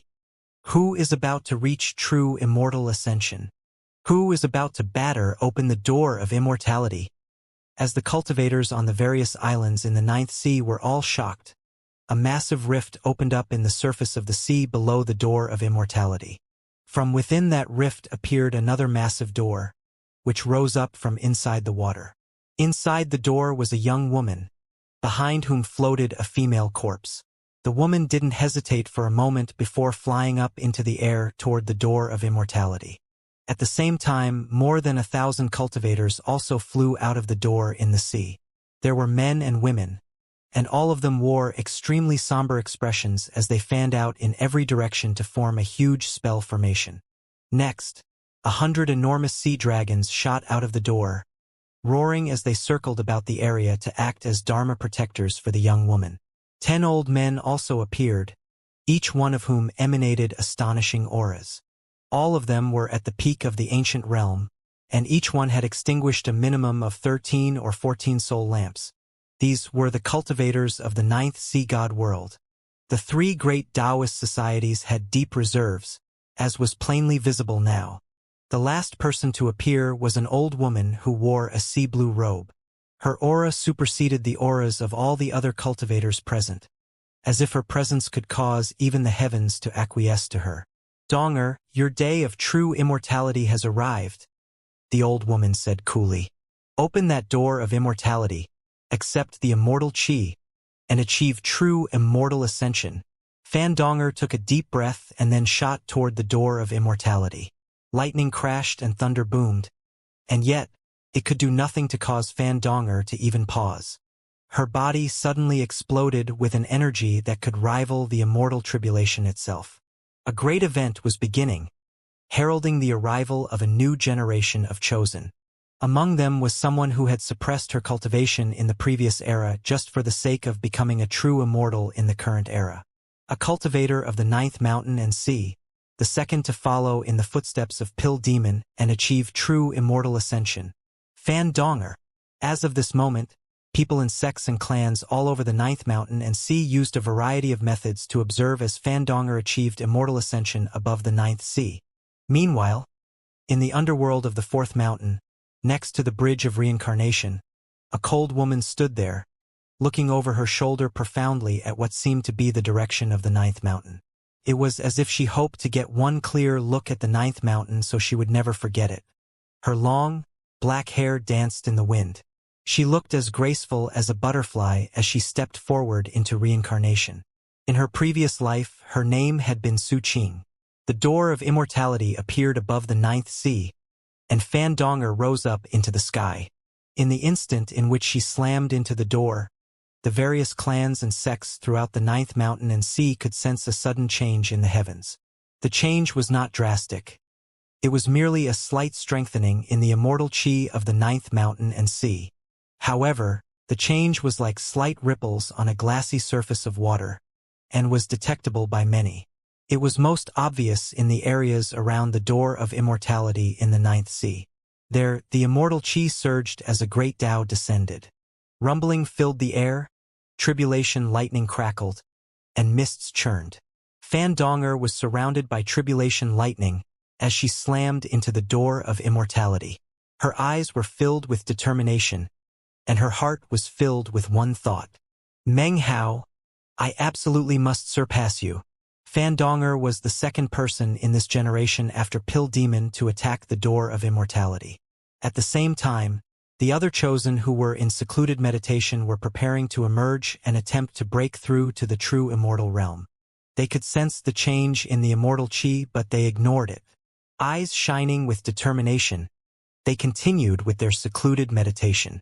Zhao Yifan currently sat cross-legged in a secret chamber in the Sublime Flow Sword Grotto. The age of true immortal ascension has arrived, he murmured.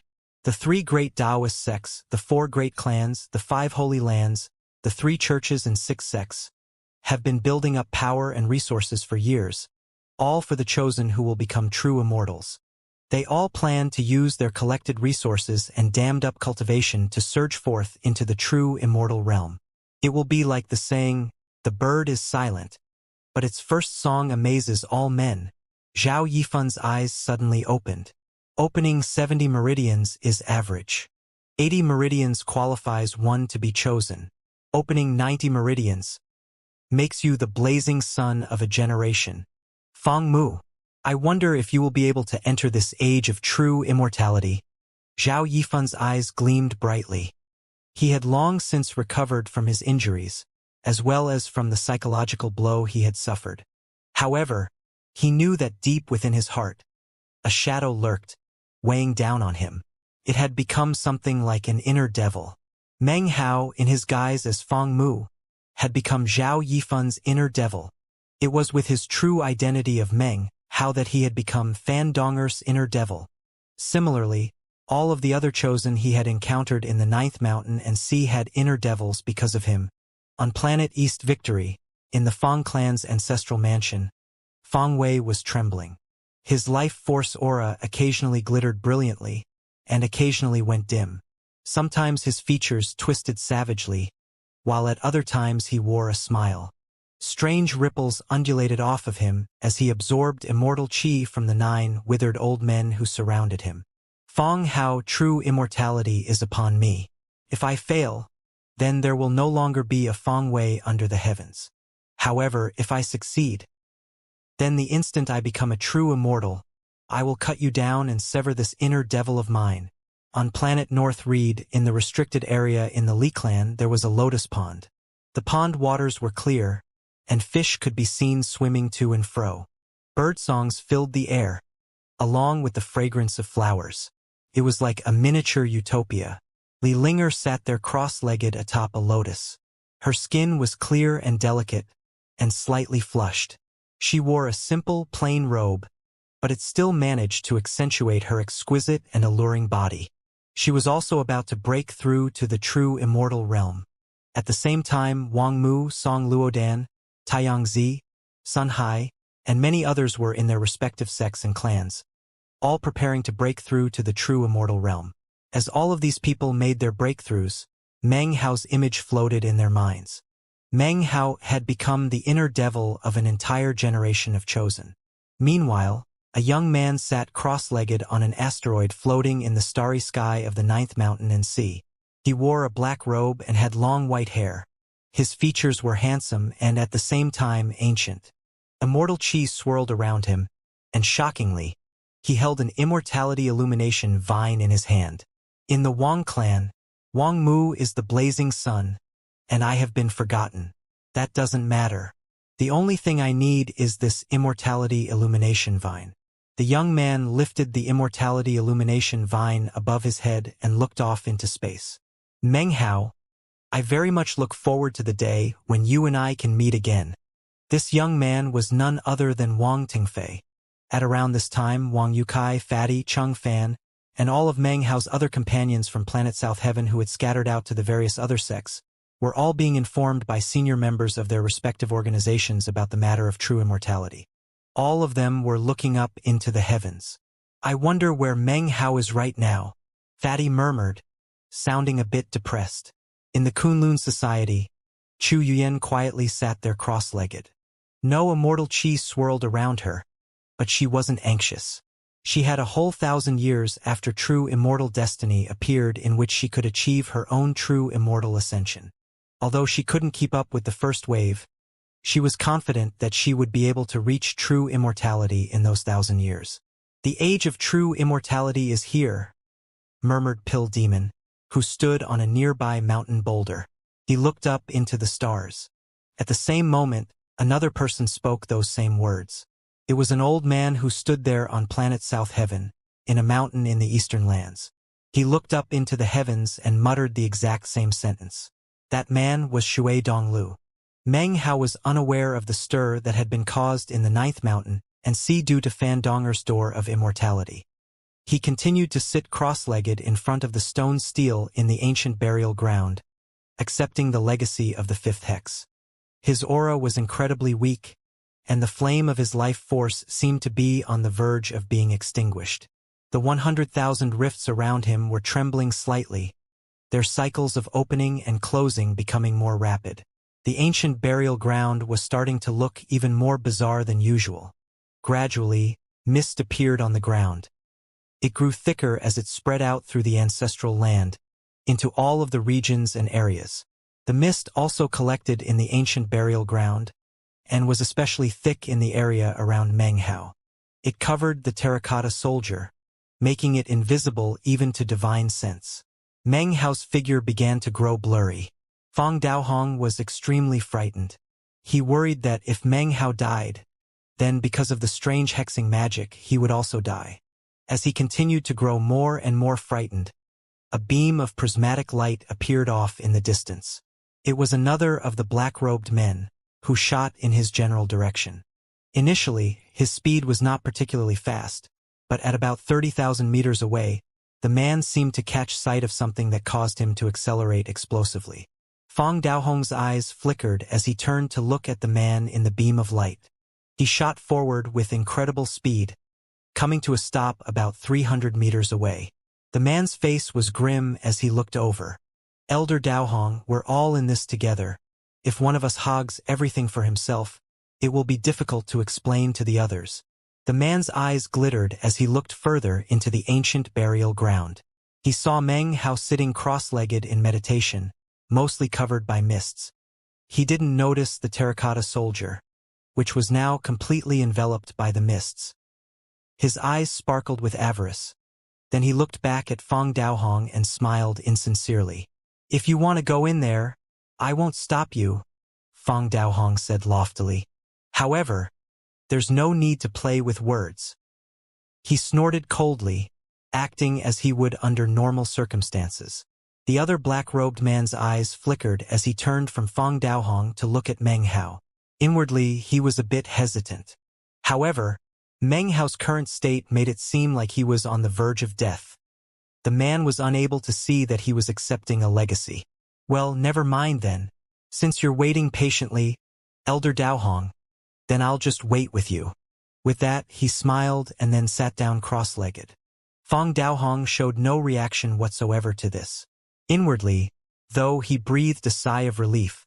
His life was now under Meng Hao's control, and even if he appeared to be on the verge of dying, Fang Daohong wasn't about to take any risks. In fact, he was even more nervous than Meng Hao would be.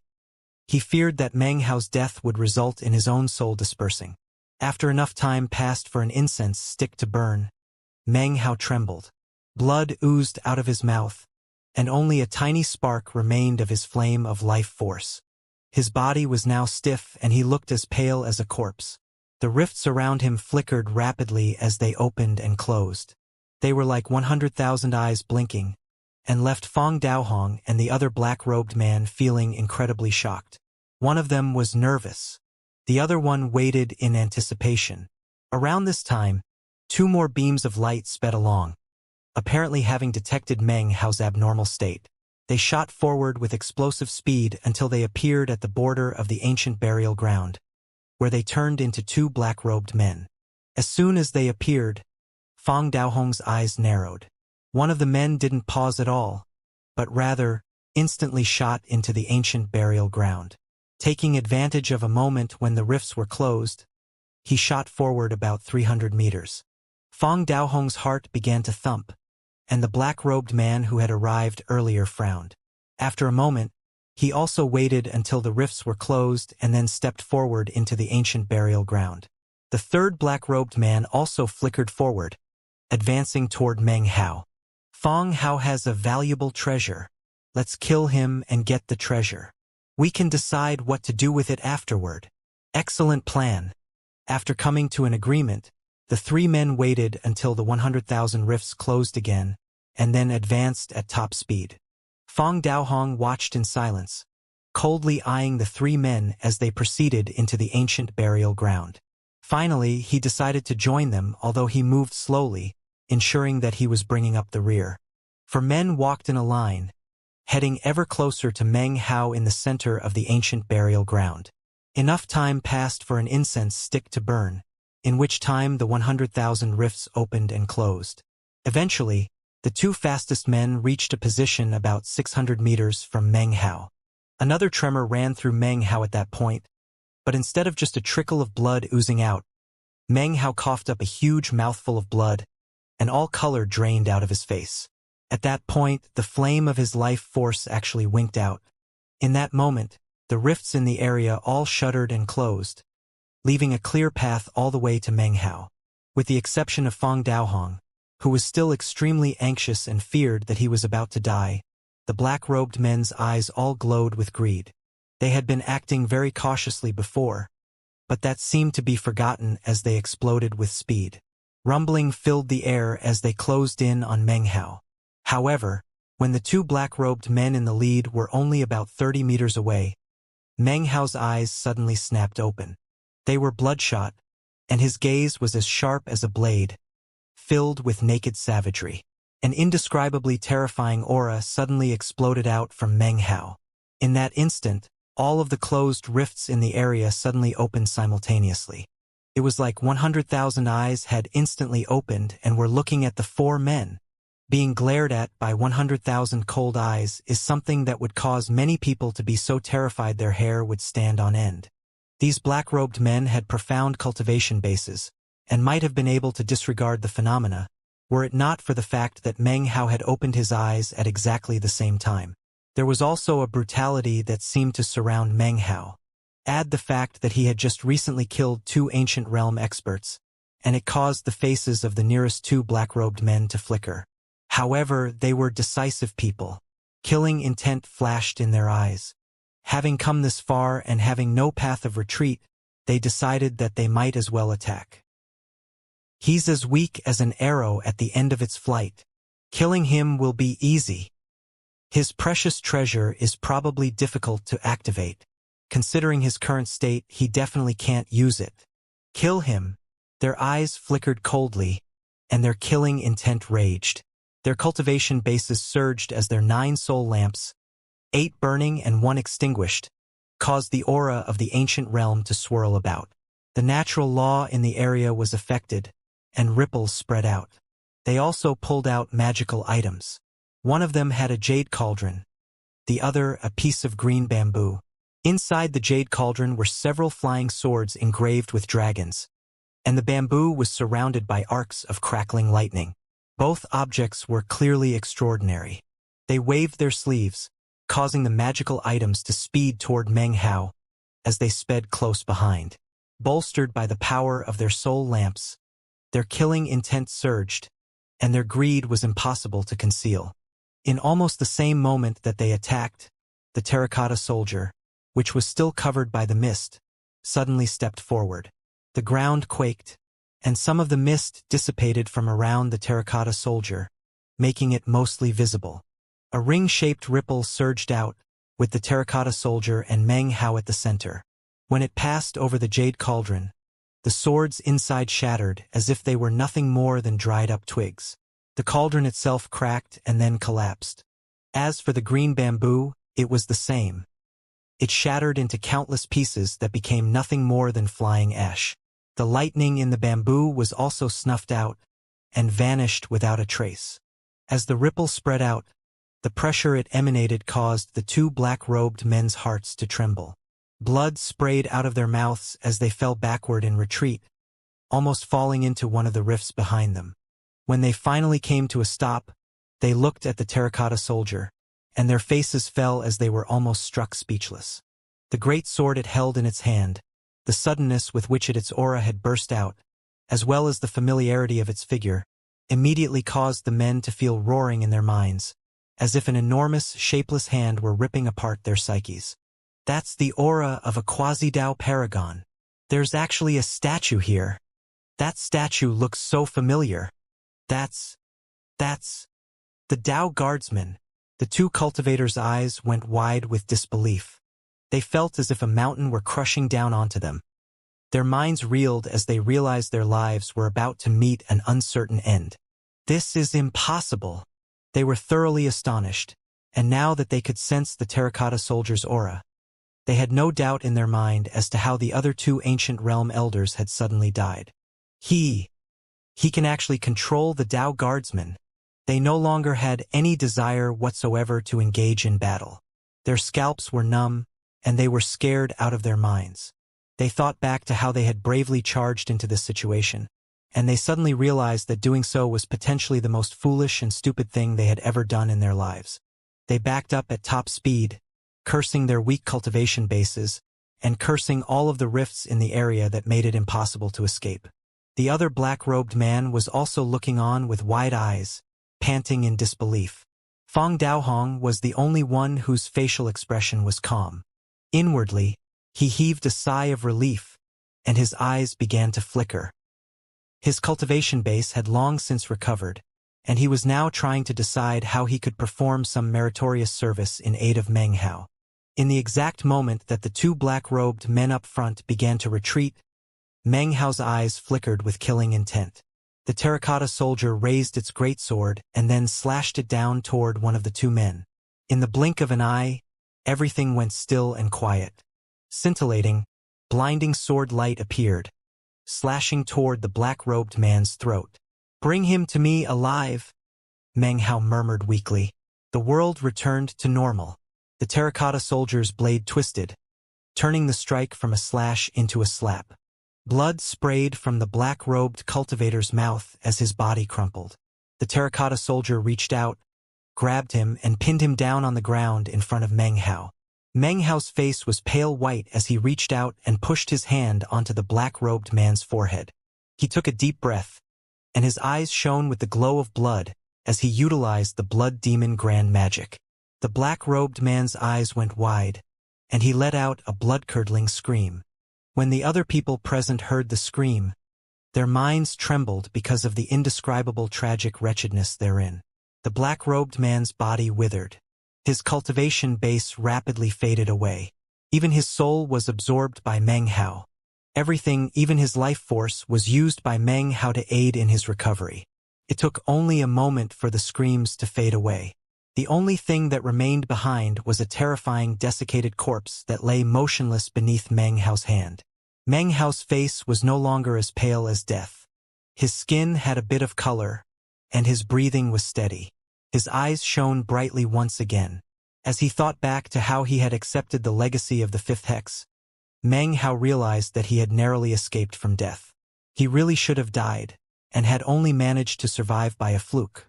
Considering the level of his cultivation base, he was really incapable of acquiring the fifth hex. The price he had paid was actually his life. The flame of his life force really had been extinguished, leaving him hovering on the brink of death. Thankfully, just as he was about to die, these black-robed men came giving him a second lease on life. He had only slightly recovered, but this caused the other two black-robed men to feel an even greater sense of deadly crisis. What technique was that? Damn you, Fang Xiushan, for sending us in here to kill this kid. You deserve to die a horrible death.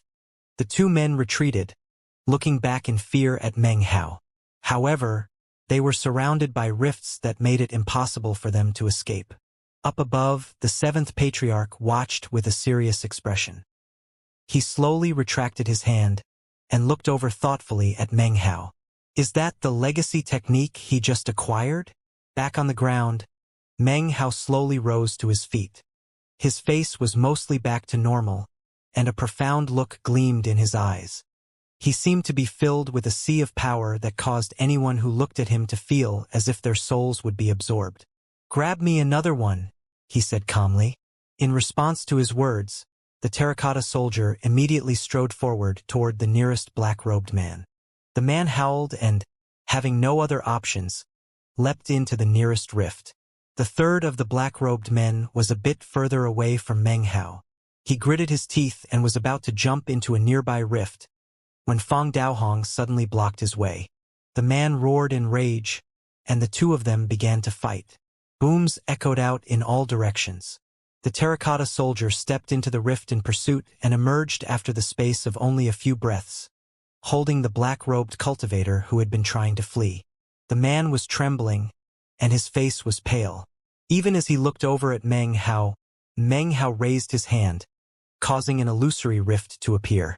That slight movement, though, caused the bit of his life force that had been painstakingly restored to be sucked towards the palm of his hand. This caused Meng Hao to immediately stop what he was doing. After a moment of analysis, Meng Hao realized why. Although I've accepted the legacy, I'm incapable of actually using the fifth hex. Considering the level of my cultivation base, if I try to force it, even if I use all of my cultivation base to cast it, I still can't form the inside-outside rifts of the fifth hex. Perhaps I'll be able to after I reach the Immortal realm. This fifth hex is similar to the Paragon Bridge. I'll be able to use it as a trump card when I reach the Immortal realm. With that, he pushed his hand out toward the black-robed man, who was then surrounded by blood-colored light. Miserable screams rang out as the man was transformed into a desiccated corpse. Meng Hao's face finally looked normal, and he was completely recovered. He then closed his eyes and rotated his cultivation base. In response to this, the black-robed man who was fighting Fang Daohong looked terrified. What he was seeing was far beyond any other deadly crisis that he had ever experienced. This guy can't be a near-immortal realm cultivator, he thought. How could someone of that level have such a terrifying divine ability? Fang Xiushan, if I don't die in here, then after I get back to the clan, you and I are going to have a reckoning. Fang Daohong's expression was the same as ever, but inwardly he was trembling. The mysteries surrounding Meng Hao only seemed to grow deeper. After a moment of hesitation, he looked over at the man he was fighting with. Fang Linhe, if you want to get out of here alive, then listen to me and don't fight back. These words caused Fang Linhe to gape in shock. Then he thought back to how Fang Daohong hadn't died despite being near Meng Hao for so long. Suddenly, the hope for life appeared in his heart. Gritting his teeth, he allowed Fang Daohong to strike him in the chest. Blood sprayed out of his mouth as Fang Daohong struck him over and over, seriously injuring Fang Linhe and causing his cultivation base to drop. Soon, it was comparable to a spirit realm cultivator, whereupon Fang Daohong stopped his attacks. Giving a meaningful glance to Fang Linhe, he immediately turned and bowed respectfully to Meng Hao. Prince, it would be quite a waste to let this man die. Why not use your restrictive spell on him? Once we get back to the clan, he and I will both want a chance to get revenge on Fang Xiushan. Meng Hao's eyes opened, and he looked coldly at Fang Daohong, then at Fang Linhe, who was acting very subserviently. Without another word, streams of black and white qi appeared in his hand. After rotating around each other for a moment, he sent them flying toward Fang Linhe's forehead. Fang Linhe screamed, then began to shudder. Sweat soaked him almost instantaneously as magical symbols appeared all over his body. Eventually, They converged on his forehead into the form of a single magical symbol that flew out of his forehead and then merged into Meng Hao. Fang Linhe then let out a weak sigh. Meng Hao looked up at the rifts in the area, and now they seemed familiar to him. It almost seemed as if he could control their opening and closing. "Let's go," he said. "We're going to find out what else is past this ancient burial ground." With that, he stepped forward. Immediately, the rifts all closed, allowing him to walk directly off into the distance. Meng Hao strode along like a monarch to these rifts that contained the fifth hex. He looked like he was simply taking a stroll through his own immortal kingdom. The scene playing out in front of Fang Daohong and Fang Linhe left them shaken mentally. They immediately followed behind, staring at the terracotta soldier next to Meng Hao. When it came to the statue, Fang Daohong was slightly less surprised, whereas Fang Linhe was completely astonished. Up in midair, the seventh patriarch looked closely at Meng Hao, his expression growing more serious by the moment. Based on everything Meng Hao had done along the way, and all his unprecedented accomplishments, as long as he didn't lose his life, he would surely shake the entire ninth mountain and see one day. In the future, he will be the main pillar of the Fang clan. Meanwhile, Fan Donger was still in the midst of her immortal tribulation, battering her door of immortality. In the Fang clan ancestral mansion, Fang Xiaoshan was staring pale-faced into a crystal, observing what was happening in the life-slip hall. One after another, without even half an incense stick of time between them, the life slips belonging to two ancient realm elders emitted cracking sounds and then shattered into pieces. The other jade slip that he had been watching this entire time remained completely unchanged. Impossible! The deaths of the previous two could be chalked up to dangers in the ancestral land. But a whole month has passed. Fang Hao is still alive, and two more ancient realm elders are dead. What exactly is going on in the ancestral land? How could this be happening? What's going on? Fang Xiaoshan's eyes were completely bloodshot, and his hair was in disarray. He sat there trembling, having long since moved from his own residence to a hidden chamber. This chamber was very close to where his son Fang Wei was in the middle of secluded meditation. At the moment, Fang Xiaoshan didn't dare to set foot outside. Currently, he had no way of resolving the situation, so he had no choice but to conceal himself here. As long as Wei'er becomes a true immortal, the Grand Elder will handle everything according to the clan rules. The clan is most important, so he won't make things too difficult for me. Plus, I have father to help take care of things. This matter will soon be a thing of the past. Fang Hao, you shall die. If you don't die in the ancestral land, then you'll die at Weir's hand. Fang Xiaoshan's expression twisted, and he gritted his teeth. Apparently, that outcome was the only one which could release the shock and anxiety he felt in his heart. However, he still couldn't understand why the 9 ancient realm elders he had hired couldn't kill a solitary Fang Hao. In fact, over the course of a month, 4 of them were now dead, while Fang Hao was still alive. Just what had happened in there to cause this unforeseen turn of events? This was currently the source of his greatest confusion. Even as Fang Xiaoshan sat there thinking, the Grand Elder was in another location in the Fang clan ancestral mansion. He was in a rage, his face twisted in anger over what was happening in the life-slip hall. He, of course, was well aware of exactly why all the elders had died. His eyes glinted coldly when he summoned Fang Xiaoshan, only to receive a reply that Fang Xiaoshan was in secluded meditation near Fang Wei. That caused the Grand Elder to hesitate for a moment. At the moment, Fang Wei's immortal ascension was the most important matter in the whole clan.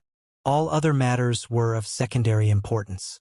Fang Wei, Fang Hao, let's see which of the two of you is the true chosen. After another moment of thought, the Grand Elder flicked his sleeve and left. Back in the ancestral land, Meng Hao proceeded along.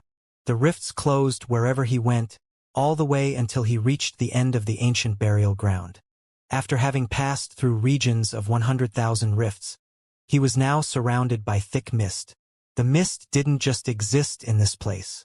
The entire ancestral land was filled with it, something that was completely unheard of. Even the 7th patriarch was shocked. Meng Hao stood at the edge of the ancient burial ground, looking at the thick mists up ahead of him. Compared to the mist in his immediate vicinity, the mists up ahead seemed boundless, as if they covered everything, even the heavens. Everything was covered in endless, majestic mists. Off to the side was another huge stone stele, upon which was written 3 shocking characters. Misty Heaven Vault.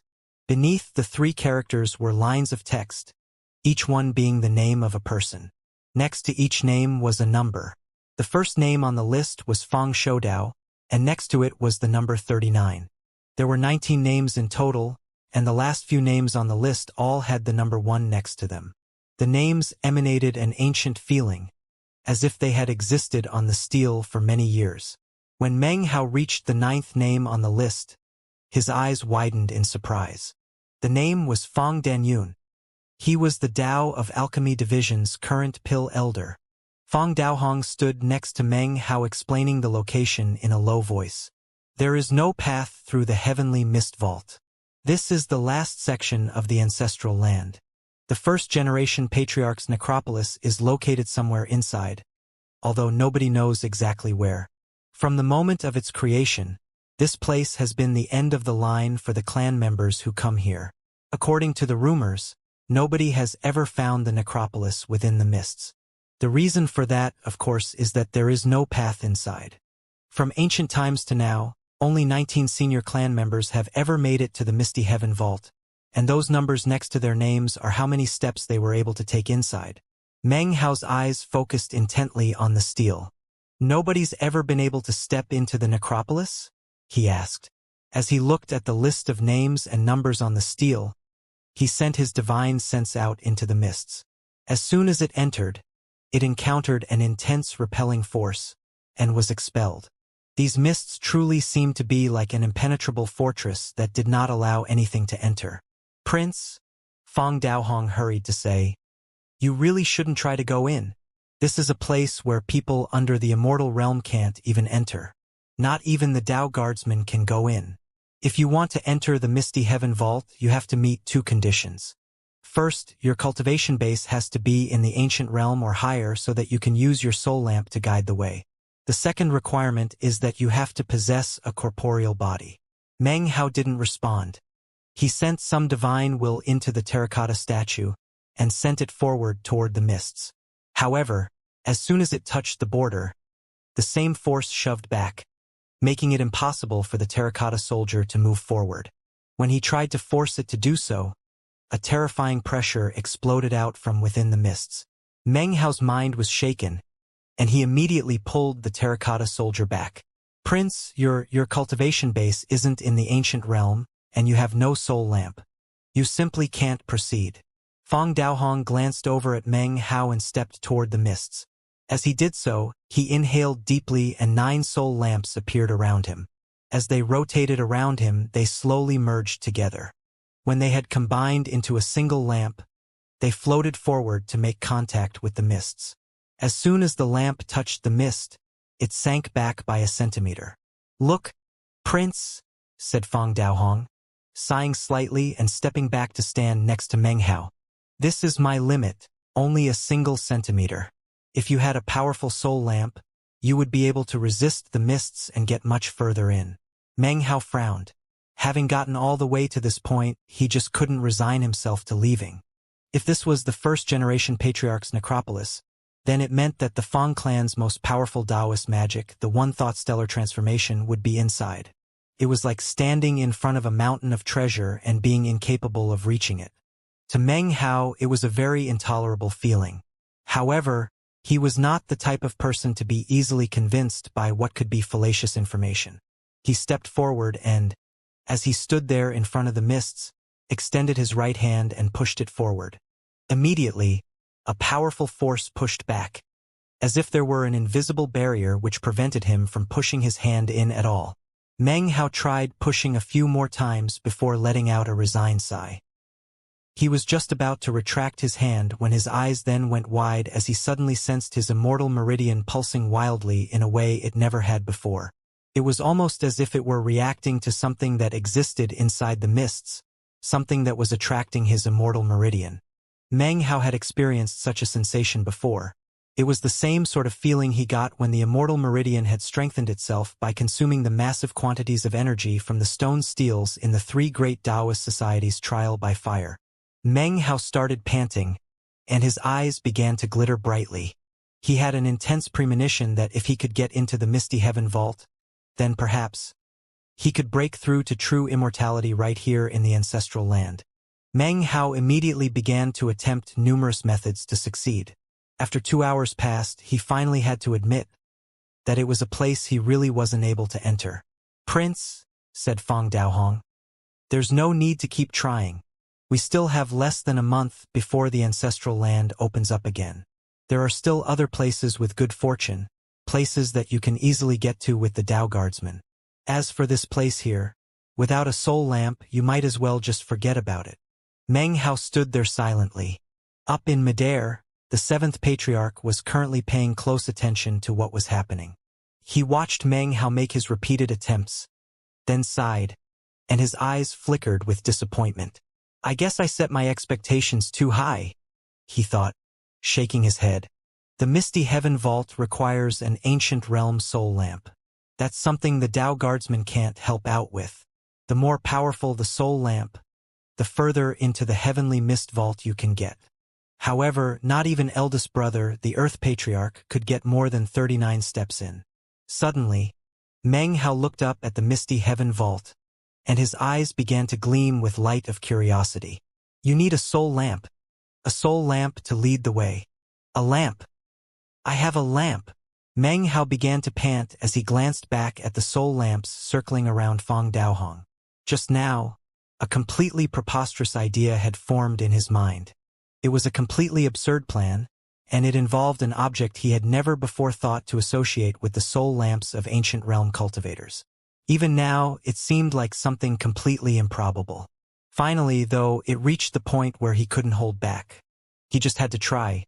So, eyes flickering, he slapped his bag of holding, causing a bronze lamp to suddenly fly out. This bronze lamp was none other than the one he had acquired from the temple hall in the ruins of the immortal ancient Taoist Rite Temple. The same treasure from which he had acquired his immortal meridian, that now contained a flame from the essence of divine flame. Holding the bronze lamp in hand, Meng Hao took a deep breath and then slowly walked toward the wall of mist up ahead. When Fang Daohong and Fang Linhe caught sight of the bronze lamp, they gaped in shock. Were it not for the fact that Meng Hao held their lives firmly in his hand, they would most certainly be incapable of holding back from laughing at Meng Hao's apparent insanity. However, their expressions quickly changed to ones of open-mouthed astonishment, and they began to tremble uncontrollably. As Meng Hao neared the mists, rumbling sounds suddenly filled the air. Strange colors flashed as everything shook. The mists began to fall apart, churning in an unprecedented fashion. All of the mists inside of the ancestral land seemed to be going crazy, and immediately, more mist began to surge out from every nook and cranny, making it so that the entire ancestral land became just like the misty heaven vault. The mist was trembling, almost as if in fear. Meng Hao's bronze lamp seemed to have cast the entire ancestral land into a state of awe, and the mists almost appeared to be prostrating themselves in worship. As for the mists directly in front of Meng Hao, as soon as the bronze lamp neared them, they seemed to be torn apart with domineering force. It didn't matter who this place previously belonged to, or who used to dwell here. As of this moment, everything was submitting to the bronze lamp. Amidst the rumbling, the mists were torn apart and parted down the middle. A path was carved out, which led straight ahead. It was a huge path, at the end of which, shockingly, was an enormous, pitch-black temple hall. This sight caused Fang Daohong's and Fang Linhe's minds to reel, and their hearts to lurch with enormous waves of shock. They trembled violently, filled with unspeakable astonishment. Even knowing that Meng Hao had taken control of the Tao Guardsmen hadn't turned their world upside down as much as the scene that was playing out in front of them right now. The seventh patriarch had been on the verge of turning away and leaving. "Impossible," he said, voice quavering. He began to tremble, and his mind filled with roaring, and he almost fell out of the sky in shock. Even his cultivation base was now somewhat unstable. He panted, staring dead at the bronze lamp in Meng Hao's hand. The lamp caused his scalp to grow numb, and terror washed through him as a shocking question filled his mind. That soul lamp? Whose is it? The mist in the misty heaven vault seethed, spreading out to fill the entire ancestral land. The ancient burial grounds, the 9 Nether Mountains, the Quasi-Dao Patriarch tombs, and even the field of magic enlightenment were all submerged in endless mist. The lands almost looked like they had become a sea of mist, concealing all, casting everything into shadow. The area around Meng Hao was the only area of light, which was illuminated by the glow of the essence of divine flame. Meng Hao was panting, and his heart pounded even more strongly than Fong Daohong and Fong Linhe, or the astonished 7th Patriarch. Taking out the bronze soul lamp had been a simple experiment, and in fact, even Meng Hao had assumed the idea to be laughable and virtually impossible. He had always thought that it was nothing more than an ancient bronze lamp. He had never, ever thought to compare it to the soul lamp of an ancient realm cultivator. But now, as he looked around at the churning mists, at the path that had been ripped open in front of him, and the tunnel leading toward the pitch-black temple up ahead, his heart pounded with unprecedented intensity. This soul lamp? Whose is it? That was the mind-blowing question that rolled around in Meng Hao's mind as he thought back to that year in the temple hall when he had acquired the bronze lamp. How many years had it been there? He had kept the lamp alive with his own blood, and when it was extinguished, he had absorbed the black smoke that it emitted. That was what had caused him to become different than everyone else, to have a true immortal meridian inside of him. It's actually a soul lamp. A mere lamp contains such shocking, domineering power that even this Fong clan ancestral land has no choice but to submit to it. If this lamp is so powerful, then whatever almighty being created it must be unbelievably powerful. Meng Hao was panting at this unbelievable turn of events. It truly was a matter that couldn't be pondered too deeply, for the more he thought about it, the more it astonished him. Immortal ancient Taoist Rite Temple. Meng Hao's eyes glowed with intense light as a new sense of determination filled him, and he made a firm resolution. I definitely need to go to the immortal ancient Taoist rite. The only clues to the story behind this lamp, which he had found in the temple hall in the ruins of Planet South Heaven's immortal ancient Taoist rite, seemed to lay in the 4 words, immortal ancient Taoist rite. From the way things looked, grabbing this bronze lamp that year had changed his entire fate in life. Nearby, Fong Daohong and Fong Linhe were looking on with numbed scalps, and minds that felt as if they were being struck by lightning. Their jaws hung open and their eyes were wide. They simply couldn't believe or even think of words to describe what they were seeing. It was as if they had been struck dumb. Then, they saw Meng Hao take a deep breath, tightly grasp the bronze lamp in his hands, and step toward the path. That image seemed to shake them to their senses. How could this be happening? Thought Fong Daohong as he quietly watched Meng Hao walking toward the path in the mist. He felt like he was in an illusion, a dream or fantasy in his own mind. Fong Linhe punched himself hard in the chest, and the resulting pain caused his eyes to widen with surprise. He felt like the world had been turned upside down. Up ahead was the necropolis of the first-generation patriarch, a place no one had ever entered, and yet Meng Hao had casually pulled out a bronze lamp and then walked right into the mists. Fong Linhe shuddered, and he was suddenly struck with a feeling of rejoicing at the fact that he had attacked someone as terrifyingly inhuman as this, and yet was still alive. Up in midair, the 7th Patriarch was also panting. In terms of both his inward disposition and his external expression, he was incapable of maintaining his calm. It didn't matter that his cultivation base was at the peak of the ancient realm. He was still profoundly shaken by Meng Hao. Eldest brother has a 1 Essence Dao realm cultivation base and the status of Fong Clan's Earth Patriarch, and yet he could only advance 39 steps into the mists. However, the lamp that Kid is holding can actually scrape a path clean through the misty heaven vault all the way to the necropolis. If you calculate that path based on the number of steps that can be taken, it must be at least 1,000. It's just a soul lamp, and yet it even exceeds the power of 1 essence. What was the cultivation base of the person who formed that soul lamp? In terms of level, were they a 6 essences paragon?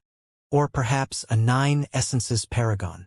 Impossible. In all the 9 mountains and seas, there aren't even any 9 essences paragons at all. The only people who ever entered the 9 essences level of the Tao realm were those 3 paragons from the legendary age of the Immortal Ancient, during that heaven-shaking, earth-rocking war. I shouldn't even be thinking about 9 essences. Even 7 essences paragons don't exist in the 9 mountains and seas. The highest cultivation base in this day and age is only 6 essences. The shock roiling in the 7th Patriarch's heart was impossible to describe. He looked at the scene of Meng Hao striding down the path in the mists with lamp in hand. Then he took a deep breath, and his eyes began to shine with a strange light. There was no greediness that arose within him. Since Meng Hao possessed the bronze lamp, he was qualified to enter the misty heaven vault. To others, however, this would be the end of the line. Although the 7th Patriarch couldn't help but look covetously at the bronze lamp, he did not attempt to snatch it away. He was an elder of the clan, and furthermore, he was one of its guardian entities. Besides, he had his principles when it came to objects belonging to the members of the junior generation. Those were the clan rules. They were rules that allowed the clan to multiply and grow, and to withstand the test of time. Members of the same generation could fight and steal destiny from each other. Such things were permitted. But even if the heavens did not care whether members of the elder generation stole from the juniors, it was something that was completely prohibited by the clan rules.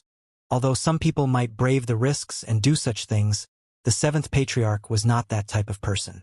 From the time the ancient first-generation patriarch passed away in meditation until now, this is the first time his necropolis has become visible.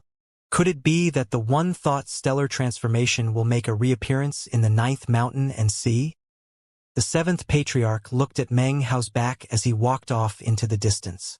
He suddenly felt a premonition deep within him. His future prospects might not just be limited to the 9th mountain and sea. Perhaps he can lead the Fong clan to new heights of glory. Back on the path in the misty heaven vault, Meng Hao's heart was pounding. He held the bronze lamp in his hand as he slowly walked forward through the mists. Although it appeared as if there was an empty void beneath his feet, the ground was as solid as ever as he trod upon it. The light of flame flickered out from the bronze lamp, and the mists on each side of him churned. Any obstructions ahead dissipated as Meng Hao continued onwards. As he passed in further, the mists closed up behind him, blocking off the path. Any outsider, including Fong Daohong and Fong Linhe, and even the 7th Patriarch, gradually lost sight of Meng Hao as he disappeared into the mists. Fong Daohong and Fong Linhe exchanged a look and could see the shock in each other's eyes, as well as the astonishment.